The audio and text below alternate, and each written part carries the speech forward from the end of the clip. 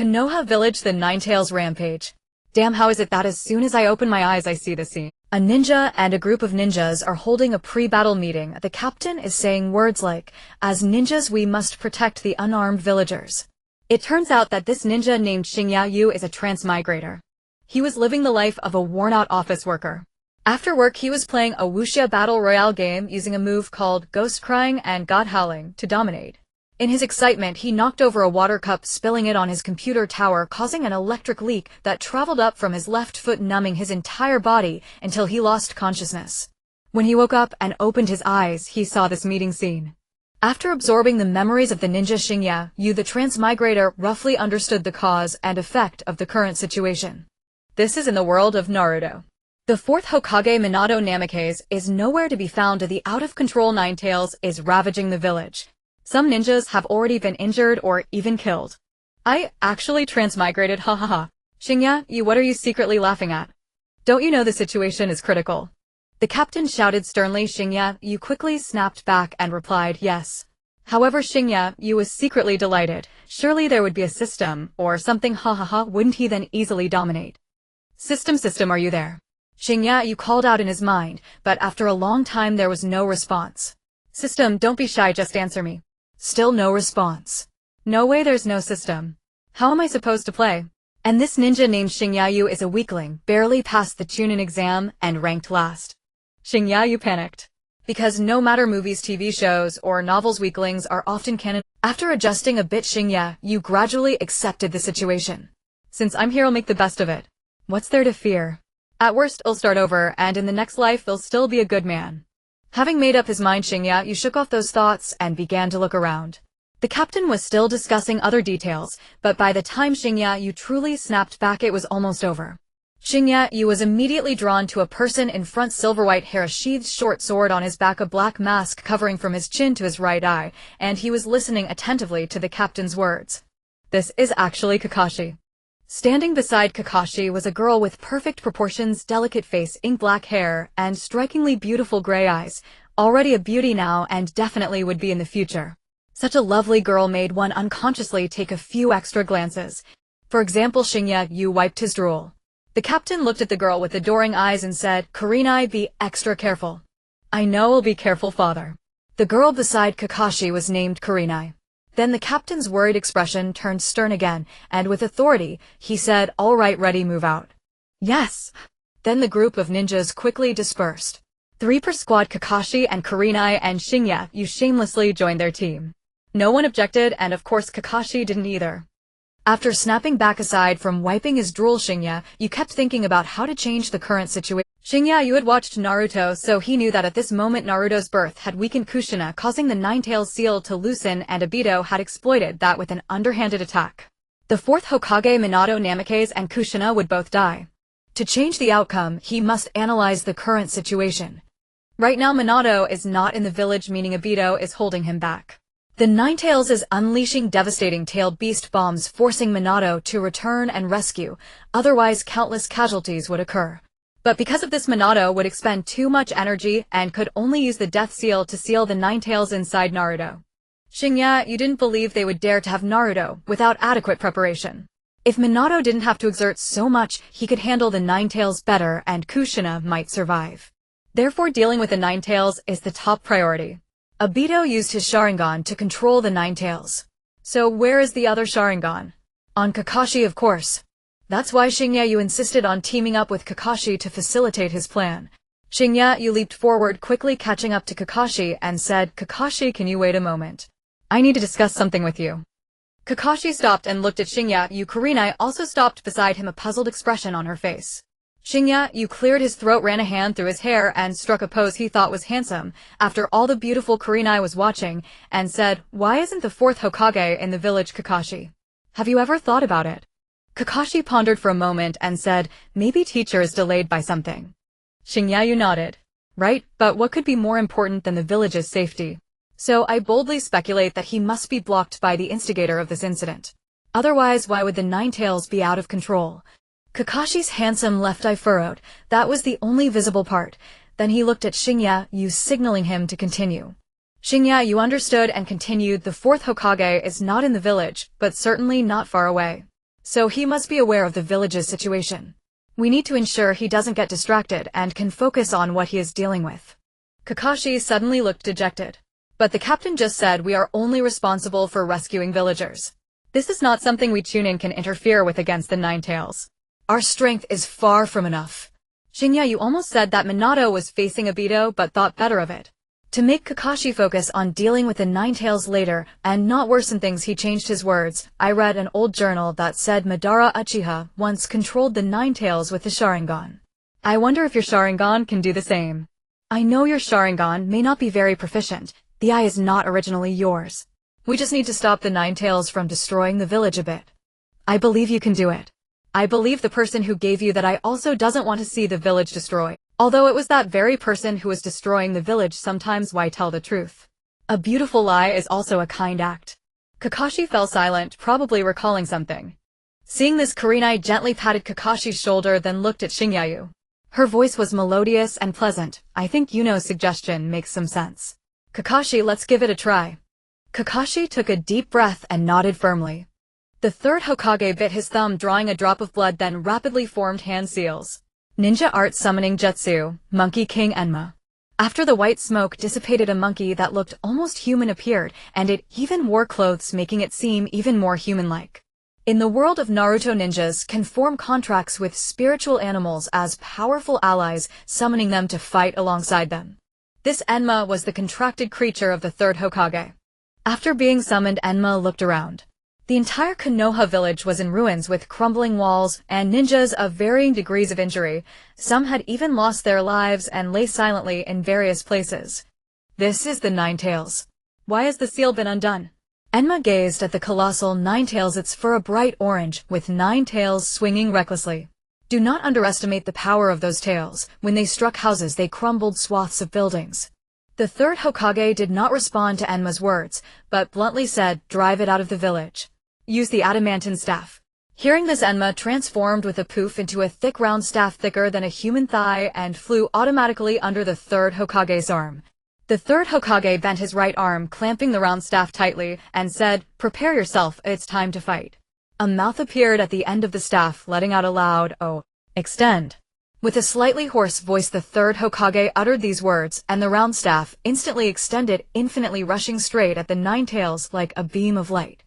The Nine Tails was busy swatting away masked ANBU operatives, overwhelmed, and could only take the heavy blow from the round staff.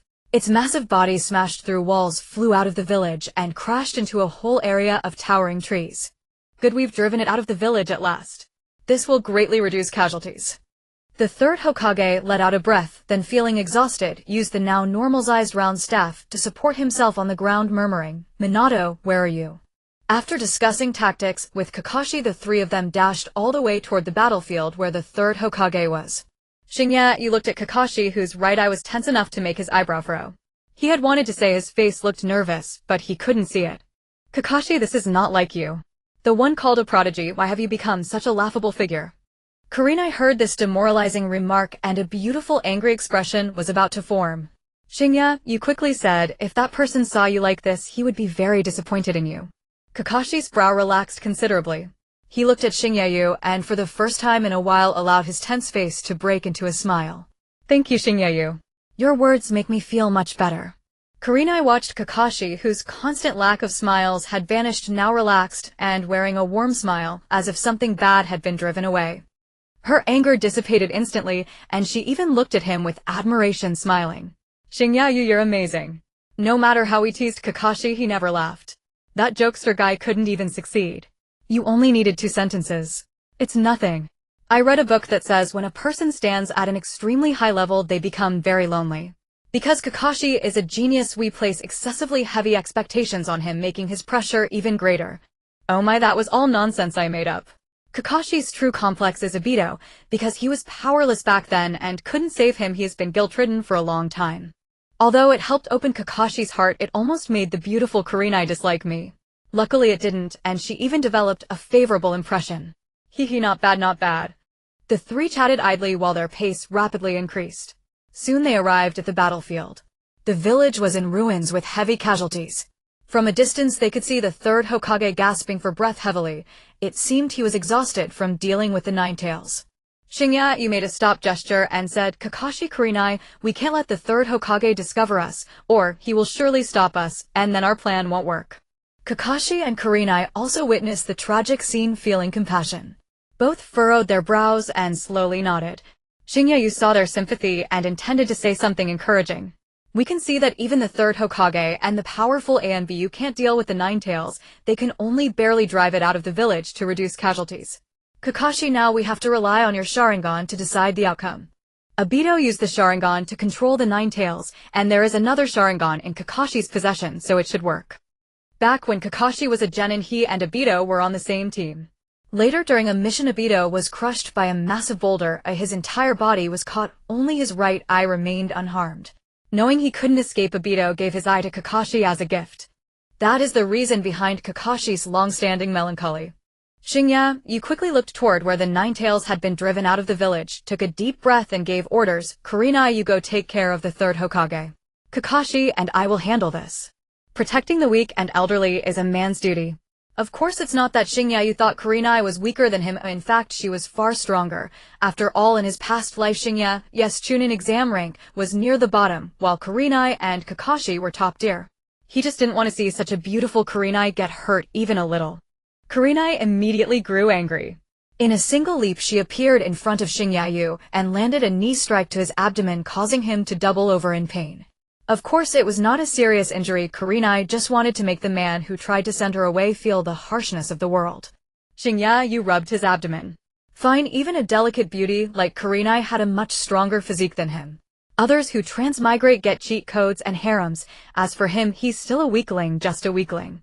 Shinya coughed and said with difficulty, all right. Just stand behind us later. Safety first, safety first.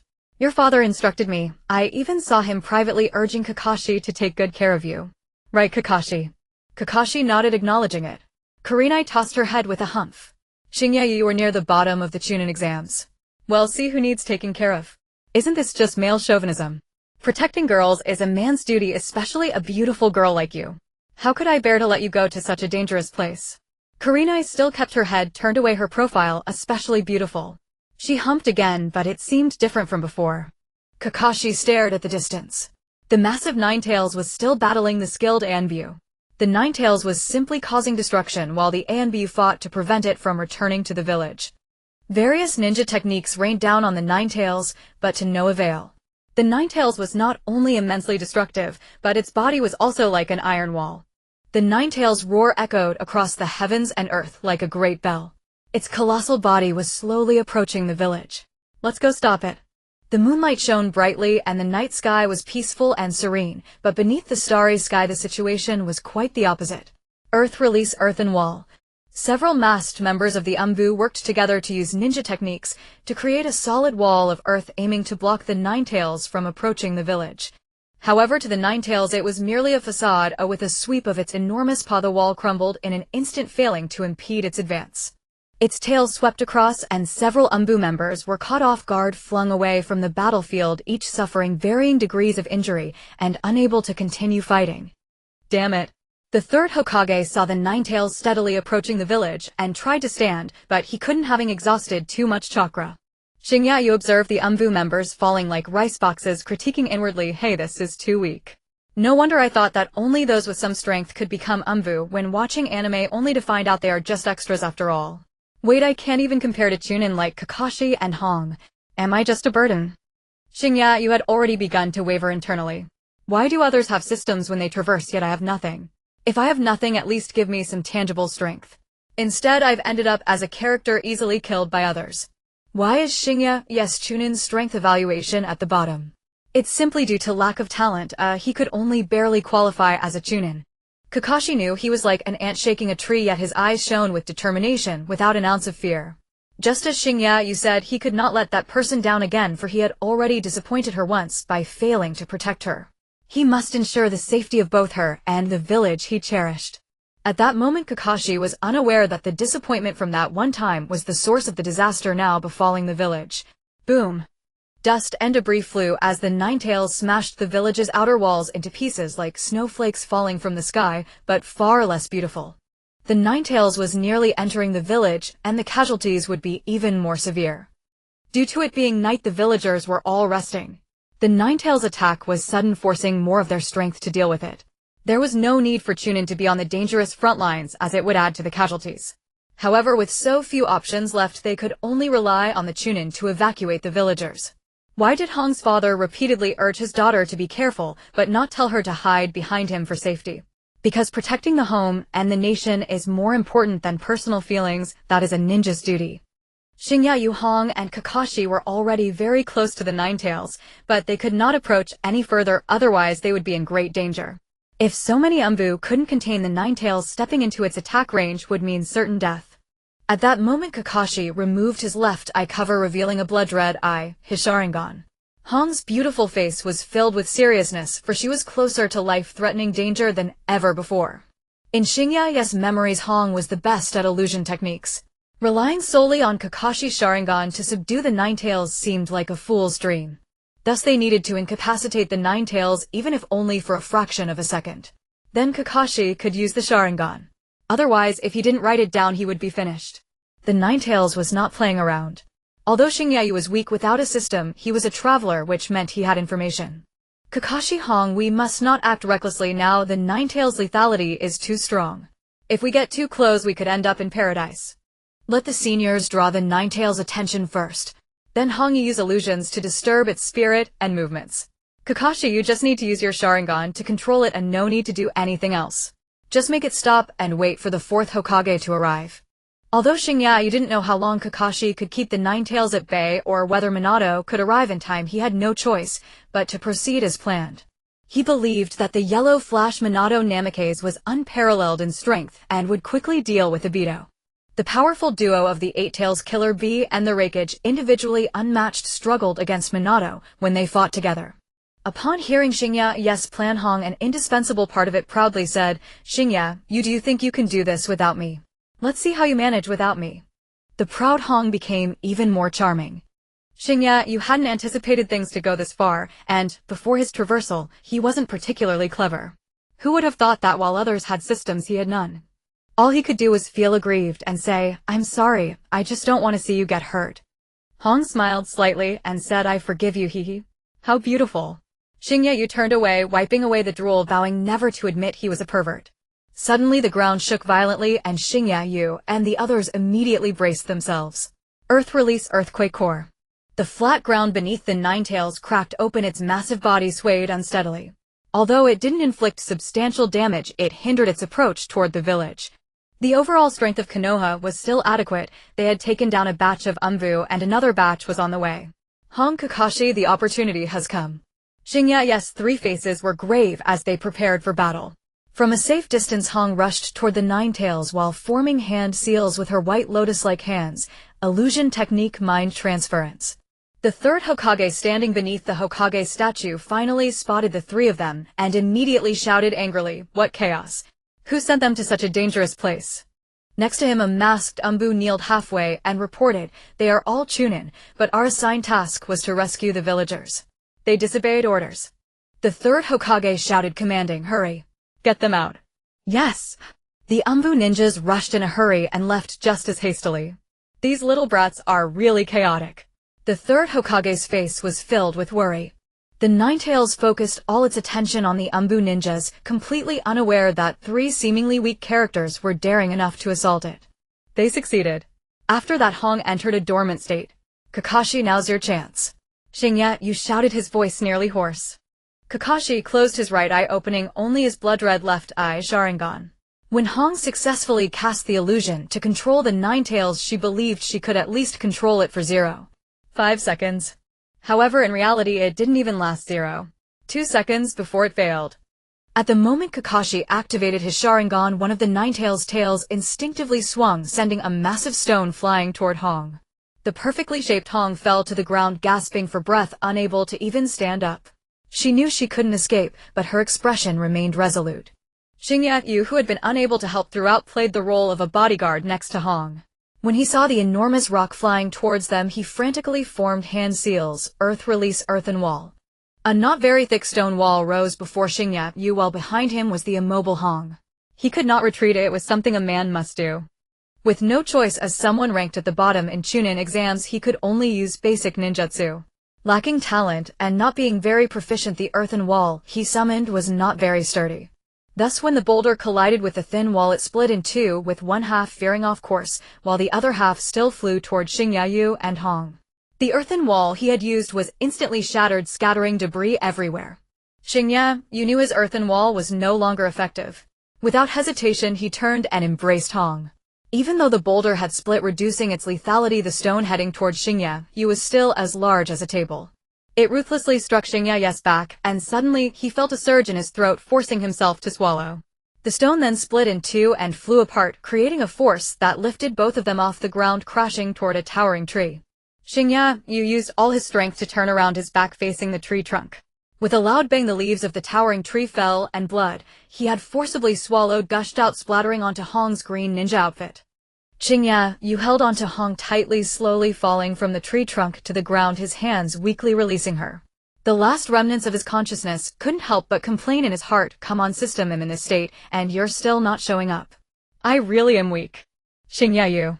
Hong reacted, embracing Xingya, tears streaming down and soaking his ninja outfit. Kakashi's right eye was tightly shut while his left Sharingan shed crimson tears as he attempted to control the powerful Nine Tails, adding an extra layer of charm to his appearance. After the Nine Tails struck down a massive boulder, it had ceased all movement, standing still as if in slumber. It seemed that the plan had succeeded. At this moment, Kakashi dared not divert his attention to check on Hoshino and Akane. Using the Sharingan against the Nine Tails for the first time was particularly challenging for him, causing his chest to heave and his breath to come in labored gasps. Hoshino had only briefly lost consciousness due to the immense impact, and when he awoke, he slowly opened his eyes amidst overwhelming pain. The graceful Akane held him tightly, and before his eyes was a face as breathtaking as a fallen flower, her tears adding to her beauty, which somewhat alleviated Hoshino's pain. How beautiful. I never expected that after living half my life I would never succeed in pursuing the girl I liked, and no girl ever cared for me. Yet at this moment, not only do I have one, but she is also like a celestial being. I am content. Hoshino let out a soft sound. Don't get the wrong idea, it was because Akane was holding him tightly, which intensified his pain. Upon hearing him, Akane immediately joyfully exclaimed, "Hoshino, are you okay?" "I'm fine, it's just that you're holding me too tightly, which makes it hurt even more. But it's rare to have a beauty like you holding me, so a little pain is nothing. You can hold me for as long as you want." Akane's cheeks flushed as she huffed and released her grip, saying, "I can't be bothered with you." Hoshino raised his hand to wipe her tears, saying, "You look good when you cry, but you look even better when you're not crying." Suddenly several sounds whooshed by. It turned out to be several masked Umbu ninjas who arrived beside Hoshino and Akane. One of them, wearing a dog mask, immediately formed hand seals saying, "Earth release earth wall." Two thick stone walls rose up as if a hole had been dug out of a mountain, providing protection for Hoshino and Akane within. One Umbu ninja wearing a long-beaked mask looked toward the Nine Tails. Though he didn't know why it had stopped moving, the third Hokage's previous orders were to rescue them. He quickly said, "We need to evacuate now." But before he could finish, he suddenly said, "Wait. Just now Yamanaka said that the third Hokage's current order is to subdue the Nine Tails." The third Hokage, who was commanding from the plaza, couldn't understand how those three little brats had managed to render the Nine Tails immobile. There was no time to think further, it was a golden opportunity to suppress the Nine Tails. Thus he instructed Yamanaka to use the communication technique equivalent to radio communication. The reason they had been unable to stop the Nine Tails was that they couldn't utilize more powerful ninjutsu, which required more people and time for hand seals, and the Nine Tails wouldn't just stand there and let them use ninjutsu. Earth release great landslide. The ground rumbled as if a giant pit was being dug out, and the immense body of the Nine Tails sank into it. In addition to the Umbu ninja with Hoshino, over a dozen others had arrived at the battlefield, including many jonin, who collectively unleashed this large-scale ninjutsu. Lightning release 4-pillar binding. 4 great white stone pillars emerged from the pit, accompanied by crackling lightning, likely intended to paralyze the Nine Tails and further incapacitate it. Earth release falling cap. A giant lid appeared in midair, a light green color, with an imposing pig face atop it, descended to cover the entire Nine Tails. The Umbu ninjas and jonin collaborated, creating this magnificent and spectacular scene.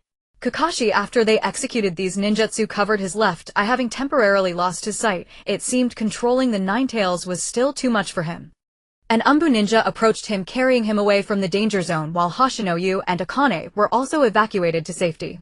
Kakashi, seeing Hoshino Yu covered in wounds, asked with concern, "Hoshino Yu, are you alright?" Hoshino Yu, lying under a large tree, shook his head in response to indicate he was fine. Akane, feeling guilty, said, "Yukuin, you got hurt protecting me. If I had been able to move at that moment, I could have dodged. It's all my fault that you got injured." "Wow, you're calling me Yukuin now. Does that make me a successful person?" Ha ha. Hoshino Yu felt a surge of happiness overshadowing the pain on his back, pretending he wasn't injured. To strike a more handsome pose, he leaned against the tree but winced in pain, gritting his teeth before saying, "I'm fine. The most useless one is me. I didn't help at all and just got hit by a rock. I'm not dead, not dead. The Ninetales is too powerful, Akane. You don't need to blame yourself. As a man, a bit of pain is nothing." Indeed, the Ninetales' strength was overwhelming. Without the earth wall absorbing most of the damage, Hoshino Yu, being so weak, could have been killed instantly. However, the perfect success of the plan still brought joy to the three of them. A deep, thunderous voice echoed from the pit. "Foolish humans, do you think these little tricks can trap me? Naive." Since Kakashi was no longer using the Sharingan, he had lost control over the Ninetales, and Obito's earlier influence had been covered by Kakashi, so the Ninetales regained its autonomy and could naturally speak. As soon as the words left its mouth, the massive lid shattered in an instant, and the lightning release four-pillar binding only tickled the Ninetales. With a swipe of its enormous paw, it dissipated like a puff of smoke. These magnificent ninjutsu had no effect on the Ninetales, they were merely superficial. The Umbu ninjas and Jonin quickly dispersed, preparing to forcibly intercept the Ninetales. Even though they knew it was like an ant trying to shake a tree, they could not retreat because their village was behind them. The Ninetales laughed heartily, tears nearly streaming from its eyes. "You little ants, thinking you can stop me?" After laughing for a while, the Ninetales stopped, appearing bored, and said, "I've had enough. I won't play with you any." Then the Ninetales opened its massive mouth, revealing teeth like small mountains as it began to wildly gather chakra. It was the world-destroying tailed beast bomb. The third Hokage aged significantly in that moment, hunched over in despair, saying, "Teacher, I have failed you. I couldn't protect Konoha." Hoshino Yu, witnessing the Ninetales about to use the tailed beast bomb, knew that once it was unleashed, nothing would survive, and he involuntarily exclaimed, "What the hell? Beast, lie down." The Ninetales, originally gathering the tailed beast bomb, was suddenly bound by countless massive iron chains, forcibly interrupted. A yellow flash appeared in front of everyone in the blink of an eye. This person was graceful and handsome with striking yellow hair, impossibly charming. It was the fourth Hokage, Minato Namikaze.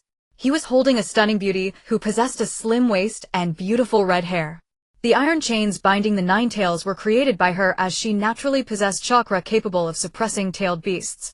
This was Kushina Uzumaki, the wife of Minato Namikaze. In her arms lay a baby with a rosy face, sporting the same yellow hair as his father.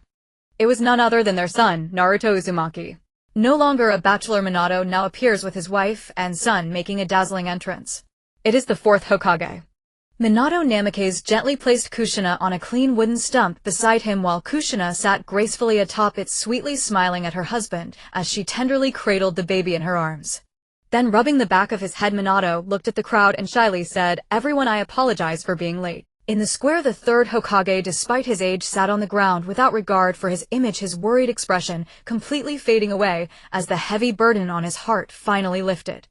Due to his advanced age, he had elected the young and handsome Minato as the fourth Hokage. Since he was not in the village tonight, he had to command the battlefield himself, and he knew that in future emergencies, he would be the one to deal with the mess, as Minato lacked the talent for command. The Ninetales struggled against the dozens of iron chains formed from Kushina's unique chakra, making a loud clattering sound, as if they might snap at any moment. Crack! The iron chain binding the Ninetales' arm broke. After giving birth to Naruto, most of Kushina's unique chakra was now within Naruto, leaving her particularly weak and unable to fully suppress the Ninetales. Seizing the opportunity, the Ninetales swung its massive claws towards Kushina, who was sitting on the wooden stump, knowing that if it killed her it would be free. Just as it was about to strike, Minato left behind a flash of yellow light and instantly appeared above the Ninetales, shouting, "Rasengan." The Flying Thunder God technique enhanced the Rasengan. The Rasengan, invented by Minato, condenses chakra in his hand into a powerful technique capable of inflicting damage even on the Ninetales' formidable body. After taking a hit from the Rasengan, the Ninetales' attack was forcibly interrupted, its enormous body pressed down, and the pit beneath it seemed to sink a few inches with dust swirling around. Fourth Hokage. The voice filled with rage marked the second time the Ninetales had called out, indicating just how enraged it was.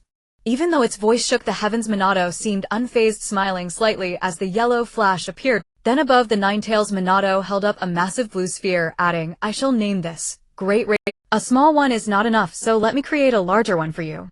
The Ninetales was now pinned to the ground. In the distance, leaning against a tree, Hoshino's lips twitched to this father and son duo was undoubtedly related. Using their combined strength, Hoshino and his companions managed to hold back the Ninetales for a while, along with the various jutsu cast by numerous ninjas. Although they did not inflict significant damage, they still played a role.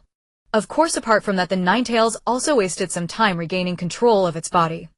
Otherwise, if the Ninetales controlled by Obito had directly launched a tailed beast bomb at the village, Minato would have had to use the Flying Thunder God technique to relocate, which would consume most of his chakra, leaving him unable to deal with the Ninetales. The instigator of the Ninetales' assault, Obito, could not defeat Minato, losing in mere moments, and having lost control over the Ninetales, he was left with nothing. Thus Minato was in a good state at this moment, having discussed with Kushina for a long time about how to give birth to Naruto, and now it could be perfectly executed. At this time, the Ninetales was not only suppressed by Kushina's chains, but also knocked down by Minato, looking utterly pitiful. Minato looked towards Kushina on the stump, their eyes meeting in a smile and a nod, recalling their hopes during pregnancy. "Trust in our child, for he is ours." Minato then gazed at Naruto in his arms, and then at the Ninetales, saying, "Ninetales, you need to get along well with our son." 8 Trigram Seal.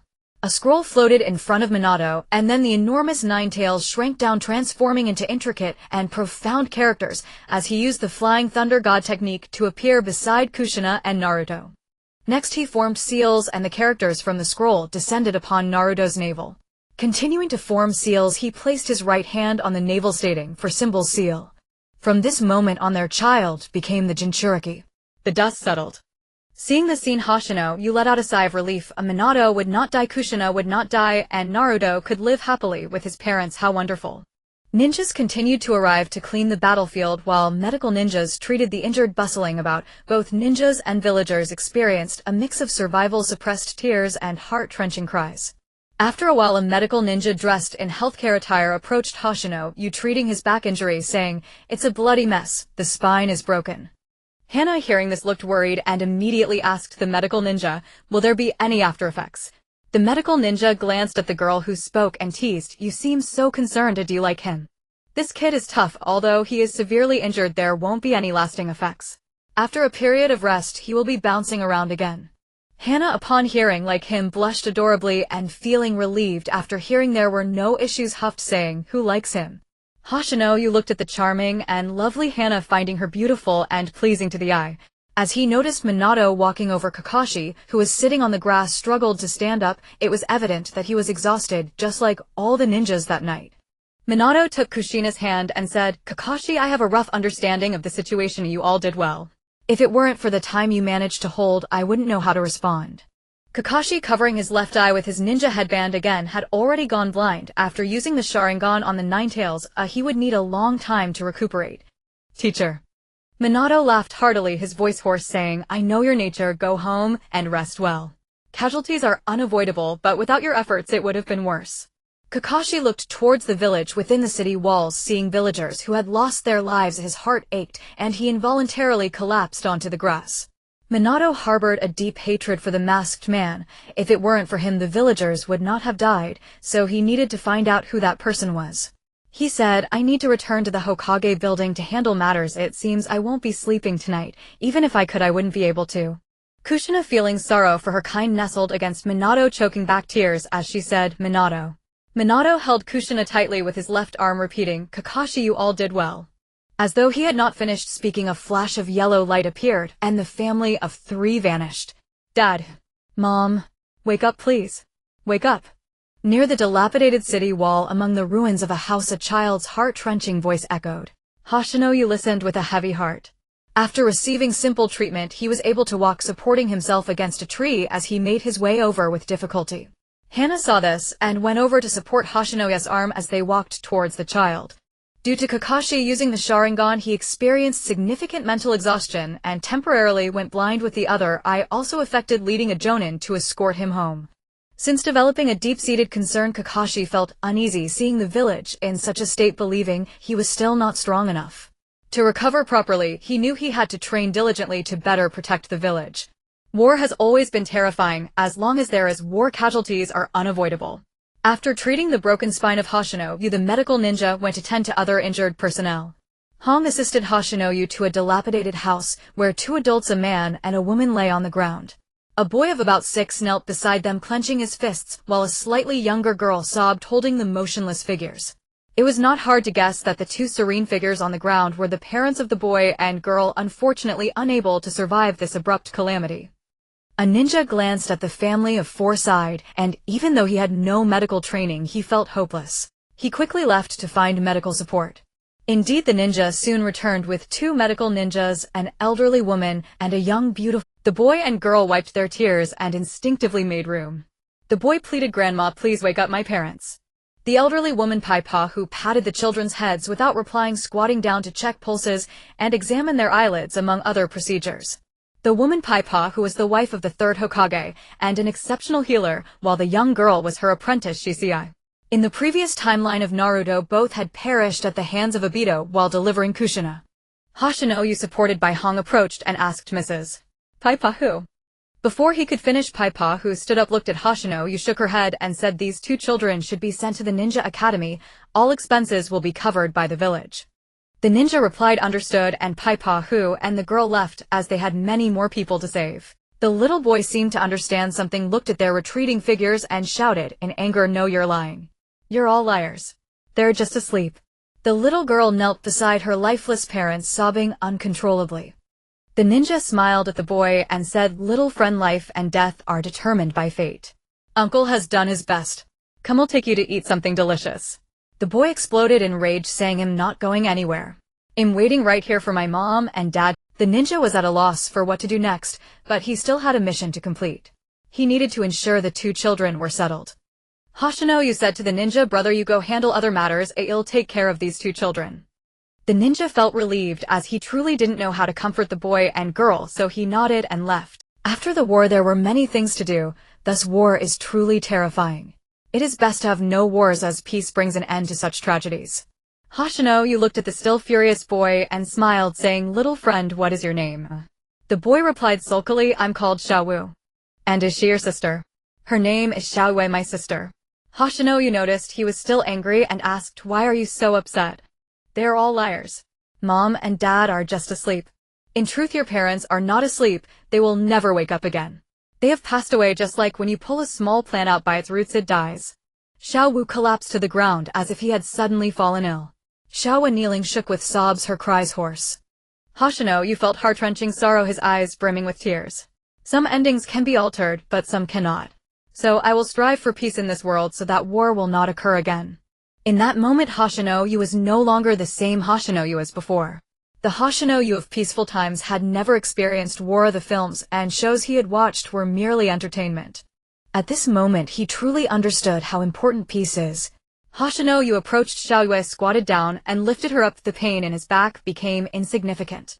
He looked at Xiaowu and said, "I will take you to a place." Hoshino hung Xiaowu, and Xiaoyu arrived at a mountaintop outside the village where a bright moon shone and a few stars twinkled in the sky. Hoshino gazed at the night sky and suddenly smiled, pointing upwards, saying, Xiaowei, do you know where your parents have gone? Look, they are actually up there.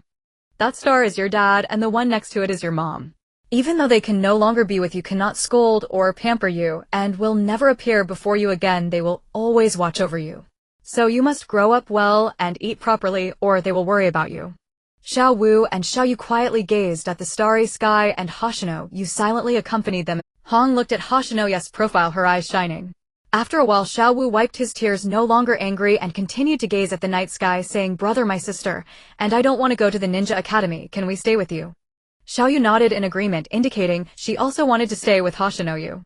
Hoshino smiled, gently patted Xiao Yu's head, and said, "Sure, let's go home." Afterward, they returned to the village, where Hong told the 3 of them that she had to go back, fearing her father would worry. Thus they parted ways. After walking a short distance, Hong suddenly turned back to glance at Hoshino Yu, her eyes filled with affection. At that moment, Hoshino Yu felt pain in his back from Xiao Wu bowed his head to explain that he was in pain. Xiao Wu playfully patted him again, causing Hoshino Yu to feign anger, making the adorable Xiao Yu laugh uncontrollably. Thus he did not notice Hong's gaze upon him, which was different from before. However, Hong was completely unconcerned, chuckling, turning away, and skipping home. Hoshino Yu found his way home in his memories and soon saw a rather shabby house not very big. This was Hoshino Yu's home.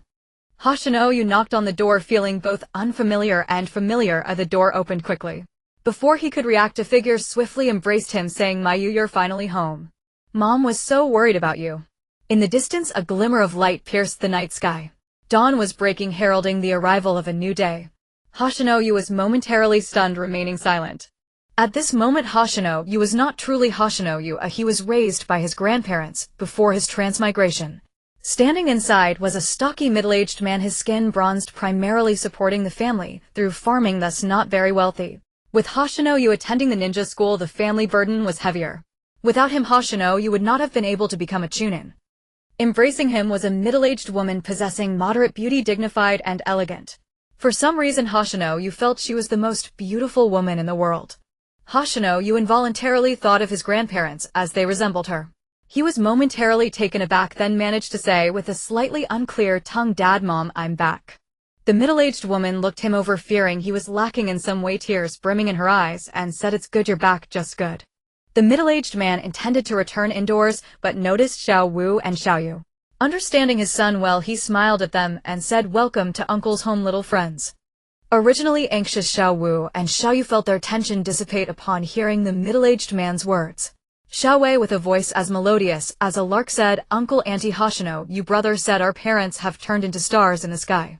The middle-aged man smiled even wider upon hearing the saying. "Is that so?"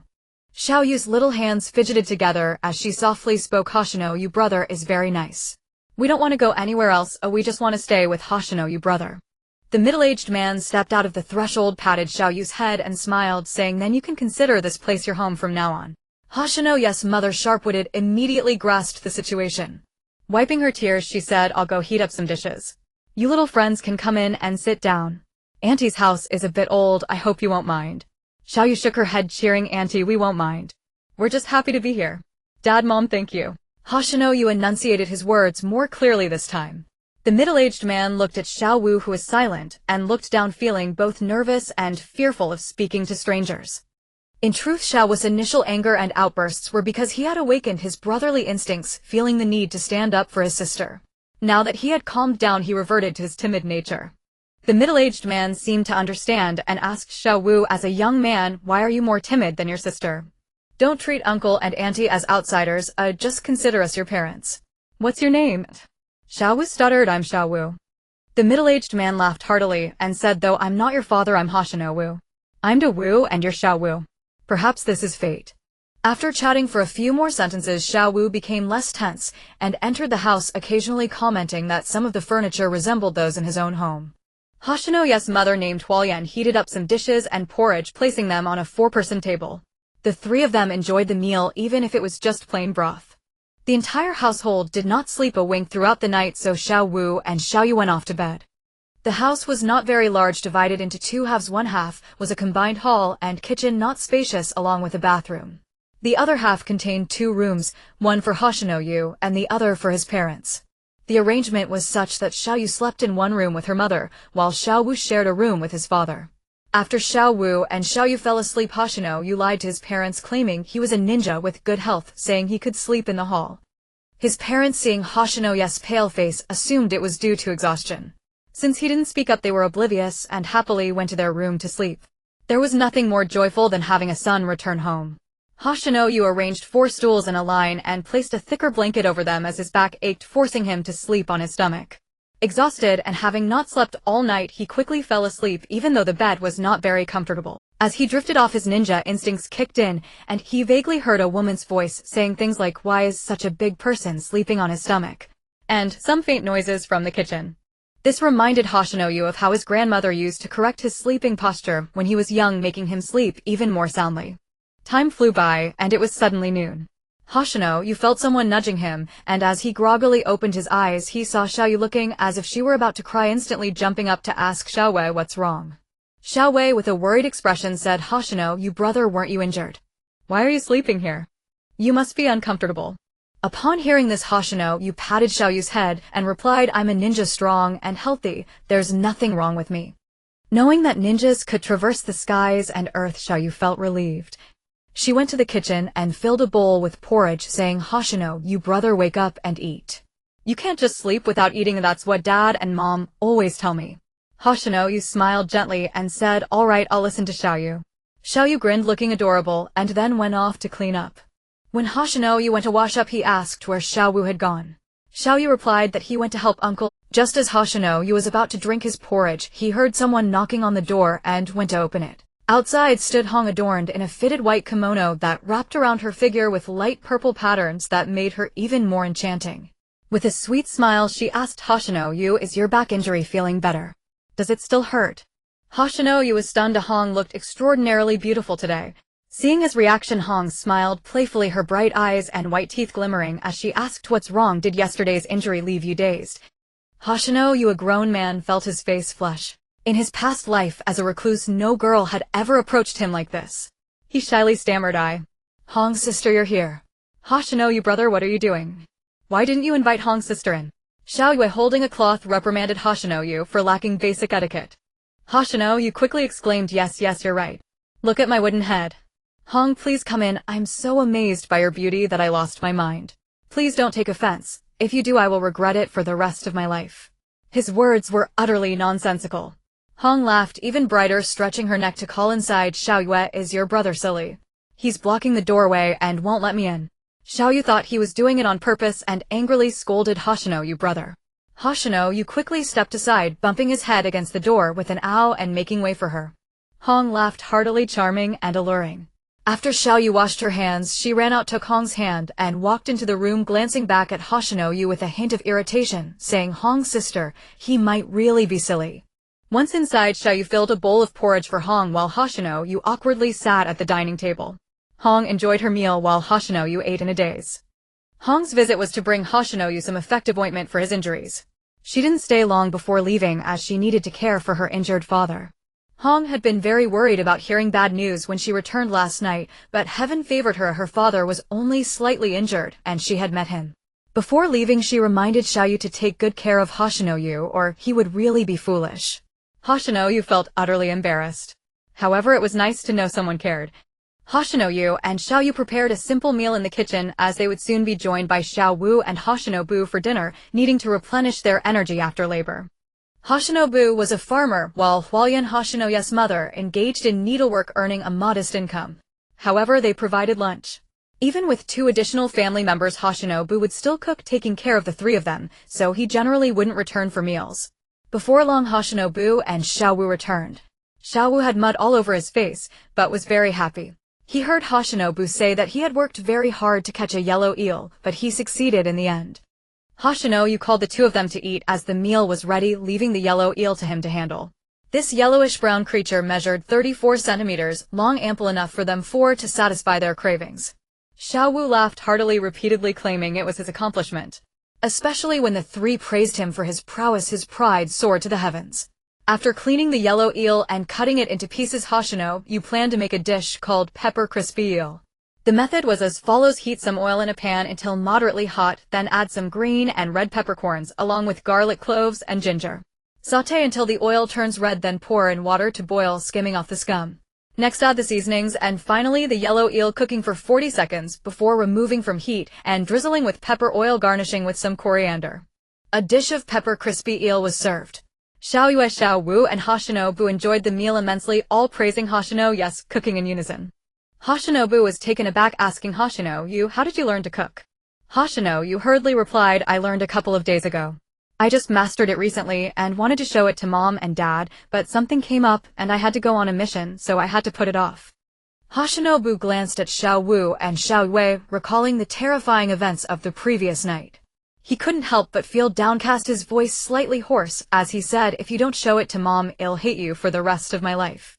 Hoshino understood what his father meant, as his mother had worried all night last night.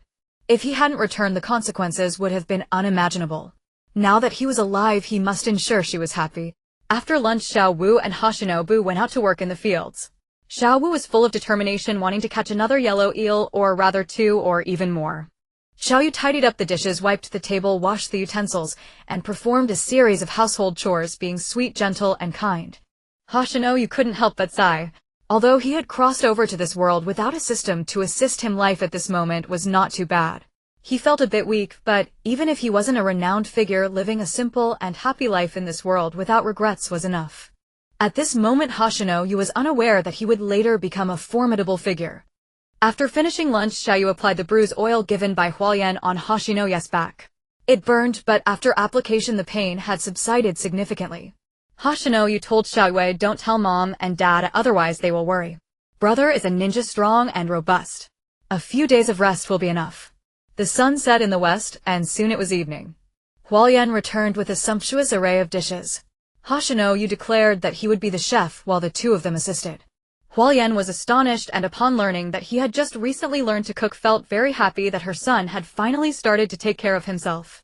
Before his crossing, Hoshino Yu was quite rebellious, always complaining about his parents' lack of ability. He often refused to help with chores and insisted on attending ninja school, even though his talent was barely passable. Hoshino Bu and Hualien nearly spent all their savings to support his education. After much effort, Hoshino Yu became a chunin, but aside from mandatory tasks, he would just lounge around at home. Most of their depleted savings were intended for expanding the house. If Hoshino Yu frequently accepted commissions as a chunin along with the rewards from mandatory tasks, they could quickly save up again. Unfortunately, the unambitious Hoshino Yu even squandered the rewards from mandatory tasks, leaving not a single penny behind. This was why their current house was not only small, but also quite dilapidated. Perhaps this is what being a parent means. Hoshino Bu and Hualien's love for Hoshino Yu was selfless, yet fate always plays tricks on people, as such wonderful parents could not have a good son. Thus the former Hoshino Yu was ungrateful, but the current Hoshino Yu was doing well. They both would not mind whether good or bad, he was always their son. The three prepared a table full of delicious dishes. When Xiao Wu and Hoshino Bu returned, Xiao Wu was in a gloomy mood, having not seen a yellow eel the entire afternoon. However, after enjoying a meal that tasted as good as delicacies, his unhappiness dissipated immediately. He could always try again tomorrow. Afterward, everyone had not rested well the previous night, so they all went to bed early. The next morning, Hoshino Yu's condition worsened, and he could no longer get up. In fact, Hoshino Yu was a ninja, and his body was indeed much stronger than an ordinary person, capable of functioning for a day, which was the best proof. An ordinary person would have been incapacitated by now. Xiao Wei, on the verge of tears, recounted the details of Hoshino Yu's injury to Hoshino Bu and Hualien. Hualien, holding Hoshino Yu, cried heartbrokenly, "Why are you so foolish? Why did you lie to mom and dad?" Hoshino Yu looked at his sorrowful mother. Her love reminded him of his grandmother from his past life, making his nose tingle as he said, "Mom, I really love you. I just didn't want to worry you." Hualien felt both comforted and pained. She was glad her son had grown up and understood filial piety, but worried about whether the injury would leave any after effects. She anxiously said, "Mom is very afraid there will be after effects or something." Hoshino Yu reassured her, "Don't worry. I just didn't pay attention to resting and had an unstable place to sleep. I thought being a ninja meant I wouldn't have any issues, but I didn't treat my spine well, which left me unable to move. However, there won't be any after effects, Mom. I really didn't lie to you this time." After that, the family of 5 went to the hospital. Just as Hoshino Yu had said, there would be no after effects. The doctor mentioned that the quality of the bruise oil used was excellent, and with some herbal treatment in the hospital, he could fully recover in a week. Hoshino Bu, Hualien, Xiao Wu, and Xiao Yu all breathed a sigh of relief. Hoshino Yu planned not to stay in the hospital to buy a bed and recover at home, but he was met with refusal. Hoshino Bu and Hualien strongly insisted that Hoshino Yu be hospitalized. Hoshino Yu couldn't argue against them and was forced to stay. It was better this way. In the hospital there were professional caregivers to prevent any issues while recovering at home. Healing his injury would also help them completely let go of their worries. Time quickly passed. In less than a week, Hoshino Yu's injury fully healed in just 5 days, thanks to the effectiveness of the bruise oil. During this time, Xiao Yu brought meals during the day. Hualien would come with Xiao Yu after work to help Hoshino Yu clean up, while Xiao Yu assisted in washing the clothes. On the way home from the hospital, Hoshino Yu noticed Xiao Yu looking worried and asked Xiao Wei what's wrong. Xiao Yu replied, "Hoshino Yu, the family can't afford food anymore. Your hospitalization expenses and the cost of the bed have left uncle and aunt borrowing a lot of money from others. I overheard them whispering about who borrowed how much when I passed by the door. Hoshino, you patted Xiaoyu's head and said it's okay. Now that brother is healed, I'll work hard. Xiaoyu shook Hoshino's hand and said, Hoshino, I want to work hard to earn money too. Will you take me with you to earn money? Sure, we are the pillars of the family. Xingye Yu and Xiaoyu returned home on a sunny afternoon. Xingye Wu was busy in the kitchen, and upon seeing them he beamed and said, welcome back, the meal is almost ready, you can eat now. Xingye Yu nodded and replied, okay dad, my injury has completely healed. Then he noticed Xiao Wu sitting quietly at the dining table lacking energy and asked, what's wrong Xiao Wu? Did you not catch any eels again today? During the meal Xingye Yu learned that Xiao Wu was not unhappy because he hadn't caught any eels, but rather that he was working hard alongside Xingye Wu, likely motivated by the family's economic situation that Xiao Yu had explained to him. He wanted to work diligently to ensure a better harvest from the fields to sell for more money. After finishing his meal, Xingye Yu put down his chopsticks and said, Dad, from now on I want to earn money seriously. And Xiao Wu, would you like to catch eels again? Not only can we catch eels, but we can also make money from it. Let's work together to make our family better. Xingye Wu picked up a piece of meat, but suddenly paused in midair for a moment before placing it in his bowl and said with satisfaction, it's really wonderful that you can think like this now. No wonder your mother has been so happy these days, often taking on part-time jobs without complaint. Her smile has never faded. Do you know that your mother is much happier than before? As he spoke, his bowl obscured his face, yet his shoulders began to shake. Xiao Wu's eyes sparkled with energy again as he exclaimed, Brother Xingye, you can I really make money? Please don't lie to me. Xingye Yu replied, I'm not lying to you. Once we finish eating, we'll go earn money. Xiao Wu kept piling food into his bowl, devouring it greedily. Once everyone had finished their meal, Xiao Yu proceeded to clear the dishes and wash the plates as usual. Xingye Yu intended to help the lovely and gentle Xiao Wu, but she said, Brother Xingye Yu, I really enjoy doing these tasks that don't require much strength. If you help me, I won't be happy. Xiao Yu, it's truly wonderful to have you as my sister, so I must not let her feel unhappy, nor the rest of the family. Next, Xingye Yu, Xiao Yu, and Xiao Wu set out together with their cutting tools. Xingye Yu was raised by his grandparents in his past life. His grandfather was skilled in crafting and handmade creations. When he was young, Xingye Yu often accompanied his grandfather to the mountains to chop bamboo for furniture, where his grandfather devoted himself to teaching him, and Xingye Yu, showing great talent, mastered his grandfather's skills. His grandmother was an excellent cook, which is why Xingye Yu could prepare such delicious meals. Upon arriving at the mountains behind the village, as summer approached, the area was picturesque with clear waters and fragrant flowers. The group found a tall bamboo grove and began to work. Xingye Yu planned to set up a barbecue stall to make money. The plan was as follows: first, to create a small cart primarily made of bamboo, which could be taken to areas with heavy foot traffic. Since food is essential for people, the business of selling food should thrive. As for the source of ingredients, given their current financial constraints, purchasing supplies would require spending money. However, they could go to rivers abundant in fish to catch aquatic animals, which meant no sourcing costs, leading to higher profits. In his past life, Xingye Yu had mastered his grandfather's exceptional craftsmanship. He would be the main creator, while Xiao Wu helped chop bamboo and bring it to Xingye Yu to strip into pieces, and Xiao Yu assisted by peeling the vegetables. Initially, Xiao Wu was not very enthusiastic, thinking it was a deception when they mentioned catching fish. However, after Xingye Yu explained the plan to him, he became instantly energized. The three of them worked diligently for an entire afternoon, and a lush green cart was born. Xingye Yu's exceptional skills ensured it was sturdy and reliable.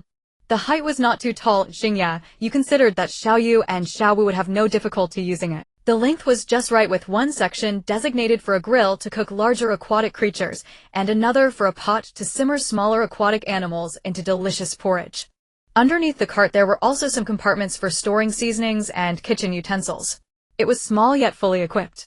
The wheels could not be made of wood, as they would be too fragile and easily damaged. Additionally, since bamboo has a low heat resistance, some iron materials needed to be purchased to ensure the cart could be fully utilized for vending. Thus the sturdy-bodied ninja Xingye Yu carried the not very heavy cart along with Xiao Yu and Xiao Wu back to the village from the back mountain. Upon returning home, Hualyan expressed her amazement, and Xingye Wu regarded them with admiration. Xingye Yu could only say that he had been too lazy before, which is why he had not revealed his abilities. Now that he understood, he felt that his parents loved him very much and decided to work hard to earn money and support the family. Hualien and Xingya, Wu did not think too much of it. They had always believed their son was capable of anything. Hualien, knowing that there were still some supplies needed, went to the room to fetch a lot of money for Xingya. Xingya then realized that as a ninja he had spent all the money he had earned on missions. Moreover, he had yet to collect the reward for eliminating the Nine Tails, so it was just right to collect it before buying materials. Xingya, you did not take all the money his mother offered. He only took half and said, "Mom, I haven't collected the reward for participating in the elimination of the Nine Tails a few days ago. I'm not sure how much I can claim, but I think it will be enough." After finishing his meal, Xingya, you set out. Relying on his memory, Xingya, you arrived at the Ninja Information Bureau, where a splendid building loomed before him, towering at a height of over 10 stories with the sign Ninja Information Bureau in bold letters. The Ninja Information Bureau was responsible for task assignments, information gathering, security patrols, and other tasks commissioned by surrounding villages and small countries, serving as the heart of the ninja world. Xingya, you greeted the guards before entering. The lobby was brightly lit, operating 24 hours. The first floor was for reception, while rewards were collected on the third floor, which Xingya, you headed straight for. A staff member found Xingya, Yu's name in the ledger, marked it with a check, and handed him 1,000 Hokage coins. 1,000 Hokage coins was already a substantial amount, as the Nine Tails incident was a mandatory mission that all chunin and above had to report for, allowing every ninja to claim a reward afterward. Normally, mandatory missions do not offer such high rewards. The specific reward amount was soon calculated for Xingya Yu's mandatory task. After receiving his reward, Xingya Yu surveyed the currency of this world. After taking a few steps outside, he was bumped into by a hurried passerby. A woman's voice came, "I'm sorry, I'm in a hurry." Xingya Yu replied, "It's okay, I was distracted too." Ideally, ninjas have strong reflexes and should not collide while walking unless both were distracted. Xingya Yu then realized it was Shi who had a light and graceful build, her short hair making her appear capable and sharp. Hearing him, Shi smiled and quickly left, leaving behind a captivating silhouette. Xingya Yu wiped his mouth. He realized he was only drooling because he was hungry. After purchasing the small cart and the materials needed for setting up the stall, Xingya Yu returned home and handed the leftover money to his mother, keeping a bit for when he goes out later, as he had forgotten to buy some other items and had only focused on the cart. He immediately attached 4 wheels to the cart, making it small yet sturdy, and then arranged all the grills, pots, utensils, and seasonings in an orderly manner. Okay, aside from the ingredients, they were ready to set up the stall.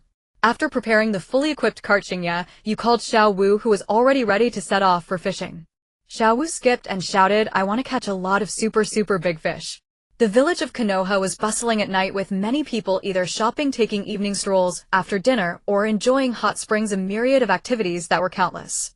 More than a week had passed since the attack of the Nine Tails, and the damaged walls and houses had been repaired, allowing the residents to live in peace and contentment. The Ninja Intelligence Agency was already aware that Xiao Wu and Xiao Yu were living in the home of Hoshino Yu, and it was estimated that in a few days the compensation would be delivered. It wasn't much, but it could alleviate some of the financial burdens on families. Many children who had lost their families generally looked for potential adoptive parents, and most residents, feeling pity for the unfortunate children, were willing to adopt them and bring them into their homes. The remaining children would be supported by the village and trained until they became genin, after which they would be encouraged to become self-reliant. Once they became genin, a team of jonin would be formed to take on various missions and earn rewards. Hoshino Yu took Xiao Wu to buy 2 fish spears and a basket for catching fish. As night was falling and the village would soon be without light, they also bought 2 headlamps. Excited, Xiao Wu and Hoshino Yu went outside the village to find the river where fishermen often worked. The water flowed gently and the bright moon hung in the night sky, seemingly smiling down upon the earth. Hoshino Yu could see fishermen at work, as the success rate of catching fish at night was significantly higher, since aquatic creatures came up to breathe and were less vigilant. Without hesitation, Hoshino Yu and Xiao Wu rolled up their pant legs and entered the river to begin fishing. Being a ninja, Hoshino Yu found it quite easy, while ordinary fishermen could never have imagined that a ninja would engage in such an activity. Thus, with each thrust of the spear, he quickly filled his basket with fish.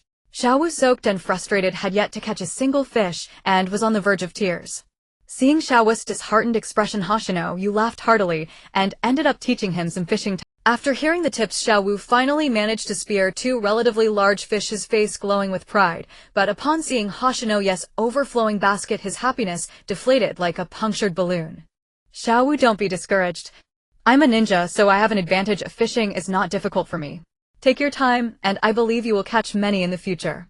While speaking to Xiaowu, Hoshino, you prepared to head back to shore with his full basket of fish, as he could no longer carry more. Then seeing Xiaowu's determined spirit as he relentlessly jabbed the spear into the river, he occasionally managed to catch a fish. Having learned the techniques, Xiaowu showed great talent and quickly grasped the skill. Hoshino, you watched him from the shore for half an hour, and Xiaowu's basket was already half full of fish. Xiaowu, come up quickly, I want to take you somewhere. Xiaowu ran up to the shore beaming and asked, where are we going? Hoshino, you gitch. There are still plenty of fish here, and I already know how to spear them. Hoshino, you replied, we're going to catch some small fish, shrimp, and crabs to make porridge. Okay. Xiaowu cheerfully followed behind Hoshino, you delighted that he had learned how to spear fish. Hoshino, you took Xiaowu to some low-lying rivers and used stones and mud to encircle the area, method known as solidifying the pond to fish. After sealing the water, Hoshino, you called Xiaowu to help him drain it. After a while they spotted many small fish and shrimp jumping about as well as some crabs scurrying away. Xiaowu's eyes lit up at the sight and he learned another technique. In the end, all the small fish, shrimp, and crabs were placed into the basket. Hoshino, you and Xiaowu returned home that night with a bountiful catch. Upon returning home, Xiaowu kept boasting to Xiaoyu about his full basket of fish, saying how impressive he was. Xiaoyu initially laughed and praised him, but later grew tired of his endless chatter. Hoshino, you glanced at the time. It was just past 9 in the evening, perfect for setting up a stall. The short time spent fishing had yielded so many fish, partly due to the river's abundance and partly because Hoshino-yu was a ninja. After washing off the fishy smell, Hoshino-yu and Xiaowu packed the large fish into 2 big buckets, while the small fish, shrimp, and crabs went into a smaller one. Since their parents had to wake up early for work the next day, they decided to rest early and did not join them. Hoshino-yu carried a large bucket in his left hand, and with his stronger right hand carried another bucket and a smaller one. Xiaowu and Xiaoyu pushed a small green cart together loaded with coal gas cylinders, seasonings, a grill, disposable gloves for customers, and everything else they needed. Thanks to Hoshino's craftsmanship, the cart was exceptionally easy to push, causing Xiaowu and Xiaoyu to find it effortless and light. The 3 of them set off fully prepared to set up their stall. If Konoha village was bustling during the first 2 hours, now it was a vibrant scene filled with colorful lights, with many people either shopping, enjoying late-night snacks with friends and family, playing billiards in entertainment venues, or couples in love, and so on. A multitude of activities that were countless. In the dining square, shopping malls, and entertainment venues, neon lights flickered endlessly, and many others like Hoshino-yu pushed their small carts by the roadside, selling everything from interesting masks to candied fruits and pastries, an overwhelming variety. Hoshino-yu along with the others found a relatively spacious area to start showcasing their culinary skills. In his past life, he had learned excellent cooking skills from his grandmother, and his job had also been as a chef, making his culinary skills truly remarkable. He was adept with various types of fish, knowing exactly how to grill them, the right degree of doneness, and how much seasoning to use. Xiaoyu watched Hoshino-yu grilling the fish with a serious expression. Hoshino-yu smiled as he taught Xiaoyu. Xiaowu, lacking talent in cooking, helped by preparing the fish and handing them to Hoshino-yu for grilling. Soon a delightful aroma wafted through the air, drawing the attention of many. Before long, customers approached to buy the food, giving a thumb up after tasting it, quickly devouring it, and coming back for more. Many people seeing this rushed to make purchases, undoubtedly satisfied, their faces brimming with happiness. It was said that good wine needs no bush, and this was not a secluded alley, but a bustling marketplace. Thus the small cart of Hoshino-yu and his companions was surrounded by a crowd. Word spread quickly and the demand surged, keeping Hoshino-yu busy, yet the customers patiently waited. While having eaten so many delicious foods, just the smell alone tells me that it must be incredibly tasty. Hoshino-yu was focused on grilling the fish when he heard the voice. Looking up, he saw a beautiful girl with a ponytail, her fair neck stretched out, nearly bumping into the grill. The fitted netted clothing accentuated her excellent figure, but even so her bent posture revealed her curves. Surging waves. Hoshino-yu quickly lowered his head, concentrating on grilling the fish, avoiding any inappropriate glances. Fortunately, the girl, disregarding her image, finally lifted her head and stared intently at the delicious fish on the grill, then said, "My name is Yushoshi Hondo. When do you usually set up your stall? I, Hondo, have tasted all the delicacies in the entire Konoha village, and I have never heard of anyone with such exquisite grilling skills. Just by smelling this aroma, I know it must be incredibly delicious." "Oh, so you're Hondo. A pure foodie. Do you know that if you keep eating like this, you'll be even fatter than the chubby Akimichi Choji?" However, the not-so-chubby Hongdo indeed had a graceful figure with a beauty like a blooming flower. Xingyayu appeared to be a gentleman on the surface, but his heart was that of a rogue. Xiaoya thought that brother Xingya, you must be too busy to hear, and replied, sister, this is our first time setting up a stall tonight, but brother Xingya, yes, culinary skills are particularly impressive. I'm very envious, so I want to learn from brother Xingyayu. Brother Hongdo, I apologize. I was seriously grilling fish just now and didn't have time to respond. Xingya, you took the lead in the conversation. Looking at the tender fish on the grill, Hongdo said, it's fine, and bent down to sniff. I'm really focused on grilling fish. I definitely wasn't gazing around or thinking about anything else, truly. Xingya, you confident in his character, then said to Xiaoya, Xiaoya, you have a great talent for cooking. Perhaps the fish you grill will be even more delicious than what your brother makes. Really? Xiaoya jumped up adorably saying, brother Xingya, you really. Xingya, you smiled and nodded. Hongdo with her beautiful eyes on Xiaoya said, little sister, since your brother Xingya, you said, so you definitely can. At that time I want to eat the fish you grill. Okay. Xiaoya smiled sweetly. Shiwu came over and said, brother Xingya, you all the fish have been sold out. Hongda's eyes widened in surprise as she looked at Shiwu, saying, sold out. All sold out. Shiwu took a step back timidly and nodded slowly. What is this sister's problem? She sold all the fish, yet she seems as if she has a deep grudge. Hongdo immediately became dispirited, feeling lifeless. Upon seeing the remaining 5 fish on the grill, her eyes lit up as she wiped her drool. Xingya, you knew what this foodie wanted and coldly said, that's not possible, the customers have already reserved them, I can't give them to you. Hongdo lifted her head and shouted to the sky, so annoying. Why didn't I come earlier? The waiting customers looked at her as if to say she is beautiful but a bit mentally unstable. Then Hongdo turned around dejectedly, intending to leave. Indeed, in a foodie's world there is only... Xingya, you thought this foodie was quite adorable. He remembered there were still small fish, shrimp and crabs. However, being too busy with grilling fish, he had no time to make porridge. The sky was getting late and Shiwu and Xiaoya were still growing, so they should rest more and stay up late less. Therefore, he decided not to sell them. But to make a delicious pot of porridge specifically for this foodie wouldn't take much time. So he called out to Hongdo saying, the fish are gone, but I can make porridge for you, I'm quite skilled at that too. Upon hearing this, Hongdo immediately turned around, her beautiful big eyes blinked and her face was filled with an irresistible smile for food. Because Shiwu kept telling customers that the fish had sold out and Xiaoya was attentively listening to brother Xingya, you teach her how to grill fish, neither of them had remembered the small fish, shrimp or crabs. As a result, many customers regrettably left, leaving only 5 who were still waiting. One of the customers said, wow, so many people say your grilled fish is so delicious. I believe the porridge you make must be good as well. I want to buy it. Shiwu prepared to open the small barrel to handle the small fish, shrimp and crabs. Xingya, you stopped Shiwu and smiled at the customer saying, I'm really sorry, it's quite late now. This customer couldn't have grilled fish, so after finishing the porridge we'll close up. I'm really sorry. The customers looked regretful, saying they would have to come back tomorrow to try it. Hongdo walked into the small cart, hugged the adorable Xiaoya, saying, Xiaoya, your brother is really great, otherwise I wouldn't be able to sleep tonight. Xiaoya had a good impression of the sister, who only knows how to eat, and smiled, saying, brother Xingya, you has always been great. Shiwu finally realized and thought to himself, so she's a food-loving sister. No wonder when I told her the fish were sold out she had a look that could kill. Xingya, you finished grilling the 5 fish and handed them to the waiting customers, then said to Xiaowu and Xiaoya, as long as there are customers coming, just say we're closed. Xingya, you opened the small barrel and skillfully dealt with the insides of the small fish, shrimp and crabs. A delicious dish depends not only on its preparation, but also on the handling of the ingredients. At first Shiwu simply handled them, but after Xingya, you refined the preparation, he placed them on. After Xingya, you cleaned the small fish, shrimp and crabs, he washed them thoroughly. The clean water was purchased from a shop owner not far away, and was not expensive. 2 barrels cost only 1 Hokage coin. Since he didn't bring extra barrels, the shopkeeper gave him 2 barrels, which he could return later. Xingya, you suddenly thought of someone, and set up 2 clay pots on the cart. He was going to cook 2 pots of porridge.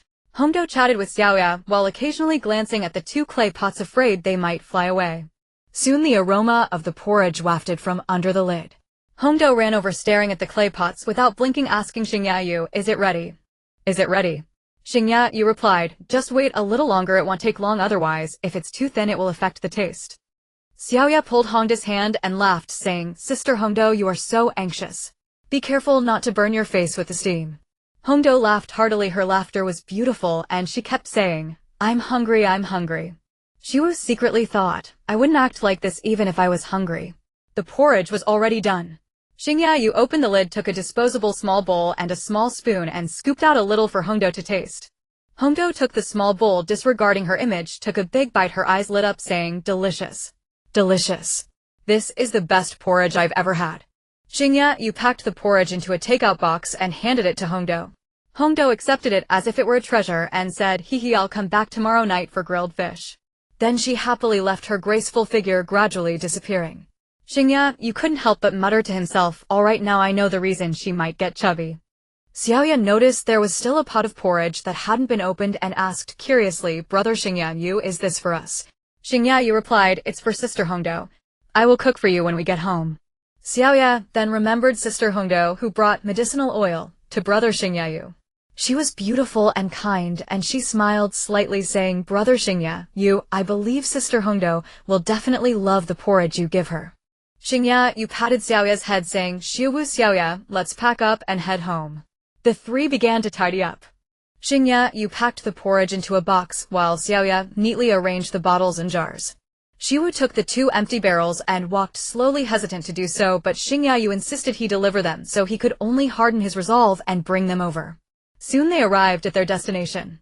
This shop sells daily necessities, and the shop owner is a middle-aged woman. When she saw Xiaowu hesitating at the door, she came out to ask, Little boy, are you trying to return the barrels? Xiaowu nervously said, Yes, auntie. The shop owner, aware of his timid nature, smiled slightly, saying, What are you afraid of? Just take them in and tell auntie. Do you think auntie will scold you? Xiaowu took each step as if he were tied to 2 heavy stones. The shop owner chuckled, walked over to pat his head, took the 2 empty barrels with one hand, saying, Here's a small watch for you. It's not very durable, so it's not expensive. Be more confident in the future, and you will be a strong man someday. Xiaowa's timid nature decreased significantly as he said, Thank you, auntie. Then he quickly, upon returning, Xiaowu happily told Xingya and Xiaoya that auntie had given him a small watch. Xingya could see that Xiaowu would be less timid in the future. When Xiaowu returned, Xingya and Xiaoya had already finished packing. Xingya said, Xiaoya, you 2 take the cart home first.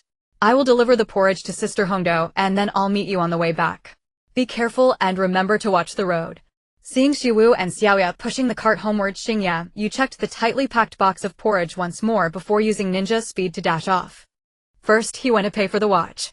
At first, the shop owner didn't want the money, but Xingya insisted, saying, Giving it to Xiaowu is your kindness, and me paying for it upon returning is my principle, so it's not contradictory.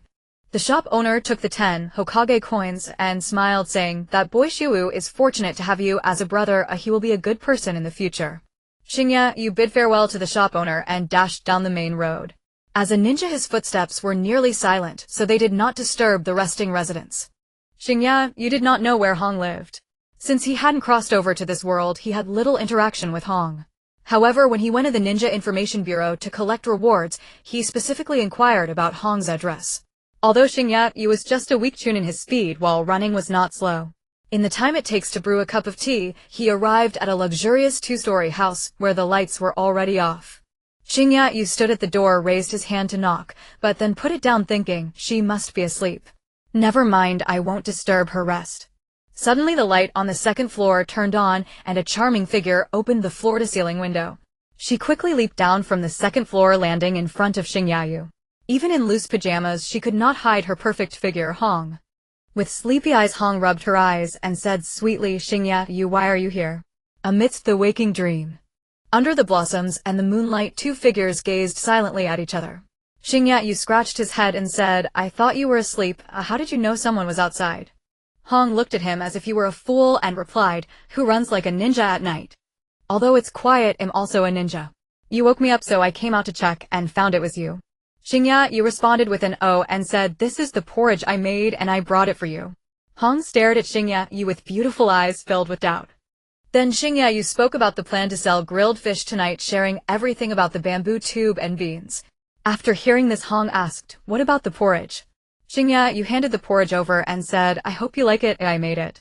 Hong smiled and grabbed it, suddenly recalling food-related matters, and asked, It's not really bad, is it?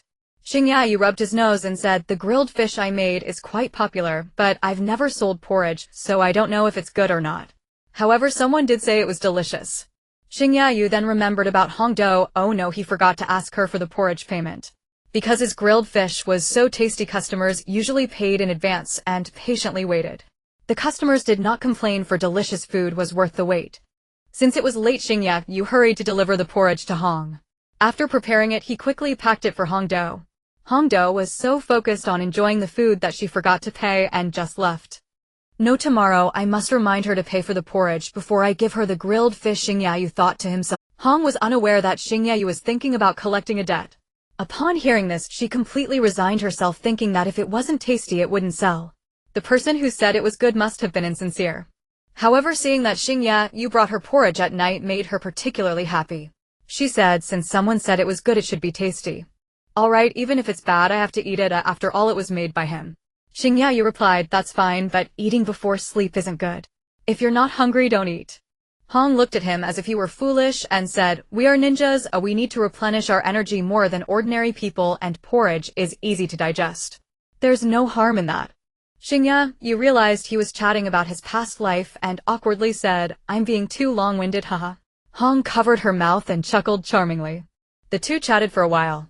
Hong invited Xingyayu to come inside her house for a visit, mentioning that her parents knew he had saved her and that they might have been awakened by his ninja running. Xingyayu politely declined, saying, "It's getting late. Let's do it another day. Xiao Wu and Xiao Yu are still on their way home. I'm going to meet them and return home together." Hong thought of the cute Xiao Yu and did not insist on inviting him home. Xingyayu said, "Then I'll be going." Hong replied with an Xingyayu left. Hong waved goodbye to the retreating figure of Xingyayu. Xingyayu took a few steps back and also waved. Hong knocked on her house door and said, "Dad, open the door. Stop eavesdropping." With a creak, the door opened, revealing an awkwardly handsome middle-aged man. The middle-aged man leaned his head out to look outside, but Xingyayu had long disappeared. Then he looked at his daughter and said, "Hong, you don't like that kid, do you?" Hong's face turned slightly red, and she didn't respond as she quickly ran upstairs. The middle-aged man muttered at the door, "Oh no, my daughter is growing up, I won't be able to keep her." Hong entered her room, placed the porridge on her desk, and opened the lid, a cloud of steam rising. The porridge is still hot. He sealed it tightly, afraid it would cool down and taste bad. Well, it's very likely that even if it's hot it might still taste bad. If it's inedible, I'll only eat half a box. I can't waste his kindness. Hong scooped a spoonful with a spoon glue on it, and then put it in her mouth. It was truly fragrant. It tasted amazing. Xingyayu met up with Xiao Yu and Xiao Wu on the way home and returned home together. It was already past 11 at night and Mom and Dad had gone to rest. Xingyayu carefully prepared porridge. Xiao Wu and Xiao Yu finished their baths and went to bed after eating the delicious porridge. After realizing that they had come back, Mom and Dad slept even more soundly. Xingyayu took a shower and lay down on the bed positioned at the entrance of the two rooms, leaving just enough space for one person to walk through to open the door. Today I earned 2132 Hokage coins from the stall. Since the types of fish varied, the selling price ranged between 20 and 50. If things continue like this, I can soon afford to expand the house. Xingyayu didn't expect that the next day he would have to go on a compulsory mission. The next day, staff from the Ninja Intelligence Bureau came to see Xingyayu and said, "This is the consolation money for those two kids, but after lunch gather at the village gate. You along with Kai and Shisi will head to the border of the water country where there has been a ninja disturbance that requires reinforcements. Compulsory missions are mandatory tasks that must be completed. To give ninjas time to train themselves, there are no specific requirements for tasks other than compulsory ones.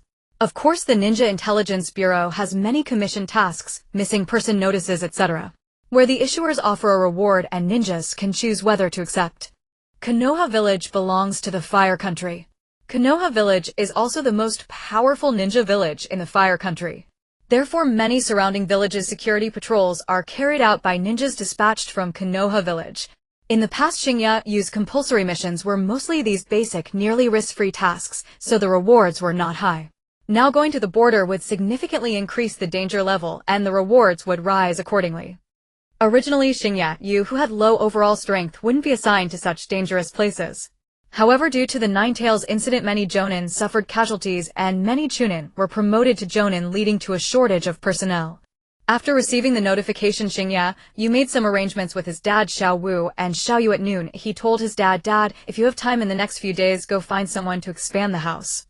Xiao Yu has great talent in cooking. I just saw her grilling fish, and it was already very delicious. They can earn some money from the stall and pay off their debts in a few days. Also, Dad, you guys don't have much strength, so around 8 o'clock in the evening you can go out to set up the stall. Dad can help carry the fish, and then you can come back to rest. Don't worry about them being out too late. I've already told them they must come back by 10:30.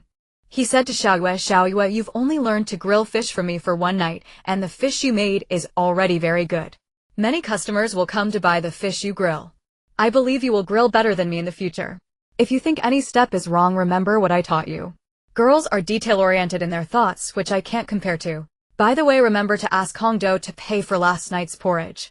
Finally, tell Mom not to worry too much. I will take care of myself. He told Xiao Wu. Xiao Wu went out early in the morning and caught so many fish. It seems you can really befriend the fish. Your sister isn't very strong, so remember to take care of her when you go out to set up the stall. You must close up and come back by 10:30. Remember, don't stay up late or rest more, so you have the energy to go fishing. Xingya, you finished his meal, handed the money he earned last night to his dad, said goodbye to them, and headed straight for the village gate. Upon arriving, he saw 2 guards. Xingya, you greeted them, but didn't see Shishi and Kai, realizing he was the first to arrive. Suddenly a voice from above the gate shouted dramatically, "Youth." A sturdy figure jumped in front of Xingya, you clad in a tight green outfit with a watermelon head, thick eyebrows, and bright eyes showing off a dazzling smile. Salute to Kai Huang. Xingya, you secretly admired him, then noticed Shishi walking gracefully toward the gate, her figure curvy and her short hair looking sharp.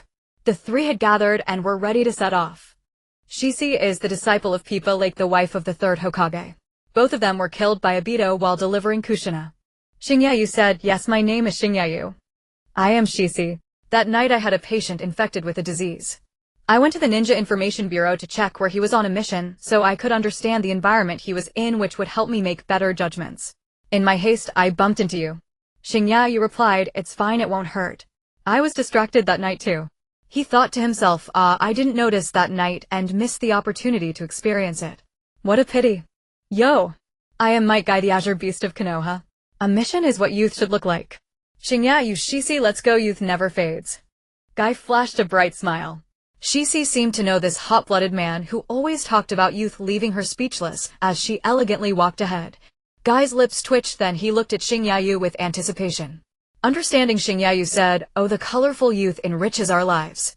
Guy knelt on the ground and shouted to the sky, "Heavens, earth." Finally, someone understands youth. He then leaped up, putting his arm around Xingya Yu's shoulders, whispering, "Xingya, you women don't understand our romance." Before Guy could finish his words, Shishi, who was walking ahead, turned her head and shot him a glare filled with killing intent. Guy immediately looked up at the sky, muttering to himself, "What a bright sunny day, perfect for a mission." The 3 of them ran from afternoon until night. The journey to the border was still quite far, and since Shishi was a medical ninja, her stamina was not great, so she couldn't rush for too long. They set up a campfire and pitched a tent. When they set out, the Ninja Information Bureau had already supplied enough rations and a little water. The Land of Fire is rich and fertile with beautiful mountains and clear waters, so they could replenish their water supply along the way. After eating some rations and drinking water, Shishi entered the tent to rest, evidently a bit tired from the journey, which was not her strong suit. Guy was talking to Xingya Yu about the greatness of youth by the campfire. Although they were talking past each other, Xingya Yu nodded constantly as if to say that Guy was making a lot of sense. After a lengthy discussion on youth, Guy seemed a bit tired and began to share his memories of practicing physical techniques. Although still revolving around youth, he provided Xingya Yu with some insights about martial arts. In this world, 3 major ninjutsu styles are the most popular: taijutsu, genjutsu, and ninjutsu. The human body has both essence and spirit. The spirit refers to chakra, which can be used for genjutsu and ninjutsu. This is innate, often referred to as talent. For instance, Kakashi is considered a genius. Talent can be good or poor. For example, Guy has a naturally weak spirit, so he is not very proficient in ninjutsu. Essence, on the other hand, is the reward obtained through acquired practice. If your spirit is weak, you can still strengthen your essence. The greatest success story is Guy. If someone has great talent and also works hard in their practice, they become even more powerful. For instance, Naruto has the 9 tails by birth, and Sage Mode falls under the realm of essence. After practicing Sage Mode, Naruto can defeat pain with a single punch. After grasping the Xingya, you sat by the campfire in contemplation even as Guy continued to babble on. Before crossing over Xingya, you had a weak spirit, which means he lacked talent, and was also lazy, so he didn't practice hard. Now his essence and spirit are both mediocre, which is why people say he is a weakling. Now practicing essence won't yield much improvement, mainly because he wasted a lot of time in life. This is something that needs to be accumulated from a young age. In his previous life, he read some cultivation novels, which mentioned practicing qi, meaning that aside from essence and spirit there is also qi, which refers to one's vigor. Since my spirit is weak and essence is also lacking, perhaps I should try practicing qi. Xingya, you had a flash of inspiration, closed his eyes and searched for qi within his body. He found a wisp of white light at his feet. This was the qi within the human body, just this one strand. Suddenly, Xingya, you remembered that Guy's 8 gates are opened with chakra, and when all 8 gates are opened it can lead to an explosive conclusion. Humans have 8 gates, but there are also 365 acupuncture points. If I could channel this qi into the acupuncture points, what would happen? Xingya, you decided to give it a try. He used his mind to manipulate the small wisp of white qi. This qi swam like a small fish, making its way to the Yangwan point on his foot, and opened it without any obstruction. Afterward, the small fish of white qi seemed to savor the experience. The acupuncture points on the feet include Yongquan Dadan Taichong Taibai Taishi Shinmai Chioshu Kunlun Zulin Xingzhan Linetting Xiaoli Hypertension points, the second and third Lidu points, and the Achilles tendon point. All of them were opened by it. Then the white qi fish settled in one of the acupuncture points on his foot, as if taking a rest. Xingya, you opened his eyes. Since all the acupuncture points on his foot were opened, he decided to stand up and take a step to see what effect it would have. The fearsome part was that although he only took 1 step, it felt like he had taken 3. Guy's eyes widened, exclaiming, "I've been practicing taijutsu for so long and only running could achieve this level. You Xingya, you can do it just by walking." Genius. Genius. You are a genius of taijutsu. Xingya, you smiled slightly, thinking that this was not a taijutsu genius, but a martial arts genius.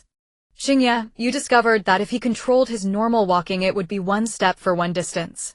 Only if he wanted to walk faster would it turn into 3 steps for 1 distance. However, he was still not very skilled. If he walked a few more steps he would stumble and might even fall to the ground. When Guy saw Xingya, you fall to the ground, he laughed heartily, but deep down he was filled with astonishment. Although you're not very skilled yet, once you master it, instead of walking you'll be running. Just think how fast that speed will be. It's unimaginable. Xingya, you kept practicing this where 1 step felt like 3 for over 2 hours. He found that his body showed no abnormalities, and there was no discomfort in the acupuncture points on his feet. Xingya, you secretly sighed in relief. It seemed that there were no side effects like Guy's 8 gates, where opening the death gate could lead to instant destruction. I will call this technique where 1 step feels like 3 the shadow step. After practicing shadow step for over 2 hours, Xingya, you was exhausted and sat by the campfire devouring rations and drinking water. Although there were no side effects, practicing consumed a lot of stamina.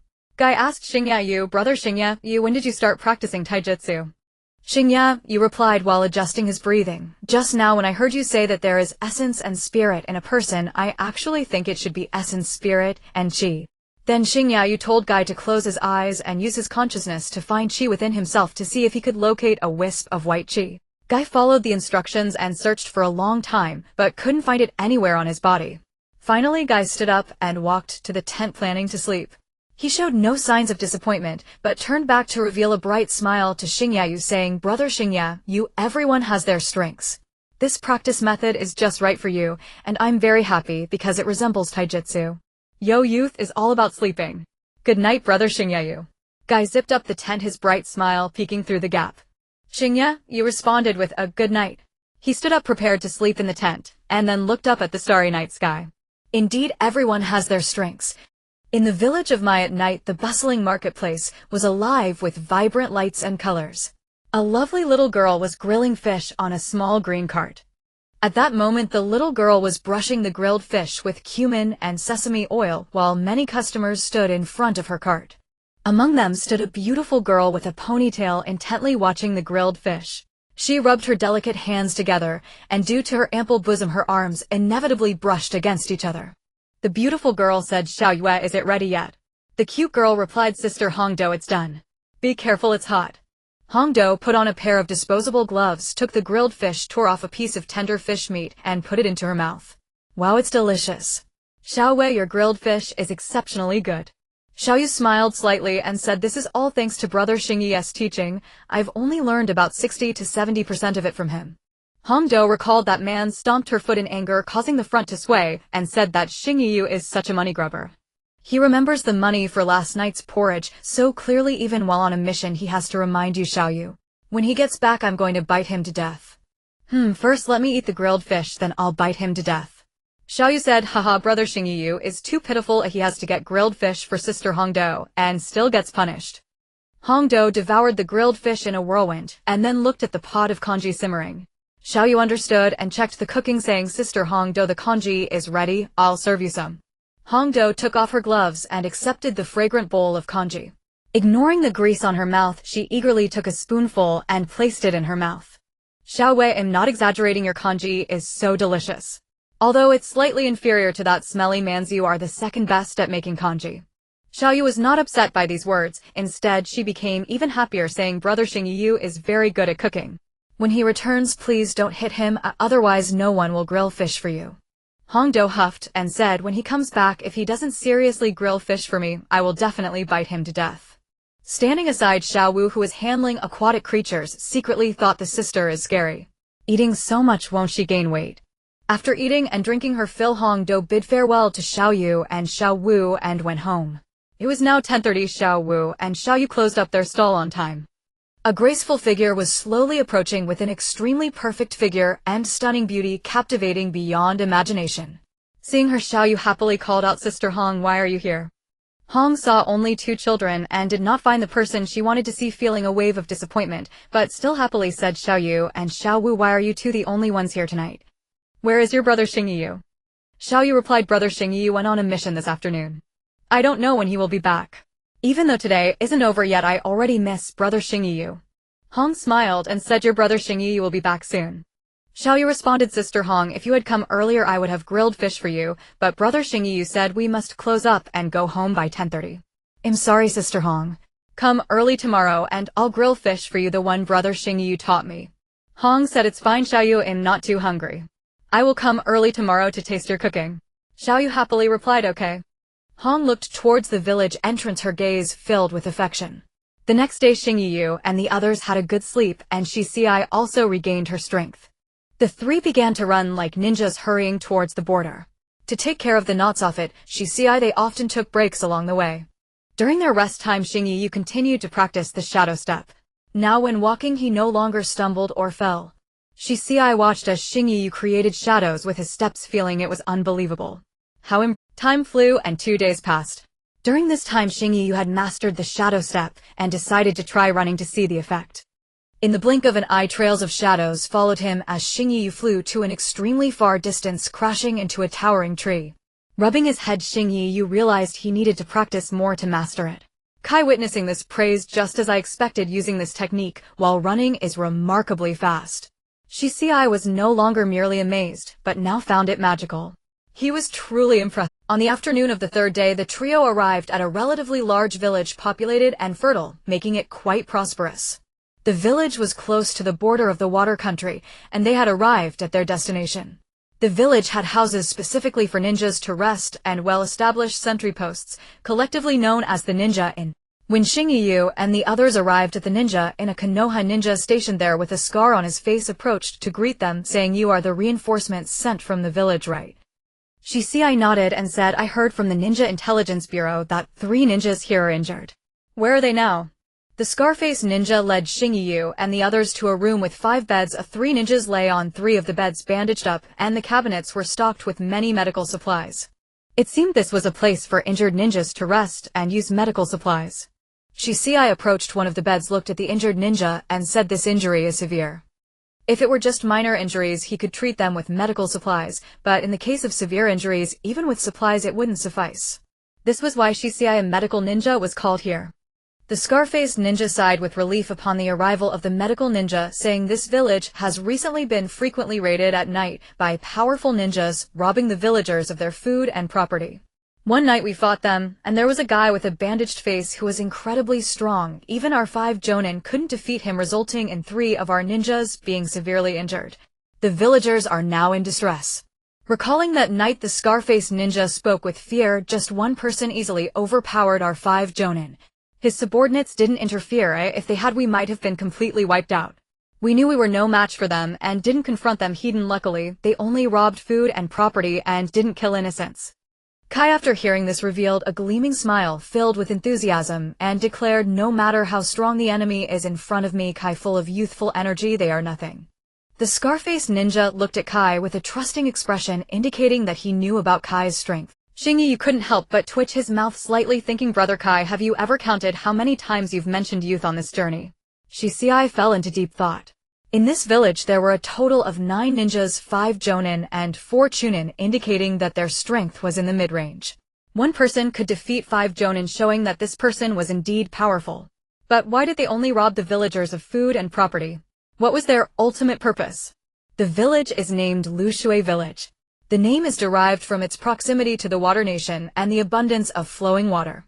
Therefore, Lushui Village has a rich grain yield and is one of the villages in the Fire Nation that emphasizes agricultural production. Shicei used the healing technique, to alleviate the pain of 3 injured ninjas. Among them, one ninja, upon seeing Shicei's beauty, confessed his feelings on the spot. Shicei politely declined. The ninja continued to profess his love. In the end, Shicei simply treated him halfway and left him in pain for the entire night. Though Shicei's medical skills are exceptional, she could not make the 3 ninjas bounce back the next day, but healing their injuries was not a major issue, and they just needed a few days of rest. Thus one of the 3 ninjas slept soundly. Another ninja who confessed to Shicei only had his injuries healed without pain relief, so he suffered through the night, but it would only last until the next day. This is the pain of a lovesick fool. The last ninja had a more serious heart injury, although he was treated and his condition was no longer critical. If not addressed promptly, it could lead to lasting complications. He needed to find herbs beneficial for the heart in the mountains, such as angelica and astragalus. Eager to save lives, Shicei prepared to search for the herbs.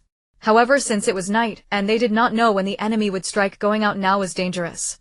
Xingya, Kai, and the other ninjas urged her to wait until tomorrow. Shicei could only sulk back to her room to sleep. The others exchanged glances and began to nibble on their rations. Xingya was practicing the shadow step technique by running, which consumed a lot of energy. He didn't care about the taste, anything that could replenish his energy would suffice.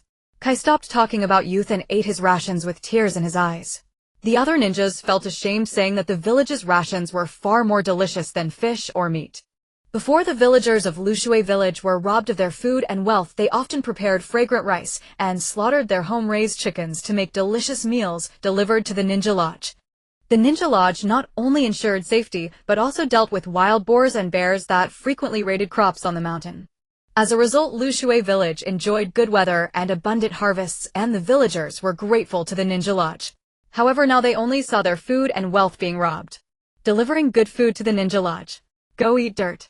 The Scarface ninja standing guard said to Xingya and Kaisai, it's all our fault for being weak. Why are the rations from the Ninja Intelligence Bureau so scarce? Xingya replied, I've been training a lot lately, so I've been eating more. Kai, with tears still flowing, said, I gave him half of mine, and now I have to share with you. As he spoke, Kai seemed to think of something, showing a bright smile, and winked at the Scarface ninja, saying, Shicei has a lot of rations, why don't you ask her for some tomorrow? The Scarface ninja thought of the medical room where a ninja was crying out in pain and said, forget it. It's nothing serious if we go hungry tomorrow. In fact, although Shicei appeared aloof, she was very gentle at heart, otherwise she wouldn't have thought about going out to find herbs at night. What? You ask why that ninja suffered all night? Don't ask, it's just the pain of a lovesick fool. The eastern sky revealed a pale light and the night passed uneventfully. Xingya and Kai stood guard all night, fearing that the enemy would come to raid again. As dawn broke, a ninja came to relieve them, and Xingya and Kai went to rest. Accompanied by the Scarface ninja, Shicei entered the mountains to search for herbs. The mountains were beautiful, and the cuckoos sang incessantly in the morning. Lushui Village was built against the mountain, providing a panoramic view of the entire village where raiders frequently lurked. Soon the two entered deep into the mountains. The Scarface ninja said, Miss Shicei, for safety, I'll go ahead to scout the path and prevent an enemy ambush. The aloof Shicei simply replied with an and did not speak further. The Scarface ninja did not mind leaping ahead to scout the way. Shicei diligently searched for herbs. Upon finding the desired herbs, she used her kunai to dig up the soil, pulling them out with roots and soil, and placing them in her carry basket. As summer approached, after searching for several hours, a light sweat appeared on Shisa's forehead, enhancing her beauty. "Hey, the boss sent us out to scout, and I didn't expect to encounter such a beautiful girl." A lewd laugh came from a nearby large tree. Shisi immediately placed her kunai in front of her, preparing for battle, her gaze drifting to the left front, her expression slightly worried. The lewd person in the tree seemed to know what Shisi was worried about and spoke without restraint. "Little beauty, are you worried that the scar-faced guy got into trouble? He's fine and living well, but this guy's scouting skills are lacking. He didn't even notice us." He continued, "How about this? If you make me happy, I'll spare him." Shisi's face turned cold, filled with anger. With a whoosh, two figures jumped down from the tree, one wearing a mask resembling a gas mask, and the other in a black mask, their faces unclear. The man in the black mask looked Shisi up and down, clicking his tongue. "Looking from the tree is different from down here. She's even more alluring than those I've encountered before." The man with the gas mask warned, "Boss, I told us not to cause trouble. This is the last day of scouting. After we finish raiding this batch of resources, we prepare for a coup." The man in the black mask seemed to recall something and shouted angrily, "Shut up. That sissy guy won't let us kill the villagers or even the ninjas. I only follow no more cuts, and I haven't played with a woman for so long. Now these two are foolish enough to come out and seek death." But the man with the gas mask seemed to want to stop him, but was interrupted by the man in the black mask, who said fiercely, "Shut up. If you say another word, believe that I will kill you." Shisi was infuriated by this person's filthy words, her fists clenched tightly, her fingers turning white from the force. She wished she could torture him 1,000 times. However, she knew she could not defeat him. Acting impulsively would only lead her into a tiger's den. So she could only run. Once calm, Shisi wasted no time and threw 6 shurikens at the two. While effective against ordinary people, the lethality was minimal against trained ninjas. The man in the black mask casually raised his right hand, effortlessly pinching the 6 shurikens between his fingers as if they were his own. Although the words described slow actions, the reality was quite fast. Shisi's intention was to run, and throwing the shurikens was merely to create a diversion for a bit more escape time. At the moment she threw the shurikens, Shisi had already turned around and was running towards the village with all her might. The shurikens in the hands of the man in the black mask glowed blue, indicating they were infused with chakra. Shurikens infused with chakra had damage and speed that increased by more than just a factor of 1 or 2. With a whoosh, 6 rapidly flying shurikens shot towards Shisi's beautiful legs. Shisi had barely run a distance of 10 steps before she fell to the ground, her face smeared with dirt. The medical ninja Shisi knew that the man had perfectly avoided her vital points, but if she moved again, she would bleed to death. Shisi's cold face peered through the flowers and trees towards the village. "Will I die? Tisk, so pitiful it truly tugs at the heartstrings. Come, let me feel your pain." The figure in the black mask approached, spewing foul words. "Lightning, release angry thunder tiger. The scarred ninja has returned." Blue chakra gathered around his body, fierce like a tiger, charging forward with a valiant momentum toward the figure in the black mask. Concentrating chakra into a powerful technique, if this strike landed, no matter how powerful the figure in the black mask was, he would be gravely injured if not dead. However, the figure in the black mask turned around, a hint of surprise on his face. Although he did not adhere to the code of martial arts, by launching a sneak attack, the effectiveness of a technique also depends on who executes it. At least for the scarred ninja, despite its surface glamour, it was merely superficial. The speed was too slow. Indeed, the speed was too slow. The figure in the black mask shook his head and quickly formed a hand seal, wind release wind wall. Before him, a white translucent wall stood erect.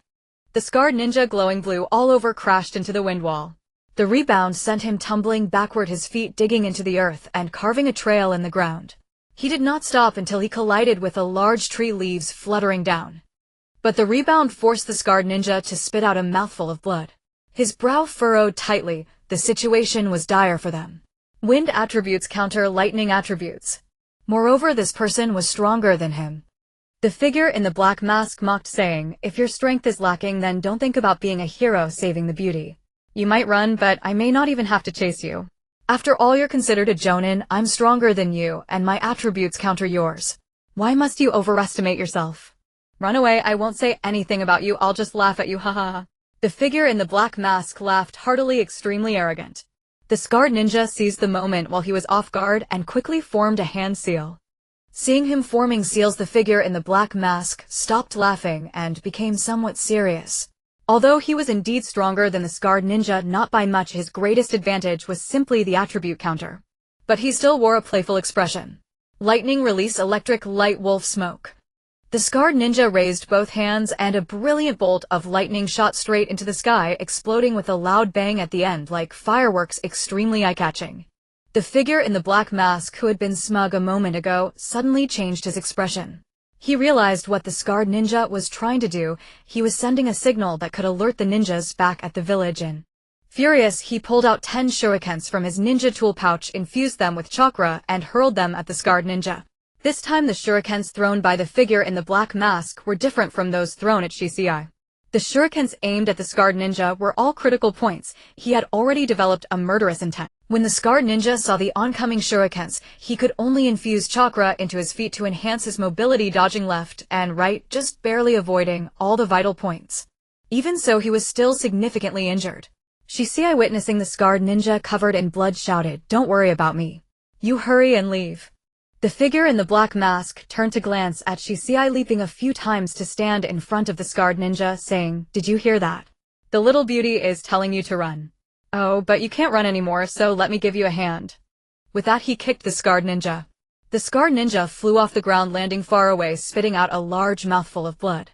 "No!" Shisei screamed heart-wrenchingly, her eyes coldly staring at the figure in the black mask.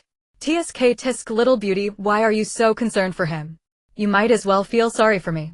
The figure in the black mask slowly walked toward Shisei, exuding a lewd demeanor from within. The man wearing the gas mask had been watching from the side and reminded, "The ninjas from the inn should be arriving soon. Our mission has failed. Do you still want to stay here?"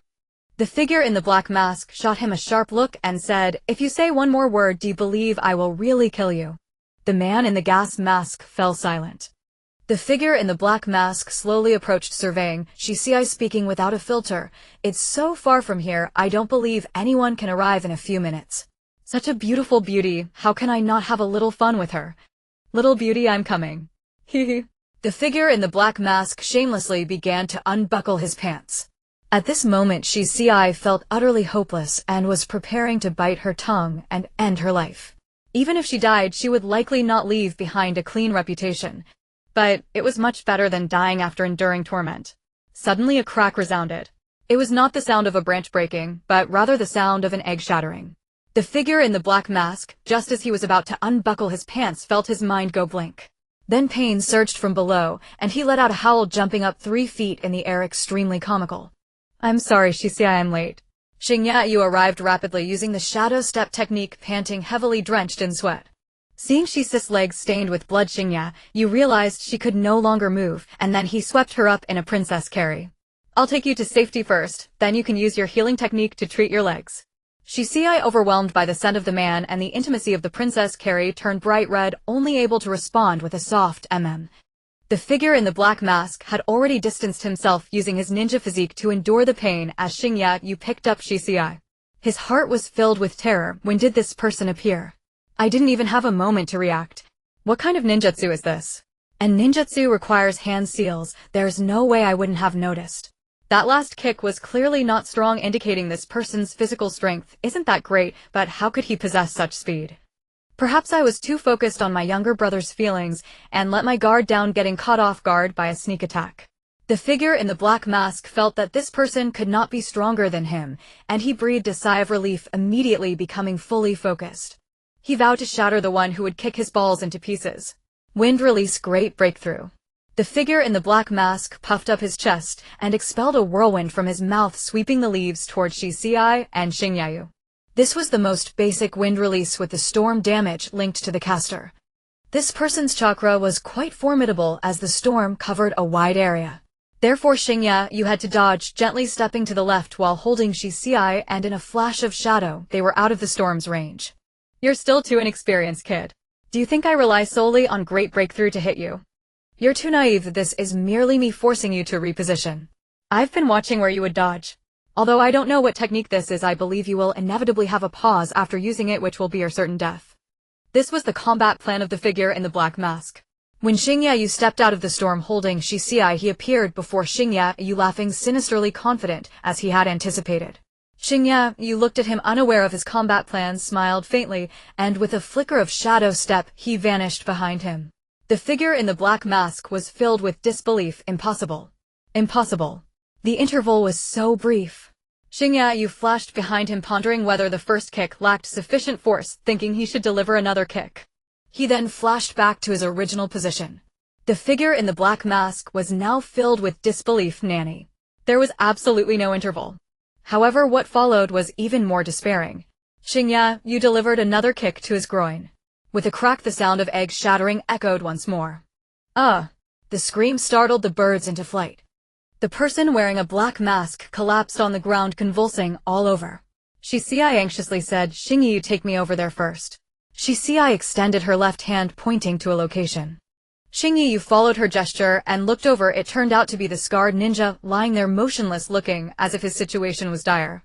The person wearing a gas mask was dumbfounded. No way. The third-ranked powerhouse, he is arguably the strongest after Zai Buzhan and Bai Lauda, yet he was beaten to a pulp. As soon as Xingyi's gaze swept over, he immediately trembled and fell to the ground. He doesn't want to kill me, does he? In panic, he suddenly realized his pants were wet. He was so scared he wet himself.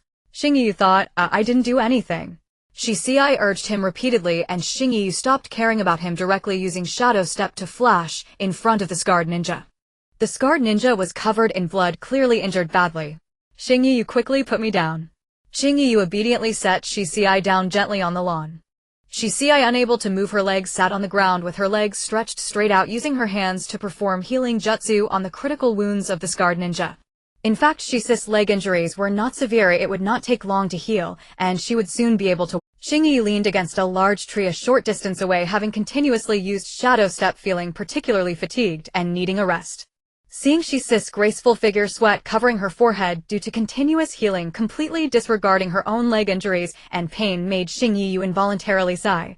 This is what they call the compassionate heart of a healer. The person wearing the gas mask, realizing the man was not interested in him, breathed a sigh of relief and immediately used ninja running, exerting all his strength to flee in panic. Whether that guy was dead or alive was no longer a concern. After all, he had no good feelings for him. If it weren't for his strength, I would have wanted to kill him long ago. Escaping was the priority. I must return to report to the boss immediately, as it's not far from here. When Kai arrived here, he saw Shisei treating the scarred ninja and Xingyi, who was drinking water to regain his strength, not to mention the person in the black mask, lying on the ground convulsing incessantly. Xingyi, brother Shisei, miss, are you all okay? Kai shouted loudly as he used ninja running, showing his shining teeth as he called out. Shisei ignored him, fully focused on using healing jutsu to the point where her chakra was overly consumed, causing her to breathe heavily, her chest rising and falling drenched in sweat. Xingyi replied to him, Kai, am fine. Shisei only has minor injuries to her legs, but he. Kai approached Shisei, seeing the severe injuries of the scarred ninja, no longer showing his shining teeth, directly performing body techniques. With a swoosh, Kai instantly appeared in front of the person wearing the black mask. Take this kick of my youthful vitality. After saying that, he kicked hard at the man's chest. The person in the black mask flew away like a kite with a broken string, his ribs shattered, crashing into several large trees. This kick left him on the brink of death, unable to survive. This kick is for avenging my comrade. Just as the ninjas who had just arrived entered battle readiness, one of the ninjas asked Kai, Mr. Kai, are there still enemies? Kai turned his head, showing his shining teeth, and said, not for now. The arriving crowd gathered around, worried upon seeing the scarred ninja's injuries. Shisei finally let out a sigh of relief, addressing the crowd. There are no major issues. Fortunately, he avoided many critical areas. I'd just take him back to recuperate for some time. After speaking, Shisei stole a glance at Xingyi. Feeling the gaze, Xingyi raised an eyebrow at her. Shisei quickly lowered her head, her cheeks slightly flushed. Xingyi couldn't help but feel puzzled. It shouldn't be like this. Shouldn't she come over and give me a beating, then realize she couldn't move and heal her own leg injuries? Shisei, after you heal your leg injuries and can stand up and walk, we will return to the village. Xingyi had to remind her. Shisei lowered her head, giving a soft oh, and began to heal her legs. The scarred ninja was already assisted by two ninjas, using ninja running to head back towards the village. Before long, a sudden change occurred. Ninjutsu hidden mist technique. Suddenly a thick mist enveloped the forest. Xingyu knew what this technique was and disregarding his fatigue used shadow step to quickly scoop up Shisei saying, Shisei, something is happening. For safety, Sake, I will carry you while you continue to treat your leg injuries. Okay, sure. Shisei was less resistant to this man's intimate contact after the first time, even feeling a bit of security within. Xingyu thought, hidden mist technique. It can't be Zai Bujan, can it? This is a jutsu that can drastically reduce visibility, a signature technique of the hidden mist village. I heard that little brat who wet himself say you killed my second most important tool. A cold, indifferent voice emerged from the mist. As soon as the voice fell, Xingyu immediately felt a killing intent rushing towards him. Sure enough, amidst the thick mist where visibility was low, a large blade suddenly swung at Xingyu at high speed. Although Xingyu had mastered the extreme speed of shadow step, his physical strength was still only at the level of a weak chunin. Therefore, when he reacted, even though he used shadow step in that brief moment, his right arm was still slashed. Dammy. Xingyu cursed instinctively. Fortunately, the wound was not deep, not hitting the bone, just bleeding profusely. Xingyu. Are you okay? Shisei, being carried, shouted loudly. Due to her loud voice, it became sharp, and she momentarily forgot about treating her legs filled with worry. Kai shouted loudly, this damned ninjutsu, I can't see anything. Miss Shisei, are you alright? Kai, we are fine, Shisei is with me. Xingyu replied loudly to Kai as he had just instinctively used shadow step to escape a great distance. He didn't know where Kai was, and could only raise his voice during the conversation. Although visibility was extremely low, Shisei, being carried, could clearly see the large blade striking Xingyu's right arm. She was genuinely panicked to the image of Xingyu having his arm severed flashed in her mind, having seen too many such scenes as a medical ninja. Shisei immediately used healing jutsu to treat Xingyu's right arm, discovering it was just a slight wound, and she felt a wave of relief. Xingyu then felt invigorated. At this point, it was confirmed that the large blade just now belonged to Zai Bujan. It seemed that Zai Bujan's plundering of villagers' food and wealth was part of a coup plan, indicating he must have many subordinates, otherwise he wouldn't need such a large amount of food. Thus he raised his voice to the maximum volume, saying, everyone pay attention, they should have a lot of people. If we move around carelessly, it will be easy to fall into someone else's traps. Of course, although we can't see, they can't see clearly either. Only the caster will be like a fish in water, so as long as our activity range isn't too large, it will be fine. There were a total of 9 ninjas in the ninja inn, as subtracting the 3 who were recuperating and adding in the 2 ninjas who had already assisted the scarred ninja back. Now there were still 3 ninjas from the ninja inn present, Kai, Shisei, and Xingyu. A coup definitely requires many subordinates, so to avoid exposing their intentions, Zai Bujan wouldn't dare send too many to plunder food. It would be tantamount to telling others, look, we have so many people, what are we doing? Just a little investigation can lead to the truth. Zai Bujan is staging a coup in the hidden mist village. However, Zai Bujan's main camp was stationed nearby, not far from here, so his entire army had mobilized. The exact number was unknown. Not long ago, in a large camp situated in a relatively open and flat area of the mountains, a man wearing a gas mask, terrified to the point of wetting himself, timidly entered the main tent. Sitting in the main seat was a burly man with a white cloth wrapped around his face, his skin slightly dark and his eyes revealing a numb and ruthless expression. The armrest of his chair was resting against a large sword 2 meters long, gleaming brightly. The sword was known as the decapitation blade, said to be able to self-repair with the blood of its victims, earning the title of the sword that would never break. Next to him stood a well-proportioned figure, giving off the impression of a cute girl, but wearing a mask with white patterns obscuring her features. Why did you return alone? The man in the main seat questioned with a commanding presence. Thud. The man in the gas mask knelt on the ground, swallowing hard, and said, if we don't act soon, the ninja inn has sent formidable reinforcements. We won't be able to withstand them, and he likely won't survive much longer. Did I not tell you both to avoid trouble? The masked figure with white patterns inquired. Boss, I told him, but he wouldn't listen and even tried to kill me. I knew you two had already engaged in battle. The signals from the jutsu were so obvious. I believe his strength is sufficient to deal with them. After all, the ninja inn is filled with useless drunks. None of them are capable fighters. I didn't expect it. I really didn't expect it. The village of Konoha still has some strength, having destroyed my second strongest asset. I shall meet with him and see if he can surprise me. Mr. Zai Bujan, why don't we lay low for a few days, reassess, and then gather another wave of resources? That would be enough.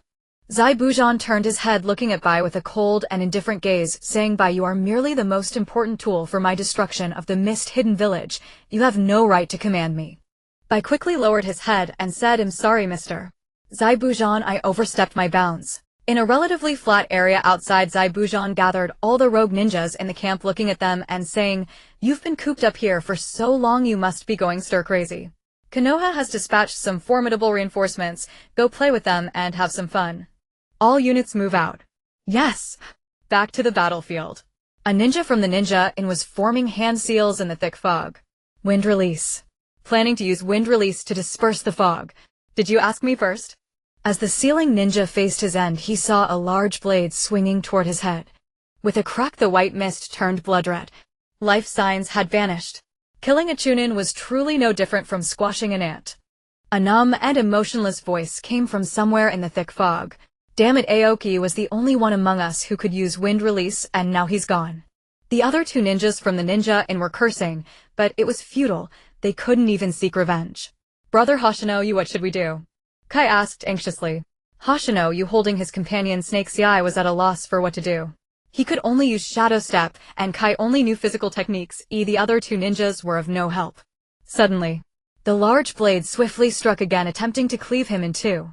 Hoshino bent down his head, bumping into the two small mounds on Snake's chest, and with no time to appreciate the moment, he immediately used Shadow Step. In the extremely low visibility of the fog, stealth attacks were the easiest. Even though Hoshino had some experience from his first encounter, he barely managed to evade. Had he reacted just a moment later, he would have surely been injured. Even with Snake's healing, minor wounds could be quickly healed, but treating the scarred ninjas took too much chakra from Snake's eye. Human strength is finite. One must never be overly optimistic. Sure enough, as he used Shadow Step to create distance and paused Hoshino, immediately sensed a deadly intent surging toward him, and it was fast. With a ding, it turned out that Hoshino jumped up, stepping on the blade's edge, then using Shadow Step to reappear in another location. Just moments ago, Zaibujan had aimed to sever Hoshino's feet. He thought Shadow Step required a stable landing point to be executed, and that there should be a time interval. Unexpectedly, there was no time interval, and aside from speed, it could be used continuously. No wonder my second valuable tool was destroyed by you. With just this technique, 3 of them would be no match for you. The voice of Zaibujan once again echoed through the fog. Hoshino did not reply. He had used Shadow Step too many times today.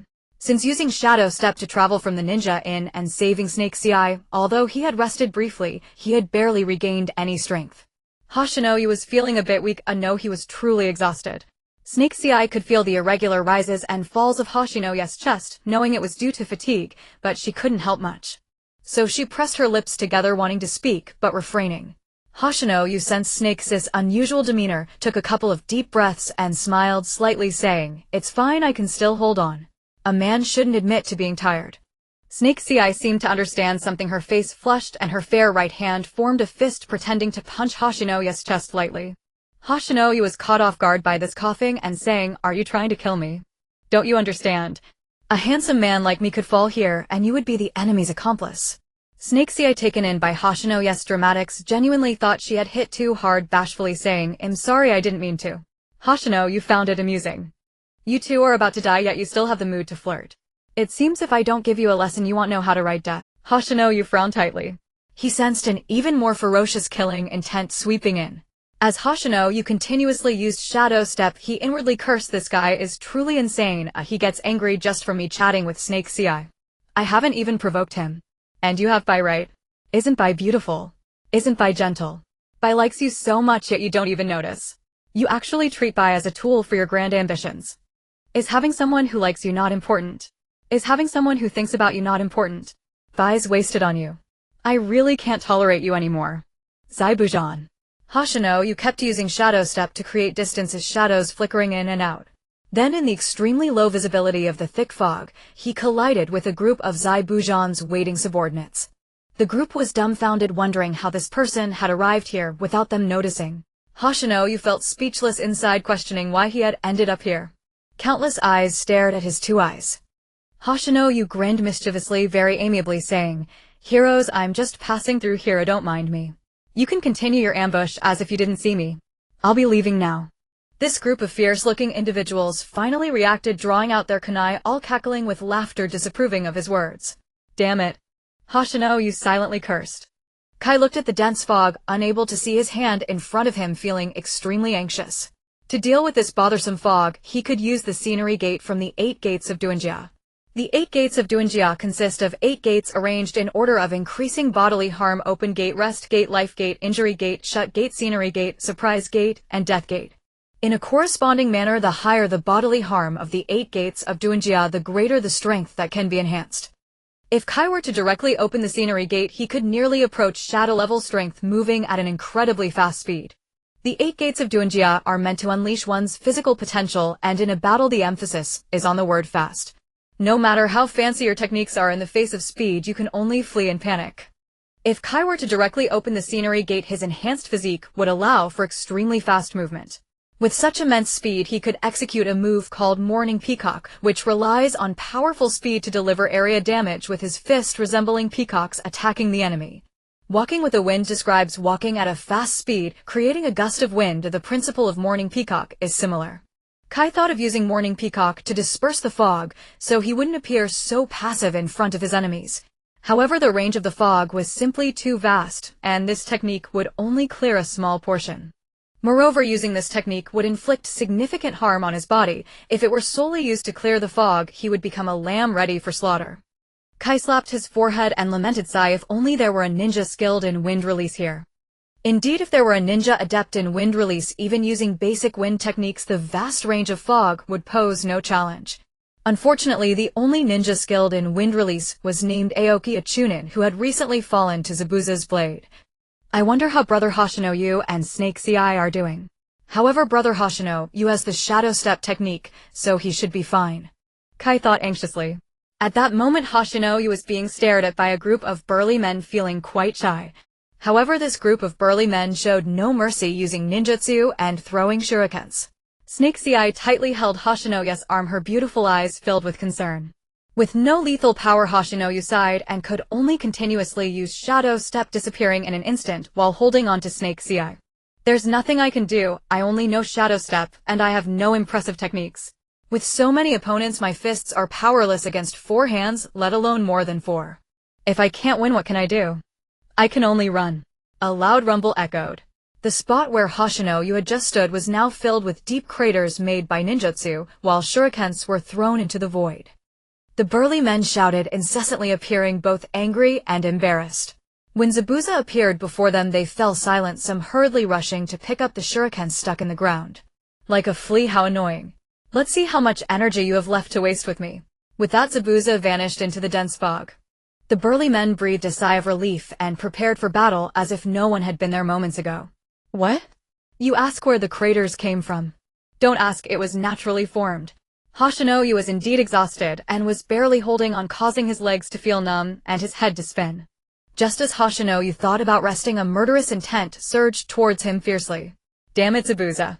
Why do you stick to me like a piece of gum? Do you believe they'll report you for harassment? Hoshino Yu cursed inwardly, but immediately used shadow step to flee. After the first lesson, he could now predict Zabuza's fierce attacks. Thus, Zabuza's subsequent sneak attacks did not inflict any harm on Hoshino Yu. However, Zabuza's relentless sneak attacks were psychologically tormenting, and the constant use of shadow step made Hoshino Yu both angry and powerless. Not being very calm, Hoshino Yu, angered and flustered, felt the fatigue warning him to stop using shadow step. As a result, during Zabuza's next sneak attack, Hoshino Yu forced himself to use shadow step, creating an illusion that appeared a short distance away, causing him to fall backward onto the ground. While Hoshino Yu fell, Snake Ci had already healed her leg injuries with healing technique. Kneeling, she gently wrapped her right hand around Hoshino Yu's neck. As Hoshino Yu lay in her arms, in that fleeting moment of closing his eyes, he heard a sweet voice enter his ears. Hoshino Yu, are you okay? In reality, Snake Ci was shouting in a hysterical voice, which did not sound sweet at all. It was different from normal speech and the tone of disdain. Yet in his hazy consciousness, Hoshino Yu could barely make it out, only able to discern that it was a girl's voice, which is inherently alluring. Hoshino Yu's brain found it enchanting, unable to resist the charm. Hoshino Yu felt quite ashamed of himself. It was the same scenario as before. The last time the 4th Hokage, Minato Namikaze, would surely have arrived. Kakashi and Hong just needed to stall for time. Now even if he delayed long enough, no one came. It's over, it's the same again. I thought I had learned shadow step and could be as suave as Minato Namikaze, but now I don't even know if I'm dead or alive.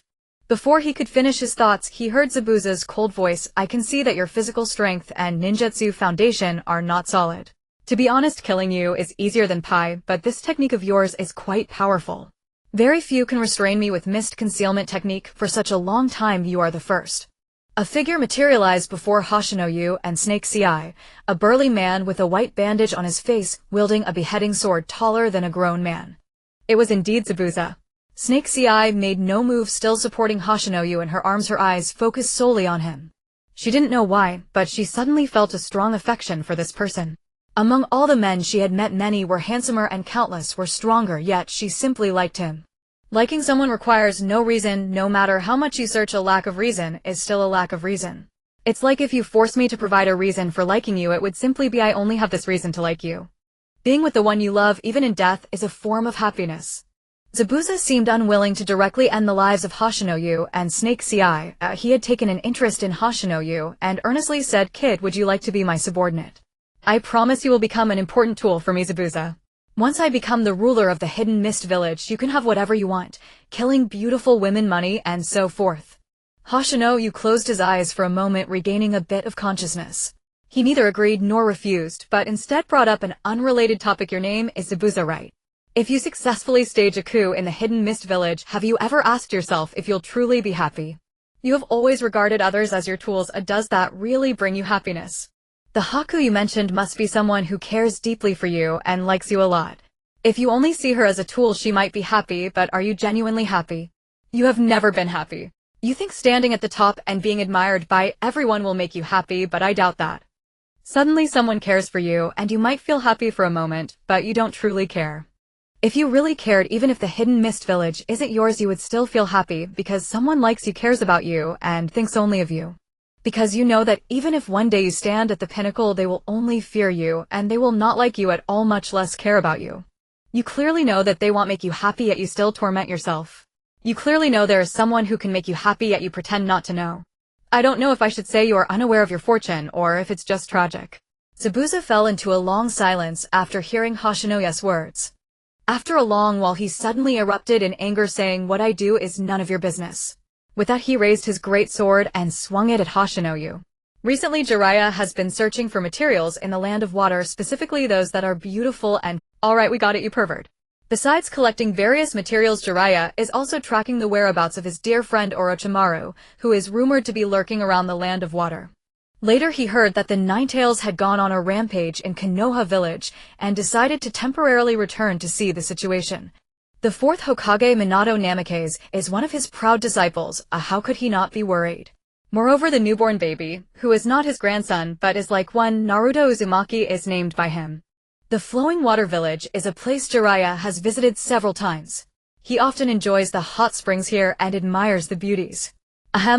Collects materials and can be quite leisurely. When Jiraiya arrived at the border of the Land of Fire, he found the area shrouded in thick fog, making it impossible to see his own hand. He looked up at the sky and muttered, "This isn't a cloudy day, the sun is hanging high in the sky."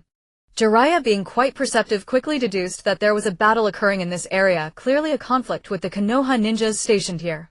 He raised his right hand, placed his thumb in his mouth, bit down, and then formed hand signs with both hands, summoning technique. With a loud bang, a huge cloud of white smoke appeared. As the smoke slowly dissipated, a giant toad emerged, towering 15 stories high, holding a long smoking pipe in its mouth. Additionally, on the right side of its round belly, it sported a large gleaming sword that shone like a mirror, making the towering pine tree it was originally from appear minuscule. In summary, it was both long and large and large and long. "Jiraiya, what do you want from me?" The giant toad spoke.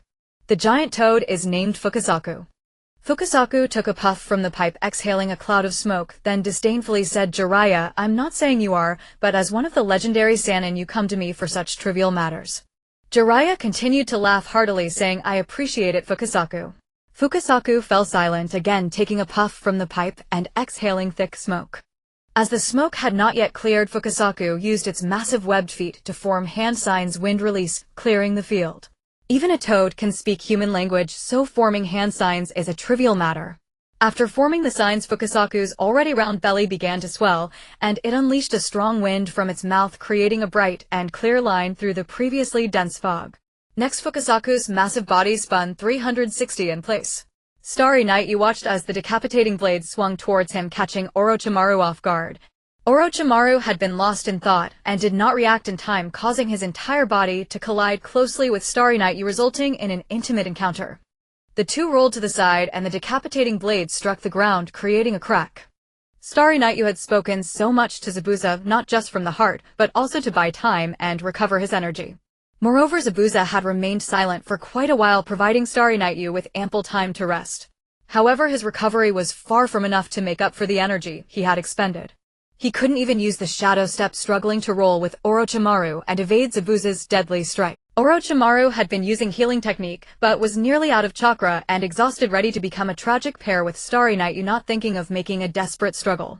She had developed feelings for Starry Night and thought that being able to die together with him was enough. Starry Night's face turned pale. He realized that despite knowing he couldn't escape death, no matter what he did, giving up too early was not his style.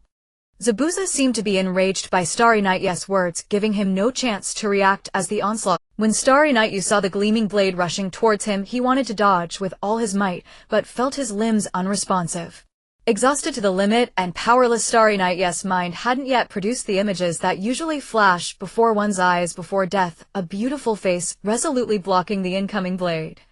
Starry Night shouted in his heart, "Fool, don't." Ninjutsu Lion's main technique. Time seemed. A gust of wind swept through, accompanied by a chill. With a loud clang, Starry Night finally screamed, "Fool, don't."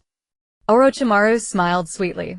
The fog dissipated, revealing a mane of white silver hair thick like a lion's, blocking the blade. This was Jiraiya using chakra to solidify his hair, making it extremely strong. Zabuza's powerful decapitating blade struck it, creating sparks. The white silver hair remained as solid as a diamond, unscathed. That was close, I made it just in time.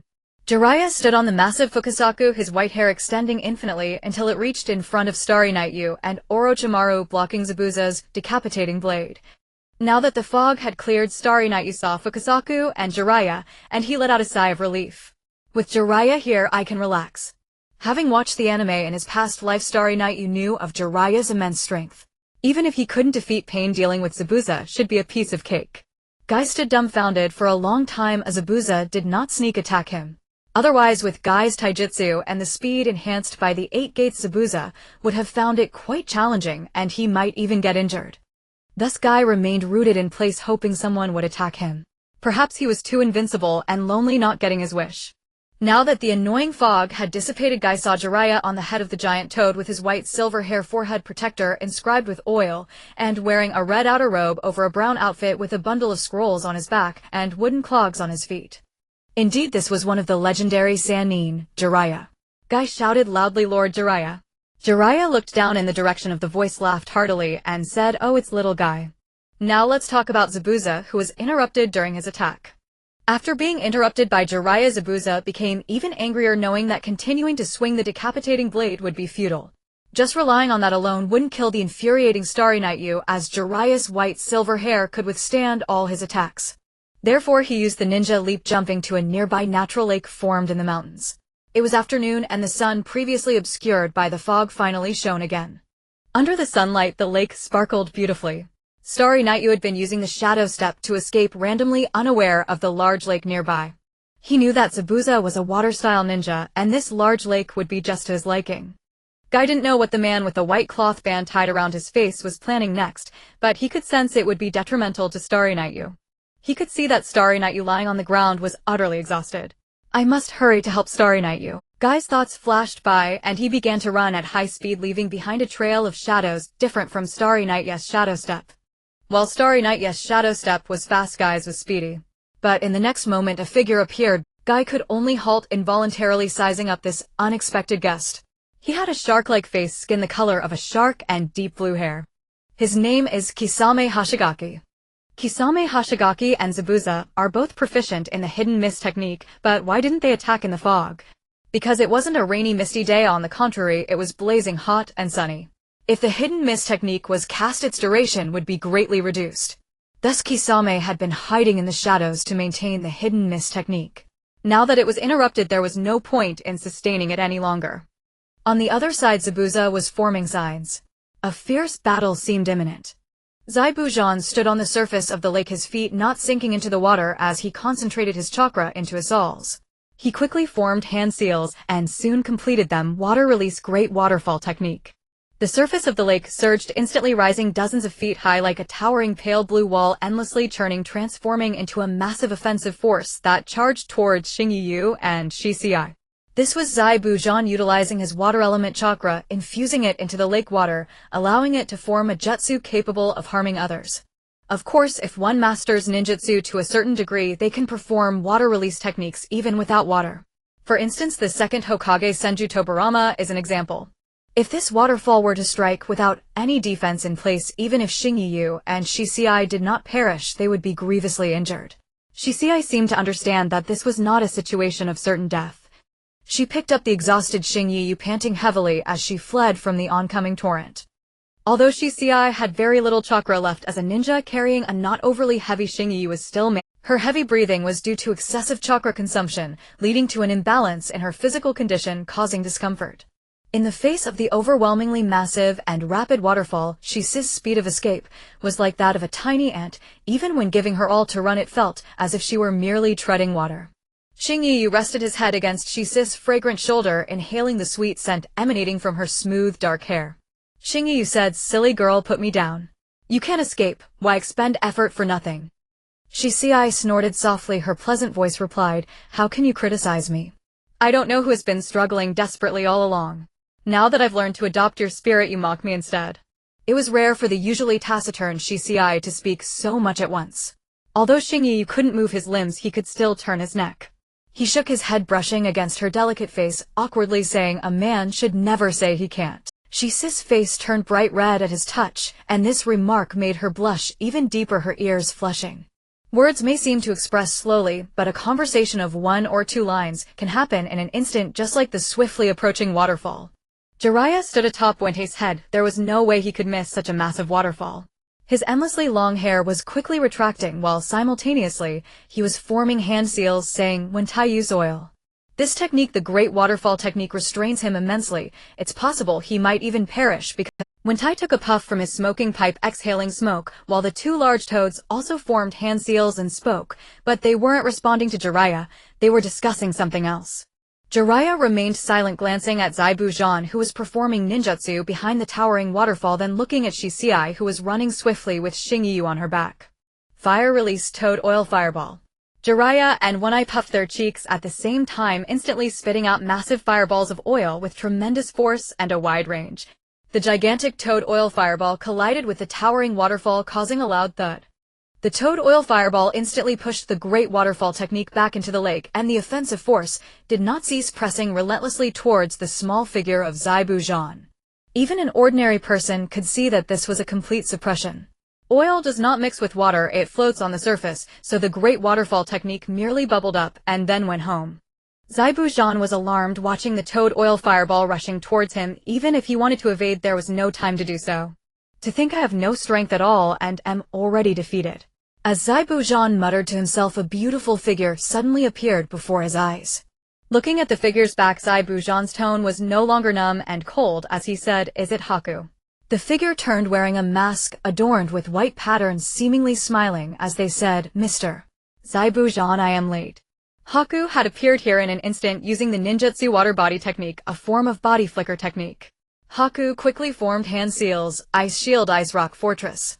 A pure white cold ice wall rose before Haku, standing 10 feet tall, blocking the toad oil fireball. Haku had the ability to form seals with one hand. If using both hands, the ninjutsu would activate faster. This is why Zai Bujan felt he couldn't evade the toad oil fireball. But Haku could. One must say Haku is a genius with a bloodline limit. Ice shield, ice rock fortress could only barely withstand the might of the toad oil fireball. The ice wall formed by the shield instantly filled with cracks. Bang bang. The sound of the ice wall shattering echoed. The toad oil fireball continued its relentless assault. Even with the white mask, Haku's expression remained exceptionally resolute. It was worth it to protect Mr. Zai Bujan at the cost of his life. Water release water barrier. A circular water wall formed from the lake water, encircling Zai Bujan and Haku, providing protection. While Haku bought time, Zai Bujan formed a seal and activated water release water barrier. The toad oil fireball charged like a fierce tiger crashing into the water wall. Because oil does not mix with water, it floats on the surface. Thus the forceful toad oil fireball caused the circular water barrier to rapidly shrink towards Zaibujan and Haku, crashing into Haku and sending him flying. Haku. Zaibujan's eyes, once numb and cold, were now filled with concern. He leaped up to catch Haku, seeing the water wall still shrinking. Zaibujan grabbed the large execution sword strapped to his back, using its blade to brace against the water wall, leveraging the force. Zaibujan's arm went numb as the blade, pushed back by the water wall, struck forcefully against his right shoulder. Zaibujan winced in pain, gritting his teeth. Under the force, he and Haku were propelled out from the water barrier. They flew a considerable distance, and Zaibujan could no longer gather chakra, normally sinking into the lake alongside Haku. In the clear lake water, Zaibujan saw Haku's mask being washed away, revealing a face as beautiful as any maiden. He saw Haku had already lost consciousness, the blood at the corner of his mouth being washed away by the lake water. Haku sustained the highest damage from the initial impact of the water barrier. Even though the ice wall had blocked most of the force, it was still considerable. Thus Zaibujan used the sword to leverage his strength, but the second impact still caused him pain, making him grit his teeth. This was still fortunate. Had he been directly hit by the toad oil fireball with Jiraiya's fire release, he would not just be reduced to ashes, but would also be burnt to a mere wisp of smoke. Zaibujan bubbled and shouted, "Haku." Then he swam desperately upwards, breaking through the surface of the water. The powerful toad oil fireball finally stopped advancing, falling onto the lake's surface, causing the water temperature to rise sharply. All of this happened in a very short time. Shingyu saw that the situation was decided and did not instruct Shisei to run towards Jiraiya. Instead, he told her to carry him to the lake shore. Shisei was initially reluctant, but Shingyu reassured her, saying, "It's okay, trust me." Standing at the lake's edge with Shingyu on her back, Shisei raised her voice and shouted towards Zaibujan in the center of the lake. "Zaibujan, Shisei is a medical ninja. You should bring Haku over for a checkup." Zaibujan, feeling flustered, heard her words and promptly picked up Haku, efficiently using the ninja leap to reach Shingyu. Shingyu said to Shisei, "Shisei put me down on the nearby rock, then go and treat him." Shisei hesitated for a moment, but being a compassionate healer and seeing that Zaibujan no longer harbored any killing intent, she nodded in agreement to provide treatment. Zaibujan, seeing Shisei agree to treat Haku, slowly placed him down, and Shisei stepped forward to check Haku's injuries. After examining him, Shisei coldly stated, "There is no life-threatening danger, just a few broken ribs. I'll use healing technique to reattach them, and he just needs to rest for a while to recover." Upon hearing Shisei's words, Zaibujan finally breathed a sigh of relief. Leaning against the rock, Shingyu looked at Zaibujan and said, "Zaibujan, although you didn't understand what I said at first, to be honest, it disappointed me very much.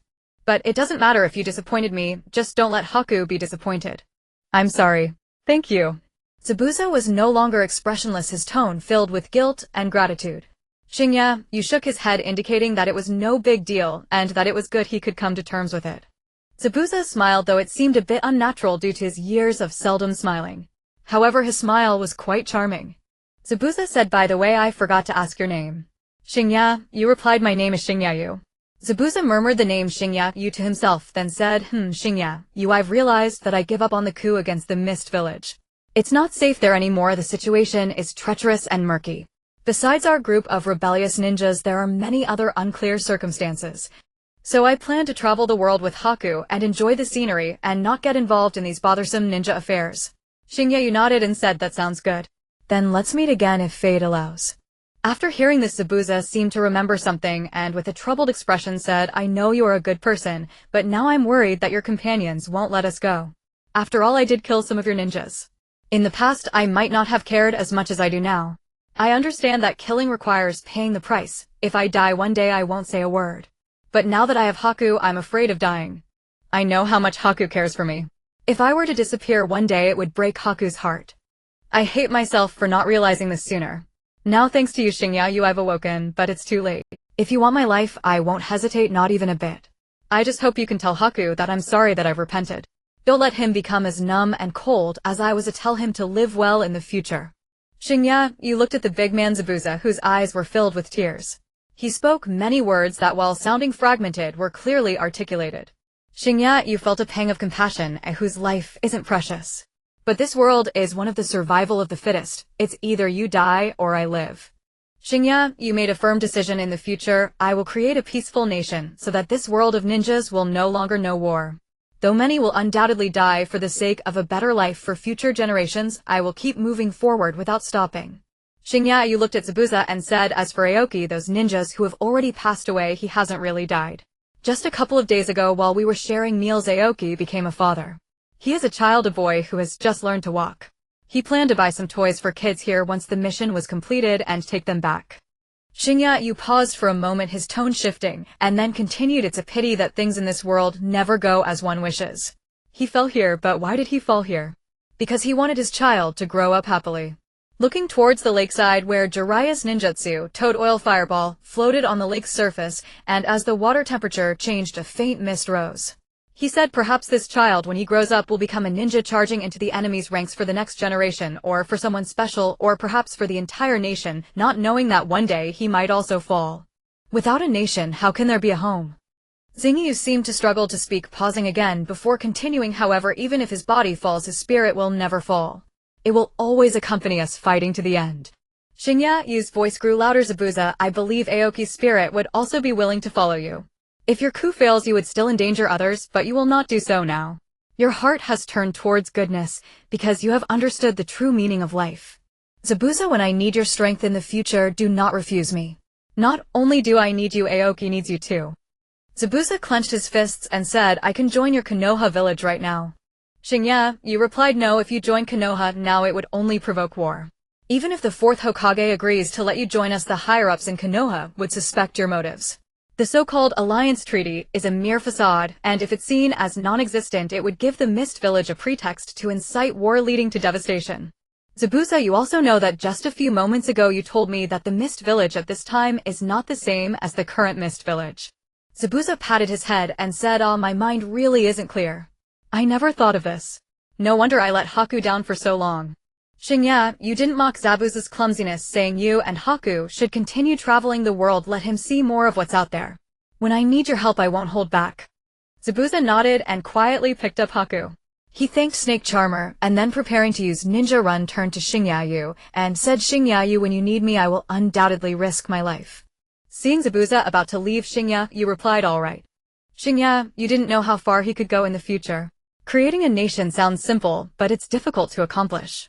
He said this to Zabuza not only because he genuinely wanted to, but also because he didn't want Zabuza to have any burdens. Moreover, if he said this, Zabuza might die to atone for his sins, and he didn't want Haku to be too heartbroken. He intended to call him without any formality in the future, but hoped to ease Zabuza's mind. Even if wars broke out later and manpower became insufficient, he wouldn't call on him. Shinya, you wasn't a prophet, he couldn't foresee the future. The future him would be very strong. The graceful Snake Charmer walked up to Shinya-yu and carried him towards the village, saying as they walked, you spoke quite well. Shinya-yu inhaled the fragrant air, dreaming of the future. Wenta seemed to find it boring here, saying there was nothing fun, so he decided to return to Miyaboku Mountain. With a loud bang, the massive toad transformed into white mist and vanished. Jiraiya, leaning against a nearby tree, listened to the conversation between Shinya-yu and Zabuza, seemingly enlightened, as he picked up his pen and began to write seriously. This reminded Jiraiya of his 3 earliest disciples, Konan, Nagato, and Yahiko. They too wanted such a future. Yet they had completely forgotten about another person guy who was currently battling with Kisame. Shinya-yu was too exhausted to continue fighting. Snake Charmer believed in the strength of the brawny man who spoke of youth. Jiraiya was too busy writing his novel to worry about Guy's strength. There were also 2 ninjas from the ninja in planning to help Guy, but they were refused. Guy grinned and told them the youthful me doesn't need help from companions. If the enemy disagrees, then youth disagrees. Kisame was annoyed by this thick-browed man who kept talking about youth and initiated the attack. Guy dodged left and right, slightly surprised by Kisame's formidable strength. Guy, filled with passion, activated the 8 gates and opened the 3rd gate, Life Gate. His body glowed with a faint blue light. Kisame was secretly shocked to this annoying thick-browed guy also had considerable strength.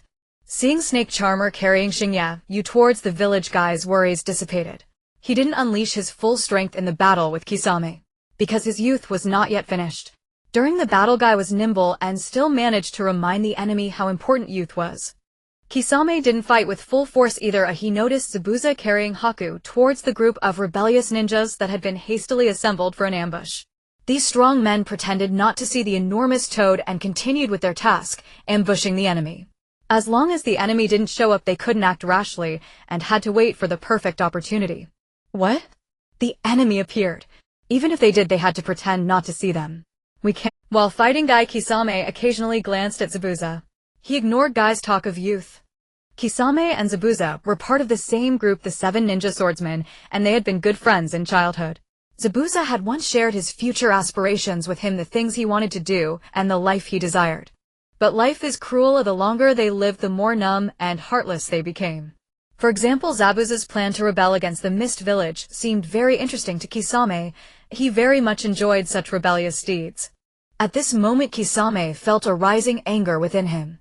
He realized that Zabuza was not the same Zabuza as before, because he saw the future Zabuza.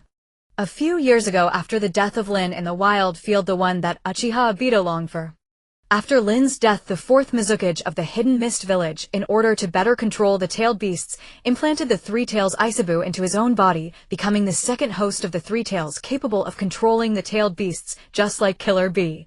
The 4th Mizukage Yagura, born with a baby face, appears young, but already has a grandson, Karasuma Kagura. The largest ninja village in the Land of Water, the Hidden Mist Village, became the first village where Obito caused trouble. Obito, seeking suitable members to join the Akatsuki organization, traveled to the Hidden Mist Village alongside Pain and Konin, but upon arriving at the village entrance, they encountered the 4th Mizukage Yagura. Yagura attempted to block their entry into the village with a staff-like weapon. Obito unleashed a powerful gust of wind with his right eye Sharingan to suppress Yagura and used Genjutsu to control him. From then on, Yagura was continuously controlled by Obito's Genjutsu, causing the Hidden Mist Village to be shrouded in darkness, while also leading to the loss of many excellent ninjas. This led to the original group of 7 ninja swordsmen who were tasked with high-difficulty missions for the Mizukage, fleeing due to dissatisfaction with the village's tyranny. 2 members of the 7 ninja swordsmen, Zabuza Momochi and Kisame Hoshigaki, planned to instigate a coup against the Hidden Mist Village. Needing a large amount of food and funding, Zabuza's renegade ninja group resorted to plundering the more affluent Flowing Water Village. The ninja stationed in Flowing Water Village, unable to withstand the pressure, requested support from Konoha. Hoshigaki, Ugai, and Hibicho were dispatched from Konoha to assist. Within Zabuza's temporarily assembled renegade ninja group, there was an inconspicuous individual with eyes that possessed an undetectable gleam. Zabuza's words and images were clearly displayed between 2 individuals in an unknown location. One of them wore an orange ripple-patterned mask that covered their entire face, revealing only the right eye socket, which appeared dark and devoid of expression. The other person was very handsome, with flowing long hair and snake-like eyes. Both were dressed in black cloaks embroidered with red clouds. As the saying goes, clothes make the man. This attire added an air of charisma. The one wearing the ripple mask was Obito. The one with snake-like eyes was Orochimaru. In a room, what was projected was likely something given to him by Orochimaru's Eye of the Dark, accompanied by audible sounds. Orochimaru watched Zabuza speaking to the renegade ninja group. Soon you will return to the base and reclaim all the resources plundered from Flowing Water Village. Also, I, Zabuza, have given up on the coup against the Hidden Mist Village. I know most of you disapprove of what the Hidden Mist Village has done, but we can't even defeat that white-haired man and attempt to hit a stone with an egg. It's simply a delusion. Therefore, I announce that we are officially disbanding from now on. Half of you are following me, Zabuza, to support your families, and the other half do not want the Hidden Mist Village to descend into darkness. Knowing that Zabuza and Hoshigaki Kisame are renowned members of the 7 ninja swordsmen, you might believe that a coup is possible to create a new nation where your children can live in happiness. However, relying solely on my strength and Kisame's is too far-fetched. Now that I have found someone particularly important to me, I can understand your feelings, especially those of you who have families and children. So I, Zabuza, apologize to you all. I do not have the ability to lead you to seek the so-called ideal life. After returning the plundered resources of Flowing Water Village, you can divide the rest among yourselves. I believe that someone will emerge from the Hidden Mist Village to lead it out of darkness and into the light, but not now. It requires some time. Orochimaru remarked. It seems Zabuza has come to understand. The Hidden Mist Village is an important puppet for us. He cannot succeed in a coup. He simply lacks the strength, and only Kisame has a bit of power. Obito nodded and said, indeed, Kisame can be drawn into our Akatsuki organization. After all, aren't we flying the banner of creating a peaceful nation? Kisame's willingness to join Zabuza in the coup against the Hidden Mist Village is precisely for this reason. So we find him, and with just a few words we can succeed. Obito seemed to recall someone and continued, Hakumai is indeed a genius. It's just a pity he is a kind-hearted person. Even if Hakumai's affection for Zabuza is for a heartless individual, it does not shake his kind nature. Otherwise I might consider Hakumai joining our Akatsuki organization. Orochimaru showed no interest in Obito's words about who might join the Akatsuki. He muttered to himself, that ninja named Hoshigaki you really piques my interest. I truly want to know how he practices his body techniques. His techniques are unlike Guy's 8 gates, which cause greater harm to the body the more gates you open. I dislike that. Now seeing his body shows no residual effects except for some fatigue makes me excited. When Zabuza struck him earlier, if you hadn't intervened I would have rushed to stop Zabuza. Orochimaru, a ninja from Konoha and one of the legendary Sannin, along with Jiraiya, later defected from the village to join Akatsuki. His hobby is to research ways to attain immortality, often seeking out powerful individuals to cultivate and ultimately possess. For example, he currently has someone named Kimimaro under his control who meets his expectations, but fate always seems to play tricks on him. Watching Kimimaro grow stronger while his physical condition deteriorates, Orochimaru is deeply saddened and can only turn the powerful Kimimaro into his henchman, efficiently handling some trivial matters. To this day, Orochimaru is still searching for the best body, and now he has found it. That is Hoshigaki. Orochimaru is particularly eager to see how this ninja who has never used ninjutsu can continuously use the shadow step without any visible harm to his body. Orochimaru's eyes sparkled as he said, if it weren't for Jiraiya being here, I would have already abducted that ninja named Hoshigaki. Suddenly Orochimaru laughed heartily, confidently stating, there's no rush, he will eventually be mine, hahaha. Obito watched the self-talking individual shake his head, wondering if those who engage in technology have all lost their wits. Kisame saw Zabuza carrying Hakumai as they left with the renegade ninja group. Kisame was very puzzled and only wanted to understand the situation. Earth release underground navigation. Kisame used chakra to turn the solid sand and stone underground into a liquid form, allowing him to move quickly through the soil. Guy was stunned. Did this kid just run away?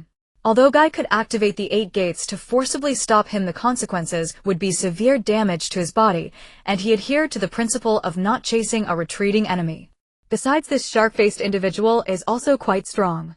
Guy cancelled the 8 gates, only using the open gate of the 3rd gate, which does not heavily tax the body. Guy looked around at the brother Hoshigaki carried by Hibicho had vanished, and Lord Jiraiya seemed to have disappeared as well. Finally, he returned to the flowing water village with 3 other ninjas from the ninja inn. Although there were no life-or-death battles in the ninjutsu mist concealment technique, the mental pressure was still significant with the exception of Guy. Machines need rest, let alone humans. Of course, Guy was still unaware that the resources plundered from Flowing Water Village were being returned.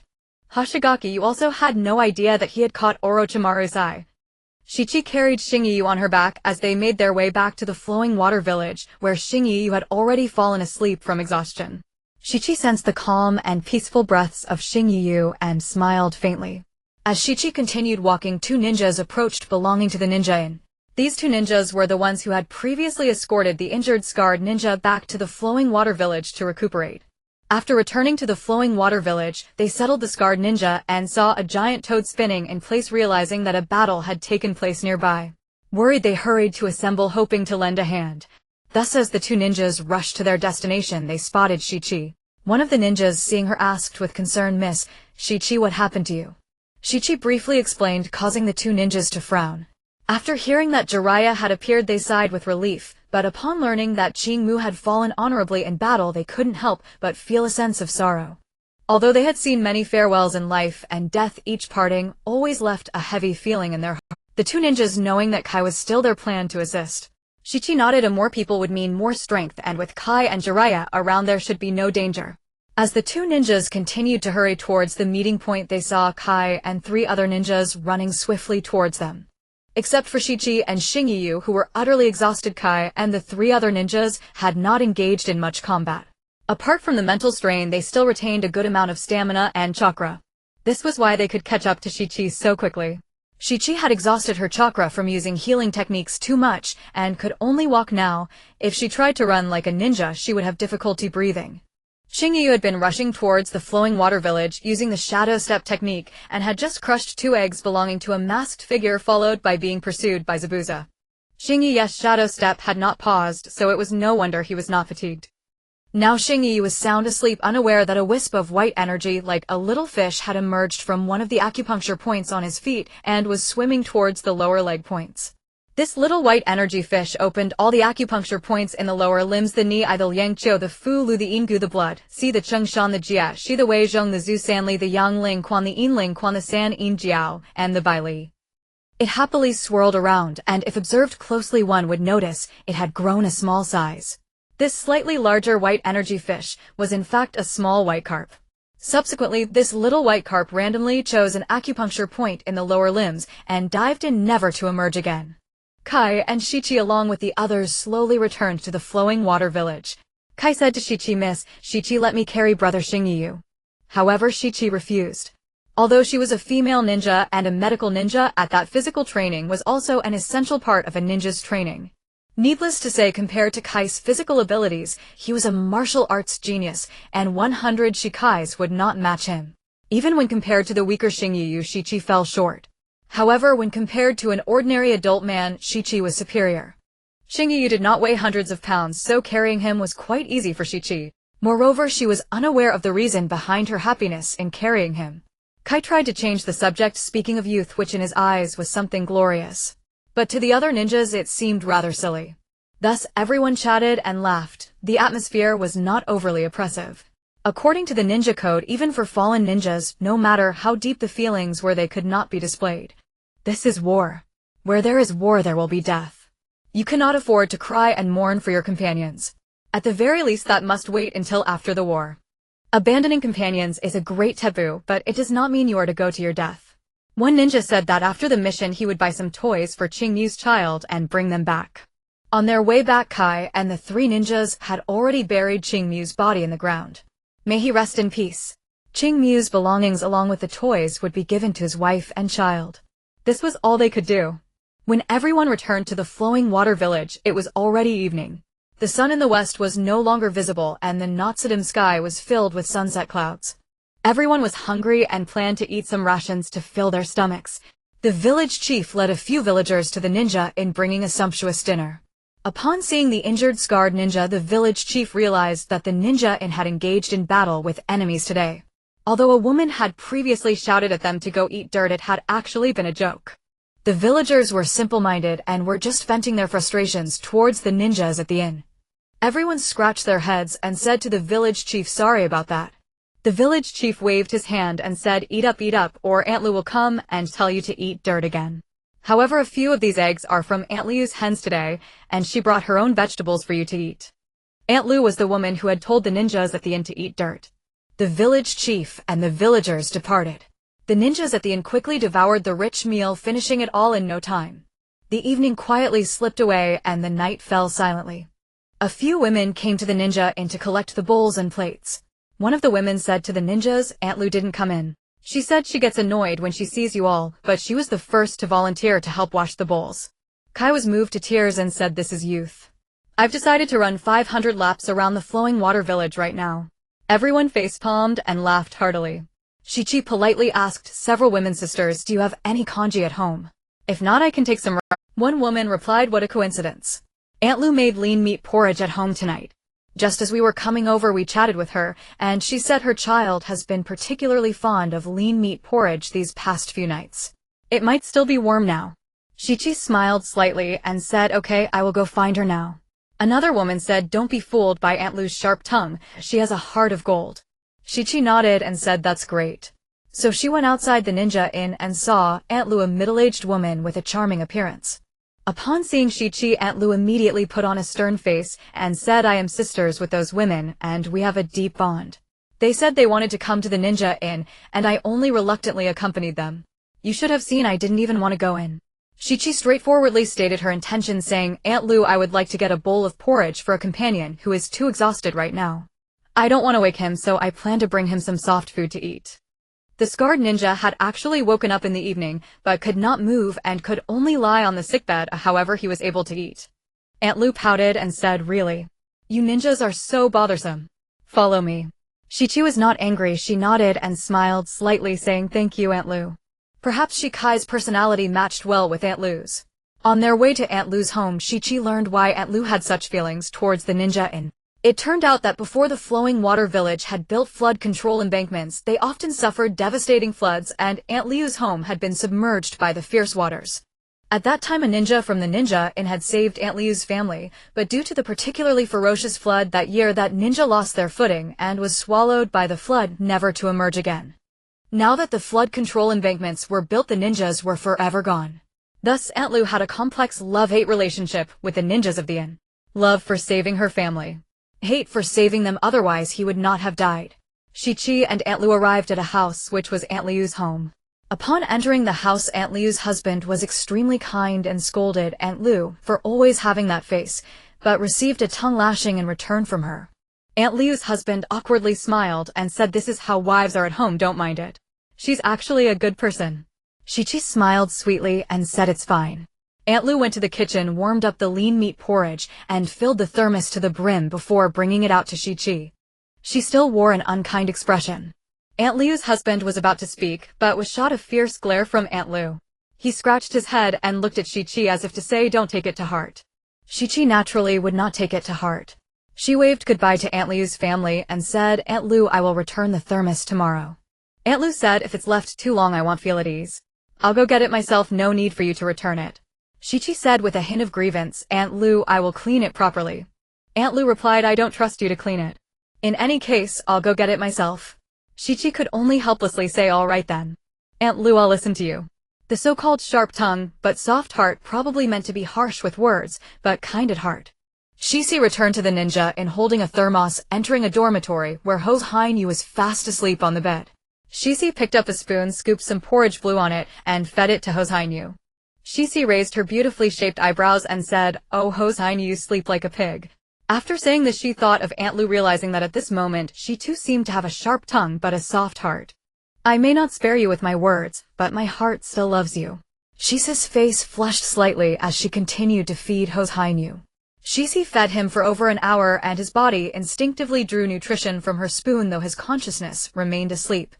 Hoshino had now entered a deep sleep, and not just any deep sleep. Even if someone tried to smother him with a pillow, he would not wake up. Hoshino was utterly exhausted. Even before falling asleep, he knew that although Kuzan had given up on plundering the water village, he was unsure if other enemies would attack. However, he had no choice but to sleep, and it was a deep sleep at that. Unless he woke up naturally, no one could rouse him. This is the so-called too much of a good thing. After draining his physical strength, sleep must be used to replenish it. Just like a person can't go without closing their eyes for 3 days, even if they can't fall asleep, they must rest their eyes. Shichi picked up the empty thermos and left the dormitory. After being reminded by a ninja, she learned that Aunt Liu had been standing at the ninja inn's entrance for over 20 minutes. With her curvaceous figure, Shichi gracefully approached the entrance of the ninja inn and smiled slightly at Aunt Liu. Aunt Liu, also a woman, had been beautiful in her youth and had many suitors, yet Shichi surpassed her by more than just a little. Aunt Liu couldn't help but feel emotional, wondering if this beautiful girl had someone she liked. If so, that person must be very fortunate. As Shichi prepared to hand the thermos to Aunt Liu, 2 ninjas on duty sprinted to the entrance, ringing the alarm and rushing at their maximum speed. Shichi also noticed that nearly 20 people were standing at the entrance of the ninja inn wearing the forehead protectors of the hidden mist village. Shichi frowned, questioning their persistence. Shichi took a step forward, positioning herself protectively behind Aunt Liu. Aunt Liu clenched her fists and bit her lip, wondering if she was truly a nemesis to the ninjas. Did casualties always occur whenever she came into contact with ninjas? Shichi noticed Aunt Liu's unease and turned back with a slight smile, signaling her not to worry. Seeing this, Aunt Liu's eyes welled with tears, realizing she was a jinx bringing doom to the ninjas of the inn. Soon the 2 station ninjas approached. Kai arrived shortly thereafter, drenched in sweat, having just run 500 laps around the water village. He planned to take a shower and then rest. Kai slapped himself, thinking he was ridiculous for running so many laps. In the blink of an eye, 4 more ninjas arrived at the ninja inn. Excluding Hoshino, Kai, and Shichi, there were a total of 9 people at the ninja inn. This guard ninja was still unable to move, while another had sustained serious heart injuries and was also unable to act. Shichi had ventured into the mountains to find herbs for him, which was why she had been attacked. One ninja named Aoki lay forever motionless there. Among these 4 ninjas, 2 were injured, but had become able to walk after Shichi arrived and used healing techniques to treat them. They were still unwell, and thus their strength was greatly diminished. Now standing at the entrance of the ninja inn were 6 ninjas from the inn along with Kai and Shishi. Outside there were over 20 people wearing the forehead protectors of the hidden mist village. Fortunately, the leader quickly stepped forward to explain, Kuzan has instructed us to return the plundered goods. Then he recounted Kuzan's intentions after Hoshino had persuaded him. Shishi knew that Kuzan had already given up on staging a coup in the hidden mist village and intended to take that child on a journey around the world. However, she did not fully believe it. The rebel group behind Kuzan parted ways, clearing a path. Shishi and the others saw over 20 boxes neatly stacked together, confirming that they were indeed here to return the plundered goods. In truth, Kuzan had over 100 followers, but after tonight, they would no longer be his subordinates. He hadn't intended to bring so many people along to avoid misunderstandings, but just happened to have enough manpower to carry a box of supplies. Upon arriving at the entrance of the ninja inn, the leader thought it rude to carry the boxes and set them down at the back, intending to apologize upon entering, which would make them appear sincere. Thus more than 20 people arrived. Who would have thought that the ninjas of the inn would be on high alert and almost misunderstand their intentions? After clarifying, the group from the hidden mist village spoke in unison, loudly proclaiming, "We apologize." Kai sighed with relief, wiping his sweat, and said, Hoshino truly is amazing. Even the utterly ruthless Kuzan can become compassionate. If Hoshino were here, he would definitely be thinking, impressive, right? This is the strongest jutsu of the Naruto series, verbal jutsu. Kai continued, enough about that, I just ran too many laps and I'm really tired. I should have run 300 laps. When I first came to the water village, it didn't seem that big, but after running around I realized that standing far away makes everything seem small. But this is youth, I have no regrets. I've decided to run 600 laps tomorrow to celebrate tonight. The 6 ninjas of the inn burst out laughing upon hearing Kai's words. Outside, the more than 20 people from the hidden mist village looked at each other puzzled. Why were they running around the village for no reason? Of course they knew Kai was powerful, but they did not realize he specialized in taijutsu. Even when he fought with the infamous Kisame Hashigaki, they had both fought half-heartedly and did not take it seriously, thinking Kai was not worth using ninjutsu against. They had always believed that Kai and the powerful Kisame from their village were only competing in taijutsu. Although Kisame had used a ninjutsu, it was merely for escape. Shishi turned back and gently set the thermos in Aunt Liu's hands, saying, Aunt Liu, you are the best. Protecting the defenseless villagers is the duty of us ninjas. Aunt Liu coldly replied, duty? Who needs you to protect us? Aunt Liu quickly ran out of the ninja inn. Since the 20 or so people from the hidden mist village had just cleared a path, she ran straight through. Aunt Liu wiped her tears as she raised her hand, and soon her figure grew smaller. Outside, the more than 20 people from the hidden mist village looked at each other again. What was going on? Did we look too fierce? Why did she cry? Then the 20 or so from the hidden mist village looked at each other and said, you look too ugly. One of the ninjas from the inn went to call the village chief to explain the situation. The village chief, having served for many years, brought 2 assistants to carefully tally the supplies, keeping records of how much each household was robbed. The village chief quickly completed the tally. He looked at the people from the hidden mist village and remained silent for a long time. The ninjas from the inn thought to themselves that it was bad. Could it be that the rebel forces of the hidden mist village had taken half of the supplies? However, the village chief's words made the ninjas from the inn smile faintly. He said, the supplies have been accounted for, but you have given back nearly half of what was taken. The leader of the hidden mist village nonchalantly replied, village chief, it doesn't matter. Kuzan didn't take a single penny. We also took many supplies from our own hidden mist village because of the tyranny we faced, which is why we thought of staging a coup. We can't return to the hidden mist village anymore. We can only wander around in other countries with our families. However, Kuzan provided us with plenty of supplies, and the surplus is for you. One of the ninjas from the inn said, you can stay in the water village for a while, but not for too long. We need to prevent the land of water from putting pressure on our land of fire. Otherwise, the hidden mist village and our Konoha will go to war. The leader of the hidden mist village expressed his gratitude, saying, thank you for being willing to temporarily shelter us. We just want to come here to buy enough daily necessities so we can better distance ourselves from the land of water and live in hiding. Since your land of fire is neighboring us, we can only come here to buy what we need. We are just afraid that you will harbor resentment against us for having disturbed you. You don't need to worry. The situation in the hidden mist village is quite complex. Even if they know we are here, they will wait for some time before coming to hunt us down. By then, we will have long distanced ourselves from the land of water, making it hard for them to reach us. The ninja from the inn nodded, looking somewhat clever and thoughtful, saying, I was just thinking the same. If the Hidden Mist Village comes here to question us and can't find you, they won't have anything to say. The village chief then seized the opportunity to say to the people from the Hidden Mist Village, "Why don't you stay here for a meal? You've probably been busy and haven't eaten yet, right? Moreover, you've given us too much in supplies, so I will encourage the Water Village starting tomorrow. As long as you purchase goods, there will be a discount. Many inns are available. You can also bring your families along and they will get discounts too." The leader of the Hidden Mist Village rubbed his eyes, saying, "That's wonderful. Thank you, village chief. We indeed haven't eaten yet. We won't hold back for this meal. I'll go tell the others right away. Thank you again." After saying this, the village chief gathered the Water Village for a meeting explaining the situation. When the villagers learned that those bandits had returned even more supplies, they had no complaints. After all, it was merely a robbery with no killings involved. Most importantly, they returned the goods, and the villagers generally understood why this group of men had come to take so many supplies. They learned that the environment there was dark, and they had no choice but to turn to banditry. Of course, the willingness of the Water Village to shelter them primarily stemmed from one person who was kind-hearted and had prevented many tragedies.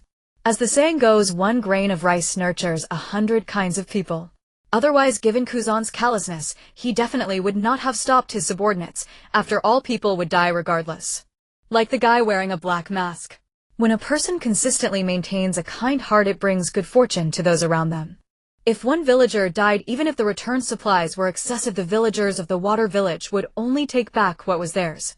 They would never accept them. Soon over 100 people arrived at the Water Village. They all discarded, burned, and destroyed their Hidden Mist Village ninja gear and forehead protectors. It was now approaching summer, and the weather was slightly warm. Among these hundreds of people, some wore thin clothing while others were naked. The reason some were without clothes was that they had only worn ninja gear, which they had now burned. However, there were clothes available for purchase in the Water Village, so that was not a concern. Among these hundreds, there were not many with families. Most were single. One inconspicuous individual had eyes that sparkled with an undetectable light. Many only thought he had bright eyes, and he was extremely unnoticeable, so nobody suspected anything. Of course, this spy for Orochimaru had received the task to monitor secretly, so he was sure not to alert anyone. Fortunately, the leader of the Hidden Mist Village was a capable person. He knew he did not fully understand everyone's character, so he kept a tight rein. However, he was certain that most people would not cause trouble. Only a few individuals wanted to stir up chaos, but they would not amount to much. 2 ninjas from the ninja inn remained to accompany the people from the Hidden Mist Village drinking and dining, while also acting as local guides. Of course, this was also a form of surveillance and maintaining public order. After a hearty meal, Shisi returned to the ninja and crushed the herbs she had gathered and brewed a medicinal soup. She then filled a bowl and went to the medical room to deliver it to the ninja with the heart injury. To her surprise, this ninja persistently professed his feelings, insisting that Shisi feed him. Shisi was truly at her wit's end as she stepped out and ultimately gave the medicinal soup to one of the injured ninjas who could now move. After giving the soup to the ninja, Shisi was quite exhausted and went to rest. This ninja in the medical room looked at the ninja lying on the bed, who appeared dejected and laughed heartily, saying, "What? Did your confession fail again?" The ninja on the sickbed seemed to be thinking of Shisi, muttering, "You don't understand, a graceful woman is the ideal match for a gentleman." The ninja holding the medicinal soup laughed even louder upon hearing the saying, "Wow, reciting poetry now. This is what it means to be a licking dog, only to end up with nothing, haha." Time flew by and a night passed. On one side, the supplies were returned and everyone was happy. On the other side, dark tides surged as Orochimaru kept a close watch on Hoshino. The eastern horizon revealed a faint light signaling the arrival of a new day. Shingyu still had not awakened, remaining deeply asleep. After resting for a night, Shisi had recovered most of her chakra.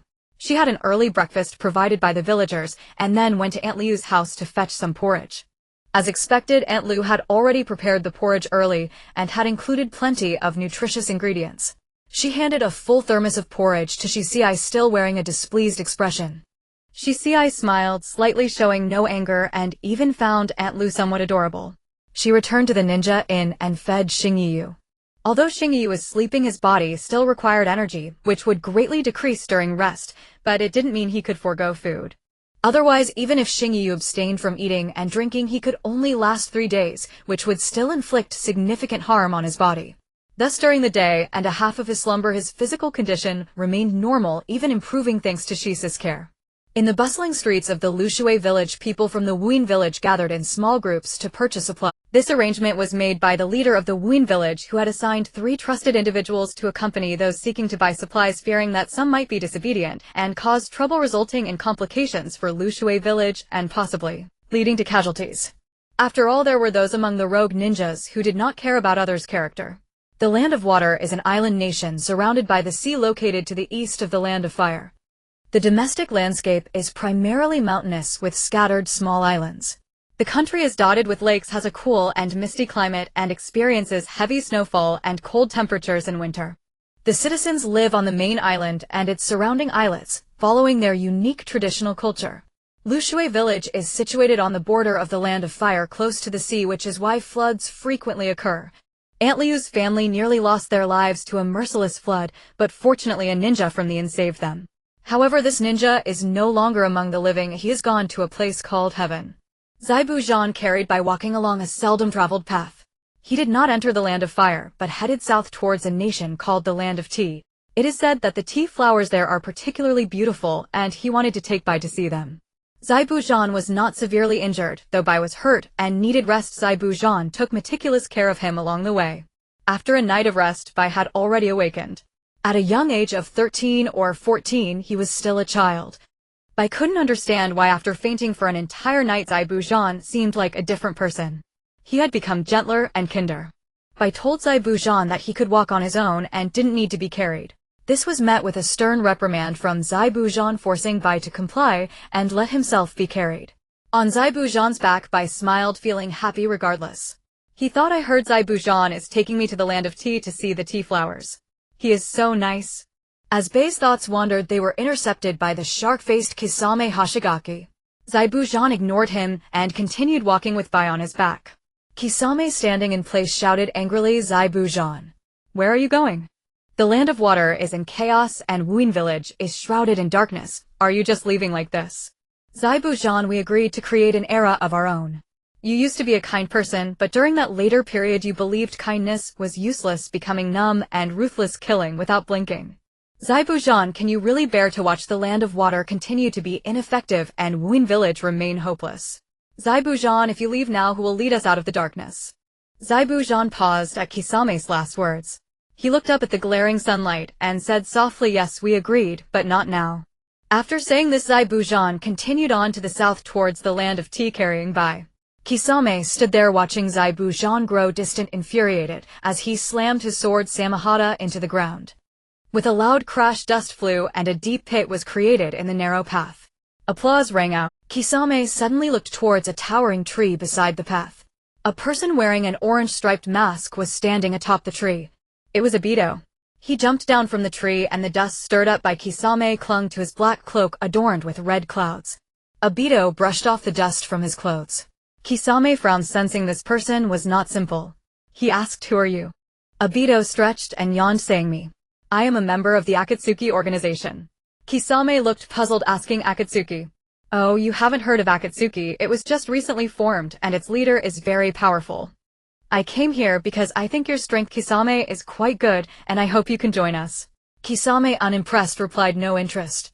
After saying that, he turned to leave, intending to return to the Land of Water. Obito, unfazed, continued. The purpose of Akatsuki is to establish a peaceful nation where there is no suffering and no harm. Shingi, you would definitely scoff at this. How much can a bag of rice carry upstairs? Kisame took a few steps and then stopped, turning back to say, all right, I agree to join Akatsuki. Obito laughed heartily, but due to the mask it was hard to tell whether it was a laugh of joy or just sound. Akatsuki welcomes you. A few days later, Shingi, you finally woke up after sleeping for 5 whole days, nearly sleeping to death without Shisa's care. When Shingi woke up, Shisei entered with the thermos, intending to feed him the porridge. Upon seeing him awake, she placed the thermos on the table beside the bed and coldly said, you're awake, so eat yourself. After saying this, Shisei left the room. Shingi was momentarily stunned, smiled, and felt warmth in his heart. He finished the porridge quickly, leaving not a drop behind, and then saw Shisei return. Shisei said, I'm here to take Aunt Liu's thermos. Shall come to pick it up later. Shingi could sense there was something more to it. He remarked, silly. Feeling Shisei's murderous intent, Shingi quickly changed his tune, saying, what? Who is Aunt Liu? Shisiai, now not in a hurry to leave, sat on a stool and began recounting Aunt Liu's experiences. Xingyu nodded, saying, I see, that's just like you. Ouch! Why are you pinching my thigh? During the past week, some people from Wuyin village gradually left the Lushui village. The village appeared relieved. During these days, no troublemakers had emerged from Wuyin village. The residents of the ninja inn secretly breathed a sigh of relief, remaining vigilant. Time passed swiftly and several days went by. Somewhere underground in a room, even though the sun blazed outside, it remained dark here as if it were night. Fortunately, the lighting was bright as if it were daytime. The poor relied on mutation while the rich relied on technology, Orochimaru-controlled core technology. Orochimaru watched the projected images of Lushui village bustling with people and vibrant streets filled with an array of goods. Suddenly a figure with white silver hair appeared on the screen, followed by a turn to a blue sky.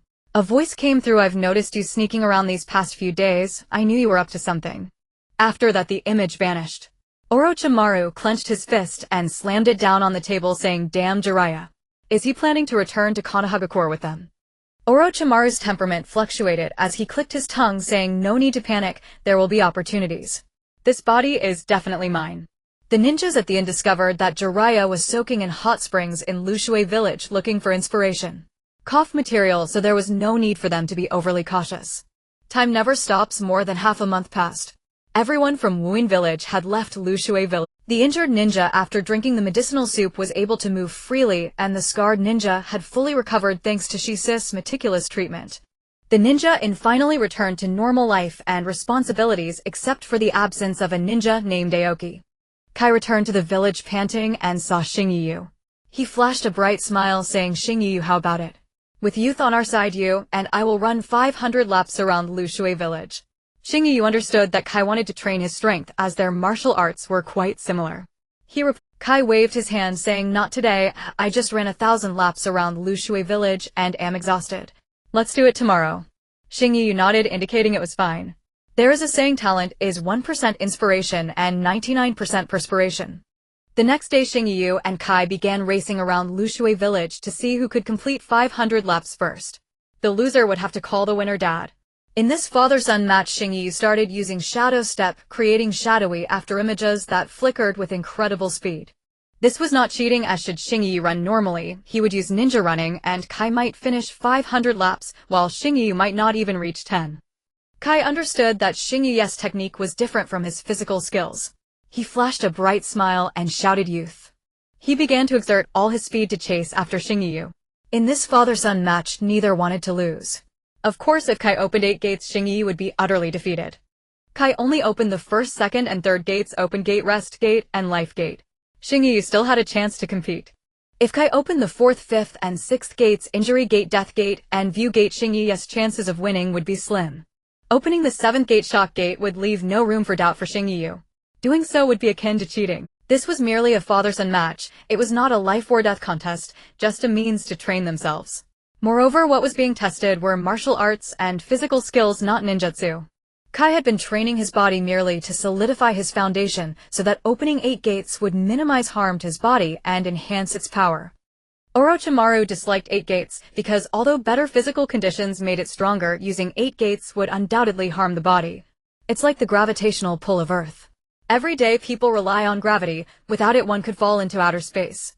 After all, the Earth is round. This is a fact that cannot be changed. The same goes for the harm caused by using 8 gates. Xingyu noticed that Shadow Step had become more agile. While running around Lushui village, he focused on his foot acupuncture points. When he observed all the acupuncture points in his lower limbs, he found that they had all been opened.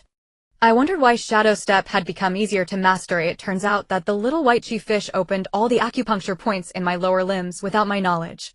However, I still can't grasp the method or conditions by which that little white chi fish opened the acupuncture. After running over 100 laps around Lushui village, Xingyu discovered that his current Shadow Step made no sound at all.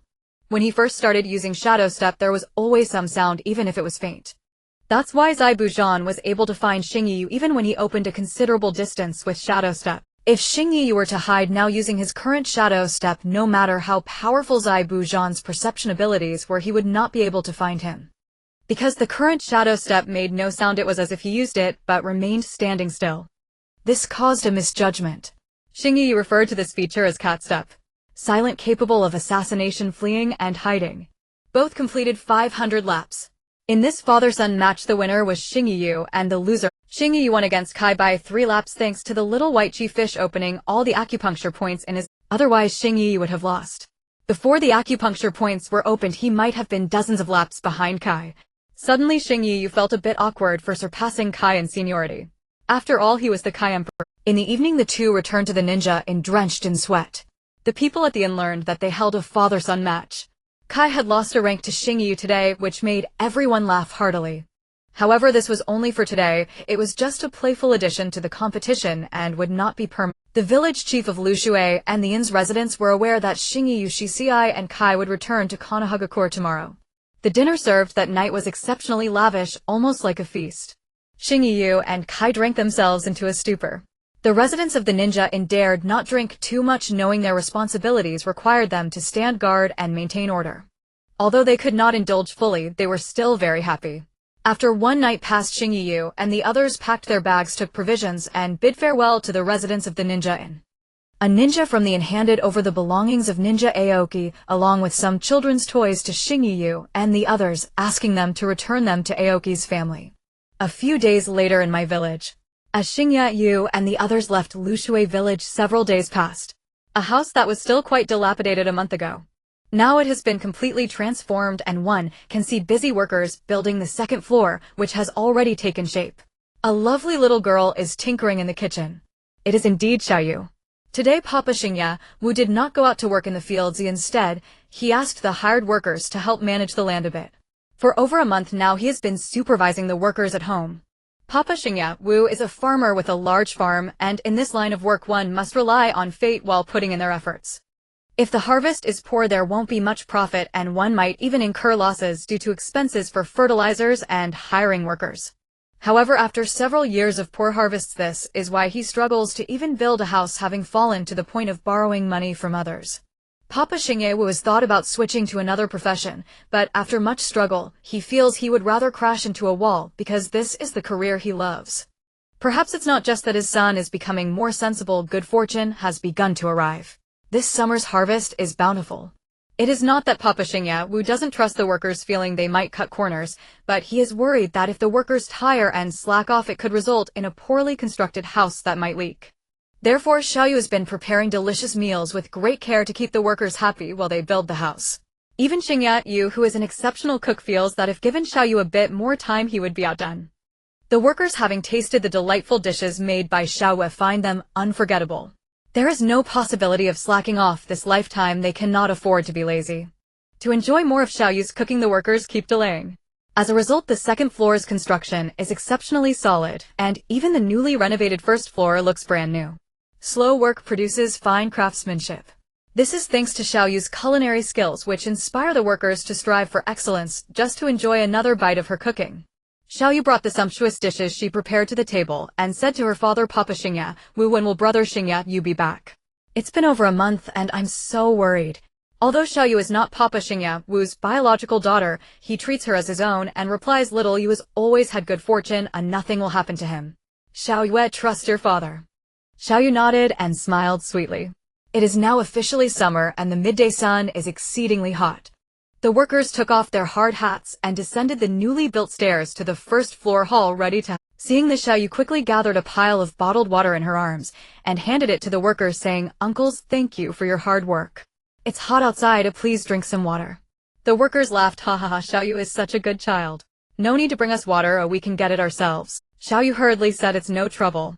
Uncle, you're working hard to build our house. Please have a seat, I've already prepared the food." The workers' eyes lit up. They were about to indulge in a feast. To accommodate the workers for meals, their small table could not hold so many people.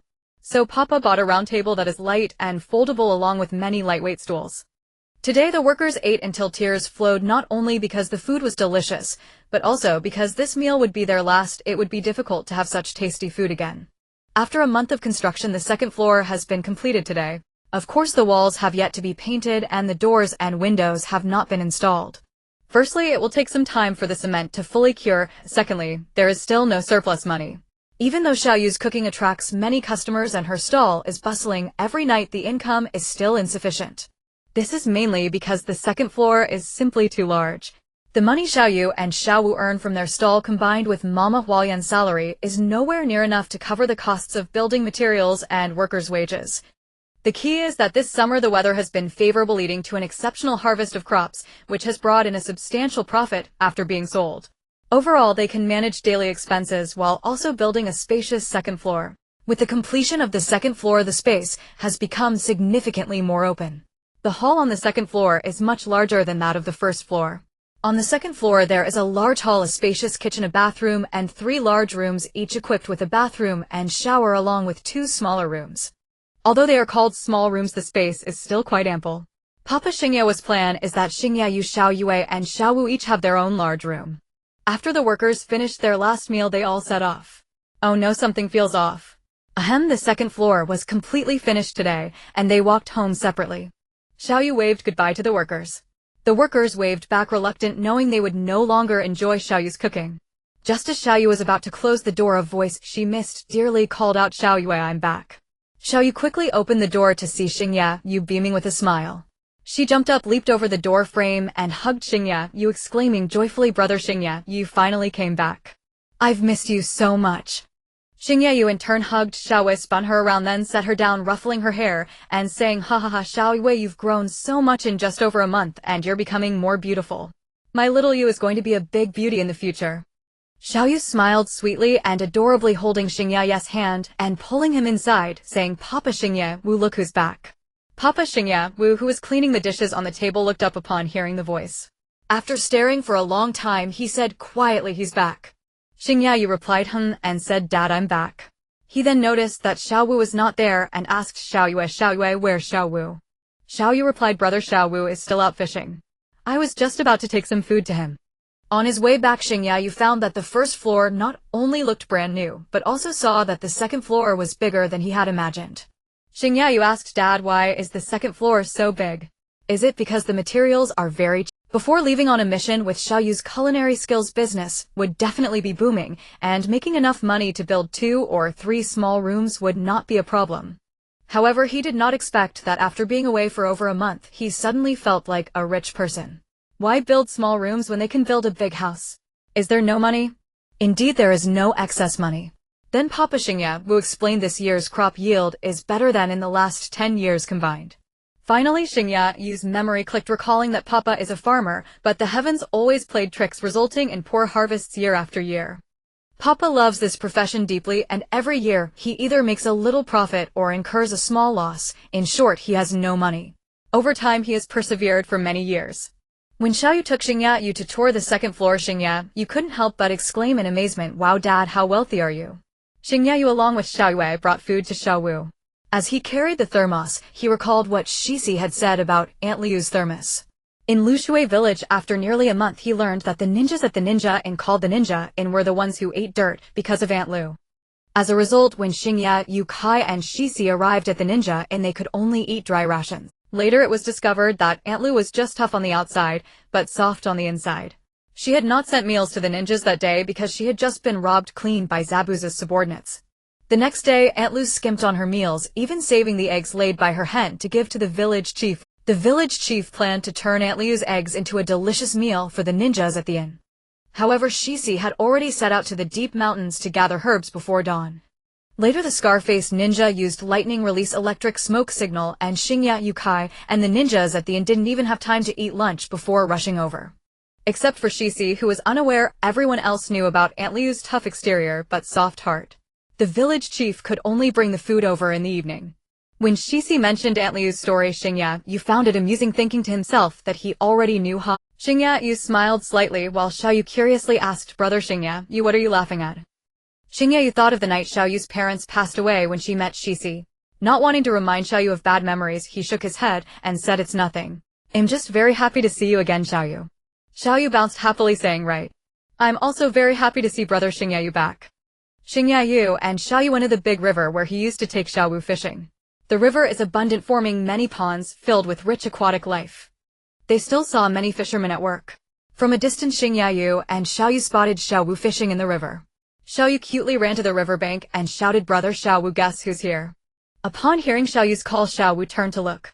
He saw Xingyayu standing on the riverbank and hurriedly splashed through the water trying to get ashore as fast as he could. With a plop, Xiao Wu ran too fast and lost his balance, his entire head submerged in the river. After over a month of fishing, Xiao Wu's swimming skills had improved, and he quickly popped his head above the water, grinning as he swam to the shore. Climbing onto the shore, Xiao Wu happily said, "Brother Xingyayu, when did you come back?" "Xingyayu replied, "This noon." "Looks like you caught a lot of fish today." Xiao Wu nonchalantly replied, "Today's catch is small, I caught more a few days ago." Xingyayu ruffled Xiao Wu's wet head and said, "Xiao Wu, you've grown taller too."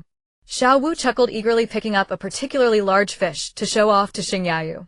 This was the biggest fish Xingyayu had seen since coming to this world. Xiaoyu handed Xiao Wu the thermos filled with food. After fishing, Xiao Wu was very fatigued and devoured the food in the thermos in no time. Xiao Wu caught 2 baskets full of fish. Xingyayu held 1 basket in each hand and said to Xiaoyu and Xiao Wu, "Let's go home."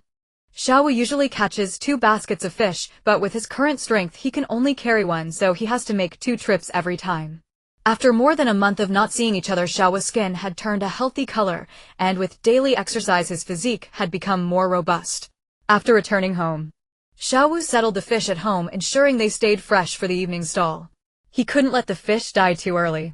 After getting everything ready, he took a shower to wash off the fishy smell. Xingyayu and Xiaoyu let Xiao Wu busy himself while they went out to buy furniture, daily necessities, and now Xingyayu has money. After returning to my village, Xingyayu, Kai and Shisi first went to the Ninja Information Bureau to report their mission and collect their rewards. At the Ninja Information Bureau, they learned that the situation at that time was critical. Fortunately, one of the legendary Sannin Jiraiya stepped in to help, otherwise the consequences would have been dire. Thus the reward given by the Ninja Information Bureau was more than what the mission indicated. For furniture, once the payment was made and the address written down, the owner would send it over. So Xingyayu was carrying bag after bag, all filled with ingredients, planning to make the most sumptuous meal ever tonight. After all, he had money now. Xiaoyu had empty hands, just coming out to shop with brother Xingyayu. Xingyayu bought Xiaoyu a bracelet that she cherished. Xingyayu also bought Xiao Wu a relatively expensive waterproof watch. He heard from Xiaoyu that Xiao Wu had become particularly fond of watches ever since the boss wife gifted him one. Once back home, Xingyayu began to cook. The furniture ordered was being delivered one after another, and was arranged appropriately on the 2nd floor. Even with the furniture arranged, as long as the walls were properly protected during painting, there would be no issues. The only concern was the rain, because the windows had not been installed yet. If it rained, the furniture could easily get damaged. However, Xingyayu was mindful when buying furniture. Firstly, the space was too small. The 2nd floor had to be utilized. Secondly, when he went to find Xiao Wu, he checked the sky, which was clear, so there shouldn't be any rain for at least half a month. Moreover, renovations could begin next week and would take 2 days to complete. Time-wise, it was absolutely manageable. Xingyayu received additional funds from the Ninja Information Bureau due to the increased difficulty of the mission. Buying furniture like beds, wardrobes, and daily necessities drained his money. In an instant, Xingyayu was broke again. The money for the groceries still came from the earnings Xiaoyu made from her stall. While Xingyayu was cooking, Xiaoyu was tidying up. When Mama Hualian returned from work and saw Xingyayu back, she was very happy. She asked Xingyayu about his well-being, inquiring if he had been injured on his mission. Whatever Xingyayu asked, she answered quickly, promising that he wouldn't be reckless like last time. The family felt relieved. Mama Hualian helped Xiaoyu clean up. Xiao Wu was watching over the fish. After the 2nd floor was completed, Papa Xingyayu went out to work in the fields and would return later. After the family ate and chatted, they rested for a while. Xingyayu, Xiao Wu, and Xiaoyu pushed a small green cart out to set up their stall. Through chatting with Xiao Wu, Xingyayu learned about 2 regular customers. One is Yuin Hong, and the other is Mitarashi Anko. Xiaoyu said Sister Hong doesn't eat grilled fish much for some reason. She usually orders porridge. However, she hasn't come lately because she's been on a mission. Xiaoyu added Sister Hongdo. She eats everything including grilled fish and porridge. She's quite lucky, having just gone on a mission yesterday. Tonight the stall had many customers, but Xingyayu did not see any familiar faces. This made him think of Kakashi. He needed to find out what he had been up to lately. At 11 at night, the grilled fish was still selling out. After returning home, because each large room on the 2nd floor has its own bathroom and shower, there was no need to wait in line for a shower anymore. Shisi returned to the village, and after completing her mission with Xingyayu and Kai, she went to find her teacher. Her teacher was Pepper Eel, the wife of the 3rd Hokage Sarutobi Hiruzen. In addition to teaching Shisi medical skills, Pepper Eel treated her like a daughter. Their relationship was one of both mentor and mother. When Pepper Eel saw Shisi return safely at the Konoha hospital, she was very happy and kindly asked her how the mission went, whether there was any danger, and if she was hurt, expressing her concern. Shisi regarded her teacher as a mother and naturally confided everything, mentioning how she almost didn't make it back and how Shingya saved her, sharing her dangerous experiences. Pepper Eel listened with great concern, relieved that nothing serious had happened. It wasn't until she thoroughly checked Shisi's physical condition and found nothing wrong that she sighed in relief. Shisi's affection for Shingya increased significantly. Moreover, Pepper Eel, being older, could see through her thoughts and knew that this young girl liked that person. In the evening, Konoha village was bustling with lights and excitement. Pepper Eel returned home after work.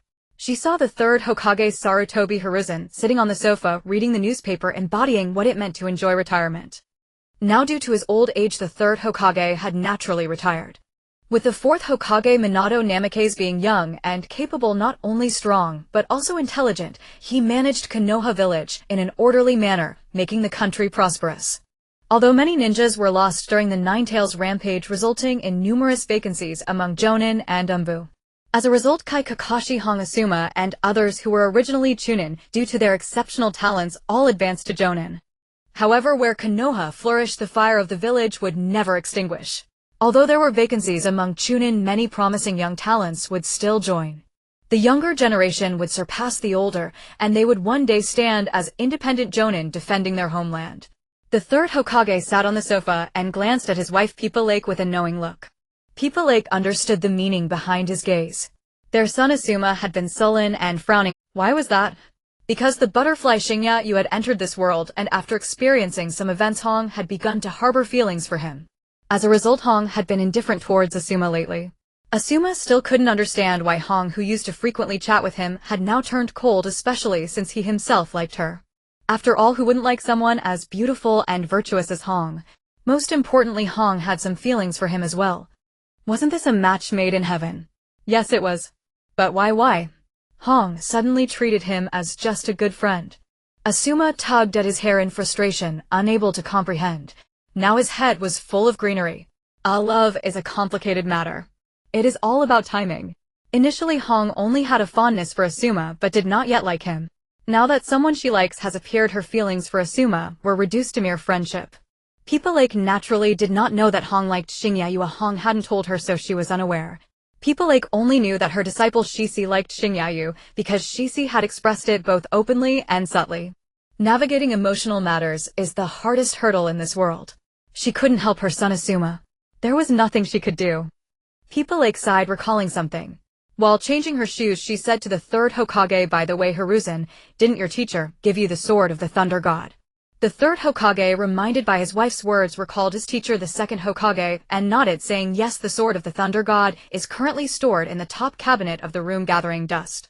After changing her shoes, Pepper Eel poured herself a glass of water and took a sip, saying this mission was very dangerous for Shisi. She nearly lost her life, but fortunately a ninja named Shingya saved her.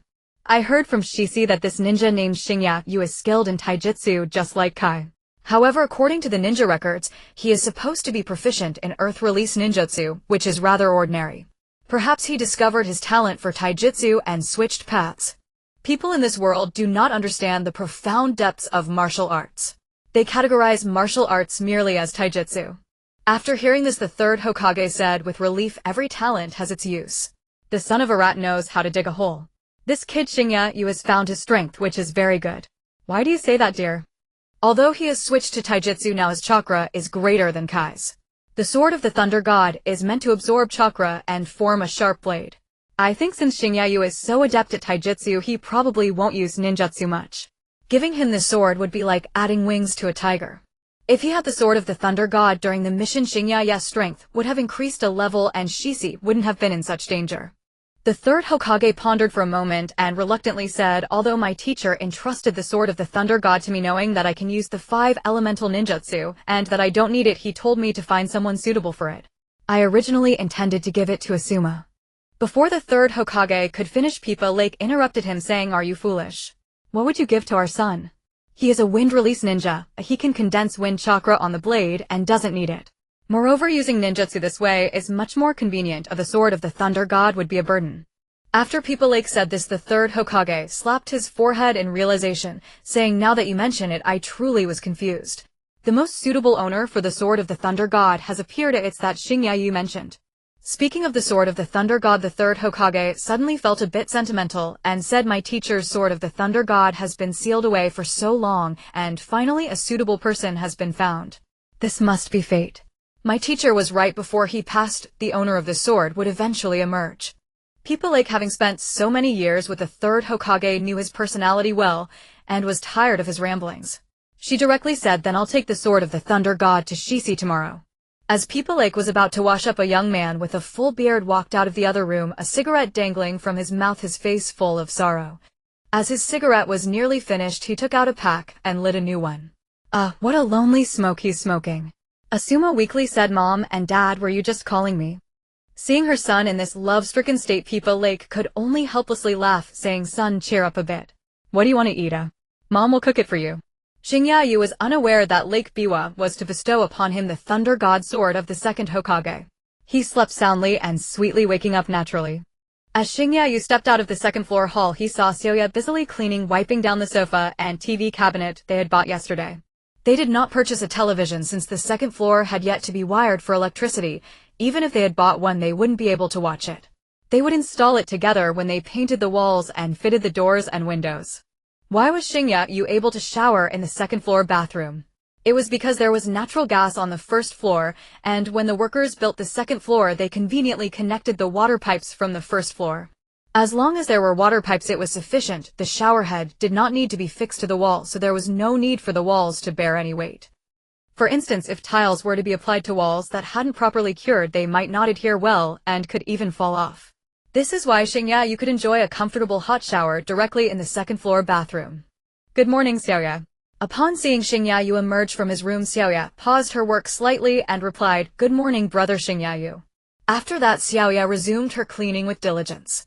Shingya Yu noticed the entire hall was bright and clean, making him feel compelled to sit down, enjoy tea, and savor the simplicity of life. Last night during dinner time, the delivered furniture had kept them too busy to clean. Xiaoya had started her work as soon as she woke up. Xiaoya was truly adorable and charming. Shingya Yu stretched lazily, feeling comfortable and content, and said, "Xiaoya, it's already past 10 o'clock. Dad and Xiao Wu are waiting to eat. I will cook lunch today." Xiaoya quickened her cleaning pace and said, "Brother Shingya, you hasn't had breakfast yet. I wanted to wake you, but seeing you sleep so soundly, I couldn't bear to disturb you. I clean quickly, but you need to eat breakfast for energy. I'll make lunch."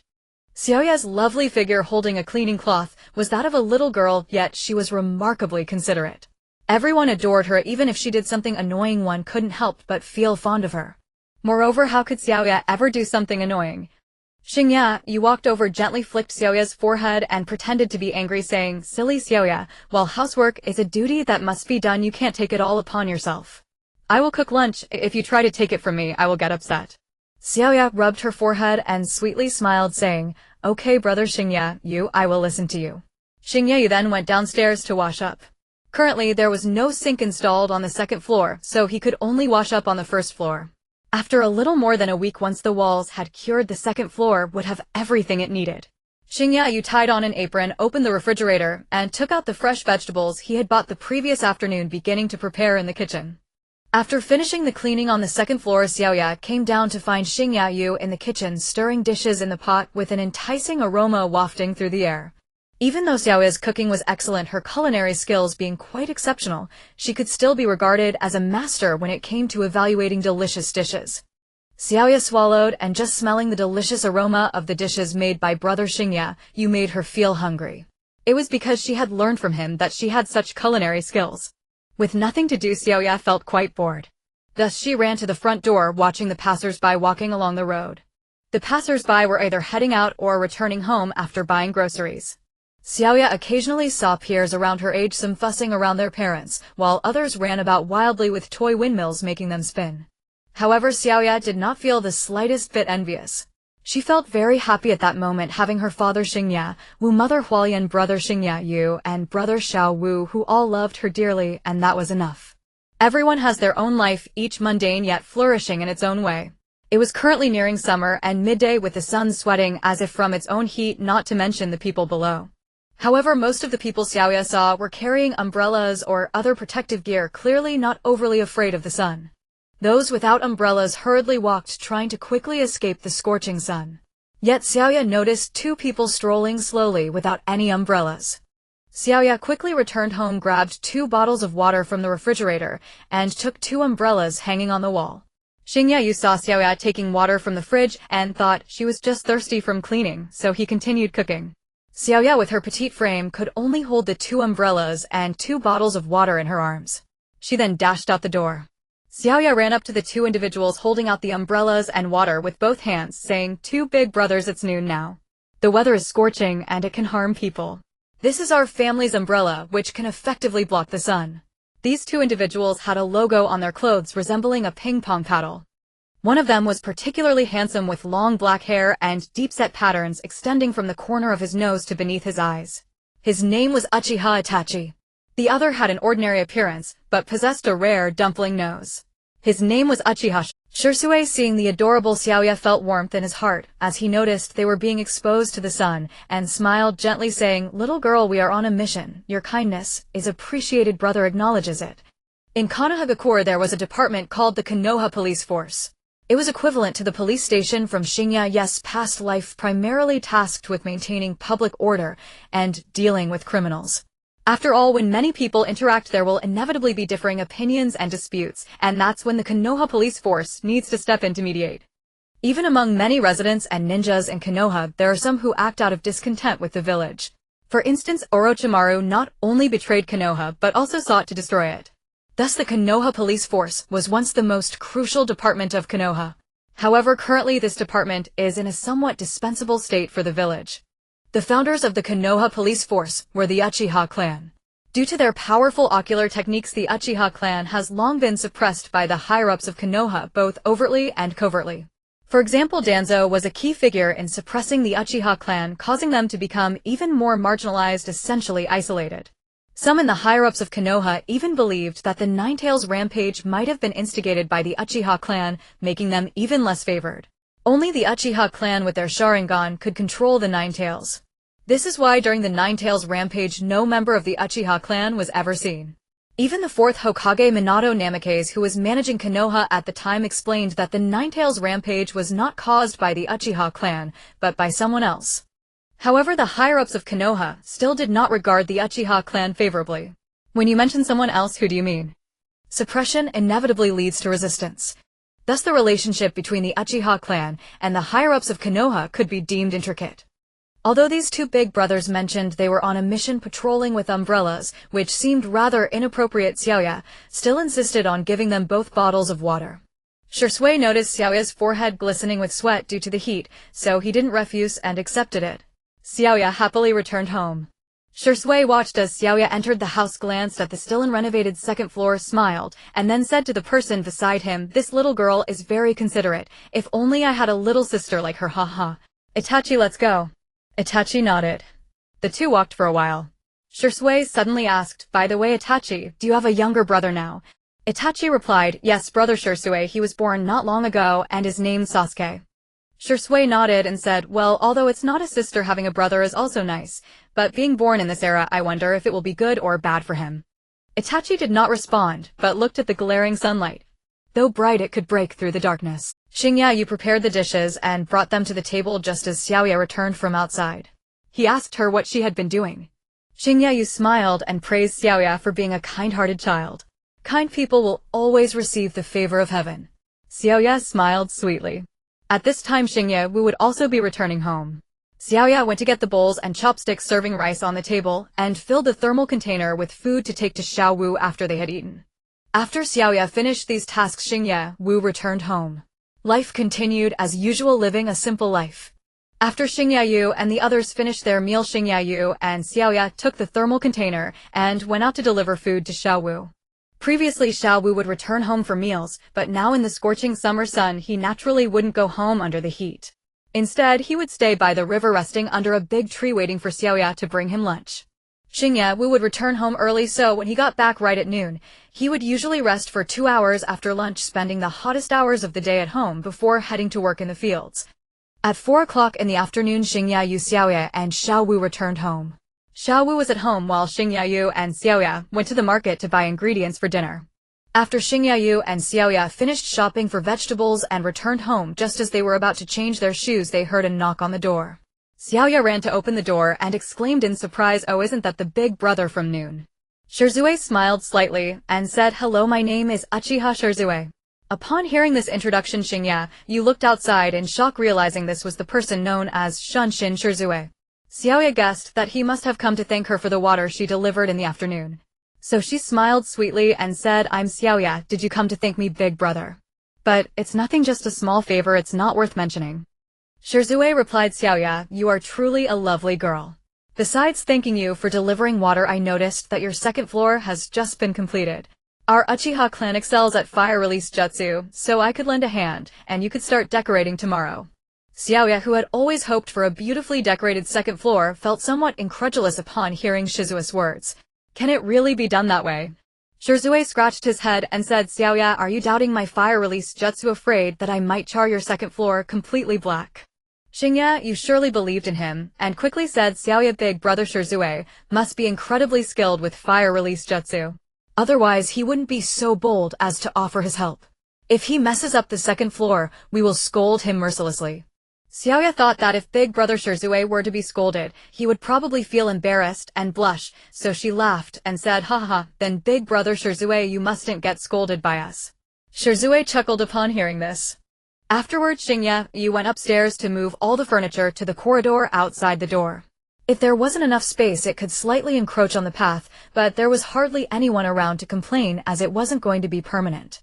Xiaoya went to prepare a delicious meal, planning to showcase her culinary skills to big brother Shirzue. Xiaowu, however, was indifferent to all this and continued to tend to the river fish he had caught. Xiaowu wanted to take some lighter furniture, but Xingyayu refused him. Shirzue, witnessing the scene, felt envious and murmured, "I also want such a simple life." At that moment, Mama Hualien happened to return from work, greeted the unfamiliar Shirzue politely, and then learned about the situation. Mama Hualien laughed heartily and said, "Xiaoya is a treasure we found in the Xingya family." Shirzue asked Aunt Hualien, "Why do you say that?" Mama Hualien then recounted the incident of the Ninetales rampage. Shirzue clenched his fists and then slowly relaxed them. Shirzue loved Konoha village very much. At that time he wanted to help, but no one believed him. That feeling was the most helpless. The upper echelons of Konoha feared that our Uchiha clan would rebel. Itachi's father, Uchiha Fugaku, was unwilling to accept this, driven by a grand ambition, plotting for a long time, but for what purpose? Danzo kept saying he was thinking of Konoha, but why suppress the Uchiha clan so harshly? Now the situation was a complete mess. Shirzue felt tired and Itachi felt tired too. He truly wished for such a simple life. Mama Hualien noticed Shizue's expression was not right and asked Shirzue, "Are you sick? Are you feeling unwell?" Shirzue took a deep breath and then smiled, saying, "No, after hearing about Xiaoya, I feel a bit indignant." Mama Hualien said, "Then Shirzue must be a very good person." Mama Hualien chatted with Shirzue for a bit before going to help in the kitchen. During the month that Xingyayu was on a mission, Mama Hualien would return home from work each time and accompany Xiaoya in making dinner.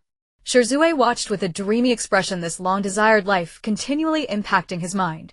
Why can't the Uchiha clan have such a life now? Shirzue understood that the Uchiha clan still had a long way to go in the future. It wasn't the time for self. Thus Shirzue shook his head, tidied up his chaotic emotions, and saw Xingyayu carrying furniture with swift steps and couldn't help but be slightly amazed. The reason Shirzue was called Shunshin Shirzue was that his physical speed had already reached the level comparable to Gai's first 3 gates of the 8 gates. Xingyayu was a chunin, and in terms of physique, he was equivalent to 10 strong adult men. Thus this furniture felt like light work to him. Moreover, with his lower body meridians opened by the small white carp, Xingya's shadow step speed improved by more than 1 level. Therefore soon he moved all the furniture from the second floor to the first floor, the corridor, and beside the road. Every available space was utilized, turning what was initially very spacious into a particularly congested area. Xingyayu greeted Shirzue, saying he was done moving. Shirzue nodded. He couldn't help but be amazed. As an expert, he could see that Xingyayu hadn't truly utilized physical techniques. If he were serious, his speed would definitely be incredibly fast. He might even surpass himself. Shirzue suppressed this thought and went outside, lightly stepping on the wall using chakra as if walking on flat ground. Upon reaching the second floor, he performed fire release jutsu, drawing the walls of the second floor to solidify them more quickly. Shirzue, being the teacher of the genius Itachi, truly manipulated chakra, as Xingya had said, with great skill.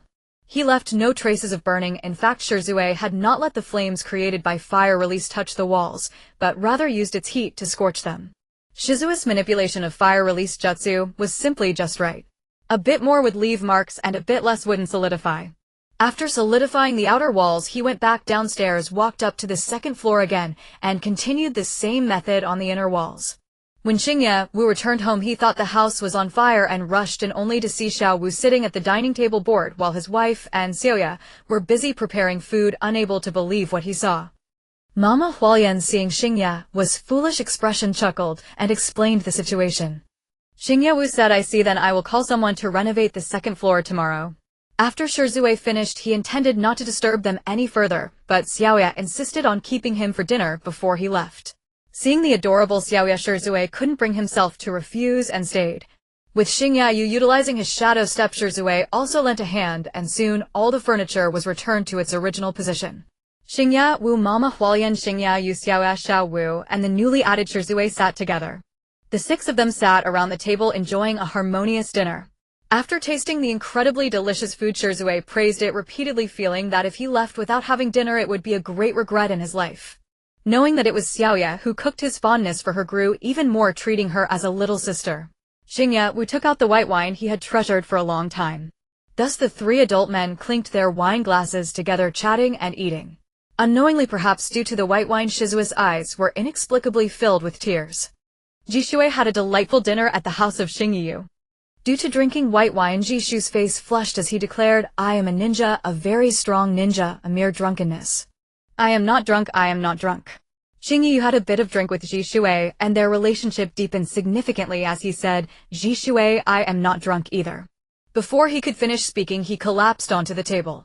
Jishui saw this and burst into laughter, saying, "You can't handle your liquor." Xiao Wu rolled his eyes from the side, thinking, "I can see you can hardly stand."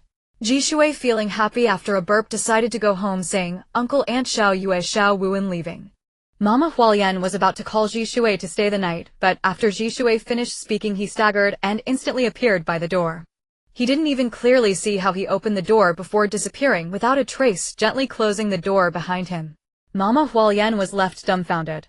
Xiao Yu wondered, could he really be drunk? Xiao Wu was envious, thinking, is this what being a ninja is like? Papa Xingya Wu returned from the bathroom shouting, "Come on, let's drink some more." Mama Hualien gave him a glare, angrily exclaiming, "Drink, you big head fool." Papa Xingya Wu rubbed his forehead, seeing his son already collapsed on the table, and feeling proud he said, "Haha, son, you can't hold your liquor," and Jishui ran away. "If you drink with me you'll need a few more years of practice, ha ha ha." In the end, Papa Xingya Wu received another beating from Mama Hualien. Jishui may have been drunk, but he wasn't truly intoxicated. His intentions were not merely for drink. He felt that this dinner was the happiest and most fulfilling of his life. In a flash, Jishui appeared before a waterfall. At the edge of the cliff, the entire flowing waterfall could be seen. Itachi appeared beside him. This waterfall had witnessed Jishui and Itachi often practicing here, serving as a testament to their bond as close friends. Jishui lay on the ground, having spent a bit too long drinking at Xingya's house, as the sky had turned to night. With the night sky dotted with stars, Jishui looked at them, winking at him, saying, "Itachi, I know what your father is plotting. With your exceptional talent and strength, which side will you stand on, your father's or mine?" Jishui rubbed his eyes and continued, "As for my father, he is deeply devoted to the Hidden Leaf Village to the extent that he heroically fell in the first ninja war. But Itachi, your father plans to destroy the very village my father loves." Itachi's father, Uchiha Fugaku, was planning a coup against the Hidden Leaf Village. Jishui continued, "Itachi, if you help your father, we will have to turn against each other." Itachi interrupted without hesitation, saying, "Brother Jishui, I will always stand by your side. The Hidden Leaf Village will be protected by Yumi and the ninjas of the village." Jishui sat up, no longer lying down looking at the waterfall, and said, "You used to be my little shadow when we were kids, but now that you've grown up you still haven't changed, ha ha ha." Itachi did not respond, but sat down as well, watching the waterfall together with Jishui. Meanwhile, Xingya Wu, who had been drinking, was handling his liquor well, and did not go on a drunken rampage. Xiao Wu and Mama Hualien helped Xingya Wu upstairs to sleep. Papa Xingya Wu was also drunk, and was mumbling to himself, lost in his drunken stupor. Mama Hualien saw this and scolded him again, followed by a beating. Papa Xingyi did not resist, suddenly saying, "Look, wife, these two young lads can't drink as well as I can, ha ha ha." Mama Hualien tugged at Papa Xingyu's ear and took him back to their room. Papa Xingyu lay on the bed still muttering and soon fell into a deep sleep. Afterwards, Xiao Wu and Xiao Yu went out early to set up their stall. Because Papa Xingyi and Xingyi were drunk and did not help carry the river fish, Xiao Wu had to make 2 trips. The night passed joyfully like this. The next day, Xingyi woke up to find that the Ninja Information Bureau had sent a mission. The Land of Fire is centrally located in the world of Naruto. It boasts vast territory, picturesque scenery, and abundant resources. Thus, the Land of Fire has many villages. Among them, the Hidden Leaf Village is the largest village in the Land of Fire and the birthplace of ninjas. For children from other small villages in the Land of Fire to become ninjas, they must be sent to the Hidden Leaf Village to learn and train. Of course, not everyone can become a ninja, one must have talent. Those without talent cannot become ninjas. People like Guy belong to the type that cannot become ninjas. But how did he become one? Although he is not proficient in ninjutsu, he can train in taijutsu. As his strength grows, he can naturally become a ninja. In fact, Guy possesses chakra. He has a chance encounter with a turtle and signed a contract technique, allowing him to use summoning techniques. This requires the presence of chakra. Thus, Guy can practice ninjutsu though he is not skilled or lacks talent. This is why talent is essential for becoming a ninja. To be a ninja, one must at least have some strength. Those with mediocre talent or unable to practice ninjutsu can only live the life of an ordinary person. Because few can endure the hardships of training in taijutsu like Guy. Many can endure hardship, but this kind of hardship is not something ordinary people can bear. If you can endure hardship running around the flowing water village for 300 laps, can you run 500 laps? Can you run 1,000 laps? Guy can. It's not that if you give up after running 300 laps, people will mock you. On the contrary, you will earn respect. You have already endured enough and can withstand hardship. However, even this is far from sufficient. Being a ninja means defending your home and country, not being sent to your death. Thus, Guy, who originally could not become a ninja, was able to cultivate an extraordinary body technique through greater perseverance than others, allowing him to become a ninja. Although Xingyi before his transmigration lacked talent, he had a considerable amount of chakra. With a little effort in training, he also possesses considerable strength. This is why after the 3rd Hokage's wife Biwajuzo learned of Xingyi's martial abilities, she wanted to give him the Sword of Thunder God. However, compared to Kakashi, Xingyi's talent is like heaven and earth apart. In terms of talent, Kakashi is heaven while Xingyi is earth. To get back to the point, not everyone can become a ninja just because they want to. Thus, only the Hidden Leaf Village in the Land of Fire has ninjas. Therefore, ninjas from the Hidden Leaf are often dispatched to patrol the surrounding safety of the Land of Fire. On the night when Xingyi was drunk, countless residents of or village perished overnight, and the ninjas responsible for guarding or village also lost their lives. The residents of or village mainly work in mining, contributing significantly to the economy of the Land of Fire. Upon waking, Xingyi immediately received a mission from the Ninja Information Bureau to go to or village with Jonin Kakashi and Jonin Asuma. The 4th Hokage Minato Namikaze, after careful consideration, arranged for 3 powerful Jonin to investigate the situation in or village. It was evident to any astute observer that those who could ruthlessly kill all the residents of or village were not there for good. Therefore, to ensure safety, sending 3 Jonin would inspire much more confidence. Why would a chunin like Xingyi be in this team? This stems from Xingyi's performance in the Flowing Water Village. Through mission reports, the Ninja Information Bureau assessed that he had the strength of a Jonin. They originally intended for Xingyi to rest for 2 days after completing a mission before promoting him to Jonin, but such an urgent situation arose. Over a month ago, the Ninetales attack caused the Hidden Leaf Village to lose many ninjas, leading to a severe shortage of manpower. Thus, this arrangement was made. Time was of the essence, and it was quite urgent. Xingyi arrived at the entrance of Konoha, where he saw Kakashi with his silver hair standing upright and a muscular young man with a full beard. The two had just arrived and were waiting for Xingyi to gather. The mission intel had already indicated that the tall young man was Asuma, who was on the mission with them. Kakashi's physique was outstanding among the men, looking not very muscular, but possessing a notable Asuma, on the other hand, was quite the opposite, his muscularity prominent, and with his rugged beard he appeared to be a burly man in his 30s, despite being in his 20s. Xingyi was already familiar with Kakashi and greeted him saying, "Kakashi, it's good to see you again." Kakashi is right, I covered with a black cloth and only his left eye exposed, replied in a rather bland tone. Yo Shinya, you long time no see. Shinya, you remarked, yo, you've changed a lot since becoming a jonin. Kakashi chuckled, hee hee, not only that. After the Ninetales incident, I realized my own shortcomings and have been diligently training. My strength has improved significantly. I was just pretending to be an expert, you know. Shinya, you rolled his eyes, no longer paying attention to Kakashi, and turned to Asuma, saying, hello, you must be Asuma, right? Asuma, looking somewhat haggard with a cigarette in his mouth, politely replied, hello Shinyayu. I am indeed Asuma. It seems we are fated to be on this mission together. Shinya, you felt puzzled. Oh, why did this guy seem so lifeless? In fact, he was unaware that Hong already had feelings for him, and they were quite significant. In his past life, Shinya, you had never succeeded in pursuing the girl he liked, so he always thought that Hong regarded him merely as a best friend. Although Shinya, you had considered that Hong might like him, he dared not think too much about it. His past interactions with girls had been a mess, so he had become quite open-minded. If Asuma knew that Shinya, you was the one to sever the connection between him and Hong, he would probably feel like dying. Looking at Asuma's listless expression, Shinya, you could only laugh and say it's fate that brings us together. With Shinya, yes, arrival, the three of them could now head to our village. Shinya, you stretched his muscles, realizing he had overindulged the night before, and said to the two, let's go, we should set off. Kakashi and Asuma nodded. Just as the three were about to use their ninja speed to set off, a woman's voice called out, Shinya, you wait. Without needing to look, Shinya, you already knew it was Shisi. The three turned around to see Shisi gracefully approaching. Shisi was drenched in sweat, clearly having rushed over using ninja speed. Although it was a hot summer day, it was only a little past 9 in the morning, so the temperature wasn't too high. It appeared that after calling out, Shisi saw Shinya Yu and the others turn around, so she no longer rushed. Shinya Yu scratched his head watching Shisi approach him and wondered, could it be that I'm too handsome and she's worried about me? Oh dear, my damn charm. Shisi, being a rather aloof girl, wordlessly pulled out a sword hilt from her medical pouch and handed it to Shinya Yu. Having just returned from a mission, Shisi should have been able to rest for a few days, but she didn't take a break. With a healer's compassion, she was back to work the very next day.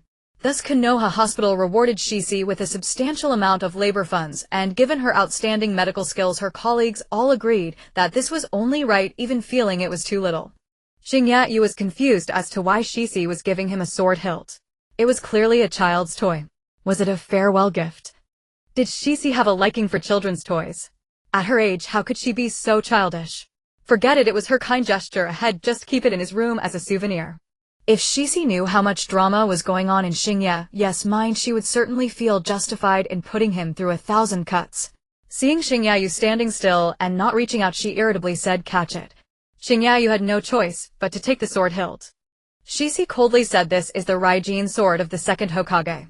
Just infuse it with chakra and it will transform into a sharp blade. Although it will continuously consume your chakra, it indeed suits your current fighting style.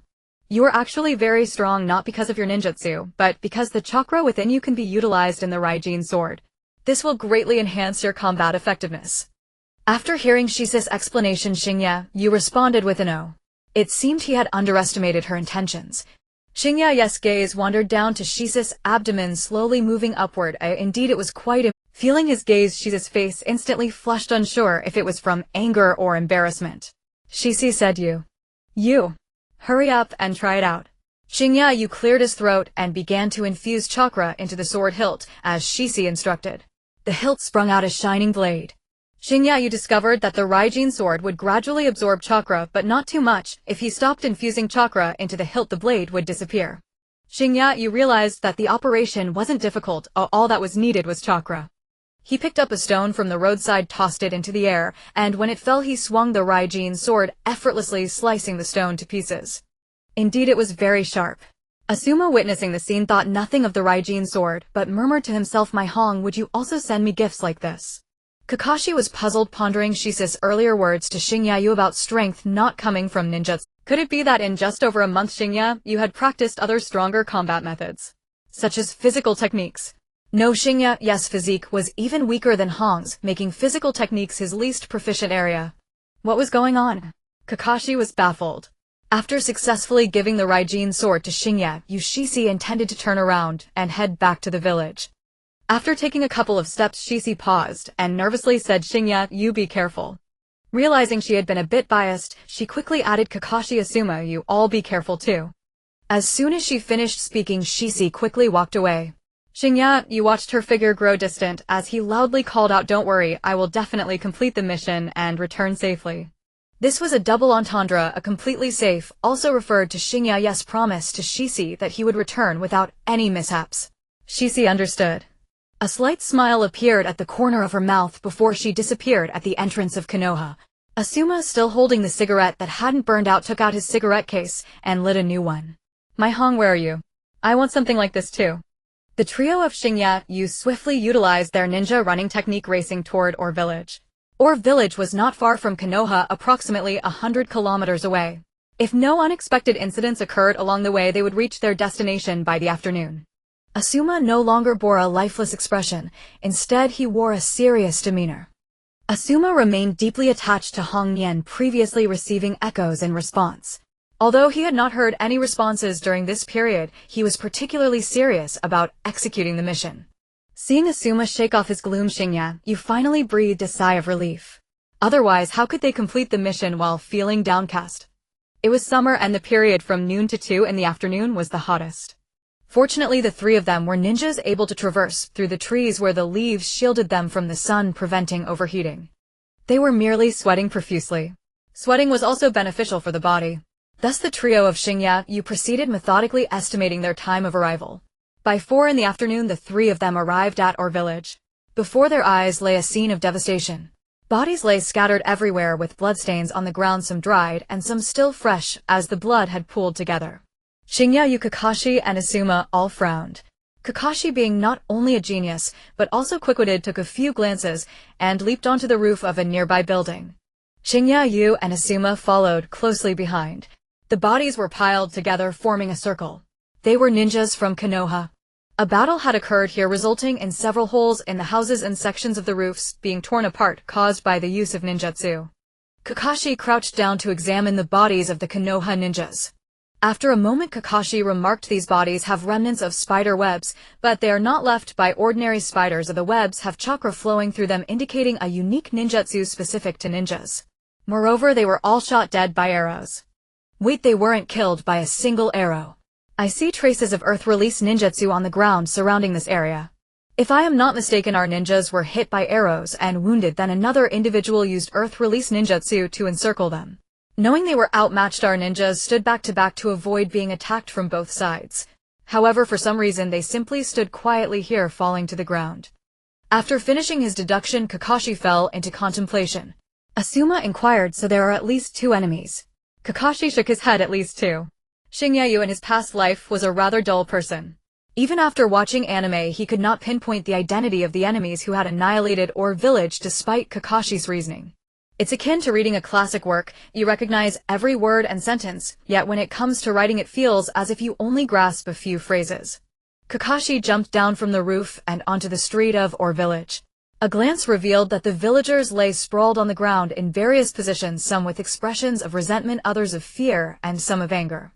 Except for this area, the houses were reduced to ruins, with the front doors of some houses forcefully destroyed. Kakashi approached one of the houses and peered inside, where a family of 3 huddled together, their limbs severed, surrounded by scattered entrails with flies buzzing around. It was utterly brutal. Kakashi clenched his fists and murmured, what on earth were they doing this for? Was it merely for the thrill of killing? Shinya and Asuma approached Kakashi. Asuma patted Kakashi on the shoulder and said, Kakashi, let's look around for more clues. At that moment, a series of cackling laughter echoed, what a stroke of luck. I've been searching high and low for you, Shinya.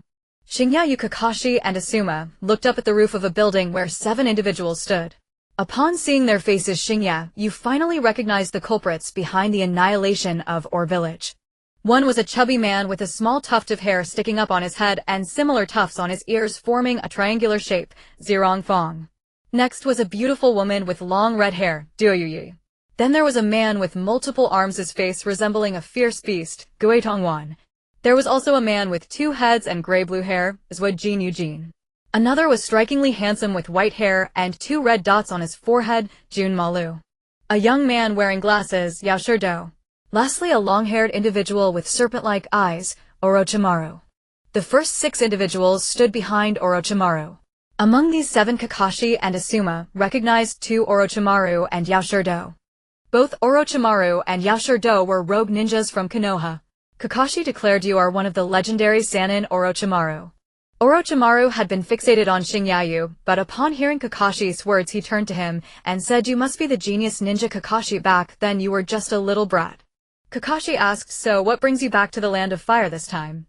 Orochimaru replied, "Haha, I initially intended to destroy Konoha, but the 4th Hokage surprisingly survived the Nine-Tails rampage, causing my plans to fall apart." Kakashi furiously retorted, "The Nine-Tails rampage was caused by you, the rogue ninja." Junmalu seemed displeased with Kakashi's tone, attempting to step forward, only to be held back by a hand from Orochimaru. Orochimaru chuckled, "Not directly but indirectly I am involved. I have joined an organization responsible for this." Kakashi's gaze sharpened. "So you, the rogue ninja, have the nerve to come back with intentions to destroy Konoha?" Orochimaru, seeming to enjoy the conversation, shook his head and said, "No, I have no such intentions at the moment. Although the Nine-Tails rampage has caused countless casualties among ninjas in Konoha, the 4th Hokage and the 3rd Hokage, along with several powerful Uchiha, are still alive. I do not wish to court death just yet. This time I am after the person beside you. I cannot infiltrate Konoha, so I can only create chaos in the land of fire. This way Konoha will dispatch ninjas to investigate, allowing me to lie and wait for him to emerge."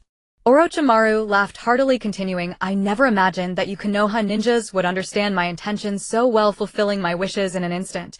I am very happy, extremely happy, which is why I have postponed my plan to destroy Konoha." Upon hearing that Orochimaru still intended to destroy Konoha, Kakashi vanished in an instant, charging at Orochimaru with a menacing aura. As Kakashi disappeared from sight, his voice could still be heard, "If I kill you, then Konoha will not be destroyed." With a resounding clang, Orochimaru remained motionless, blocking Kakashi's kunai with his skeleton. Clever Kakashi was using this moment to distract Orochimaru. He turned to Shinyayu and shouted, "Shinyayu, target is you. Run back and report the situation in Or village to the 4th Hokage." Upon hearing Kakashi's words, Shinyayu and Asuma immediately sprang into action. Shinyayu activated the shadow step, creating flickering shadows and vanishing in an instant. Asuma was taken aback. Is Shinyayu really that powerful? If Shinyayu knew Asuma was thinking this, he would surely retort, "Indeed, I'm strong, aren't I?" "Not at all. But you are partially correct. I am excellent at fleeing. What can I do? I have no ninjutsu, and now my lower body is awakened, so I can only resort to sneaky tactics. But it's utterly useless. Orochimaru is still targeting me." Orochimaru and Junmalu, one being a legendary Sannin and the other possessing shadow-level strength, could easily take me down with a single move given my current capabilities. I thought mastering Shadow Step would mean I was no longer a weak chunin. I underestimated my opponents and got caught off guard. As Shinyayu utilized Shadow Step, he pushed his speed to the limit, and these thoughts raced through his mind. Junmalu indeed possesses strength close to the shadow level. What is shadow level? It means that after graduating from the Ninja Academy you start as a genin, gradually passing assessments to become a chunin. Once your overall strength reaches a certain standard, you can promote to jounin. Afterward there are elite jounin and umbu, both of which are of the same rank, but answer to different departments. Following that is the shadow level. For example, the 4th Hokage Minato Namikaze possesses shadow level strength. Only those with strength can become Hokage, including the Hokage of the Land of Fire, the Mizukage of the Land of Water, and the Kazekage of the Land of Wind. The first priority is strength and the second is character. If not for figures like Jiraiya and Minato Namikaze who possess shadow-level strength, Danzo might have become Hokage given his ruthless nature. Danzo also possesses shadow-level strength.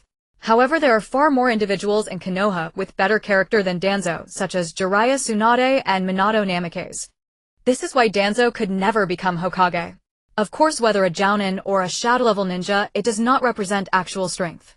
One might find a jounin capable of dispatching a shadow-level ninja. Such events are not uncommon. What? Even a genin could? Brother, you're straying off topic. Returning to the main point. After Junmalu allied with Orochimaru, he gained immense power due to the Kagaya clan's Shikatsumiaka bloodline, and the Earth Curse mark developed by Orochimaru elevating him to near shadow-level strength. However, Junmalu suffers from a congenital illness and Yaoshirdo has yet to find a remedy. As time passes, Junmalu's condition deteriorates, leading to a decline in his physical state. This is why Orochimaru appears so heartbroken. He possesses an excellent physique, yet his lifespan is shorter. Who else could feel sorrow for the pursuit of immortality but Orochimaru? Shinya Yu was now exerting every ounce of strength to escape, with two shadow-level individuals targeting him. He could neither fight nor do anything else but run. This does not mean that Shinya Yu was a heartless person who abandoned his companions in times of disaster. In the ninja handbook, the first priority is the mission. If companions are delayed, regardless of how deep the bond, one must hide and not act impulsively, but rather complete the mission. Thus Shinya Yu had to return to Konoha to report the situation. The long dialogue felt lengthy, but in the current situation, not even a blink of an eye passed. Orochimaru, who had been laughing heartily, showed no anger at Kakashi's insults. However, upon seeing Shinya Yu suddenly vanish, he became furious, exclaiming he must not escape. We understand, Lord Orochimaru. Barrier Ninjutsu 4 Purple Flame Formation. The four individuals, Doyu, Kyotomaru, Zokonyu, and Jirubu, stood still, forming hand seals in perfect unison. A purple haze rose in the mining village, and even beyond, forming a three-dimensional long shape. Orochimaru had long prepared for this, having laid down the 4 Purple Flame Formation in advance. What the hell? You can't do this. Hoshino Yu, running at breakneck speed, saw the rapidly rising purple wall, and felt the heat intensifying as he got closer. Hoshino Yu had no idea what kind of formation this was. He only recognized names and some exciting plots from his past life, watching the Naruto series. A strong intuition surged in his mind, warning him that if he foolishly charged in, he would either die or be severely injured. Orochimaru watched as Hoshino Yu finally halted his steps and breathed a sigh of relief.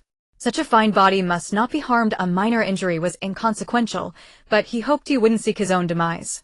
Hoshino Yu, of course, was unaware that Orochimaru was drooling over his body, otherwise he would have cursed him as a perverted monster.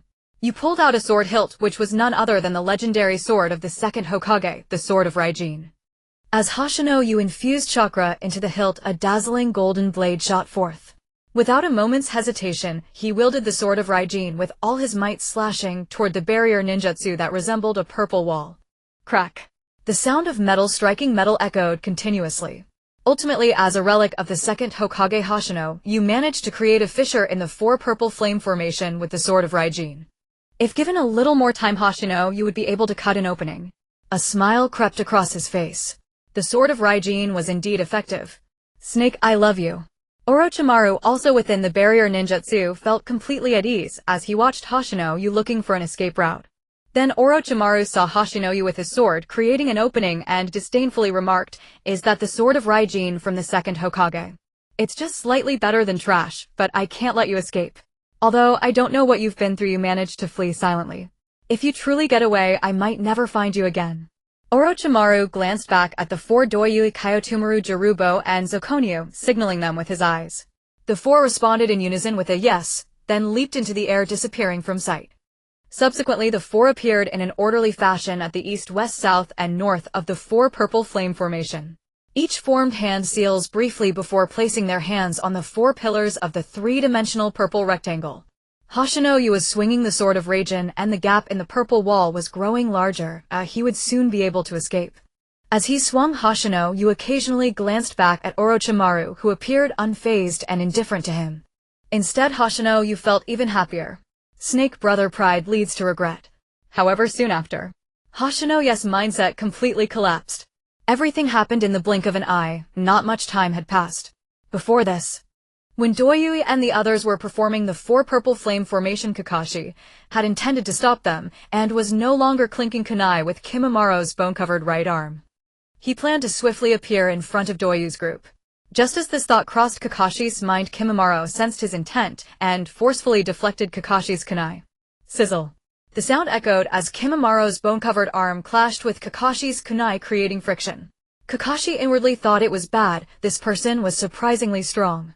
In their struggle of strength, Kakashi was decisively defeated.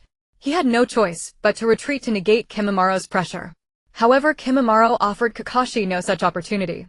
As Kakashi retreated, Kimimura vanished from sight. Kakashi immediately removed his eye patch, revealing the Sharingan. The tomo spun rapidly. So fast. I can't see clearly. Kakashi was extremely shocked. Even the Sharingan couldn't discern the other's movements. Only when Kimimura closed in could he catch a glimpse. Kimimura's bone-covered right arm lunged mercilessly toward Kakashi's heart. The Shikatsumiaka bloodline limit besides having formidable defense possessed immense lethality. Kakashi's heart raced. This was a matter of life and death. With the Sharingan activated, he discerned the weakest point on Kimimura's right arm and was forced to raise his kunai to block the deadly blow. Since Kakashi had identified the critical point on Kimimura's right arm, he didn't retreat as the two were in a deadlock for a moment. In the battle between the two, Kimimura felt as if he were walking slowly, completely at ease. He chuckled, finding his opponent somewhat capable, able to withstand his blow. Quite impressive. Kakashi, on the other hand, was drenched in sweat. This was extremely challenging for him. He hadn't yet recovered when he felt a sharp pain in his abdomen. It turned out Kimimura had lifted his foot and landed a kick. Kakashi flew back, crashing into a distant building which collapsed.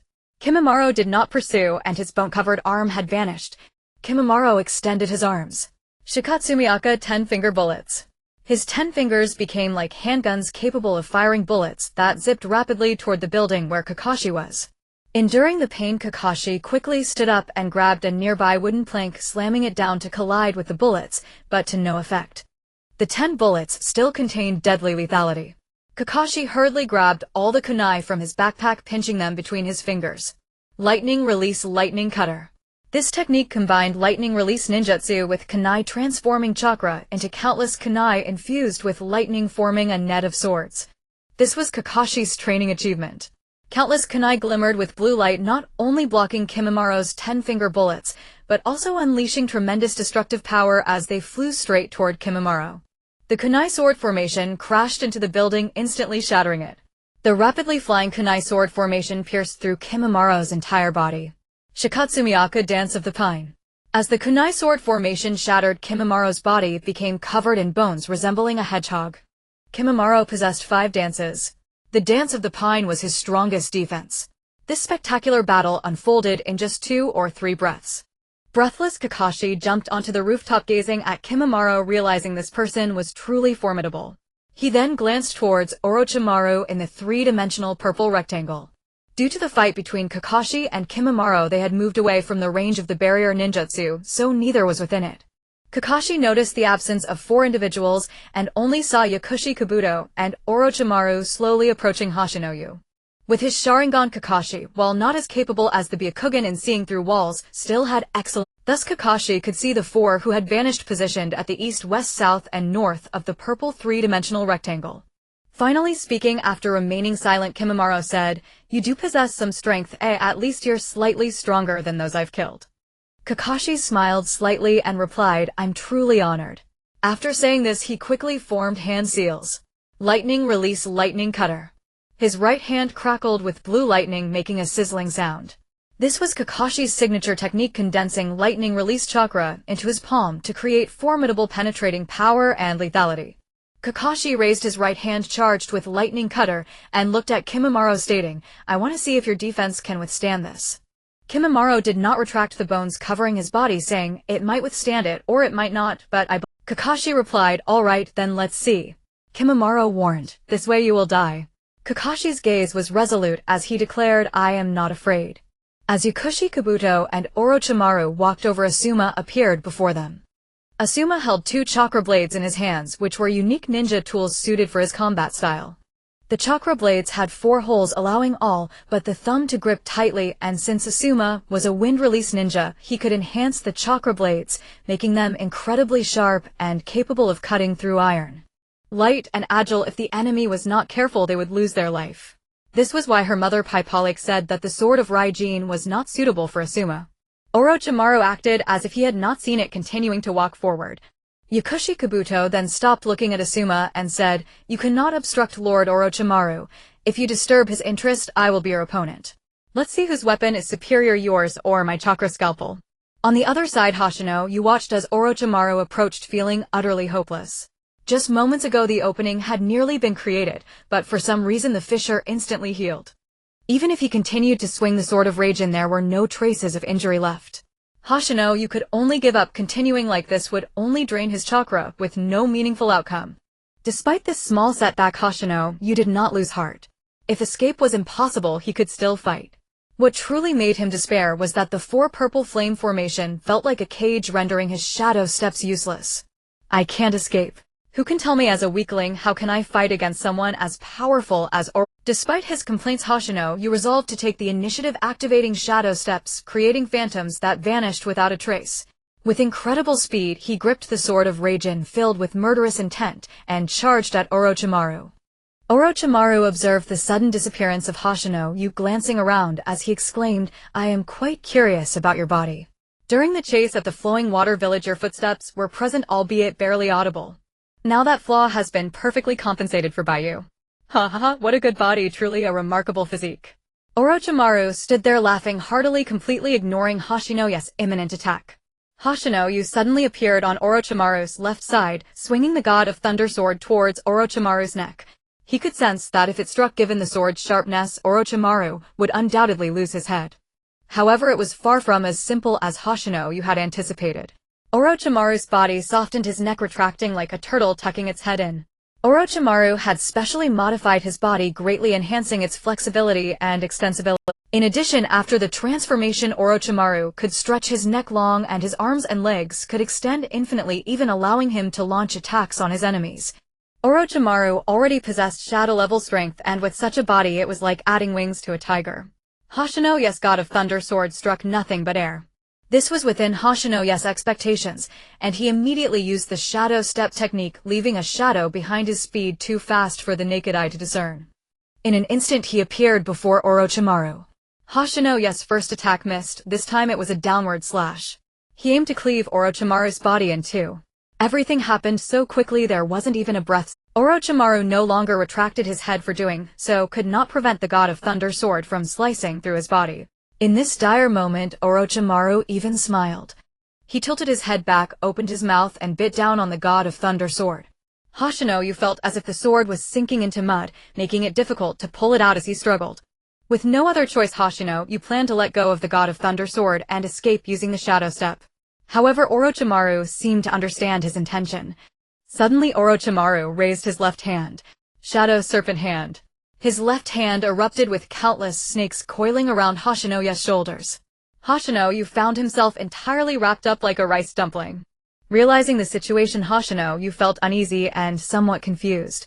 He could sense that Orochimaru was merely binding him, not tightening the grip to suffocate him, simply preventing his escape with the shadow step. Even Hoshino, who was not the brightest, finally understood that Orochimaru had no intent to kill him from the start. As Hoshino pondered this, Orochimaru released the God of Thunder sword from his teeth, his neck extending upwards instead of retracting. Orochimaru's head rose into the air, his long hair flowing like a tall streetlight, with his head as the bulb and his neck as the pole supporting it. Hoshino was also lifted into the air by Orochimaru. At this moment, Hoshino felt powerless, he couldn't move at all. Orochimaru gazed at Hoshino with the eyes of someone admiring a treasure, and said, "Let me show you my spinning love for you." After saying this, Orochimaru's neck suddenly began to spin like the rotor of a helicopter, preparing for takeoff faster and faster. At first, Hoshino could still see the surrounding purple walls, but as the spinning continued, he quickly became dizzy, feeling extremely unwell. Hoshino simply closed his eyes, relying solely on the sound of rushing air, soon unable to hear anything, his mind going blank. Orochimaru spun for a long time before finally stopping. He wore a smile, as if playing with his child, holding hands in a playful manner. Hoshino felt worse than motion sickness at that moment. Then Orochimaru's neck retracted downwards until it returned to normal, the snakes from his left hand retreating into his body, disappearing. Hoshino lay on the ground retching. Damn it. His mind was blank and his heart felt tumultuous. After a while his senses gradually returned to normal. Hoshino looked at Orochimaru's wicked smile filled with rage. He once again infused chakra into the sword handle, and the glowing golden sword sprang forth. Although Hoshino's vision was still dizzy and blurry, he sensed that Orochimaru was still letting down his guard. This was the perfect opportunity for a swift strike. Aside from that reason, there was another, the sheer discomfort he felt from being spun around by Orochimaru. Who could calmly analyze the battle under such conditions? Of course, Hoshino wasn't particularly clever either, nor did he analyze the situation. What was there to think? I completely don't understand anything. A simple analysis was still viable, but deeper thoughts were beyond him. He had no talent for it. Normally, given Hoshino's personality, he wouldn't be so impulsive. Ultimately, Orochimaru truly made him feel miserable. Orochimaru chuckled and said, "Your God of Thunder sword is too trash. Let me show you this weapon instead." Orochimaru opened his mouth wide and pulled out a sword with his right hand. This sword had a greenish-blue hilt and a blade that curved like a snake. Kusanagi sword. As Orochimaru revealed the sword Hoshino, you used Shadow Step, already charging towards him with killing intent. Orochimaru's snake-like eyes slightly shifted. His right hand raised the Kusanagi sword and plunged it into the ground without hitting the surface. With a ding, a metallic clanging sound rang out. It turned out Hoshino, you intended to cleave Orochimaru in half, but Orochimaru easily blocked the God of Thunder sword with the Kusanagi sword's tail end. Hoshino, yes, God of Thunder sword and Orochimaru's Kusanagi sword formed a cross. However, the next scene shocked Hoshino, you.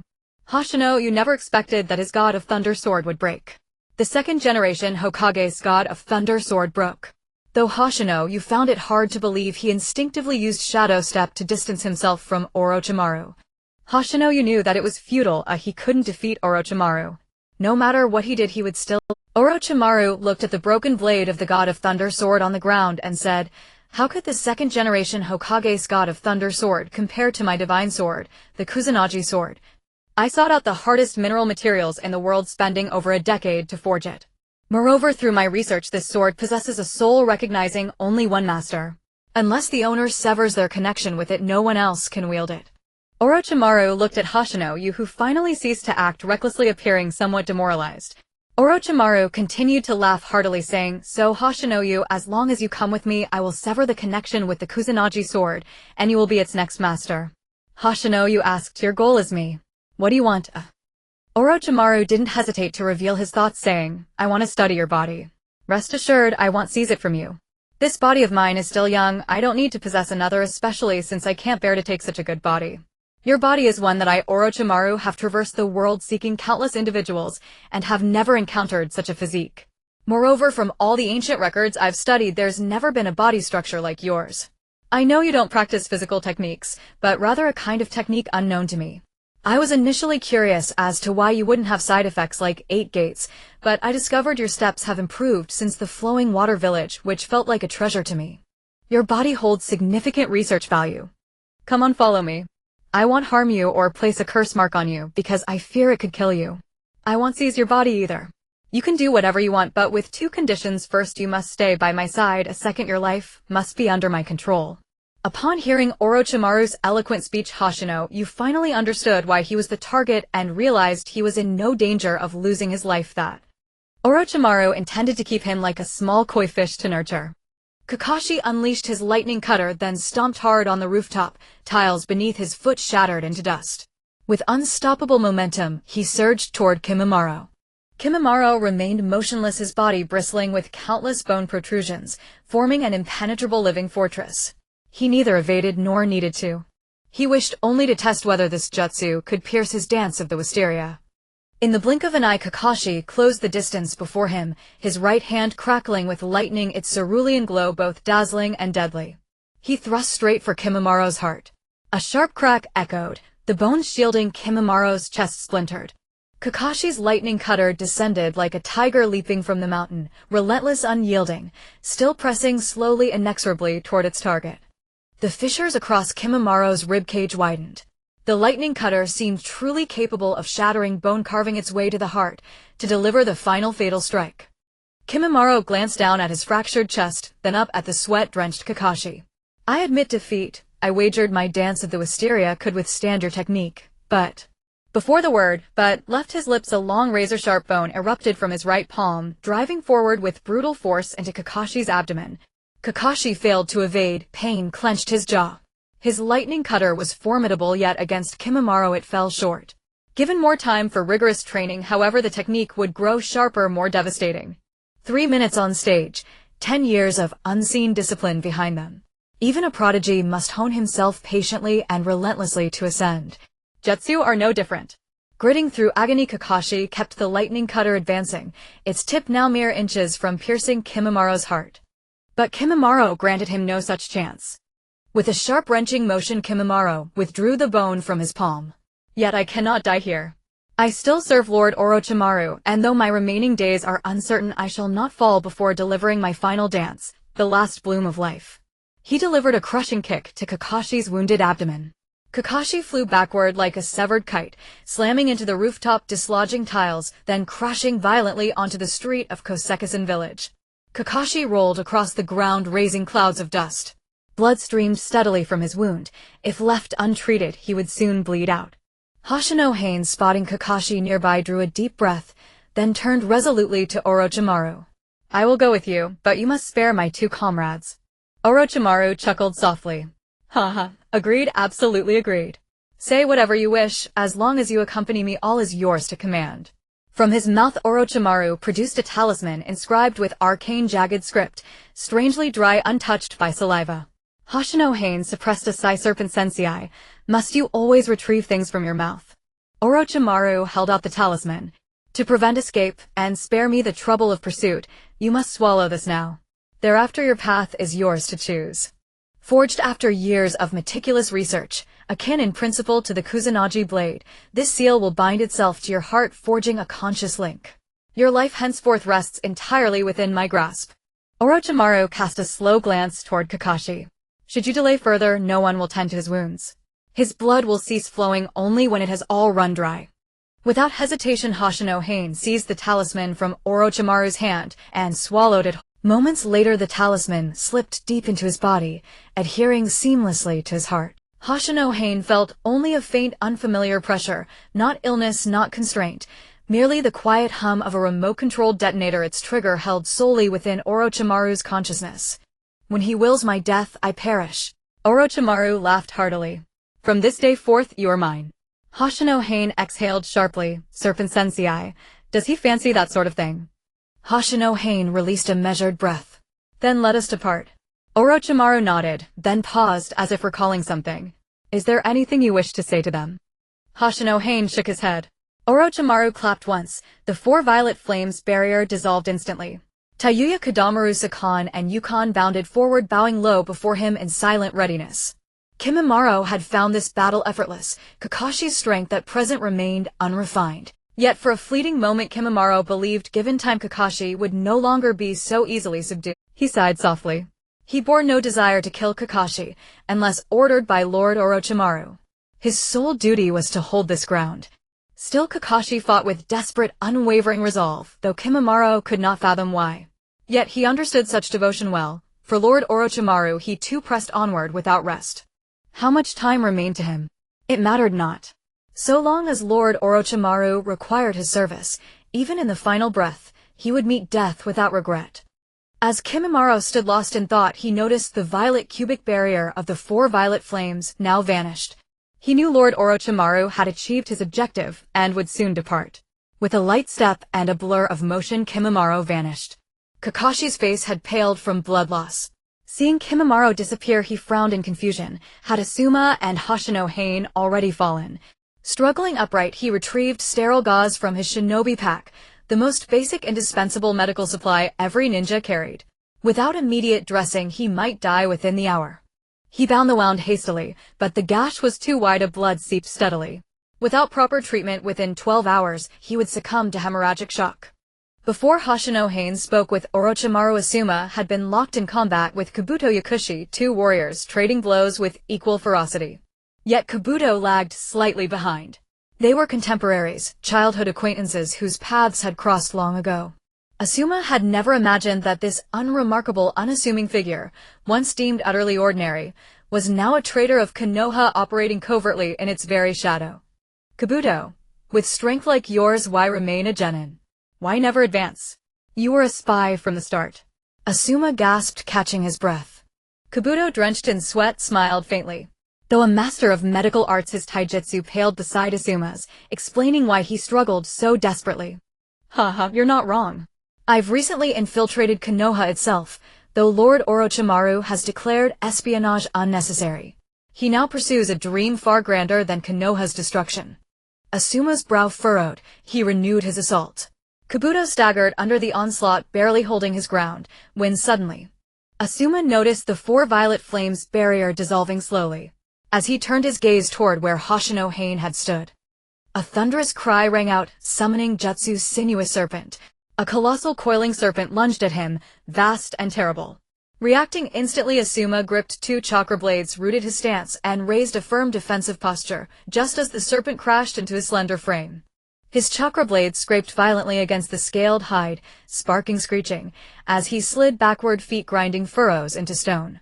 Yet the serpent inflicted no true injury, only sheer overwhelming displacement.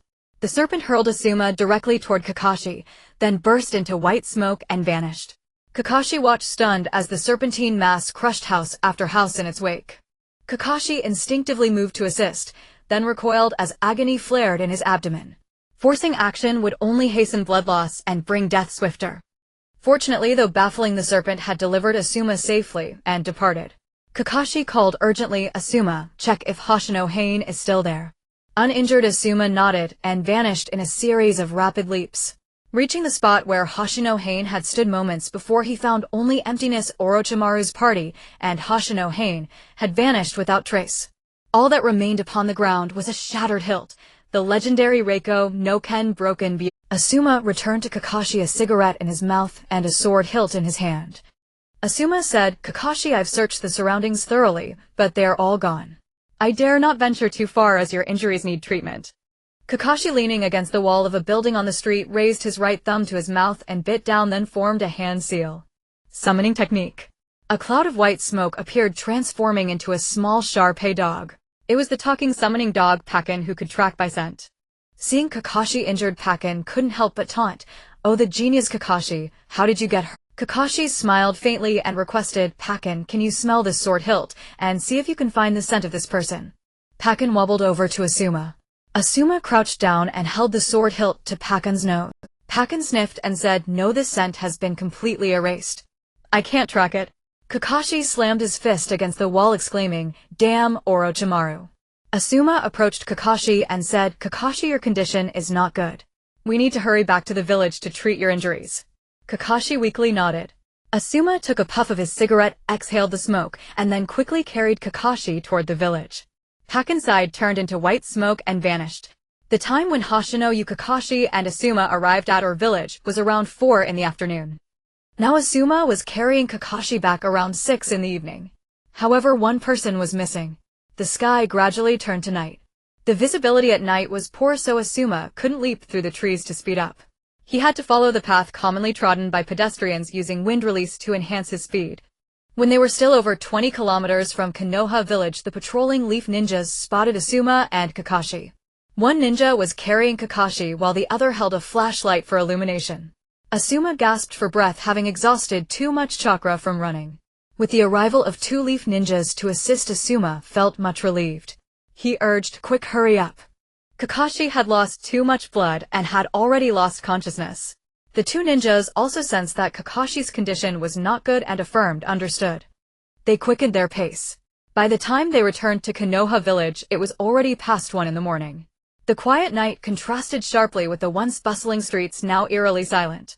The 2 leaf ninjas and Asuma reached the hospital.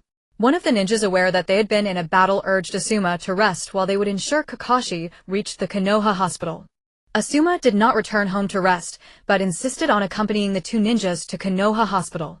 He wanted to confirm if Kakashi was in any life-threatening danger.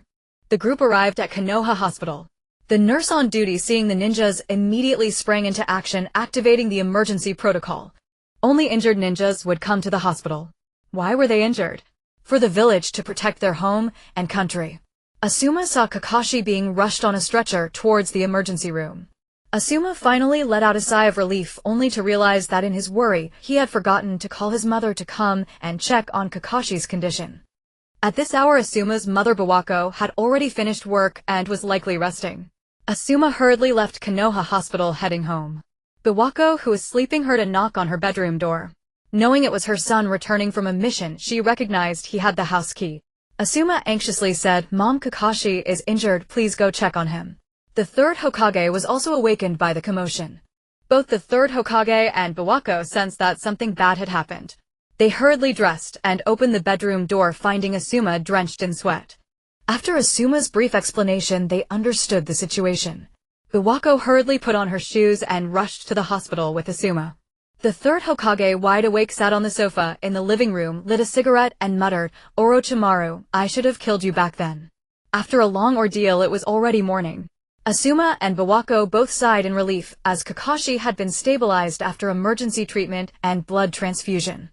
The next day Kabuto arrived at Konoha Hospital to work. Kabuto overheard a nurse telling another nurse, "Did you see? That injured ninja from last night was so handsome." Luckily, he was brought to the hospital in time, otherwise he would have bled out. I think his name was Kakashi.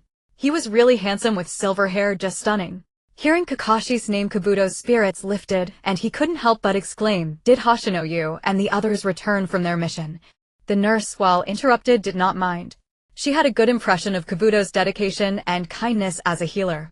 The nurse replied, "Miss Kabuto, the person you mentioned is not called Hoshino you. There was only one injured ninja last night named Kakashi, and there were also 2 other ninjas and Bawako's son, none of whom are named Hoshino you." Suddenly Kabuto's heart sank, filled with a sense of loss. As she quickly walked towards the entrance of Konoha Hospital, Kabuto murmured in disbelief, "It can't be what I'm thinking, it just can't be. He promised me he would come back safe. Kabuto, where are you going?"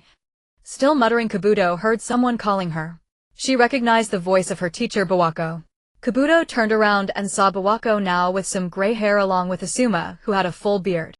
Asuma always had a cigarette in his mouth, but at that moment he wasn't smoking, not because he didn't want to but because smoking wasn't allowed in the hospital. Kabuto quickly rushed to Bawako's side. She wanted to confirm that it was not the kind of situation. Bawako stroked Kabuto's soft hair, gazing at her beautiful face, and said, "Some things you must face. That Hoshino was taken by Orochimaru, and it's unclear whether he is alive or dead." In that moment Kabuto felt as if a bolt of lightning had struck her. She stood there dazed, unable to speak for a long time. Bawako shook her head and said, "For the next few days, Kabuto, you should rest and relax. This is a fact that cannot be changed. You need to come to terms with it." Tears brimmed in Kabuto's eyes. Bawako hesitated, then turned to her son, saying, "Asuma, let's go home and get some rest. We haven't slept all night." Asuma nodded, sighed, and together with his mother they walked out of the Konoha Hospital. As they walked, Asuma seemed to recall something and turned back to Kabuto. Asuma took out a broken sword hilt from his ninja gear, one that was no longer usable, and handed it to Kabuto, saying, "This is the Raijin sword you gave him." Kabuto, as if lost, slowly lifted her right hand to grasp the sword hilt, then tightened her grip, her pale hands revealing the veins beneath. Asuma stepped through the door, took out a cigarette box, flicked one out, held it in his mouth, then lit it, taking a deep drag and exhaling a cloud of smoke. The more one likes, the more one hurts. Asuma returned home with his mother from Peepa Lake in the morning, eating without any taste before heading to bed to rest. He slept until evening. Upon waking up, Asuma saw his father, the 3rd Hokage, in the kitchen preparing dinner. The 3rd Hokage, Sarutobi Hiruzen, had already retired and spent his days reading newspapers and strolling through the village. The 3rd Hokage noticed that his son Asuma had woken up and wiped his hands on his apron, saying, "Son, dinner is ready. Let's eat first before you report to the Ninja Intelligence Agency about the situation and tell me everything that happened." Asuma nodded, sat at the dining table, lit a cigarette, and said, "Orochimaru killed the residents of Or village, and it was not revenge, it was to lure the snake out of its hole. The target is Hoshino. Orochimaru creates incidents to prompt Konoha to send ninjas to investigate. Having been a ninja of Konoha, he knows how the village operates. It's likely he's been tracking Hoshino for a long time. I suspect he noticed him during a mission to the border. Although I don't know what secret Hoshino possesses that Orochimaru desires, if Konoha doesn't send him on missions, not only Or village, but other villages will also face hellish circumstances due to Orochimaru." Hearing his son's words, the 3rd Hokage slammed his chopsticks onto the table in anger, exclaiming, "Damn Orochimaru. I valued him so much when he was my student, yet now that he has power, he not only betrays Konoha, but also engages in such atrocious acts. It infuriates me. Well, now that Hoshino has been captured, Orochimaru will probably settle down a bit. After all, he has what he wanted, and the villages of the Land of Fire might escape a calamity this time." The 3rd Hokage sighed and continued, "The situation between the Uchiha and Konoha's upper echelons is complicated. I don't know what to do. Just as one wave settles, another arises. When will this end?" Asuma listened to the 3rd Hokage while hastily serving himself food and pushing rice around his plate. By the time the 3rd Hokage finished speaking, Asuma had also eaten his fill. Asuma said, "Dad, I need to report the mission situation to the Ninja Intelligence Agency now. Also, the bodies of the residents from Or village need to be dealt with promptly so they can rest in peace." The 3rd Hokage acknowledged with a grunt, watching Asuma walk out the door before closing it. Afterward, he lit a cigarette. If we go back a few days, Asuma smoked out of loneliness for Kurenai. Now the third Hokage smoked out of concern for the village. Asuma arrived at the Ninja Intelligence Agency with familiarity. It was a tall building with more than 10 floors, and the sign at the entrance was elegantly crafted. This was the heart of Konoha. Asuma went to the 5th floor, approached the work desk, and stood on a chair to explain the reason for his visit to the staff. The staff smiled and said, "Please wait a moment," before taking out a stack of paper and a pen, politely handing them to Asuma. Asuma then wrote down the tragic scenes from Village, the battle with Orochimaru, and the mysterious disappearance of Hoshino Haku in clear and flowing text. These written pages would turn into a file. This file would be processed by the staff of the Ninja Intelligence Agency and handed over to the 4th Hokage Minato Namikaze for further instructions. As Asuma was about to finish writing, he saw a stunning figure with a perfect body, graceful posture, flowing black hair, and captivating eyes. It was Kurenai Yuhi. She had just returned from a mission and came to report her task. Asuma was all too familiar with her silhouette, for she was the one he cherished the most. What made Asuma even happier was that Kurenai had once harbored feelings for him as well. This was no ordinary friendship. However, Asuma could not fathom why Kurenai had transformed her feelings for him into a mere friend. Perplexed, Asuma blushed and greeted Kurenai, saying, "Kurenai, you just got back from a mission." Kurenai had actually seen Asuma writing the mission report when she entered. She knew that Asuma liked her, and that she once had a good impression of him. However, now Kurenai's mind was filled with thoughts of one person, Hoshino Haku. Though Kurenai no longer had romantic feelings for Asuma, she still regarded him as her best friend. Kurenai smiled slightly, her beauty captivating, and said, "Yes, Asuma, I just returned from a mission. When I came in, I saw you were already writing the mission report. Did you do well on your mission?" Asuma's face fell as he replied, "No, we failed this mission." Kurenai asked with concern, "What happened? What mission could you not complete?" Asuma said, "It wasn't just me, Kakashi and Hoshino, you were also involved." When Kurenai heard Hoshino's name, her eyebrows raised in delight. Kurenai quickly asked, "What happened during the mission?" Asuma assumed Kurenai was only concerned about why the mission had failed. Thus Asuma handed her the recently completed file on the Village mission, saying, "I've written out the entire process in this document." Kurenai took it eagerly and examined it closely. She saw that all the residents of Village had been killed, and that Kakashi had fought with Orochimaru's subordinates, sustaining serious injuries. Kurenai's greatest concern, Hoshino Haku, was reported missing. She understood Hoshino Haku's fighting style, known for his incredibly swift movement. She thought that he must have run far away during the fight, leading to his uncertain fate. Worried and anxious, Kurenai exclaimed, "You didn't find Hoshino Haku?" Asuma noticed that her reaction was beyond the normal range, sensing her caring nature for her comrades. This was why he liked Kurenai so much. He could never believe that she would fall for Hoshino Haku. After all, she had spent more time with him than with Hoshino Haku, so it was impossible for her feelings to shift. Asuma was perhaps unaware that some feelings are simply love at first sight, indescribable. Asuma shook his head and said, "No, Orochimaru's subordinates set up a barrier ninjutsu in advance.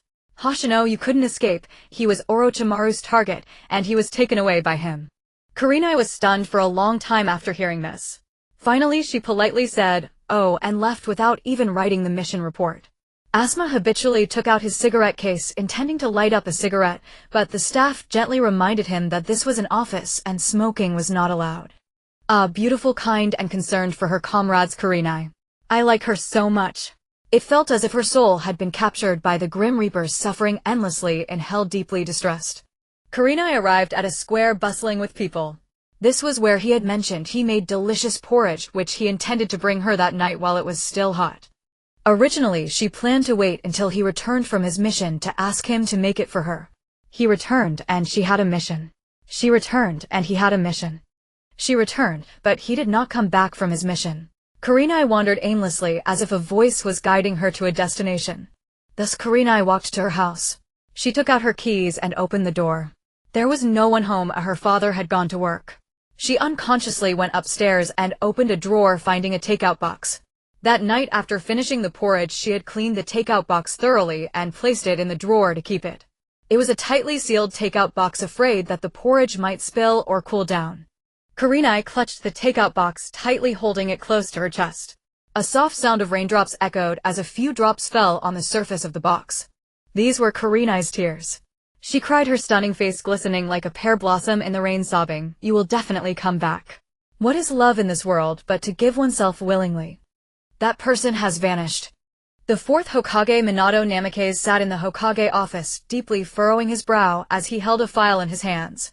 The fourth Hokage is a king of carrying teammates. Handsome and powerful, his life has revolved around supporting teammates to achieve victories.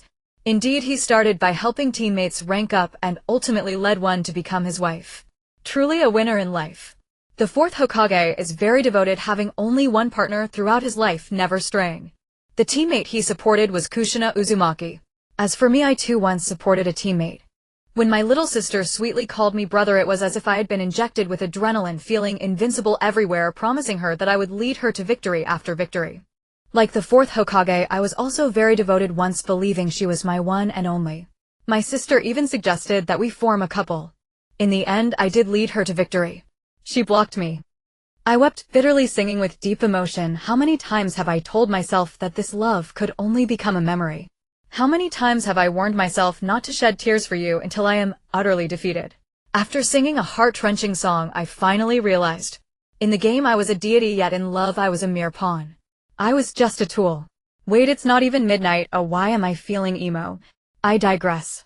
Back to the main topic. The fourth Hokage finished reading the file in his hand and handed it to a person beside him. This person had a hairstyle resembling a pineapple, a small beard on his chin, and scars on his face, likely from past battles.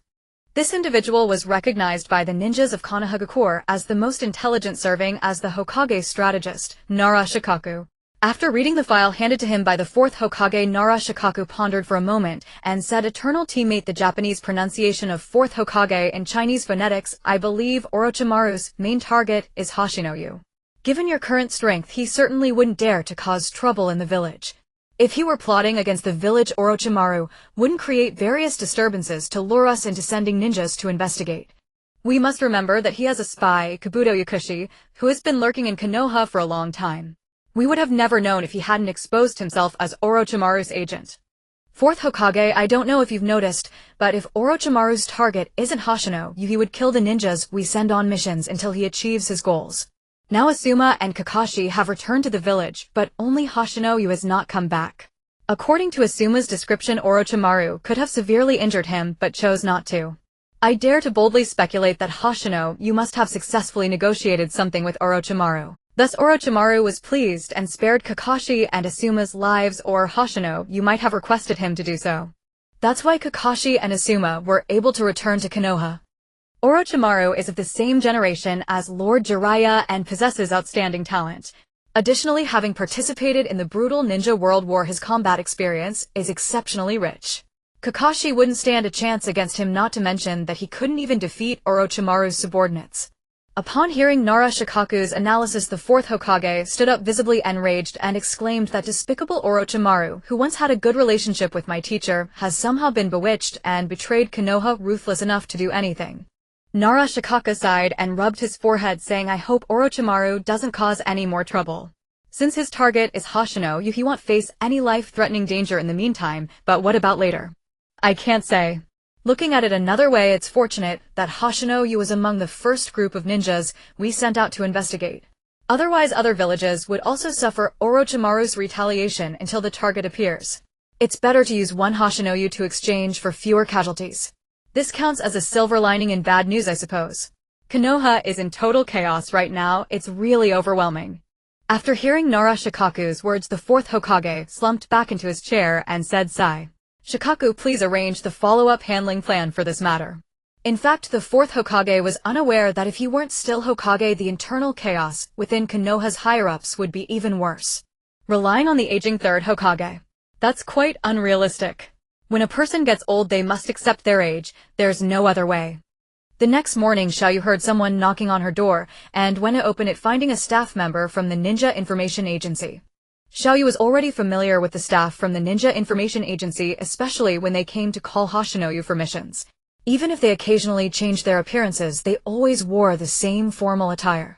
Seeing that a cute little girl opened the door, the staff member paused for a moment and said, "Little girl, your brother Hoshino has been assigned to a faraway place due to his excellent performance in the mission. He may take some time to return. Here are the funds from his commendable service, which we will send every month. Don't worry, although your brother has been dispatched to a faraway place, he is not in any danger. He is simply far from Konoha." Xiaoyu took the heavy money pouch from the staff member filled with a lot of money. She smiled happily thinking that her brother Hoshino was amazing. Seeing Xiaoyu so happy, the staff member smiled and bid her farewell. He turned and sighed, then returned to the Ninja Information Agency to continue his work. In the evening, Xiaoyu and her mother Hualien prepared a lavish dinner. When Hoshino returned home, he saw Xiaoyu cheering with joy while Xiaoyu was happily tending to the river fish, intending to sell them at the stall tonight, and his wife appeared to have lost her spirit. Although his wife Hualien put on a happy face in front of Xiaoyu, and Xiaoyu, after spending so many years with her, he could tell that she had something on her mind. During dinner, Hoshino asked Xiaoyu why she was so happy.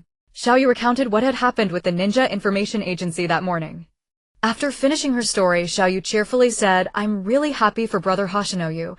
I just feel sad that it will take a long time to see him again." When Hoshino got home, he thought his wife Hualien was just encountering some difficulties at work which caused her to be troubled. After hearing Xiaoyu's words, he realized why his wife was so troubled, as he felt as if a heavy stone pressed down on his heart, making it hard to breathe. Struggling to stand up, Hoshino forced a smile and said, "Xiaoyu, since your brother Hoshino has gained the village's recognition, how can your father not drink a little?" Ha ha. Ha. He then took a bottle of liquor and returned to the dining table, gulping it down. Xiaoyu and Xiaoyu were still young with little to worry about and not thinking deeply, so they were oblivious to the implications of the Ninja Information Agency's words. However, as adults, he and his wife understood well. The words of the Ninja Information Agency were merely meant to deceive Xiaoyu but couldn't fool them. By the time Xiaoyu and Xiaoyu happily bounced out to set up their stall, Hoshino was already drunk and slumped over the table, while Mother Hualien was inside the house crying. In summary, they were heartbroken. Then they heard someone knocking at the door. Mother Hualien wiped her tear-stained face and opened the door to find the staff from the Ninja Information Agency. The Ninja Information Agency was aware that Xiaoyu and Xiaoyu would go out to set up their stall after dinner. The agency planned to come back later to explain the situation in detail to Hoshino and his wife, thereby preventing Xiaoyu and Xiaoyu from discovering the truth. Upon receiving the fourth Hokage's instructions, the staff member happened to be new and unaware. Thus, after receiving the assignment, he came to knock on the door in the morning. And so the above scene unfolded, leading Hoshino and Hualien to believe that Hoshino had died in the line of duty. The order issued by the fourth Hokage was essentially Nara Shikaku's handling plan, first arranged for the residents and ninjas dealing with the aftermath to go to or village, properly handle the bodies, bury them respectfully, and then reclaim the territory of or village, selling it at the lowest price. Second, since Hoshino's family has 2 young children, they must not learn of the uncertainty regarding Hoshino's life and death. At least for now, he is not in any life-threatening danger, so they should wait until the 2 children go out to set up their stall before explaining the situation clearly to Hoshino and his wife. After this staff member explained the situation to Hualien, he left. Hualien breathed a sigh of relief upon learning that her son was still alive, but her face was still filled with worry, wondering if her son taken by that bad person would suffer, unable to eat or sleep well. Xiaoyu and Xiaoyu remained unaware of the truth. The customers at their stall that night were more numerous than ever before. Xiaoyu and Xiaoyu were busily overwhelmed. Even if Xiaoyu was swamped, she still greeted customers with a sweet smile, saying, "Don't worry, it will be ready soon." The adorable Xiaoyu was quite charming. She thought to herself, could this be what they call double happiness? Some truths are better left unsaid. Opting for a kind lie is indeed the right choice. Otherwise, knowing the facts would bring immense sorrow. Xingya, you discovered that Snake Brother was truly good to him. If it weren't for the fact that Xingya was just a 20-something chunin, merely a naive child, he would definitely think that Snake Brother was his biological father. How good was Orochimaru to Xingya? When leaving the village, Orochimaru brought along his 5 companions, Junmaru, Daiyu, Yukon, Jirubu, as well as Yukushi, Kabuto, and Xingya, totaling 8 people. The group was not in a hurry to travel, but instead went to a large city. This city is called the City of Fire, where the feudal lord of the Land of Fire resides. The feudal lord is essentially the leader of the Land of Fire. Inside the City of Fire, Konoha village has arranged for many powerful ninjas, and the number of these ninjas is extremely large. Elite Jonin and Umbu occupy more than 90%, which is why the Hokage of Konoha needs to have powerful individuals stationed there.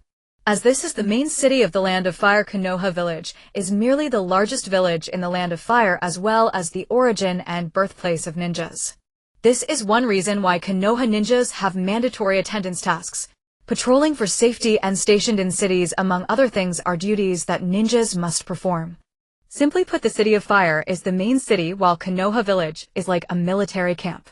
Orochimaru was quite happy, and after obtaining Shinya, he did not want to cause trouble, even urging everyone to disguise themselves simply. Even with a simple disguise, it was unlikely that any patrolling ninja would come to check, and the ninjas who were just passing through the village would not notice you as long as you did not create incidents or cause disturbances. You could eat, drink, and have fun as you wished. Even the shadow-level Orochimaru and Junmaru would not dare to act recklessly here. With so many ninjas around, even a single spit could drown you. This is why Orochimaru is currently conspiring to seize control of a small country to cultivate his own ninjas. As the saying goes, the most dangerous place is the safest place. If you act sneakily, not only will the ninjas notice you, but even the residents will think you're not a good person. If you walk in swagger, people will think you're a rich man. For example, Orochimaru led everyone to a luxurious hotel and booked a lavish large room, telling everyone that tonight's expenses were on me, young Master Zhao. No, it's on me, Snake Brother. The dishes served were simply exquisite delicacies, a feast fit for royalty. Thus even Shinya, whose culinary skills were top-notch, enjoyed this meal immensely. Not to mention the feelings of the others, there were only 4 words: drooling and delicious. After they had their fill, Orochimaru extravagantly purchased 3 luxury carriages. One of the carriages was particularly opulent, filled with various kinds of furniture, and the bed was made of pure cotton. They say a sparrow, though small, has all its vital organs. This is not a matter of size, but of the price of the carriage. Originally, these luxury carriages, though flashy and impractical, were mostly rented for events held by the feudal lord of the Land of Fire. Orochimaru took a huge sum of money and bought them outright. This could rival the income from running a business for 10 years. The owner nearly knelt and called Orochimaru his father. Shinya, you couldn't help but marvel at how rich Snake Brother really was. Originally, everyone thought that their Lord Orochimaru would ride in a carriage alone. They never expected that their Lord Orochimaru would hold Shinya's hand and lead him to his own luxury carriage. The arrangements for the other 2 carriages were as follows. Junmaru and Yukushi Kabuto shared one, with Yukushi Kabuto wanting to check if Junmaru's condition would relapse after battle. Gatomaru, Jirubu, Sakan, and Yukon shared a carriage, while Dayu, being a girl, did not want to be with 3 big men, so she volunteered to drive the carriage that Orochimaru was in. The 3 carriages slowly drove out of the city. The City of Fire is an important city, and even outside the city the roads are very wide, so the carriages traveled smoothly without bumps. Inside the carriage, Orochimaru and Shinya were engaged in a heart-to-heart conversation. Orochimaru said, Shinya, you look, I'm taking you away from the Land of Fire in such comfort. How good am I to you? Shinya rolled his eyes, thinking to himself, damn it, my life is in your hands, whatever you say is right. Orochimaru, seeing Shinya's expression, was not bothered at all. Instead, he laughed heartily, and then opened his mouth to pull out the Kusanagi sword. Orochimaru probably wanted to show off the sword in front of Shinya to let him know the magical qualities of this divine sword. He threw the Kusanagi sword onto the roof of the carriage. The sword hilt was greenish-blue, and the blade curled like a snake, not falling to the ground, but floating in front of Orochimaru's, spinning automatically inside the carriage. Orochimaru said, this is the divine sword. I promise to give you 1,000 times better than the trash Raijin sword of your second Hokage. I will now sever my connection with it, allowing it to recognize you as its master, and you will see that I'm not lying to you. After finishing, Orochimaru performed a hand seal that Shinya could not understand. The Kusanagi sword that was spinning suddenly fell to the ground. The hilt was no longer greenish-blue, and the blade was no longer winding, but became an ordinary and inferior sword, rusty and battered. Orochimaru said, all right, I've severed my connection with it, and you can now recognize it as your master. Upon hearing this from Orochimaru, Shinya secretly wondered if it was a blood recognition process. Then Orochimaru's next words truly confirmed Shinya's thought. Orochimaru said, you just need to drop your blood on the blade. Shinya twitched his lips. It really is a blood recognition. How hasty. But this sword is indeed very magical. I might as well take it since I am already yours. No, my life is in your hands. Shinya walked over and made a small cut on his right thumb with a kunai, letting the blood drop onto the ordinary sword. Seeing this scene, Orochimaru, with eyes like a snake, was quite pleased and said, this sword will change according to each person's character and will be different for everyone. As soon as Shinya heard Orochimaru's words, he felt a connection being established in his mind and suddenly learned a hand seal process that should be used to sever the connection. Soon after, the ordinary and inferior sword on the ground began to change slowly. After a while, Shinya saw its overall appearance. The hilt was silver white with a small yin-yang symbol in the middle connecting to the blade. The blade was also silver white straight and not curled like Orochimaru's, and it emitted a faint white glow. In Shinya's mind, the sword was connected like Bluetooth, and he could give commands to the sword with his consciousness. Shinyayu tried to give the command to float using his mind. And so the sword truly floated. Shinyayu continued to issue the command to circle around me. The sword immediately complied, circling around Shinyayu. Orochimaru chuckled. During his laughter, Shinyayu inwardly complained, "Snake brother, can you not use such a laugh? It's scary for kids." Orochimaru said, "This sword looks much better than mine. When I was its master, I named it Kusanagi sword. Now that I'm no longer its master, unless you sever the connection or die, the sword will only obey you. Even if someone else takes it, it would be more dangerous, because you can control it with your mind, and that person might accidentally kill themselves. So how about that? This sword is 1,000 times stronger than the Raijin sword. I really didn't lie. Moreover, it will never break.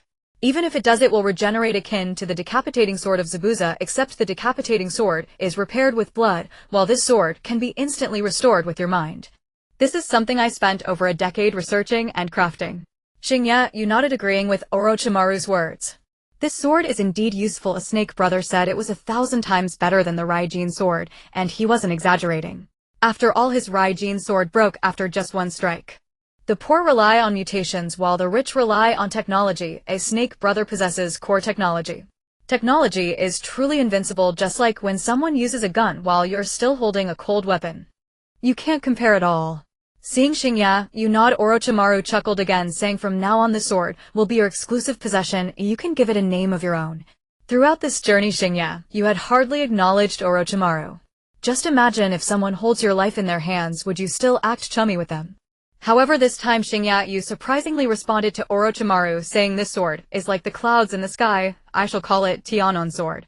Having accepted someone's help, you naturally feel a bit soft. Orochimaru finally heard Shinyayu speak and was very happy, saying, "What a good name, and no wonder I value you." Shinyayu truly wanted to curse this person. "Value. My treatment is indeed excellent, just like your biological son. But if I become of no use to you, you will abandon me." Shinyayu ignored Orochimaru further and used his consciousness to make the Tianon sword fly out of the carriage. The Tianon sword obediently followed the command, soaring out into the outside. Dayu saw a sword fly out and assumed that Orochimaru was up to something, entering a state of alert. After regaining her senses, she realized it was not the sword used by Orochimaru. She had seen the appearance of that sword. The sword was still that sword, only it had changed masters. Dayu felt very jealous and murmured softly, "This person will become Orochimaru's favorite from now on." Shinyayu discovered that the Tianon sword could not stray too far from him, just like a Bluetooth connection. If it exceeded the distance, it would automatically disconnect. Orochimaru watched Shinyayu play with the sword while he sat on the tea table brewing tea to drink. He took a sip from the cup and said to Shinyayu, who was having a great time with the sword, "Although this divine sword is a good sword, it has its downsides. For example, if you control it for too long, you will find your head spinning, and in severe cases you might faint. Therefore, when you fight, you should still pick up the sword to engage in battle. It's best not to reveal that you can control the Tianon sword with your consciousness. You can use it as your secret weapon to deal a lethal blow to your enemies." No wonder Shinyayu felt a bit dizzy. He thought it was because he was riding in the carriage. After Orochimaru's explanation, Shinyayu realized the reason was not motion sickness, but rather the excessive mental strain from directing the Tianon sword. Originally, after obtaining the Tianon sword, there was a thought lingering in Shinyayu's mind, but it could not be realized. First, the Tianon sword could not stray too far from him. Secondly, prolonged use of the Tianon sword should not exceed a certain period, or else he would faint. Even after acquiring the Tianon sword, Shinyayu still felt inexplicably restless. He lifted the curtain and stepped out of the carriage. Outside, Dayu, who was driving the carriage, saw someone come out, took a glance, and realized it was Shinyayu. She said nothing and continued to focus on driving. Shinyayu looked at the beautiful red-haired girl. Though flat-chested, she had a good figure and was quite attractive. Dayu sensed that this guy was staring at her. Dayu turned her head to look at Shinyayu. Their eyes met. Shinyayu was not shy. Even though Dayu was a girl, being coy was not her style. "Shinyayu said, what are you looking at?" "Never seen a handsome guy before." You. Dayu was so angry she couldn't speak. Shinyayu couldn't care less if she was mad. After all, he was under Orochimaru's protection now. She wouldn't dare do anything to him. Dayu really did not dare to get angry and forced herself to use a gentle tone, saying, "Young master, yes, you are very handsome." Xingye, you responded, "I am handsome, who doesn't know? You don't have to say it out loud." Dayu truly wanted to press this stinky man to the ground and smash him into pieces. "I'm so mad." Xingye, you jumped onto the roof of the carriage. They had set out after lunch in the City of Fire. Moreover, these 3 luxurious carriages were moving quite slowly. Inside, Xingye was chatting with Orochimaru and controlling the Tianon sword, and time passed quickly. The sun was setting and it was already evening. Xingye lay down gazing at the colorful clouds in the sky. After compromising with Orochimaru asked me if I had anything to say to Kakashi, which implied that I might not be able to return to Konoha for a long time, a final message perhaps. What Orochimaru meant was that I could have Kakashi relay a message back to Konoha. I didn't dare to speak, fearing that they would be even more saddened after hearing my message. My life and death are currently in Orochimaru's hands. Aside from that, I wonder if that talisman would turn me into a puppet that only obeys orders. By then I might have no feelings left. Being uncertain about my life and death might actually be a good thing. Although Orochimaru is ruthless for his goals, he is straightforward and says whatever is on his mind. There is a very clever person in Konoha named Nara, something he will definitely deduce from Kakashi and Asuma's mission reports, that as long as Orochimaru gets me, he won't harm other villages. Thus he will also guess that I won't be in any life-threatening danger during this time. After all, Orochimaru's only goal is to obtain me. In my past life, I was carefree and achieved nothing, just an ordinary person, not someone with lofty ideals. Crossing into this world, I see life as worthless as grass. I have no ability to change anything.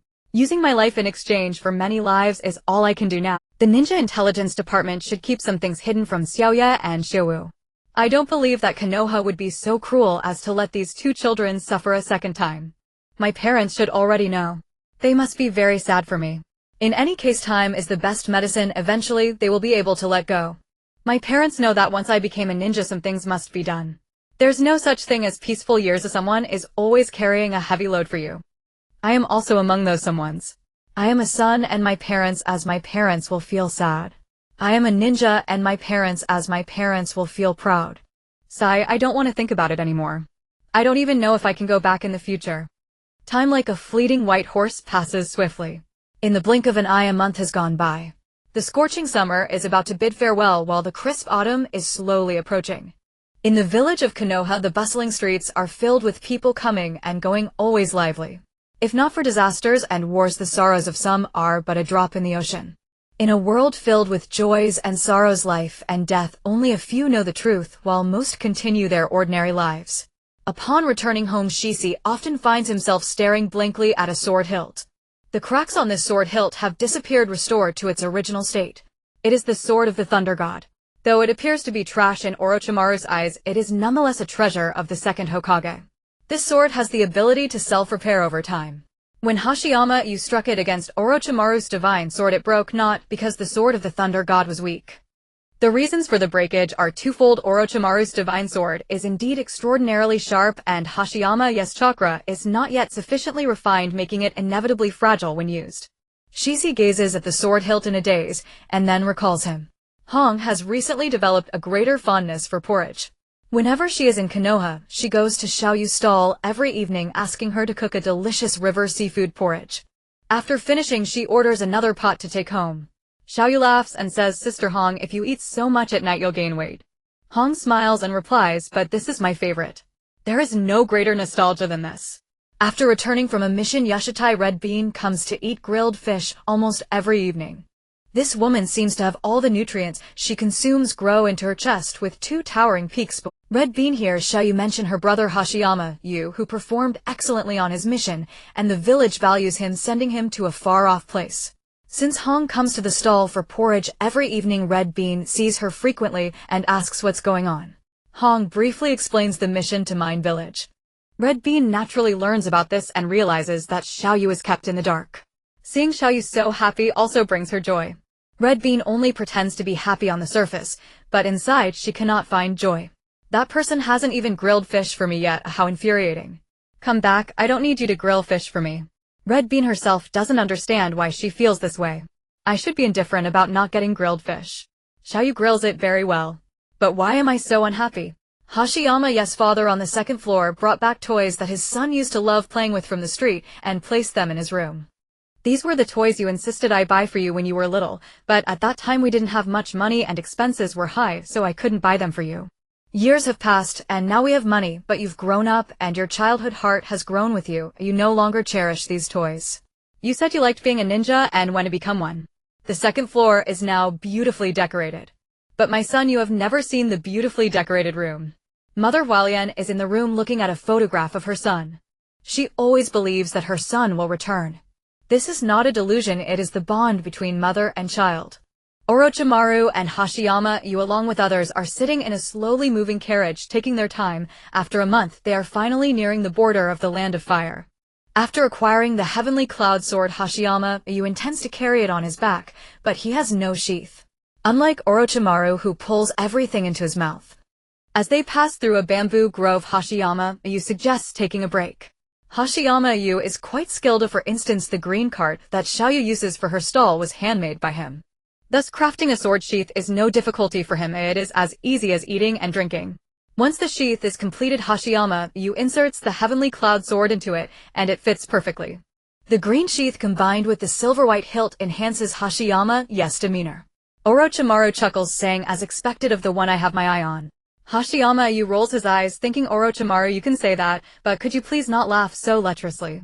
As they approach the border, Orochimaru instructs Doya Jiruba Katumaru, Sakan, the four of you take these 3 carriages back to the Land of Fire. Ayukushi Kabuto, Hashiyama Yu, and Kimimaro will head to the water country base first. Doyu and the others accept the order, lifting the carriages and using ninja speed to quickly disappear. However, just carrying the carriage does not mean the horses are also lifted, so the horses pulling the carts were slaughtered, making a delicious horse meat meal.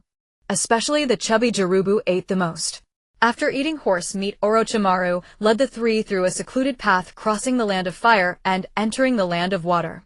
In the Land of Water, they wandered around until they reached a remote place, arriving at a small raised dirt hill. The small hill is extremely well hidden, making it hard to be discovered. This is one of the bases where Orochimaru observed the projection in the last village of flowing water. Now Orochimaru is a member of Akatsuki, and the mist-hidden village in the Land of Water has become a puppet of the Akatsuki organization. Thus, Orochimaru frequently visits this base to conduct his research. As Hashiyama Yu follows Orochimaru inside, he finds himself in darkness, which soon brightens the entire path. After walking for a while, he sees numerous rooms. Yakushi Kabuto exchanges a glance with Kimimaro, likely to reassess Kimimaro's condition. The 2 then enter a room together. Orochimaru says, Hashiyama, you come with me. Hashiyama, you can only follow. Orochimaru asks Hashiyama Yu, how did you cultivate this physical technique? Hashiyama Yu hesitates for a moment, thinking that his life is in Orochimaru's hands. If he lies again, he will be the one to suffer. Hashiyama Yu replies, I entered a conscious state in my mind and saw a white little fish. Then I learned to use Guy's 8 gates method. Guy opens the gates using chakra, so I thought of controlling the white gas fish with chakra, and in the end it opened the acupoints in my feet. Orochimaru expresses amazement, saying, this is something I have never heard of. I must study this thoroughly. After walking a bit further, Orochimaru stops at the door of a room, pushes it open, and walks in. Hashiyama Yu follows him inside. The room contains various instruments and many cameras displaying the surroundings of the base. It seems that besides focusing on his research, Orochimaru is also concerned about whether this base has been.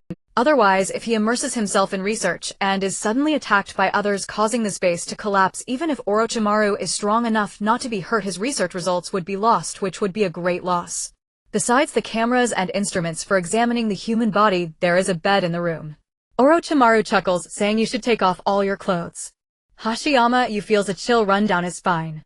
No, Orochimaru, it's one thing to ask me to take off my clothes, but could you please not smile like that? I'm really scared. Orochimaru does not feel that his laughter is strange at all, saying, Hashiyama, you don't have to be afraid. I'm not going to do anything to you, just checking your body, so I can understand what you mean by the white gas fish. Hashiyama Yu internally complains, Orochimaru, your laughter makes it seem like you have ulterior motives. In the end, Hashiyama Yu still takes off all his clothes. Orochimaru looks at the completely naked Hashiyama Yu, chuckling. Hashiyama Yu hurriedly covers himself. After lying on the bed, Orochimaru attaches many instruments resembling stethoscopes all over his body. Then Orochimaru carefully examines the displayed results on a monitor. After staring at the monitor for a long time, Orochimaru exclaims in surprise, "Incredible. Incredible. I can't believe such a structure exists in this world." Hashiyama Yu is very puzzled, wondering what is wrong with Orochimaru. Is he going crazy? Orochimaru suddenly walks over, stroking Hashiyama's leg hair happily, saying this body is simply a naturally perfect spiritual body, unlike Kimimaro, unlike Guy, unlike Nagato. Hashiyama Yu feels goosebumps as a big man touches his leg. Orochimaru, if you keep this up, I'm going to scream. Shinya Yuguang lay lazily on the bed, having been studied by Orochimaru for most of the day. He kept hearing Orochimaru muttering to himself, "You say that your white little fish will hide in the acupoints after opening the foot meridians and won't come out again. Then after you took a nap in the flowing water village, when did this white little fish open your lower limb acupoint? Do you not know the conditions under which the white little fish opens the acupoints? Can't you control the white little fish?" Orochimaru bombarded Shinyayu with countless questions. Orochimaru paid no heed to Shinya's answers and fell into deep contemplation. After a while he continued his monologue, "I think this white little fish must meet certain conditions before it will come out to open other acupoints. But what are those conditions?" After finishing his sentence, Orochimaru fixated on the human model displayed on the monitor, lost in thought. This human model was projected from numerous sensors attached to Shinya's body. It allowed Orochimaru to see clearly, such as the foot acupoints and lower limb acupoints that had already been opened on Shinyayu. These acupoints appeared bright on the monitor, while the upper limb acupoints, back acupoints, abdominal acupoints, chest acupoints, and head acupoints remained dull. Seeing Orochimaru deep in thought, Shinyayu felt utterly bored. He looked at the many monitors displaying real-time images, observing the scenery outside with green grass, birds flying, and insects foraging. Suddenly a stunningly sexy woman appeared on the monitor. She had long intertwined brown hair shaped like a tree and strikingly beautiful green eyes, with one right eye obscured by her flowing hair. The two peaks on her chest were impressively tall and mighty, even more so than the two of Hondo. Shinyayu raised his right hand to wipe away his drool. These enticing images stimulated his brain, causing a surge of hormones, and he felt a stirring below. This sexy and mature beauty was Terumi Mei from the land of water's Kirigakure. At this time Terumi Mei was not very old, in her 20s, about the same age as Shinyayu, but she was simply more developed. At this time Naruto had just been born, and in the Naruto series, when he met Terumi Mei, she was already in her 30s. Orochimaru, who had been fixated on the monitor, entered a state of rapt contemplation, and suddenly noticed that the head acupoint on the displayed human model seemed to brighten for a moment before quickly returning to its dull state. Orochimaru instantly perked up, turning sharply to stare at Shinyayu, who was still watching the real-time images on the monitor. Orochimaru then saw Terumi Mei appear on the monitor. Orochimaru chuckled to himself, murmuring, "I think I've found the key conditions for the white little fish to open the acupoints." Shinyayu was too engrossed in watching the real-time monitor images to notice Orochimaru's unsettling laughter or his barely audible whispers. Terumi Mei quickly disappeared from the monitor, and Shinyayu swallowed hard, becoming bored again. Then he heard Orochimaru tell him, "All right, Shinya, you don't need to lie on the bed anymore.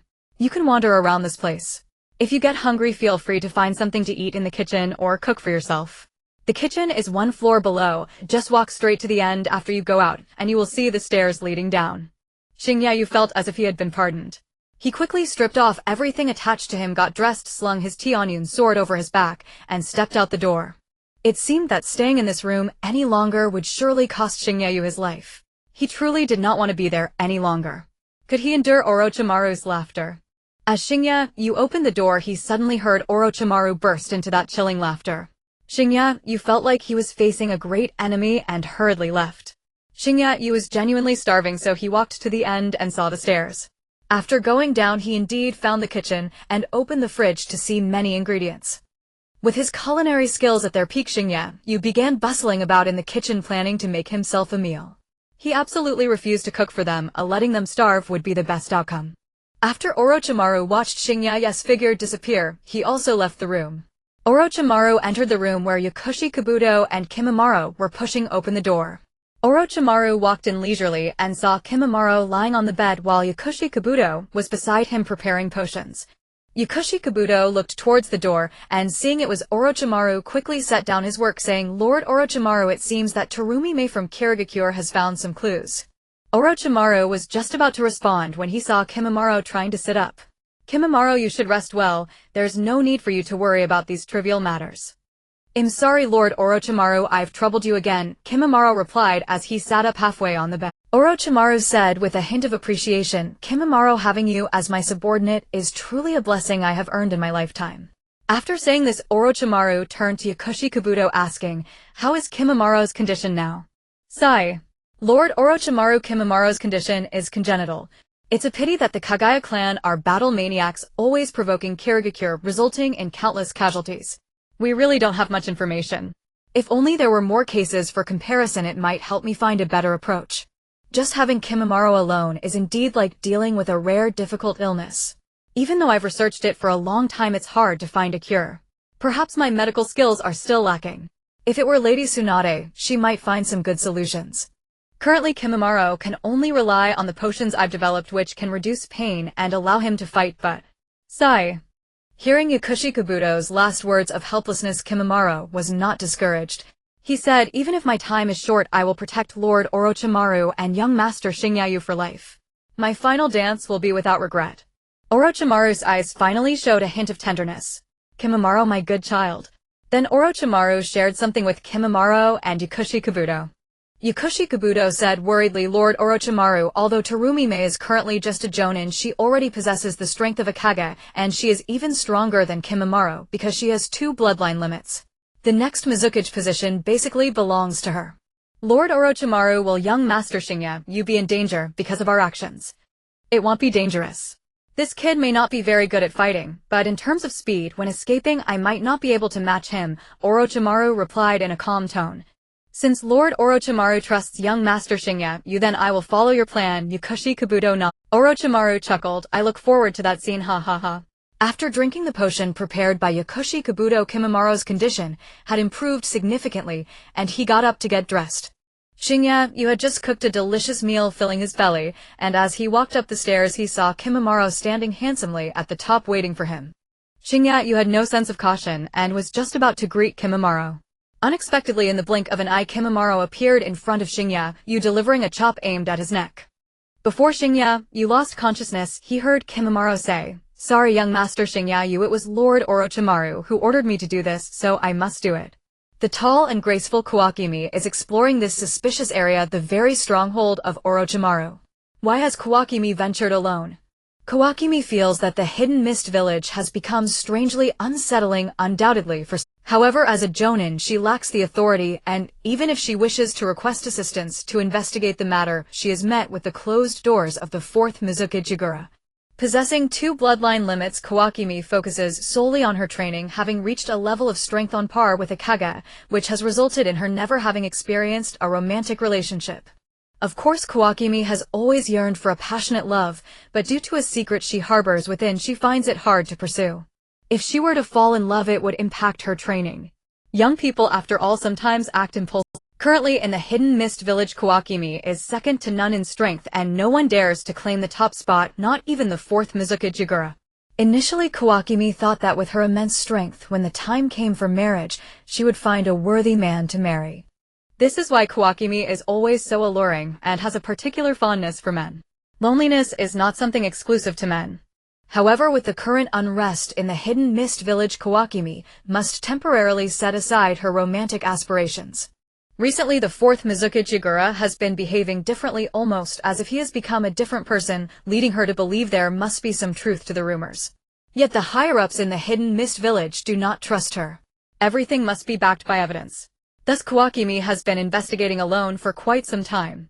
Finally, following the clues, she has arrived here. In the original Naruto series, it was Kawakami who discovered that Yagura was ensnared in an illusion, prompting her to call upon an elderly Jonin Ao to dispel the genjutsu. Through her in-depth investigation, Kawakami is getting closer to Orochimaru's stronghold. At this moment, while exploring ahead, Kawakami hears a man's cursing voice, Damn you, Orochimaru. What's the deal with stripping me and leaving my clothes outside?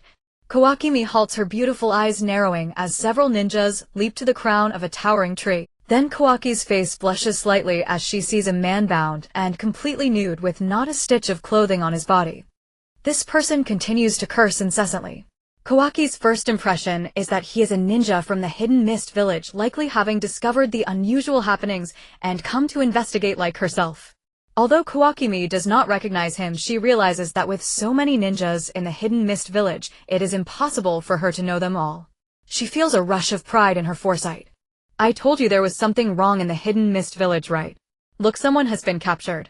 Even though this person appears weak and has been stripped of his dignity. But with her around there is no problem. Kawaki's lips curl into a slight smile as she jumps down from the treetop and quickens her pace towards the still cursing man. This man is Hoshino Yu. Hoshino Yu continues to curse, damn you Orochimaru. I just finished eating and you throw me out here to roast in the sun. You star. As Hoshino Yu is cursing, a seductive figure catches his eye. Hoshino Yu is instantly silenced, swallowing hard, as he asks, hey beautiful, are you here to sunbathe it? Noticing Kawakimi staring at his prized possession, Hoshino Yu frowns and says, miss, please have some, because with such blatant and unabashed scrutiny, I might feel embarrassed. Kawakimi covers her mouth and smiles, saying, you are quite amusing. Are you a ninja from the Hidden Mist Village? Why are you here? Hoshino Yu, caught off guard by her two questions, suddenly recalls Orochimaru's loathsome grin, responding angrily, can't you see beautiful? I was ordered by a despicable person and his subordinates to be tied up here. I have no idea what he intends to do. Hoshino Yu then realizes that this beautiful woman is a ninja from the Hidden Mist Village, and it could be dangerous for her here. Hoshino Yu quickly says, miss, you should leave. Don't worry about me, I won't die. This might just be that person's sick joke. However, Kawakimi misunderstands Hoshino Yu's meaning. She believes he is exhibiting the noble spirit of a ninja, fearing for her safety and urging her to flee. A smile spreads across Kawaki's face, as she suspected this place is definitely suspicious. The higher-ups of the Hidden Mist Village want evidence, don't they? As long as she can find the instigator who bound this man, defeat him, and bring him to the Hidden Mist Village to reveal the whole truth, she will understand why the Hidden Mist Village has fallen into such disarray. Kawakimi smiles sweetly, her laughter melodious, as she says to Hoshino, you don't worry, I'm here. You did well, I'll reward you later. For now, let me cut the rope binding you, then you can run back to the village. The rest will be handled by me. Seeing Kawakimi reach into her ninja tool pouch for a kunai, she squats down to cut the ropes binding Hoshino Yu's hands and feet. Hoshino Yu, realizing that Kawakimi has misunderstood him, tries to speak, but finds her leaning closer as she squats down. The scent of the girl invades his senses, and he notices her pronounced curves. Although Hoshino Yu is momentarily distracted, he quickly explains, no beautiful, you really don't need to worry about me. I'm truly fine. You should hurry and run, or you won't be able to escape later. Junmaru has near cage level strength and Orochimaru is at cage level as well. This girl will not be able to handle it. Kawakimi ignores Hoshino Yu. Instead, she gently pushes him aside, so he can lie on his side, allowing the ropes binding his hands to be fully revealed. Hoshino Yu exclaims, hey beautiful. You're making me feel awkward. I'm quite shy.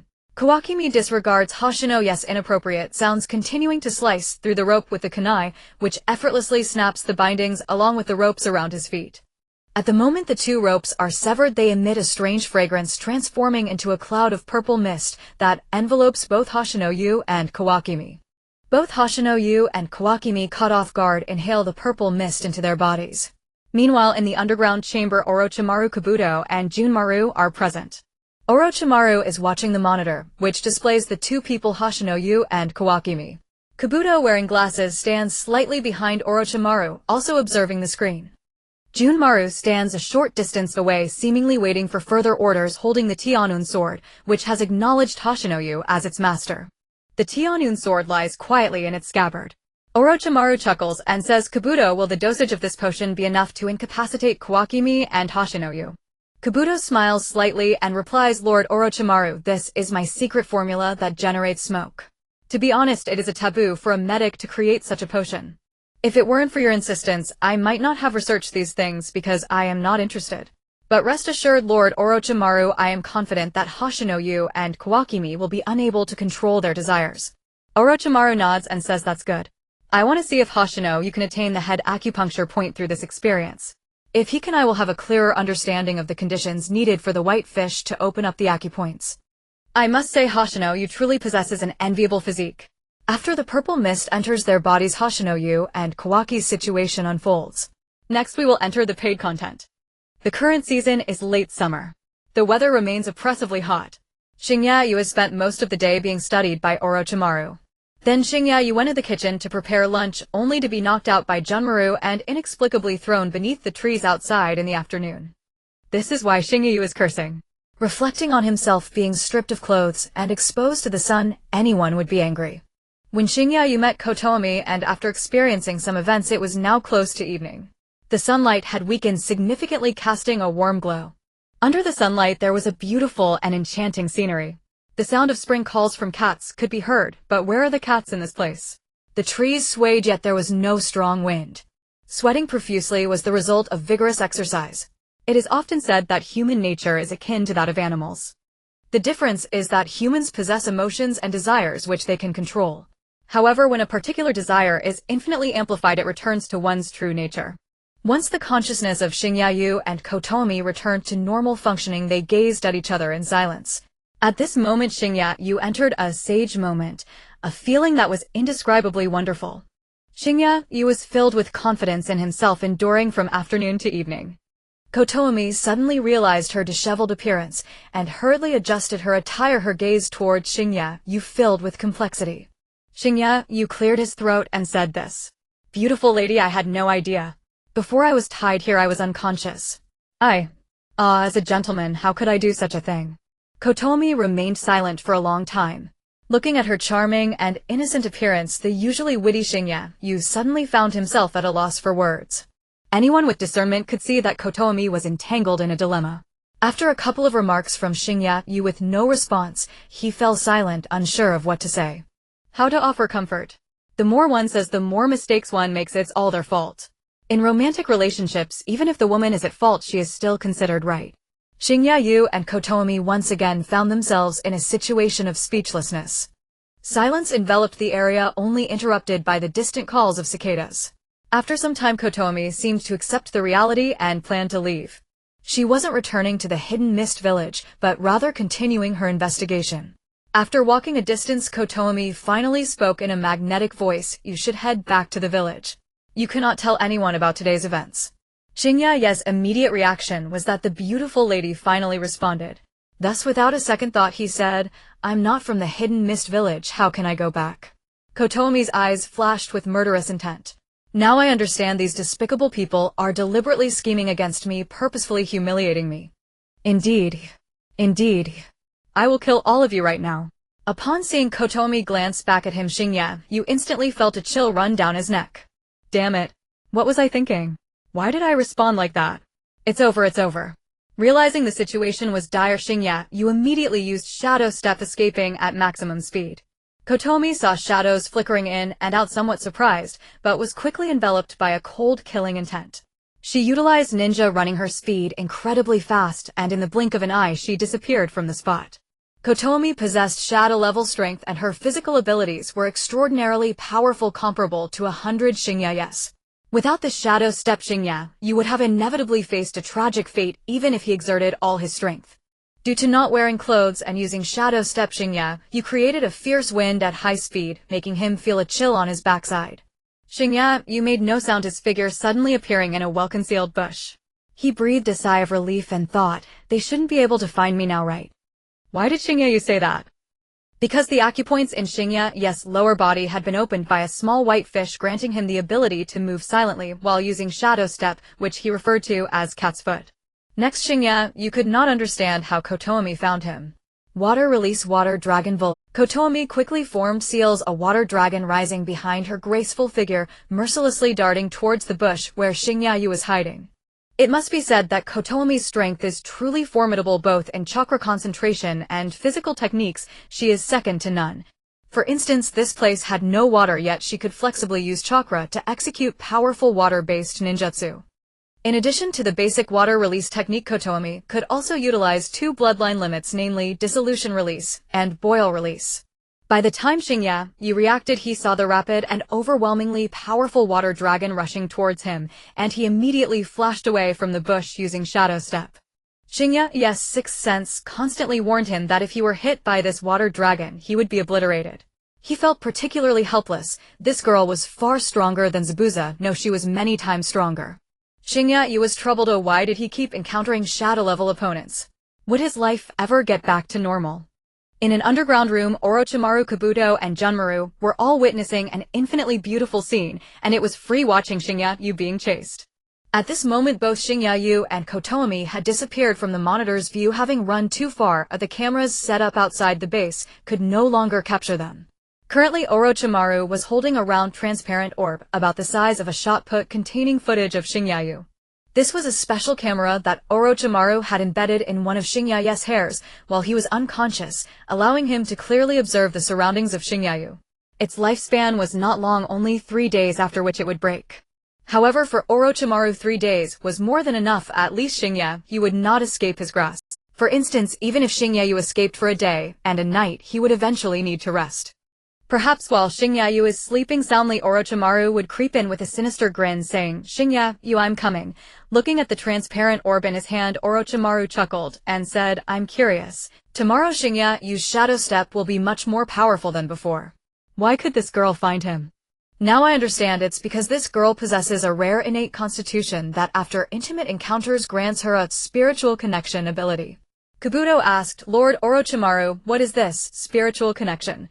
Orochimaru explained, "After this girl gains the spiritual connection, anyone who has been intimate with her, as long as they are not too far away, her brain will subconsciously sense where they are." Kabuto expressed concern. "Then young Master Shingyayu is in danger." Orochimaru nodded. "Indeed, there is a bit of danger. I might not even be her match." Kabuto, this place has been discovered. Copy the important data and research files, pack them all up, and then blow up the base. Afterward you should return to the land of rice. Junmaru, you come with me to retrieve Shingyayu." Junmaru and Kabuto responded in unison, "Yes, Lord Orochimaru." Meanwhile, Shingyayu was still being pursued by Kotomi. Hoshino, you hid behind a rock using Shadow Step to flash to a distance as the rock shattered, evading the deadly ambush from Narome. Hoshino, you was puzzled as to why this girl could find him no matter where he hid. This shouldn't be the case. What Hoshino you didn't know was that Narome possessed 2 bloodline limits from birth, and her body had a In other words, anyone who had shared a bed with Narome would always sense her presence as long as they were not far apart. This was why Narome, who clearly wanted a love that could withstand the test of time, was hesitant. Because young people are often impulsive, if something were to happen in the bedroom, she would be distracted and unable to focus on her cultivation. Thus Narome, who had remained single, devoted herself entirely to her training, making her the strongest person in Misty Hidden Village for the time being. Hoshino, you cried out in frustration, having just used Shadow Step and failing to react in time, crashing into a tree. Narame sees the fleeting opportunity appearing before Hoshino, her ninja tool kunai striking ruthlessly towards his neck. Even before making contact, he could feel the blood surging forth. In a life-or-death moment, Hoshino, you leaned back, forming a right angle, narrowly dodging Narome's deadly attack once again. Seeing that she couldn't sever the neck of this obnoxious man, Narame in her anger raised her alluring right leg and swept it towards Hoshino's head. This scene unfolded in an instant without even a breath's time. As Hoshino, you leaned back to evade Narome's merciless attack, he had already used Shadow Step intending to escape. However, he was still kicked on the left side of his face by Narame. Hoshino's entire body felt as if it had been forcefully thrown soaring through the air like a stick. This was a result of Hoshino using Shadow Step as he leaned back, not because Narame had landed a Hoshino appeared at the edge of the island, rubbing his swollen left cheek. Fortunately, Shadow Step was fast enough to dissipate much of the force, leaving only a burning pain, otherwise his teeth would have been knocked out. This girl is too violent, I can't provoke her. Hoshino, you quickly glanced back at the beautiful Narame, still full of murderous intent, relentlessly pursuing him. Without hesitation, Hoshino, you condensed chakra beneath his feet and leapt from the edge of the island.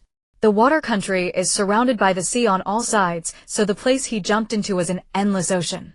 Concentrating chakra underfoot is a basic skill for ninjas, allowing one to stand on the water's surface. Hoshino, you stepped onto the ocean surface and continued to flee using Shadow Step. There was not a moment of hesitation. How could I afford to hesitate? Didn't you see that girl also jumped down? There was no room for negotiation. Just now in the forest on the island during his chase by Narame, Hoshino, you kept trying to talk her down, but she ignored him. Hoshino, you dared not speak anymore, focusing entirely on escaping. This girl wouldn't rest until she had torn him to pieces, unable to quell her hatred. Beautiful girl, why do you hate me? I was unaware. If you must hate someone, hate Orochimaru. I hate him too. Moreover, it's our first time, it's your first time as well. Neither of us would lose out. Hoshino, you dared not voice these complaints to Narame. Escaping was already so strenuous. If he chatted more, he might really meet an untimely demise. However, Hoshino, you did not realize that he had already fallen into a more dangerous predicament. Narame was adept at water release, and with her bloodline limits of dissolution and boiling, her strength in water was significantly enhanced. Even though Hoshino, you knew that Narame was the queen of the water, there was nothing he could do. When he was on the island, aside from initially feeling somewhat comfortable, the rest of the time was fraught with danger. Hoshino, you could only create distance using shadow step. There were no other options. Back to the main point. Below in the ocean, Hoshino, you was about to be enveloped by fear under Narame's influence. At this moment, Hoshino, you suddenly used shadow step, his figure flickering in and out of visibility, quickly appearing at a great distance ahead. But he was unaware that the ocean beneath his feet had begun to form a whirlpool, and its range was vast. Water release whirlpool. Narame ran behind him, forming hand seals. After a long time of sealing, she finally unleashed this ninjutsu.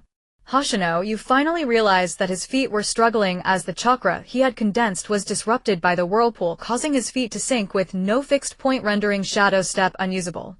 Using chakra concentrated at his feet allowed him to create a fixed point on the water's surface. This was why Hoshino, you could still use shadow step. In fact, if Hoshino's chakra control were proficient, his chakra wouldn't be so fragile and compromised by Narame's ninjutsu whirlpool. The main reason was that he was merely the weakest chunin, ranked at the bottom, lacking talent. There was nothing. Hoshino is shadow step. Others have great talent, but they lack shadow step. Hoshino is poor talent, but others have great talent, yet he possesses shadow step. At the center of the ninjutsu whirlpool, Hoshino's entire body was rapidly sinking. At this moment, the sun had disappeared, leaving only dim light ready to vanish from this world. Hoshino was not wearing clothes, and as the seawater touched his body, a cold sensation enveloped him. Even though it was still summer, it wasn't cold. It was the life-threatening chill that caused the cold feeling. Suddenly, Hoshino's mind connected with the Tianun sword. Sword, come. A sword appeared, its blade radiating a faint white glow, piercing through the darkness, trailing a white streak as it swiftly arrived above Hoshino. It was indeed the Tianun sword. Subsequently, the Tianun sword plunged straight down into the ocean. Then Hoshino was seen standing on the sword's blade, floating in midair. Hoshino finally escaped the deadly whirlpool. His face was pale. That was so close he almost lost his life. It seems Orochimaru should be nearby, as I could sense the Tianun sword. This entire scene transpired in the blink of an eye. Narame also caught up at that moment. Seeing that this obnoxious man had escaped the whirlpool, she huffed and quickly formed hand seals. Water release super water dragon bullet technique. Countless water dragons surged from beneath the ocean where Narame stood, embodying tremendous power.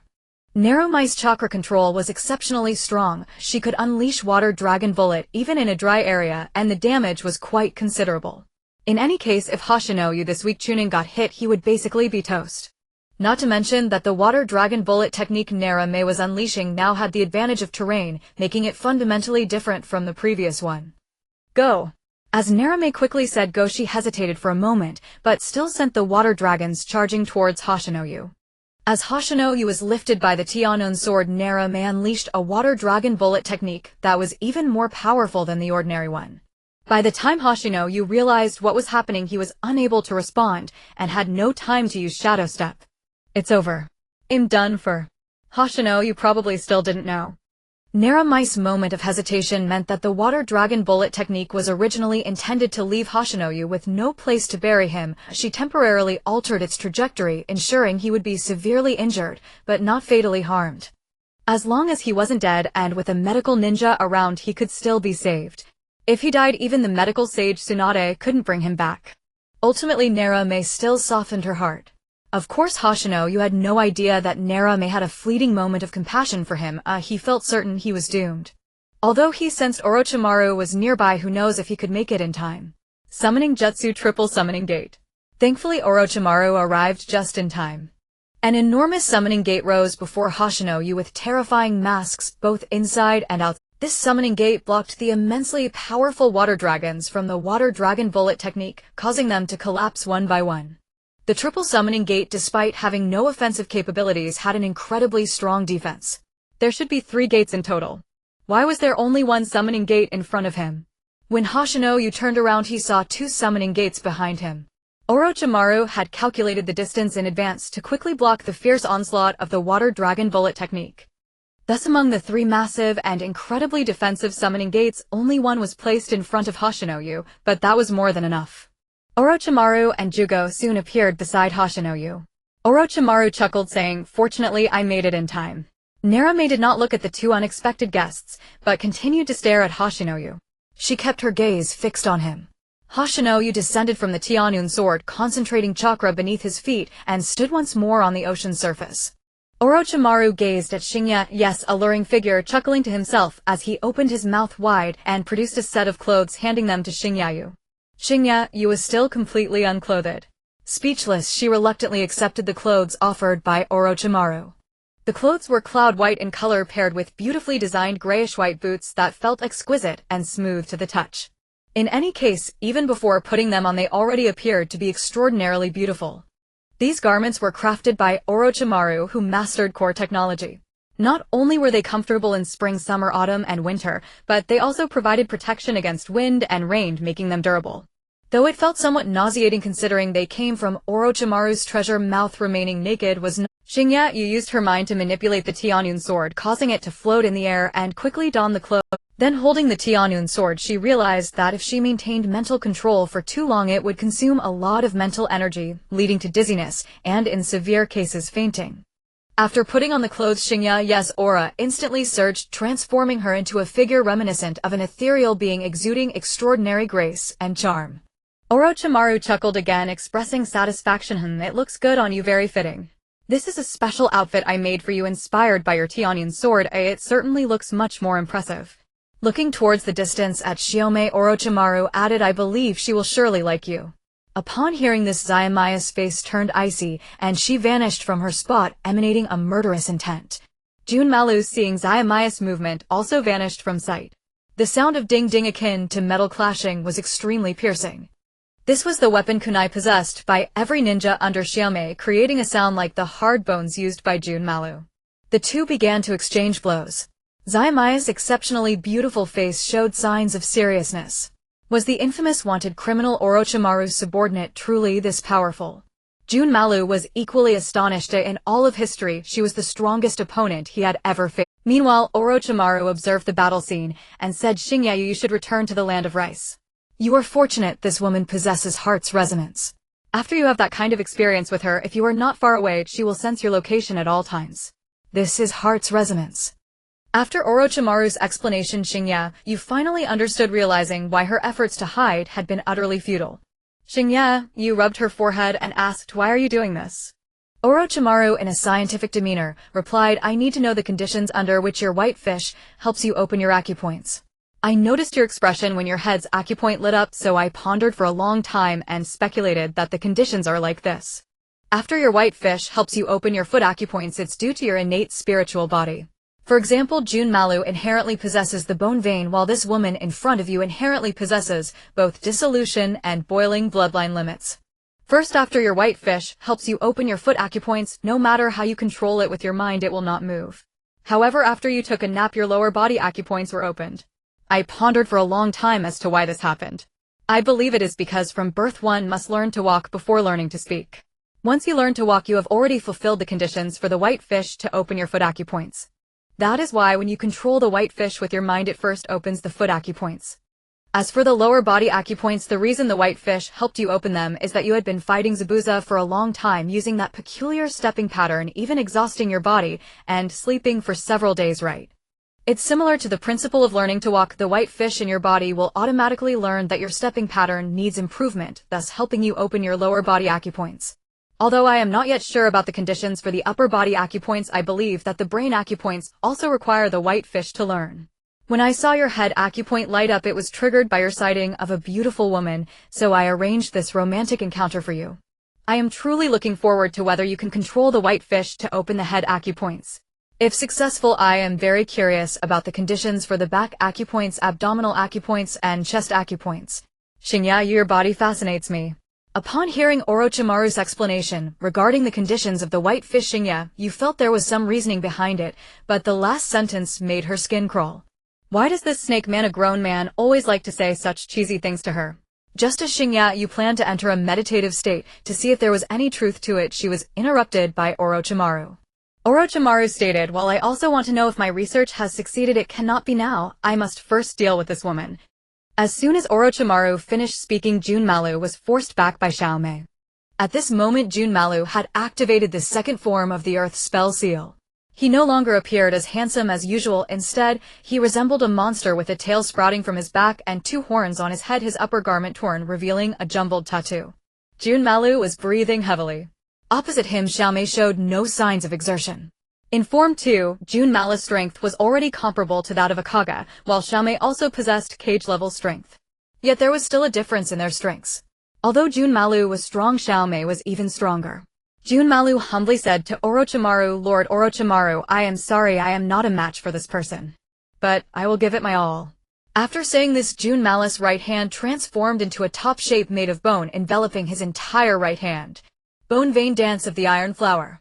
Junmalu charged forward with incredible speed, tearing through the ocean surface, creating a blue trench as the water surged to the sides. The target was none other than Xiaomei.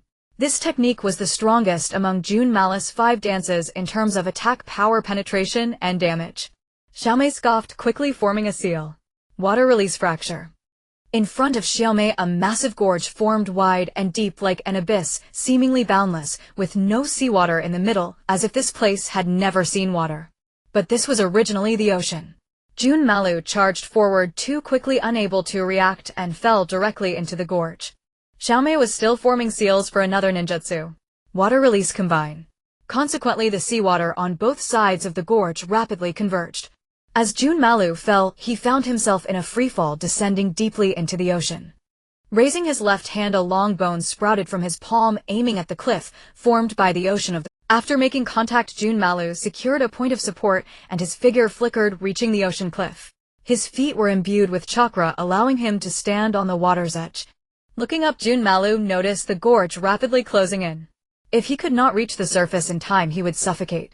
Chakra allows one to walk on the water surface, but once submerged, one still needs to breathe. Junmalu ran with all his strength, moving swiftly along the ocean cliff, as if it were solid ground, his speed so great that his figure was nearly invisible to the naked eye. Junmalu furrowed his brow.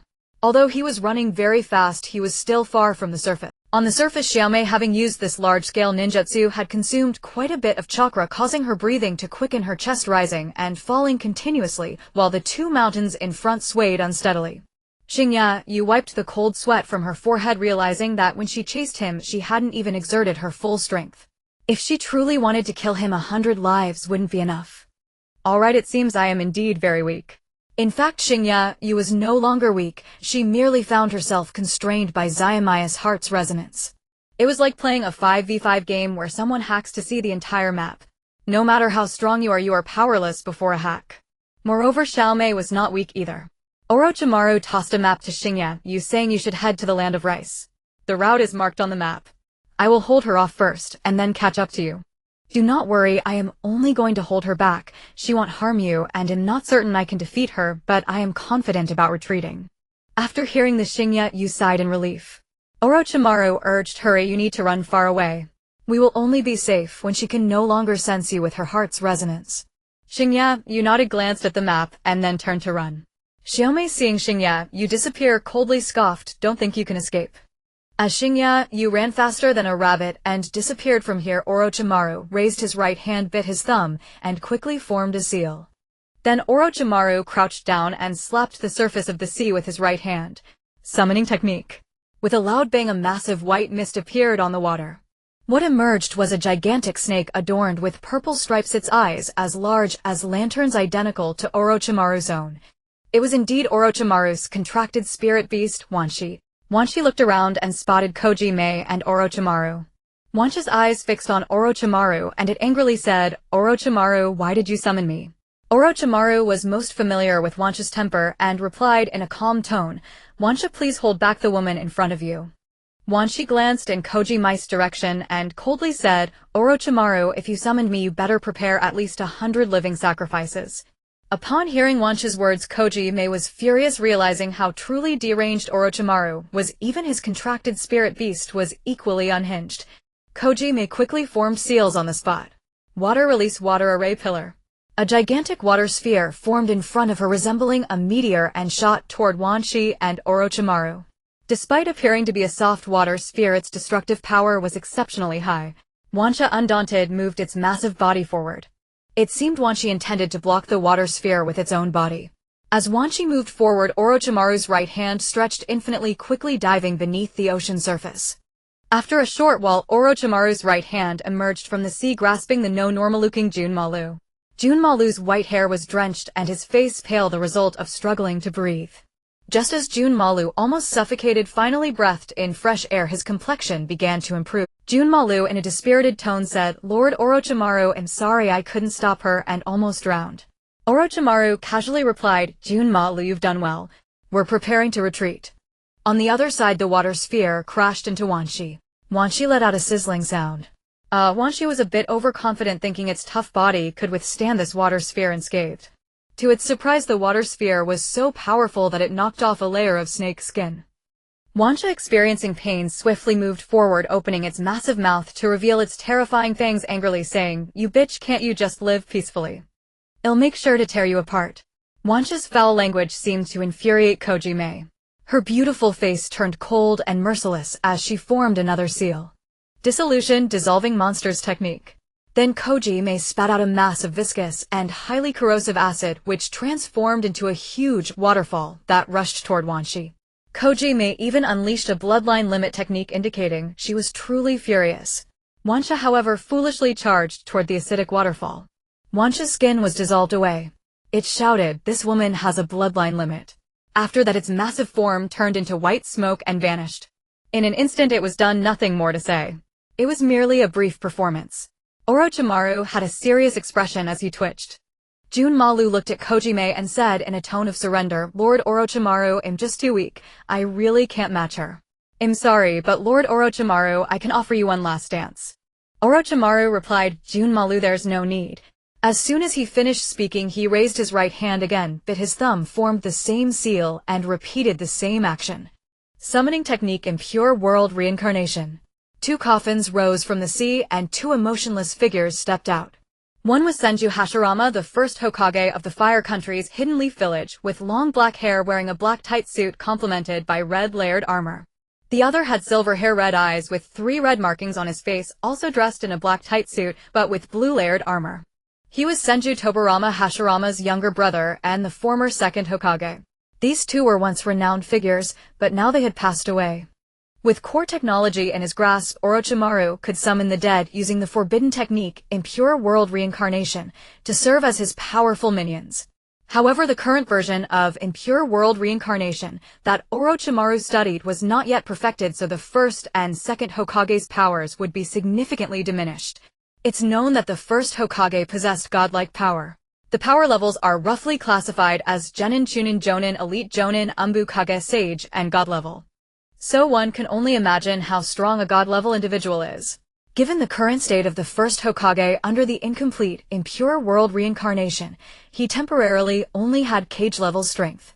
Moreover, the summoned first Hokage lacked consciousness, behaving like a mindless corpse. Even with cage-level strength, it was not formidable. The second Hokage was roughly equivalent to a Jonin. Yet, Orochimaru summoned these two individuals primarily to block Kojime, allowing himself and Junmaru enough time to escape. Orochimaru formed a control seal. Thus the first and second Hokage moved emotionlessly toward Kojime to attack.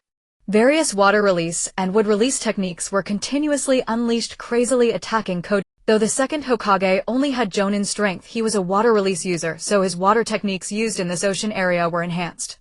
The first Hokage's wood release was quite versatile. Trees could grow from rocks or even in water, it could sprout in any place. In Kojime's mind, she noticed Shinya's figure becoming increasingly elusive. She was quite anxious, yet didn't know why her heart felt strangely chaotic. However, despite her mixed feelings, Kojime adeptly handled the techniques unleashed by the first and second Hokage. Nevertheless, they did manage to temporarily obstruct her.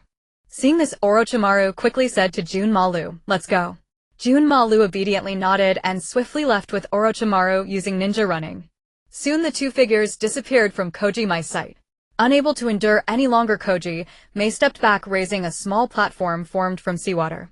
Standing on this small platform, Koji may formed seals even faster than usual. Boil, release, steam, burst. After performing this technique, thick white mist rose from the ocean in the area. This was not mist, it was a scene caused by extremely high temperatures. It wasn't just the temperature of boiling water, but reached thousands of degrees, resembling magma. 100 C can scald a person, and if prolonged it could even cost a life. 1000 C is far more than losing a life, it can cause complete melting. In summary, among the two bloodline limits within Koji, may boil release was stronger than dissolution release. The first and second Hokage summoned by Orochimaru using the forbidden technique in pure world reincarnation had their feet instantly dissolved upon standing on the ocean surface, turning to dust. As they lost their legs, they could no longer concentrate their chakra in their feet, causing their bodies to slowly sink into the water. Subsequently, the first and second Hokage turned into a pile of ashes, dissipating in this world. Since Koji may stopped forming seals, the boil-release technique ceased to activate. Koji may stood back on the ocean surface. Her heart's connection no longer sensed Xingya's location. She stomped her foot, angrily splashing seawater everywhere. Zhao Meiming returned to Wuin village. After the battle with Junmalu and the confrontation with the first Hokage Senju Hashirama and the second Hokage Senju Tobirama summoned by Orochimaru using the Edo Tensei technique, Zhao Meiming had used too many large-scale ninjutsu and gradually became exhausted, thus she dared not pursue further. Despite knowing she was on the verge of exhaustion, she still did not want to let Xingyu go. At this point, she was gradually losing her rationality. In truth, she just wanted to clarify with Xingyu that he would not collude with someone like Orochimaru. A woman's intuition told her that Xingyu was not that kind of person. Eventually, her mutual understanding failed. Zhao Meiming finally realized how childish she had been acting, unlike her usual self. After coming to her senses, Zhao Meiming understood the ultimate purpose of her investigation. Thus, days after her return to Wuin village, Zhao Meiming subdued several Umbu members and forcefully stormed into the office building of the 4th Mizukijikura. Under the genjutsu, the 4th Mizukijikura was in a daze and was naturally no match for Zhao Meiming. In just a few moves, Zhao Meiming had controlled Yukura.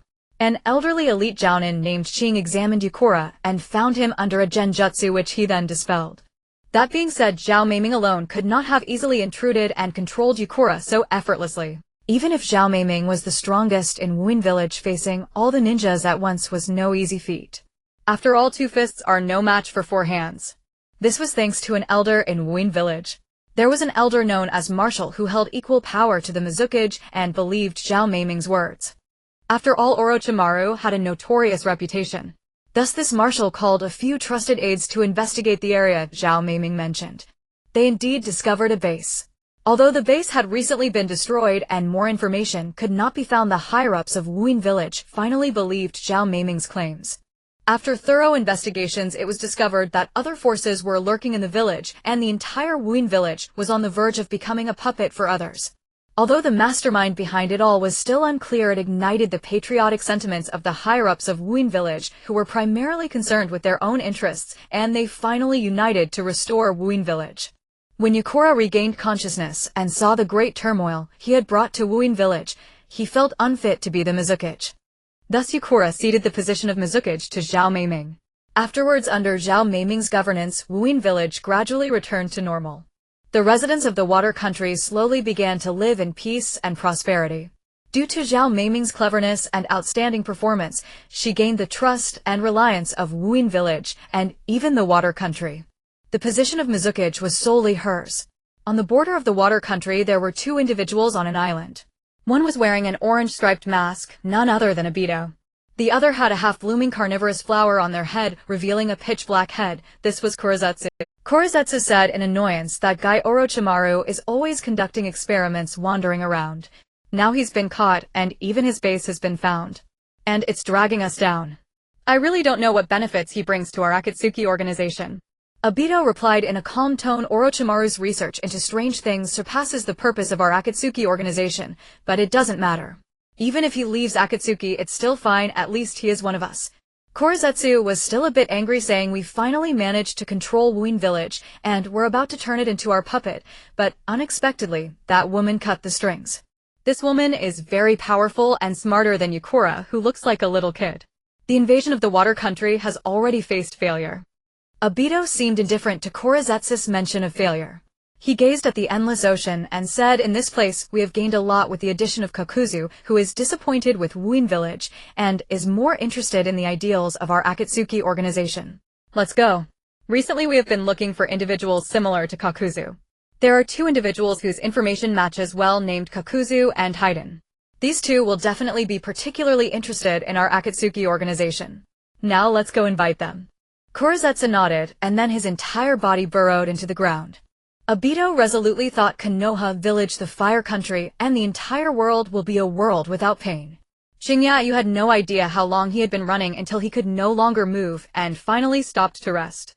Crossing the entire ocean in order to move faster, Shinya had to use the shadow step technique on the ocean by concentrating chakra on his feet, thus needing to stand on the surface of the water. In the end, Shinya exhausted his chakra before he could escape the ocean. He could only swim ashore.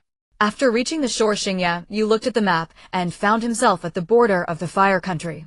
It was now around 4 or 5 in the morning. This place was desolate, overgrown with wild grass and surrounded by trees. The quiet night was filled with the sounds of animals calling. Having experienced a godly battle with Zhao Meiming and then being chased, Shinya had truly exhausted himself to the point of collapse. Even though he was extremely hungry, he could only eat some wild fruits to fill his stomach, lacking the energy to hunt for game. After eating some fruit, Shinya leaned against a large tree and fell into a half-asleep state to recover his energy. Suddenly he heard a cackling laugh by his ear. Shinya jumped up thinking it was Zhao Meiming chasing him down with their mutual understanding. Upon discovering it was Orochimaru and Junmaru, he angrily exclaimed, "Could you stop scaring me all the time? With your long hair flowing you look like a ghost." "Is she okay?" Shinya instinctively asked. Orochimaru replied, "She's fine. That woman still wants to chase after you, but after you ran so far she can no longer sense your location. Shinya, you really are something making her so persistent. Is it because you are too charming?" Shinya cleared his throat, his face slightly reddening, and said, "I think it's not about whether I'm charming or not. If I hadn't run so fast I would have been done for a long time ago." Orochimaru said, "When she was chasing you she didn't even use a third of her strength. It doesn't seem like she wants to kill you." Shinya was far too tired to chat more with Orochimaru, he only wanted to lie down and sleep. Orochimaru called out to Shinya saying, "Before you sleep try to control the white little fish and see if you can unblock the head acupuncture points." Shinya sat down, continuing to lean against the tree, and entered a meditative state. Orochimaru watched him with anticipation. Shinya entered his consciousness and attempted to control the white little fish. The white little fish did not respond as before. At this moment the white little fish swam out from one of the acupuncture points in the lower limbs, happily waved its tail, and then swam to the upper limb acupuncture points. The white little fish unblocked all the acupuncture points in the upper limbs: Naguan, Waiguan, Yuchi, Chai's, Jiang, Kongzue, Liechua, Yangqi, Shinmin, Higo, Zhangzhu, Shaocheng, Luojian, Jijian, Taiyuan, Konai, and Weicheng. It had cleared them all. When Shinya wanted to continue controlling the white little fish, however the fish ignored him and simply chose an acupuncture point in the upper limb to stay motionless. No matter how Shinya tried to command it, the white little fish still did not respond. He opened his eyes and said, "It only cleared the acupuncture points in the upper limbs, and then I couldn't control it anymore." Orochimaru fell into silence and after a long time murmured, "It shouldn't be like this. Why were the upper limb acupuncture points the ones addressed? Why the upper limb acupuncture points? Why were only the upper limb acupuncture points satisfied?" Shinya ignored Orochimaru's mumbling. He was far too tired and fell asleep as soon as he closed his eyes. Junmaru had used the ninja run to go far behind. He knew that once Shinya fell asleep Orochimaru would definitely rest here, so he had to be cautious about whether Zhao Meiming would catch up. Better safe than sorry. Only Orochimaru remained standing in place, talking to himself, reflecting on how obsessive a research enthusiast could be. Xingyu in deep slumber was awakened by the enticing aroma of roasted meat. Starving, he was forcefully roused from his dreams. Still groggy from insufficient sleep, Xingyu was in a foul mood. The sun was setting, marking the evening. Junmaru tended to the campfire carefully and diligently roasting a wild rabbit. Xingyu, saliva dripping, fixated on the 2 rabbits on the makeshift spit. The rabbits were roasted to a crisp outside, while remaining tender within, their savory scent wafting through. Orochimaru sat nearby, muttering to himself, "What are the conditions? Where could it possibly be wrong?" Having undergone special modifications for his relentless research, he no longer required sleep. Junmaru, due to congenital illness, also needed little sleep. Though both Orochimaru and Junmaru appeared far from the physique of a regular person, their hearts continued to beat. Food was essential. Upon seeing Shingyu awake with a glimmer of hunger in his eyes, Junmaru smiled and said, "Young Master Shingyu, you're awake just in time. These two rabbits have just finished roasting." After speaking, Junmaru handed a fragrant rabbit to Orochimaru. Meanwhile, Shingyu's mood soured, further grumbling internally. "Junmaru, isn't that just stating the obvious? I haven't had enough sleep. Your roasted rabbit woke me. Even if I were to starve here, I wouldn't eat it." As Junmaru approached with the other aromatic rabbit for Shingyu, he thanked him and immediately devoured it hungrily. In no time, the entire rabbit was consumed by Shingyu with great haste. Orochimaru, looking at the rabbit in his hands, expressed disinterest, saying, "Junmaru, you eat it." Junmaru, always obedient to Orochimaru, nodded. He walked over, reclaimed the rabbit from Orochimaru, tore off a piece of meat, and began to eat it slowly. While eating, Junmaru said to Shingyu, "Young Master Shingyu, there's spring water here to soothe your throat." Shingyu had eaten too quickly, and was indeed a bit choked. In a hurry, Shingyu stood up, walked over, and picked up a bamboo tube filled with spring water. After gulping down the spring water, Shingyu contentedly exclaimed, "I've never eaten such delicious rabbit, or drunk such refreshing spring water before." Junmaru smiled and replied, "It's not my cooking skills, it's just that young Master Shingyu was truly hungry." Shingyu nodded in agreement. Shingyu glanced at Orochimaru, who was still muttering to himself, and wondered, why is this snake brother so fixated on finding the reasons for my acupoints? He suddenly recalled how the acupoints in his upper limbs had been opened by the white fish last night. With the foot acupoints unblocked, he gained extraordinary speed, which he named Phantom Step. With the lower limb acupoints opened, Phantom Step gained the ability to move silently, which he termed Cat's Foot. Now that the upper limb acupoints had been opened, what ability would that grant? All these acupoints were related to the legs. It seemed he could try out the Phantom Step later to see what other effects. Orochimaru, seeing that Shingyu was well fed and watered, ceased his muttering and commanded, "Let's set off to the land of rice. I must return immediately to review the research materials. A Kabuto should have already arrived in the land of rice." After hearing Orochimaru's words, Junmaru quickly finished the last piece of rabbit meat, drank some spring water, and tidied up the campfire. After a while, Orochimaru, Shingyu, and Junmaru began their journey towards the land of rice. The land of rice lay to the north of the land of fire. The land of water lay to the east of the land of fire. Shingyu's escape route had always been towards the north. Thus the three were now at the northern border of the land of fire. The land of rice was not far off. As long as they crossed the towering mountains, they would reach a vast basin and plains. Besides the small nation of rice, there were many other small nations where wars frequently broke out. These numerous and chaotic small nations did not have ninjas. To conduct his research openly, Orochimaru established a ninja village. It was called Otogekure. This reassured the larger nations, ensuring no one would investigate who created this Otogekure. Having a ninja village was advantageous. Once the turmoil settled, they would undoubtedly interact with us under normal circumstances, which fugitive would not hide. Once they came into contact with us, wouldn't their location be exposed? Thus, Orochimaru understood that the most dangerous place was also the safest. As long as Orochimaru kept this place in a state of perpetual chaos, he would not be concerned by other great nations. In the past, when he was in Konoha, he had conducted research hidden deep underground. In the end, it was not his teacher, the third Hokage Sarutobi Hiruzen, who found him. Thankfully, Sarutobi Hiruzen, recalling their teacher-student bond, let him off the hook. From then on, Orochimaru defected from Konoha and became a fugitive. As Shingyu and the others traversed the mountains, he tested the effects of the upper limb acupoints opened by the white fish, leaving him utterly astonished. He found that he could easily walk without needing to concentrate chakra in his feet. Moreover, his speed using Phantom Step was not affected at all. As a ninja, if one had a solid grasp of chakra concentration, it was unnecessary to climb these treacherous mountains barehanded. With chakra concentrated in the feet, one could traverse steep mountains and deep waters as if walking on flat ground. However, Shingyu at that moment did not need to do so. He could achieve these feats effortlessly. If he were to try walking on the water's surface, would he also not need to concentrate chakra in his feet? Shingyu found a natural mountain lake and attempted to walk on water without chakra concentration. Indeed, he could stand, tread, and run on the surface of the water. Ultimately, he named the function of the upper limb acupoints Ripple Step. Furthermore, Shingyu's Phantom Step was now stronger and faster than before. If the previous Phantom Step had been skillful, the current one was completely effortless. Junmaru watched as Shingyu traversed mountains and waters with such ease and joy, secretly impressed. Junmalu was not being modest, he genuinely could not compete with Xingyu now. With Xingyu wielding the incredibly sharp Tianyun sword and employing Phantom Step, he could only respond passively until he was worn out. Junmalu contemplated that if young Master Xingyu were not bound by Orochimaru's control over his life, they could have become adversaries. To protect Orochimaru and defeat young Master Xingyu, he would have to unleash his final dance. Orochimaru observed as Xingyu hopped between mountains and water, marveling inwardly. It seemed that Xingyu had nearly reached shadow-level strength.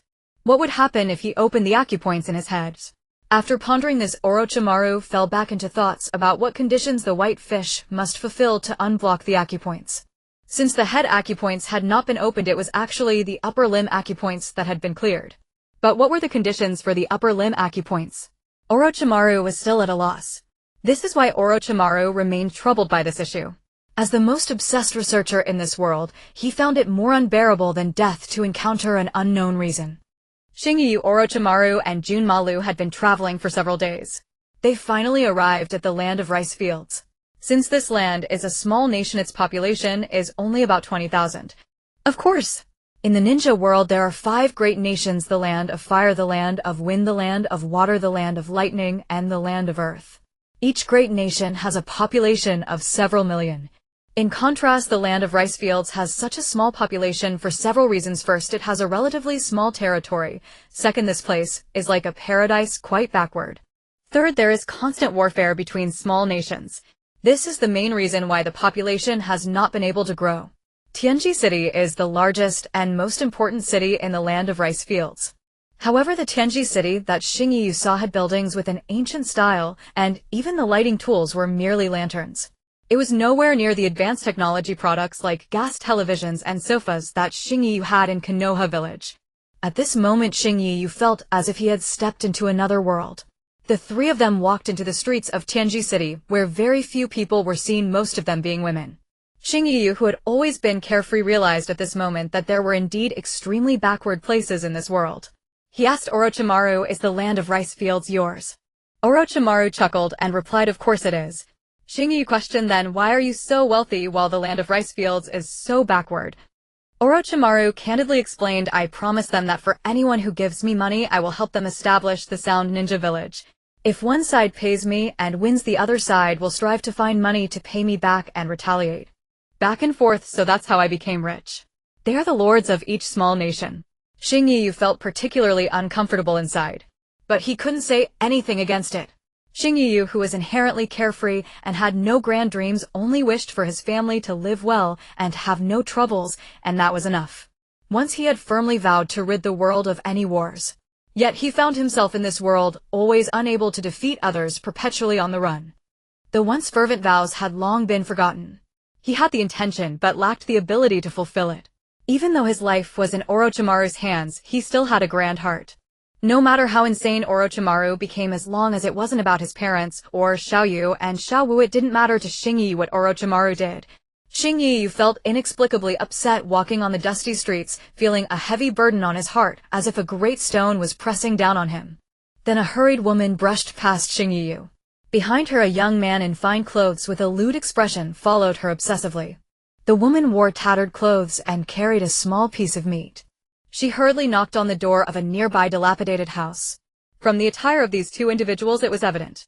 The young man was either the son of a lord or the son of a powerful official. In any case, in the land of rice fields, the young man's background was undoubtedly noble. The woman, on the other hand, was a commoner. As the woman knocked on the door quickly, she anxiously called out, "Daughter, I'm back.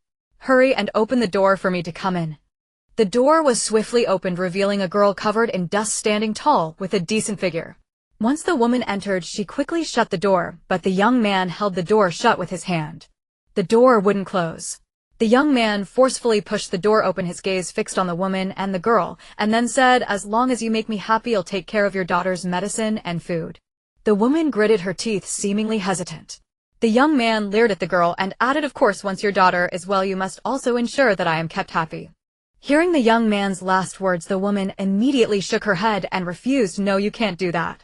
We don't want your money for medicine." The young man slapped the woman, forcefully asserting, "Who are you to say no? Have you asked me?" The woman was knocked to the ground, tears streaming down her face. The girls squatted down, hugging the woman's sobbing mother. Are you okay? The young man seemed to be enraged by the refusal, lifting his foot to kick at the girl. At that moment, a man in a white robe suddenly appeared in front of the young man. It was Shingyu. The young man was then sent flying, crashing into a house on the other side of the street. The door was shattered. The owners of the house, an elderly couple, trembled upon seeing the young man's face. The young man was just about to stand up. Shingyu appeared instantly in front of him, slapped him, and said, "You really enjoy slapping people's faces, don't you?" After finishing his sentence, he delivered another slap. The young man's teeth were knocked out. He was about to beg for mercy. Shingyu gave him no chance, directly grabbing him and slamming him down. The young man was knocked unconscious. Orochimaru approached and intervened, saying, "That's enough, Shingyu. I promised them I wouldn't interfere in the affairs of the land of rice fields." Upon hearing Orochimaru's words, Shingyu became even angrier. With a phantom step, he grabbed Orochimaru by the collar and lifted him up, his tone icy as he asked, "Is this your land of rice fields?" Junmaru was about to step forward to assist Shingyu. Orochimaru gestured to Junmaru, indicating that he didn't need to intervene. Orochimaru chuckled, saying, "Shingyu, I don't know how to advise you. I once had a very good friend named Jiraiya who had a personality similar to yours. During the Third Great Ninja War, he saved a few children, taught them ninjutsu knowledge and the ways of kindness. Later, do you know what those children did? They killed everyone in the entire village. So Shingyu, do you think that saving these two will make them great?" Shingyu tightened his grip on Orochimaru's collar, speaking each word deliberately. "This world is not as bad as you think." Orochimaru suddenly laughed heartily, saying, "Then I want to see what kind of good world you can create." Orochimaru turned to Junmaru and instructed Junmaru, "Go back to the Sound Ninja Village and tell Yakushi Kabuto and the others to merge all the other small nations into the land of rice fields. Anyone who opposes will be killed on the spot, and then Shingyu will become the lord of this nation." Junmaru nodded and left. Shingyu released Orochimaru's collar, remaining deep in thought. Unification is simple. It can be achieved through force. But being in charge is the most difficult. Politics, development policies, diplomacy, public sentiment, happiness levels, etc. all need to be considered. The greater the ability, the greater the responsibility. So when Orochimaru entrusted the survival of over 100,000 people to Shingyu, he fell silent. He didn't know if he could do it. Even if he could manage it, he didn't know if he could do it well. Hoshino and Orochimaru returned together to the Sound Ninja Village. This is the village established by Orochimaru. Orochimaru's 5 subordinates said, "Kasame, Doya, Jirubu, Kutumaru, and Sakan, when you see Hoshino, you must obey his orders as you would mine." Understood. The 5 ninjas nodded reluctantly. Afterwards, Orochimaru stated he would research Hoshino's acupoint conditions and entered the laboratory with Kabuto. The door was tightly shut, seemingly set to remain closed for a long time. Such is the dedication of a researcher. Hoshino looked at the 5. In truth, he felt utterly confused, not knowing what to do. He was completely clueless about governance. Moreover, the 5 given to him by Orochimaru were all fighters lacking intelligence and emotional understanding. How to manage the land of rice. Although Hoshino wanted to create a peaceful nation, that Orochimaru could not imagine, saying it was easy, but executing it was difficult. Hoshino arrived at the office building of the Sound Ninja Village. Along the way, he noticed that the people of the village were aware of his possession of Orochimaru's authority, treating him with utmost respect. Some even asked Hoshino if he wanted to familiarize himself with the village's terrain. Hoshino had no intention of familiarizing himself with the terrain. In a few days, all the small nations would merge. What about the refugees? How to enforce obedience? How to ensure that the residents of different nations could coexist peacefully? It was difficult. Truly, it was very hard. Hoshino reached the office building and sat in a chair, sighing deeply. He knew nothing at present. All he possessed was power. But being clueless doesn't mean one can't be a king. Just like in the history of his past life, Liu Bang knew nothing at all. Yet, how did he unify the land? It was precisely because he had a group of capable ministers at his command, with General Han Xian, who could gather as many troops as he wished, and the strategist Zhang Liang, who seemed to foresee everything. And there were many more. Who did he have now? The sickly Kisame. Doyo, aside from being somewhat good-looking, what use was he? Jirubu, a fat man, was only good for show. Kutumaro had a few hands and a good brain, but his character was too sinister to manage state affairs.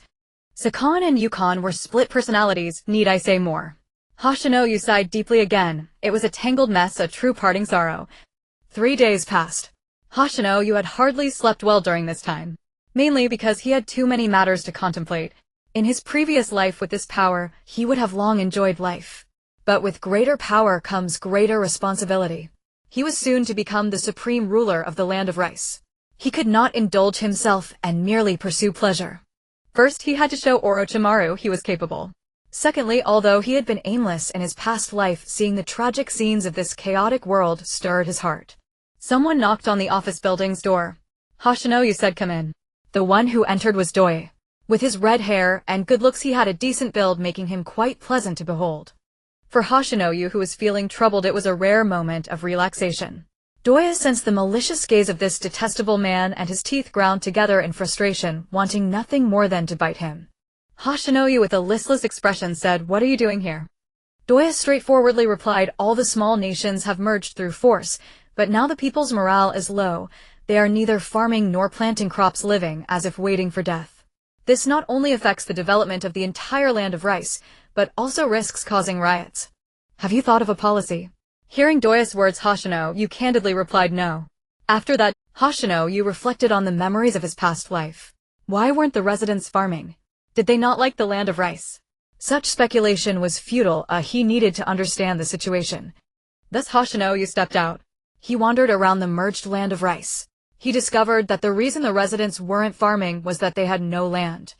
Because all the land belonged to those wealthy gentlemen. Now that they had merged into a small nation, they had the money to stubbornly cling on. This way, after some time, I would be begging these people. Then they would threaten me, the head of the household, and how would that be different from a puppet nation? Hoshino thought of the current solution. Directly buy back all the vast lands owned by the gentry. However, there was one problem. He had no money. Then he decided not to deal with these people and simply use the Sound Ninja Village as the political center. After all, these people were of no use. After devising a plan, Hoshino called Doi and the others, sending Kisame to rest due to his illness. Hoshino shared his thoughts with the four, essentially instructing them to find those who own large parcels of land, forcibly reclaim the land. If they agreed, they could purchase it and receive favorable terms. If someone disagreed, they would be killed. Anyone who was dissatisfied would also be killed. To deal with these people, one had to use brute force to make them submit. If they kept talking, there would be no progress whatsoever. After a few days, under coercive circumstances, all the land was reclaimed. Then Hoshino arranged for Doi and the others to organize manpower to distribute land to each household based on population. These lands became personal property. However, the right of explanation still lay with the land of rice. 10 days to half a month passed. The residents were very happy. The people's morale was soaring. Of course, while some rose, others fell. For instance, the wealthy were displeased. But that was of no concern. Hoshino could never understand why those selfish and self-serving people were all so wealthy and lived so well, while the kind and good-hearted ordinary farmers could never earn in a lifetime what others made in a day. A week later, the residents quickly settled down. More than a month had passed. The residents of the land of rice were gradually getting to know Hoshino. It was Hoshino who had given them a better life.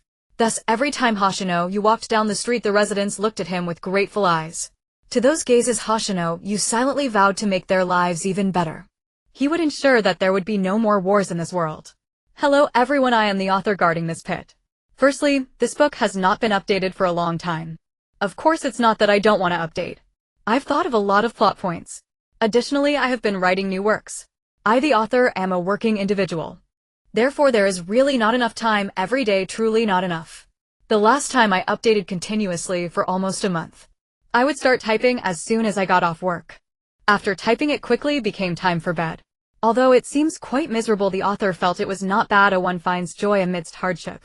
Since Shinya took over the Tainsiguo, he has been overwhelmed with tasks, relying solely on the political knowledge from his past life to navigate the situation. Fortunately, Tainsiguo is relatively backward, and this knowledge is sufficient to manage things. When a person is busy, time seems to gallop by like a swift horse.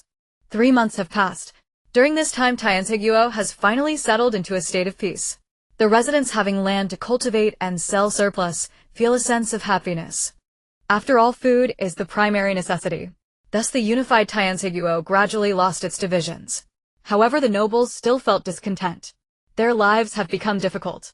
Shinya has no interest in their feudal concerns, believing that such outdated systems are the root of backwardness, and backwardness leads to oppression. Xingya lay back in a chair in Inan village, rubbing his forehead, feeling dizzy from exhaustion. He finally grasped the true meaning of being overwhelmed with myriad affairs. Aside from the oppressed nobles, Taian has entered an era of peace. Yet there are still many areas that need improvement. For instance, Taian is far too backward. To put it bluntly, compared to the Hui Kingdom, Taian is like the ancient world while Hui Kingdom is modern. Technology is the key to progress. Look at the Hui Kingdom, which has sofas, televisions, and even walkie-talkies, while Taian is barely aware of what ninjas are. Of course, this is thanks to the scientists in Orochimaru's research team, which has greatly improved the living conditions in the Hui Kingdom. The 5 major nations, Huifeng, Leishui, and Tu, frequently engage in diplomacy and interaction. As a result, the entertainment levels of their residents are quite advanced. However, this world is still dominated by ninjas. Thus, Orochimaru remains particularly interested in ninjutsu related to reincarnation and immortality. This is why there are no communication devices or internet-like advanced products. If Orochimaru were interested in these, he would surely develop them within a decade. Moreover, even if communication devices are developed, a poor signal would be of little use, inferior to the sensory abilities of ninjas. Ultimately, this is still the world of ninjas. Xingya turned in his chair knowing that Orochimaru possesses this technological knowledge, but training a group would consume too much time and manpower. Xingya, you did not understand, only Orochimaru did. Therefore, the only way to develop rapidly was to engage in diplomacy with the Hui Kingdom, allowing the nobles of Taian to trade and learn. Because it is clear that learning all this knowledge at once is impractical. However, if each person learns a specific area of knowledge, with some knowing this and others knowing that, when these individuals return to Taian, products like sofas and televisions will soon emerge. Residents will also go to work and learn, and if this cycle continues, in a few years Taian will catch up with the times. This is far better than specialized training. Thus, Xingya, you must engage in diplomacy with the Hui Kingdom.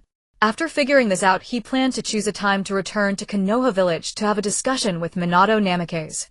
The purpose of the discussion is to inform Minato Namikaze of the existence of Taian and that a large number of its people will soon come to the Hui Kingdom for trade and investment. This aligns with the interests of the nobles and can also appease their discontent. Those who can hold official positions are knowledgeable, they have simply transformed into merchants. Since Xingya abolished the government of Taian, the safety and politics of the country are now managed by Inan village. If this matter succeeds, the nobles of Taian will not harbor any resentment, and the entire nation can enter an era of development. After finding a solution, Xingya finally felt less burdened. Xingya quickly immersed himself in drafting these plans, such as diplomatic interactions with the Hui Kingdom, investments, and presenting himself as a citizen of the Hui Kingdom, discussing advanced products, and so on. Appealing to emotions and reason, he filled many pages, and upon reviewing them, Xingya felt that the content was very realistic. After completing the writing, Xingya called a ninja from Inan village and handed him these papers, instructing him to clarify everything with the wealthy individuals during this period. The ninja responded affirmatively, and as he prepared to leave, Xingya did not forget to verbally promise him, "If you do well, I will ask Orochimaru to reward you." Upon hearing this, the ninja was overjoyed and quickly responded, "Yes, Lord." Xingya then hurried away, believing that the wealthy of Taian would take this matter to heart. Due to life-threatening stakes, these individuals obediently surrendered their lands. If they continued to harbor discontent towards Xingya, it would not be a good thing in the long run. Another month passed. The ninja finally completed his task. Xingya said to him, "Orochimaru is still in seclusion, but you did a great job. I will mention you to him when I see him." The ninja replied confidently, "Lord Xingya, it was merely my duty." This young man dared to address Orochimaru directly, indicating a special relationship with him. Xingya nodded and said, "This is what you deserve. What Orochimaru can offer is merely cursed sea. If he can endure it, his strength would indeed rival that of the 5 prominent ninjas of Iran. If he cannot, then he would lose his life." However, this was no longer a concern for Xingya. Wealth and honor come with risks, and the same applies to strength. Just like Xingya himself, he had to endure being hunted down to unlock his acupoints. Xingya glanced at the sky. It was getting late, so he decided to return and get some rest. Since the wealthy individuals were already aware of his intentions, he could return to Konoha village tomorrow to meet Minato Namikaze. The next day, Xingya woke up early. At the door stood a burly man in armor, initially imposing, but upon seeing Xingya, he immediately became timid. Uncertain why Lord Xingye Yu summoned him early in the morning, this man was the Lord of Tansiguo. Before Xingye Yu briefly explained to the Lord. Essentially, while he is effectively the king of Tansiguo, now the people of Konoha are aware of his identity, so he cannot reveal it. The Lord can represent the leadership of Tansiguo in this diplomatic meeting. Upon understanding the situation, the Lord finally sighed in relief, realizing the reason. As Xingye Yu and the Lord were preparing to set off, suddenly a cackling voice interrupted, filled with manic joy. Xingye Yu, I finally understand how the conditions to unlock your head's acupoints have been met. Ha ha. Xingye Yu hadn't heard this cackling laugh for nearly half a year, and its sudden reappearance sent chills down his spine. Dear readers, hello. I am the author guarding this pit. The performance of this book has not been great, and I am gradually losing my inspiration. I had originally planned to give up. I am also brainstorming for my next work. However, after some thought, I decided to put in the effort to finish this book. In fact, I have already planned the storyline and the ending. Moving forward, I will accelerate the plot. Therefore, the storyline will generally follow my intended direction. I may skip many segments. This book is truly subpar. I will strive to polish my neck. Orochimaru let out a sinister chuckle and said, You know, Hein, I have deduced the conditions required to unlock your cranial chakra points. Though you were pursued by Mitarashi, it was your lower limbs, not your head, that awakened first. By channeling chakra into your feet, you stimulated every acupoint there, inadvertently fulfilling the prerequisites for your upper limb points as well, thus unlocking them all at once.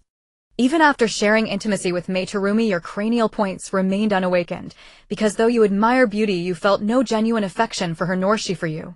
Without emotional resonance, no stimulation occurred within your mind's sacred meridians. You must have someone you truly care for now. Hearing Orochimaru's words, Hein paused, then suddenly recalled Kurenai, whose grace and poise had left an indelible impression upon him. From the moment he'd transmigrated into this world, he had quietly fallen for Kurenai. Now, under Orochimaru's unwavering gaze, waiting expectant, he felt the weight of that unspoken truth. So Hein nodded. Orochimaru chuckled again, his voice laced with delight. If you share the bedchamber with that person, your cranial points will be awakened by the silver minnow, ushering in a surge of power beyond your current limits. After 6 months of relentless research in this underground chamber, my breakthrough has finally arrived, and I am elated. Alternatively, Mitarashi's heart now beats for you. Another encounter with her would suffice. Heh. Again. Hein grimaced, recalling Mitarashi's lethal pursuit. One more time, and I'd lose my life. Where do you intend to go? Orochimaru asked, suddenly noticing Hein's intention to depart from the land of rice fields. Though I may never achieve peace across the entire world, I believe I can bring harmony to the land of rice fields. He then recounted his half-year tenure in the land of rice fields, the reforms he'd enacted, the stability he'd forged, and revealed his next mission, establishing diplomatic ties with Konoha village. Orochimaru pressed further, once you return to Konoha, will you come back here? Yes, I gave you my word. Heh. Then don't forget to awaken those cranial points while you're there. Orochimaru, are you a scientist, or a lecher? Hein ended the conversation there, and turned to the daimyo. Let us depart. With that, he strode out through the main gate of Tsuchi no Kuni's capital. The daimyo trembled, glancing nervously at Orochimaru. Even though Hein had commanded departure, he dared not move without Orochimaru's explicit consent. Orochimaru watched Hein's retreating figure with serpentine eyes, chuckling softly, then gave the daimyo a single solemn nod. Relief flooded the daimyo's face. Lord Orochimaru, I shall depart at once. He bolted forward, racing to catch up with Hein. They set out at dawn, and did not reach Konoha village until mid-afternoon. At the Shinobi Intelligence Division, staff members stared in disbelief. That's Hein, the one who vanished. Hein spun a concise, plausible tale during his captivity. He'd resisted fiercely. Seizing the moment when Orochimaru's guards grew complacent, he'd broken free and fled. There the daimyo of the land of rice fields had rescued him. Having long suffered war and chaos, the land had now embraced peace, but lagged in development. Thus he'd brought the daimyo to forge friendly relations with the land of fire. The staff eyed the burly daimyo beside Hein. Though the daimyo knew the story was fabricated, he dared not contradict it, and instead offered a grave, authoritative nod. Satisfied, the staff accepted the account, seeing it as a boon. With hostilities finally ended in the land of rice fields, and its mineral-rich terrain abundant, the alliance promised prosperity for the land of fire, greater wealth, stronger industry, and flourishing peace. The staffer added, "You've already been promoted to jonin, though the announcement was delayed due to the tragic incident at Sakishi village. You may proceed directly to meet the 4th Hokage." That said, he's currently burdened. Konoha's leadership has been deeply unsettled these past 6 months, fraught with tension and uncertainty. Yunohane thanked the staffer and departed with the daimyo. The 4th Hokage's overwhelming strength rendered any suspicion moot. The intelligence division held no fear that Yunohane might be compromised or coerced into assassination. The 4th Hokage Minato Namikaze, peerless in power, unrivaled among the 5 great nations. Yunohane and the daimyo arrived at the Hokage Tower, explained their purpose to the guards at the entrance, and ascended. A soft knock echoed at the door. A weary voice replied from within, "Enter." Yunohane pushed open the door, and the daimyo followed closely behind. Seated behind the desk was the strikingly handsome Minato Namikaze, flanked by Shikaka Nara. Both men stiffened in quiet astonishment. "You're Yunohane." "4th Hokage, I am Yunohane." He repeated his fabricated account, then demonstrated his shadow step technique, silent, seamless, utterly imperceptible. As Yunohane performed the technique, Minato and Shikaku exchanged silent, awestruck glances. No wonder he'd escaped Orochimaru. They accepted his story without reservation. In truth, had his heart not been bound by constraint, Yunohane could have fled Orochimaru's grasp at any moment, for with his upper limb chakra points fully unlocked, his strength now neared that of a Kage. Yunohane then introduced the daimyo and clarified their diplomatic intent. Minato rubbed his temples wearily. "It is not possible. At present, Danzo has seized a pretext to eradicate the Uchiha clan. The matter weighs heavily upon me. We're still following the Ninetales rampage. Nearly half of Konoha's leadership now supports Danzo, even though they know the true instigator lies elsewhere. Yet the Uchiha's ocular prowess remains unnerving. Even the late 2nd Hokage joined efforts to suppress them. Now Danzo reignites this fire, and the blaze grows beyond control. Hokage-sama, if I eliminate Danzo and you feign defeat during your pursuit of me, the council will abandon their hostility toward the Uchiha. For if even you cannot subdue me, they will realize they need the Uchiha's power." Minato rose abruptly, voice sharp with fury. "Absolutely not. You would become a fugitive of the Land of Fire." Yunohane met his gaze, voice rising with conviction. "Why not? To sacrifice one life, to save an entire clan and secure lasting peace for Konoha, is this not precisely what you have always striven for? You, the 4th Hokage, brilliant, perceptive, surely see that so long as Danzo lives, Konoha will know no rest. Only you and Jiraiya stand capable of defeating him. Yet as Hokage, you cannot act openly, lest the Land of Fire descend into chaos. Jiraiya refuses involvement in Konoha's internal affairs. And though the Uchiha possess formidable warriors, like Shisui and Itachi, their intervention would offer no chance of reconciliation, only irreversible consequence."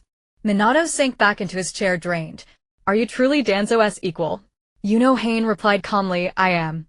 If he succeeded in awakening his cranial chakra points." Evening. In Konohagakure, Hoshino Yu and the Lord arrived at the village around 4 in the afternoon. After discussing matters in the Hokage building, it was already evening when they came out. Despite the chaos within Konohagakure, the villagers and ninjas still maintained an orderly life. The Lord went to the inn to rest.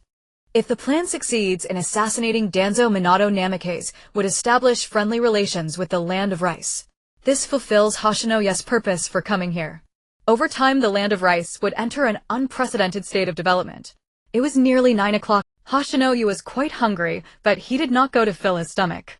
Instead, he headed to the Konohagakure Square, where Koyuki and Xiaowu were preparing for their stall. Hoshino observed from a distance in the crowd, but did not approach to greet them. There were some things that Koyuki and Xiaowu were better off not knowing. His act of killing Danzo would put him on the wanted list of Konohagakure. In Hoshino's past life memories, Danzo was merely a piece of rat droppings. Eliminating him would ensure lasting peace for Konohagakure. Moreover, the Land of Rice would be able to proceed according to his goals. It could be said that this was a win-win situation. However, he currently did not have a high chance of success against Danzo. Thus he needed to open his brain's acupoints. Hoshino stood at a distance, watching for a long time before leaving. Soon he arrived at a luxurious house. This was Hong's home. The lights on the 2nd floor were still on. Coincidentally, Hong did not have a mission that night. Hoshino quietly jumped onto the 2nd floor balcony. After opening his upper body acupoints, Hoshino's shadow step had already advanced a level. Even though Hong was already a jonin, she did not notice Hoshino standing outside the balcony. Moreover, the curtains were drawn, obscuring the view outside. At that moment, Hong had just finished her bath, her graceful figure wrapped in a towel becoming even more enchanting. She was using a hairdryer to dry her hair. After drying her hair, she planned to find Koyuki to pack some delicious porridge to take home. Suddenly, she heard a tapping sound on the glass of the balcony. Hong frowned, surprised that she had not noticed anything outside. Even if a stray cat accidentally entered the balcony, a ninja's senses should have picked up the footsteps. Hong immediately entered a state of perception, wondering if it was a person. At that moment, her beautiful face showed a hint of anger. Who would come to her home at such a late hour? Asuma. That shouldn't be the case. Even if he liked me, he wouldn't act in such a manner. Although Hong had developed a sense of resentment towards the unexpected guest outside the balcony, she still went over to the balcony to pull back the curtains. What came into view was the person she had been thinking about endlessly. Hoshino. He waved from outside the balcony with a slight smile. Hong immediately opened the balcony door and threw a punch at Hoshino's face. Hoshino was taken off guard. After taking the punch, he stumbled against the balcony railing, saying, "Hong, what are you doing?" Hong, feeling both happy and a bit embarrassed, replied, "You're Hoshino. Sorry, I thought you were a fake or someone with a twisted sense of humor using transformation techniques to deceive me." Hoshino rubbed his sore cheek and said, "You didn't have to use that much strength." "Ha ha, it's only because I didn't use much strength that you revealed your true form. By the way, how did you come back? Weren't you captured?" "I escaped." "Wait, I will explain everything later. I'm really hungry. Is there anything to eat? Aren't you supposed to be a great cook? How can you be hungry?" I returned to Konoha and talked to the 4th Hokage about some matters. After settling that, I came to find you. Hong's cheeks flushed slightly as she asked, "What do you need me for?" Hoshino fell silent, hesitating. If it was according to Orochimaru's speculation, of course it was for something serious. Wait, what am I thinking? I am doing this for the greater good. Are your parents home? Hoshino asked awkwardly. Hong smiled brightly at Hoshino's demeanor. "My parents are not home." As she spoke, her cheeks turned even redder, blushing more and more. Hoshino sighed with relief, saying, "I will go to the kitchen to make something to eat. I'm really hungry." Hong kept staring at Hoshino and nodded. Hoshino went to the kitchen on the first floor and busied himself there. Hong watched Hoshino's busy figure, completely mesmerized. Soon, Hoshino prepared a pot of fragrant noodles containing eggs, vegetables, ham, and more. With Hoshino's culinary talent, the noodles he made were exceptional, resembling a delicious feast. Hoshino served a bowl of noodles to Hong while taking a large plate for himself. They sat at the dining table. Hoshino, being extremely hungry, devoured the noodles ravenously. Hong, on the other hand, ate elegantly, taking small bites. It must be said that the noodles Hoshino made were truly delicious. Hoshino, after finishing a large plate of noodles in no time, asked Hong, "Do you want more?" Hong shook her head with her bowl of noodles, still not even half gone, saying, "You eat, you look like a starving ghost." After saying that, she covered her mouth and smiled. Hoshino nodded and went to the kitchen to scoop the remaining noodles from the pot onto the plate. Then he returned to the dining table. This time Hoshino didn't rush to use his chopsticks. Seeing this, Hong asked, "What's wrong?" Hoshino hesitated at a loss for words. Hong continued to inquire, "Do you have something on your mind?" Hoshino stammered, "Hong, the reason I came to find you tonight is that I have a favor to ask." Hong wondered, "What is it?" "As long as I can do it, I will help you." This time it was Hoshino. Seeing his shy expression, Hong immediately thought of something unpleasant. Was he feeling lonely? Was he so direct? As Hong thought about it, her face turned red. Hoshino, lost in thought, did not see the scene.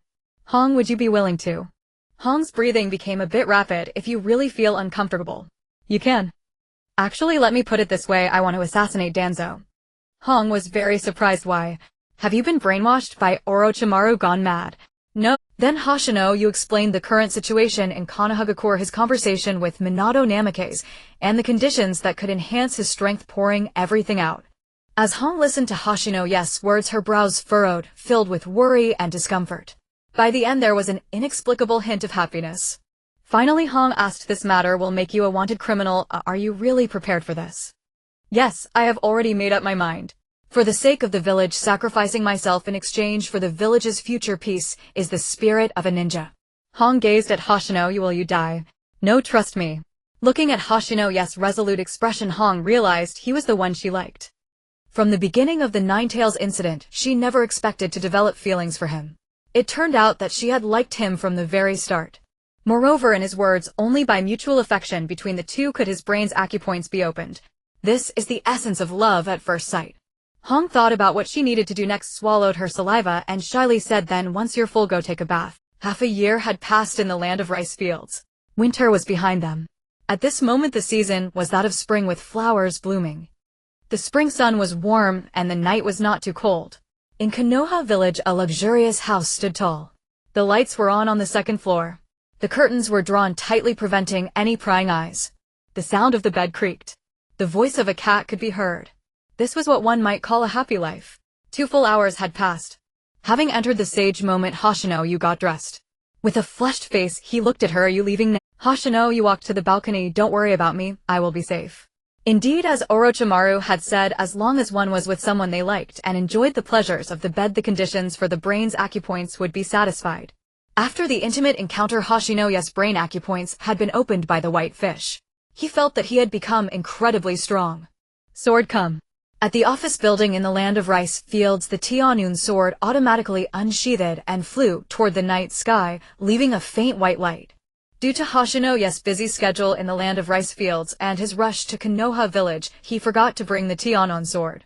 After his brain acupoints were opened, he could connect with the Tianun sword at any moment. Moreover, he could control the white fish to dissolve the talisman that Orochimaru had attached to his heart. This meant that Hoshino Haku had regained his freedom, and Orochimaru no longer had power over him. This was the ability gained after opening the brain acupoints. The consciousness in his mind was exceptionally strong, whether in reaction capabilities or in consistently controlling the Tianun sword. Hoshino Haku would no longer faint. Hong am leaving. After Hoshino Haku spoke, he opened the balcony window, vanished in a flash, and disappeared.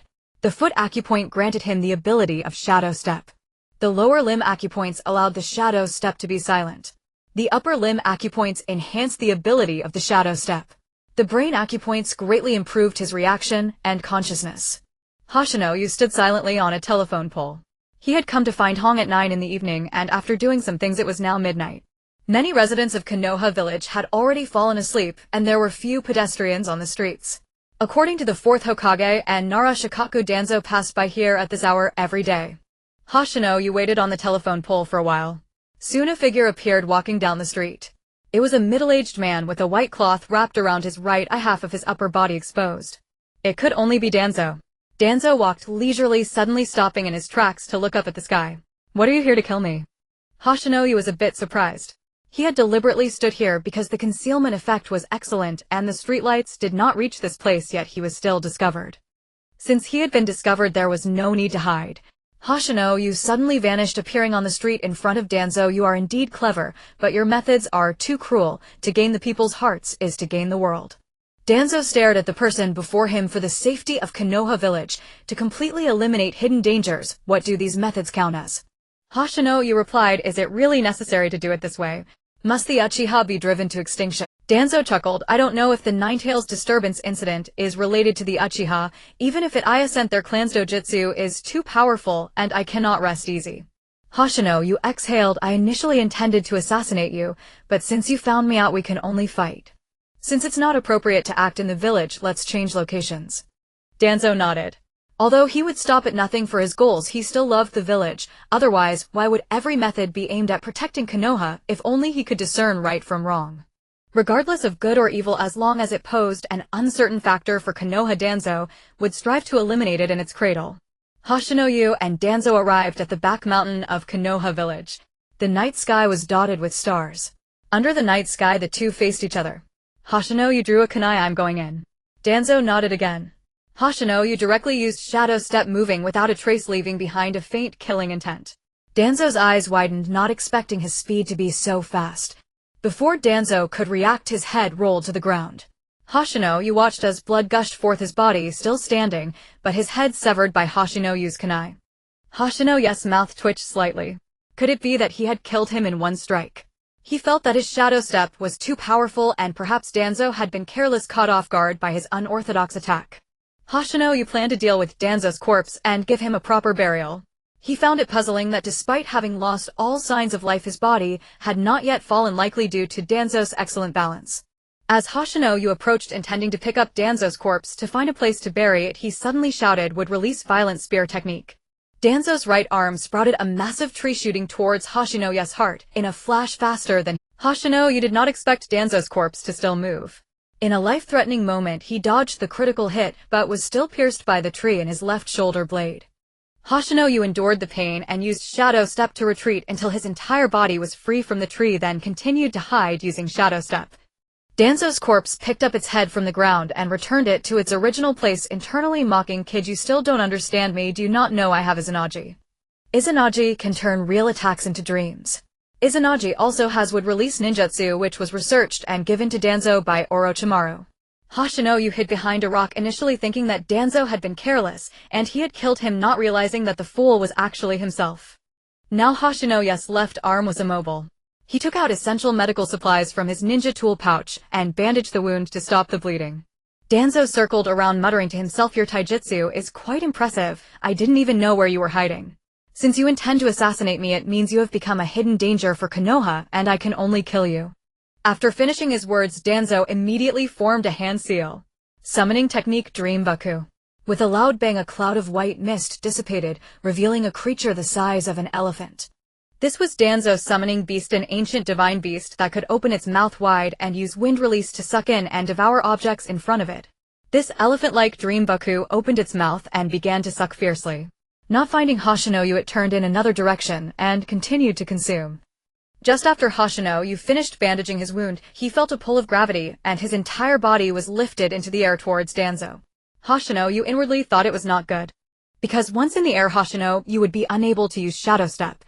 Shingyu was forcefully drawn in by the Dream Mo, rendered powerless, as he could not use the Shadow Step. When he saw the Dream Mo resembling a giant elephant, his mouth fell open as he was quickly engulfed. At that moment, Shingyu sensed the Tianyun sword. Sword come. The Tianyun sword pierced the night sky and instantly arrived in Shingyu's right hand. Due to his left hand being pierced by Tuanzang's would-release violent spear technique, he was immobile and could only use his right hand. Shingyu gripped the Tianyun sword and decisively pierced through the brain of the Dream Mo. The Dream Mo cried out in pain. As soon as Shingyu landed, he immediately used the Shadow Step, appearing behind Tuanzang in the blink of an eye. Tuanzang was once again taken by surprise. With a crack, a head fell to the ground once more. Even if he succeeded, Shingyu knew that Tuanzang would not die so easily.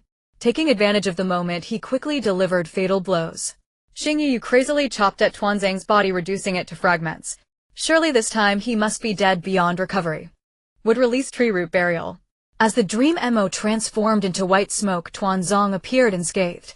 Countless branches sprouted from Tuanzang's right arm, resembling numerous sharp blades charging towards Shingyu with overwhelming force.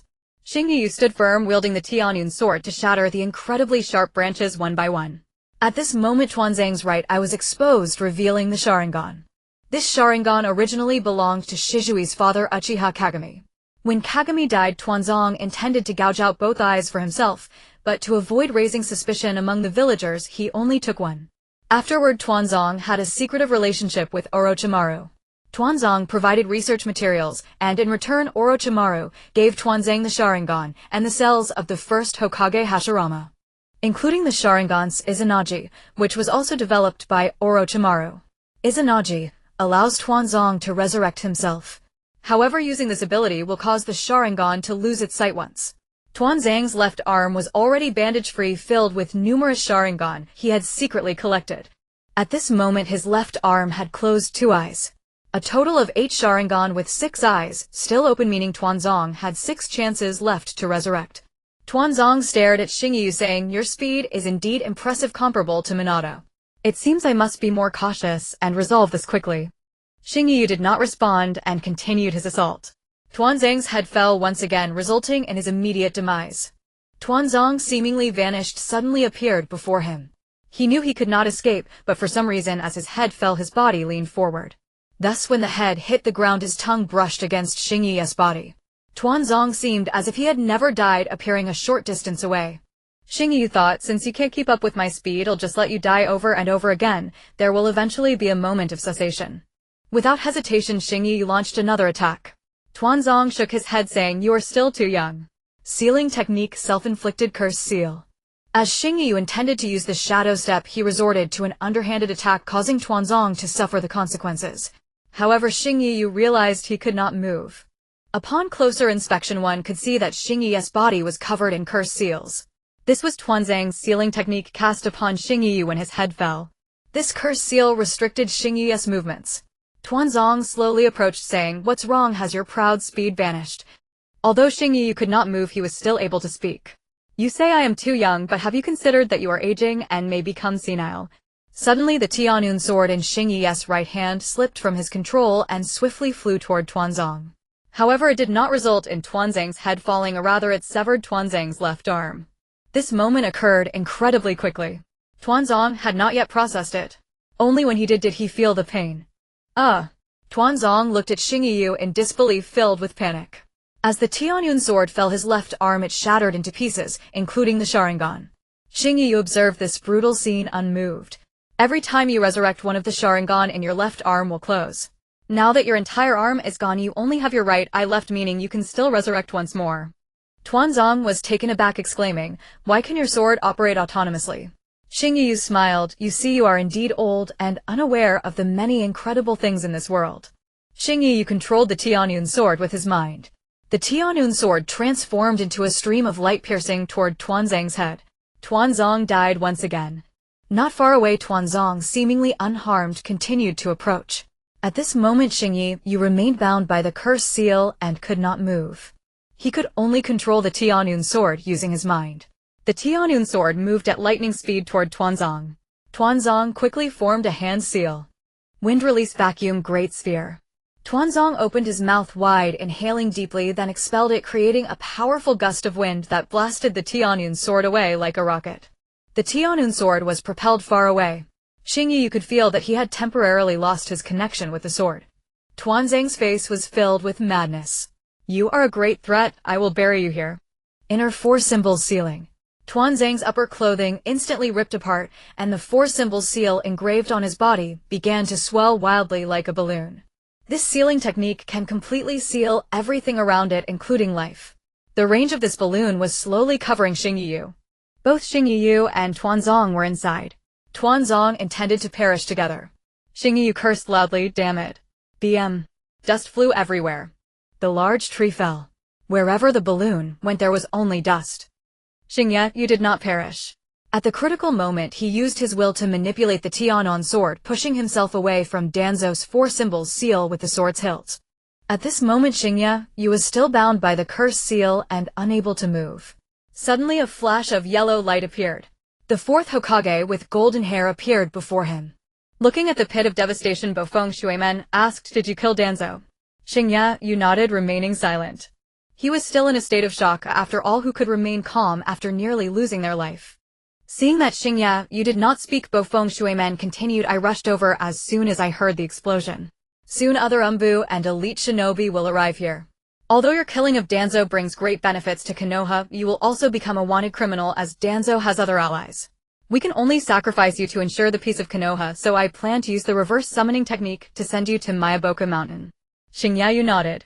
Bofeng Shuimen took out a scroll from his ninja pouch and it floated in the air. He then formed a hand seal and pressed it onto the scroll. Reverse summoning technique.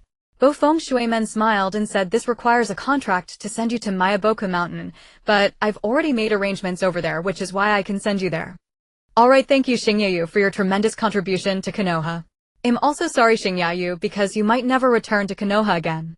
As Bofeng Shuimen finished speaking before Xingyu could respond, he felt himself suddenly entering a certain space-time. When his consciousness returned, the cursed seal on his body had been lifted. He arrived in a place resembling a paradise on earth. The mountains were clear, the water was beautiful, the sun was bright, and the air was fresh. Numerous frogs hopped around continuously.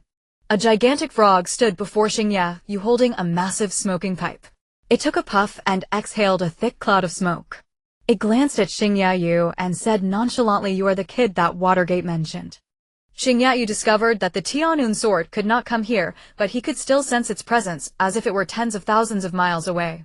After a brief daze, Xingyu quickly replied, "Yes, otherwise I wouldn't be able to come here, right?" This frog was undoubtedly Wentai. Wentai disdainfully said, "Ordinary people cannot come here."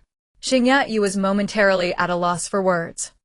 Suddenly a distant ethereal voice echoed, "Wentai, this must be the person I dreamt about, you brought him here." Upon hearing this, Wentai immediately became obedient. "Yes, great-grandfather, how did you wake up? Don't you often sleep?" "Enough chatter. Do you want to get beaten?" When you were little you were so small, do you remember how many times I spanked you? Now that you've grown big and strong, do you think I won't beat you? Wentai hurriedly replied, all right, great-grandfather, I'll take this person to your room. He glanced at Xingyayu. Since great-grandfather has summoned you, come with me. Xingyayu puzzled nodded. Wentai quickly wrapped his enormous tongue around Xingyayu and jumped, disappearing from the spot. After jumping for a while, it was actually quite a distance. Due to Wen'ei's massive size, each leap covered a great span. Wentai set Xingyayu down and took another puff from his pipe. My great-grandfather is just ahead, you can walk in yourself. I can't enter, this room is too small. I used to go visit great-grandfather when I was younger, but I can't do that anymore, I can't even fit my froggy foot inside now. Xingyayu stood on the ground looking ahead. There was indeed a small earthen house. Compared to Wentai, this house was like an ant next to an elephant. Xingyayu nodded and walked up to the earthen house. A voice came from inside, come in. Xingyayu pushed open the wooden door, which was also small, he had to bend down to enter. Once inside, he stood up and nearly touched the ceiling. On a wooden reclining chair in front of him lay an elderly frog who appeared to be very old, covered in wrinkles, at least in the stage of life that people refer to as elderly. The old frog opened its eyes slightly and spoke slowly, yet without the previous ethereal feeling. You don't belong to this world, do you? Xingyayu was stunned. How do you know? The old frog continued, you have always been out of place in this world. Xingyayu, confused, asked Grandpa Frog, what do you mean by that? Although the frog was speaking to Xingyayu, it seemed to be addressing him as if he didn't exist, continuing, you have actually always been dreaming. Although Xingyayu asked twice without receiving a response, he was not concerned and continued, dream. Why does it feel so real in this world? Finally, Grandpa Frog responded to Xingyayu's question, who says a dream must be false. Xingyayu was at a loss for words, thinking, I haven't read much, how would I know? Otherwise, why was I so eager to raise pigs when others told me to study in my past life? Was I foolish? Around Grandpa Frog's neck was a transparent bead through which the character Frog could be seen. He touched the bead and continued, in that world I am in this world, I often dream of extremely tall buildings, even taller than Wentai, and I can see things like little birds very large flying in the air. This world is your world, isn't it? Xingyayu pondered, could this be the theory of relativity? The so-called parallel worlds. Xingyayu asked Grandpa Frog, since you say I am dreaming, why have I spent a year in this world? You simply slept for a long time, dreaming for a long time. When will I wake up? Very soon, because someone is worried about you, looking for you. Once they find you, they will wake you up. So, is this world real or fake? I can't give you an answer to that question, because you don't belong to this world, so how can there be an answer? Just as Xingyayu was about to ask more questions, Grandpa Frog seemed to recall something and continued, oh, by the way, when you arrived here you were about to wake up. Xingyayu opportunely asked, wake up? Why have I been in this world for a year and not woken up, but now that I am here I will wake up? This time Grandpa Frog did not answer Xingyayu's question, but asked, is the time of a dream really? We all know that no matter how fast you rush a distance, time always exists. Only when time arrives first can we reach our destination, just like life. So, what is time? Grandpa Frog opened his eyes wide, looking at Xingyayu. When you came here, time had already arrived. Its task is to send you back to your original world. Just as Xingyayu was about to speak, he found himself unable to open his mouth, noticing his head felt heavy. There were many murmuring voices fading in and out around his ears. He exerted all his strength to open his eyes, and what came into view was a computer. On the computer screen was a martial arts battle royale game. Looking around, he realized he was in an internet cafe. It seemed he had returned to his past life. He had come to the internet cafe to play games. It was just as Grandpa Frog said, he had merely been dreaming. In the end, it was just a dream. Habitually, he picked up his phone, opened it, and saw many missed calls, but he couldn't remember who they were from. He noticed a message from a hospital, you have amnesia. Although you are improving, please return home as soon as possible when you are discharged. Drink more hot water and rest well. He recalled in confusion, but it was quite difficult. Suddenly a young man appeared with a graceful girl coming over. He had a face full of question marks. The girl said to the young man, thank you, manager. The young man waved his hand, no need to thank me. I didn't expect him to be your boyfriend. I'm really envious of you, big brother. Due to his heavy head, he did not see clearly. He rubbed his eyes and could finally see clearly. This beautiful face was none other than the girl he dreamt of, Zhao Meiming. He instinctively asked Zhao Meiming. The girl was very happy, hugged him, and choked out, you finally remembered my name, I am Zhao Meiming. It is possible that the dream was real.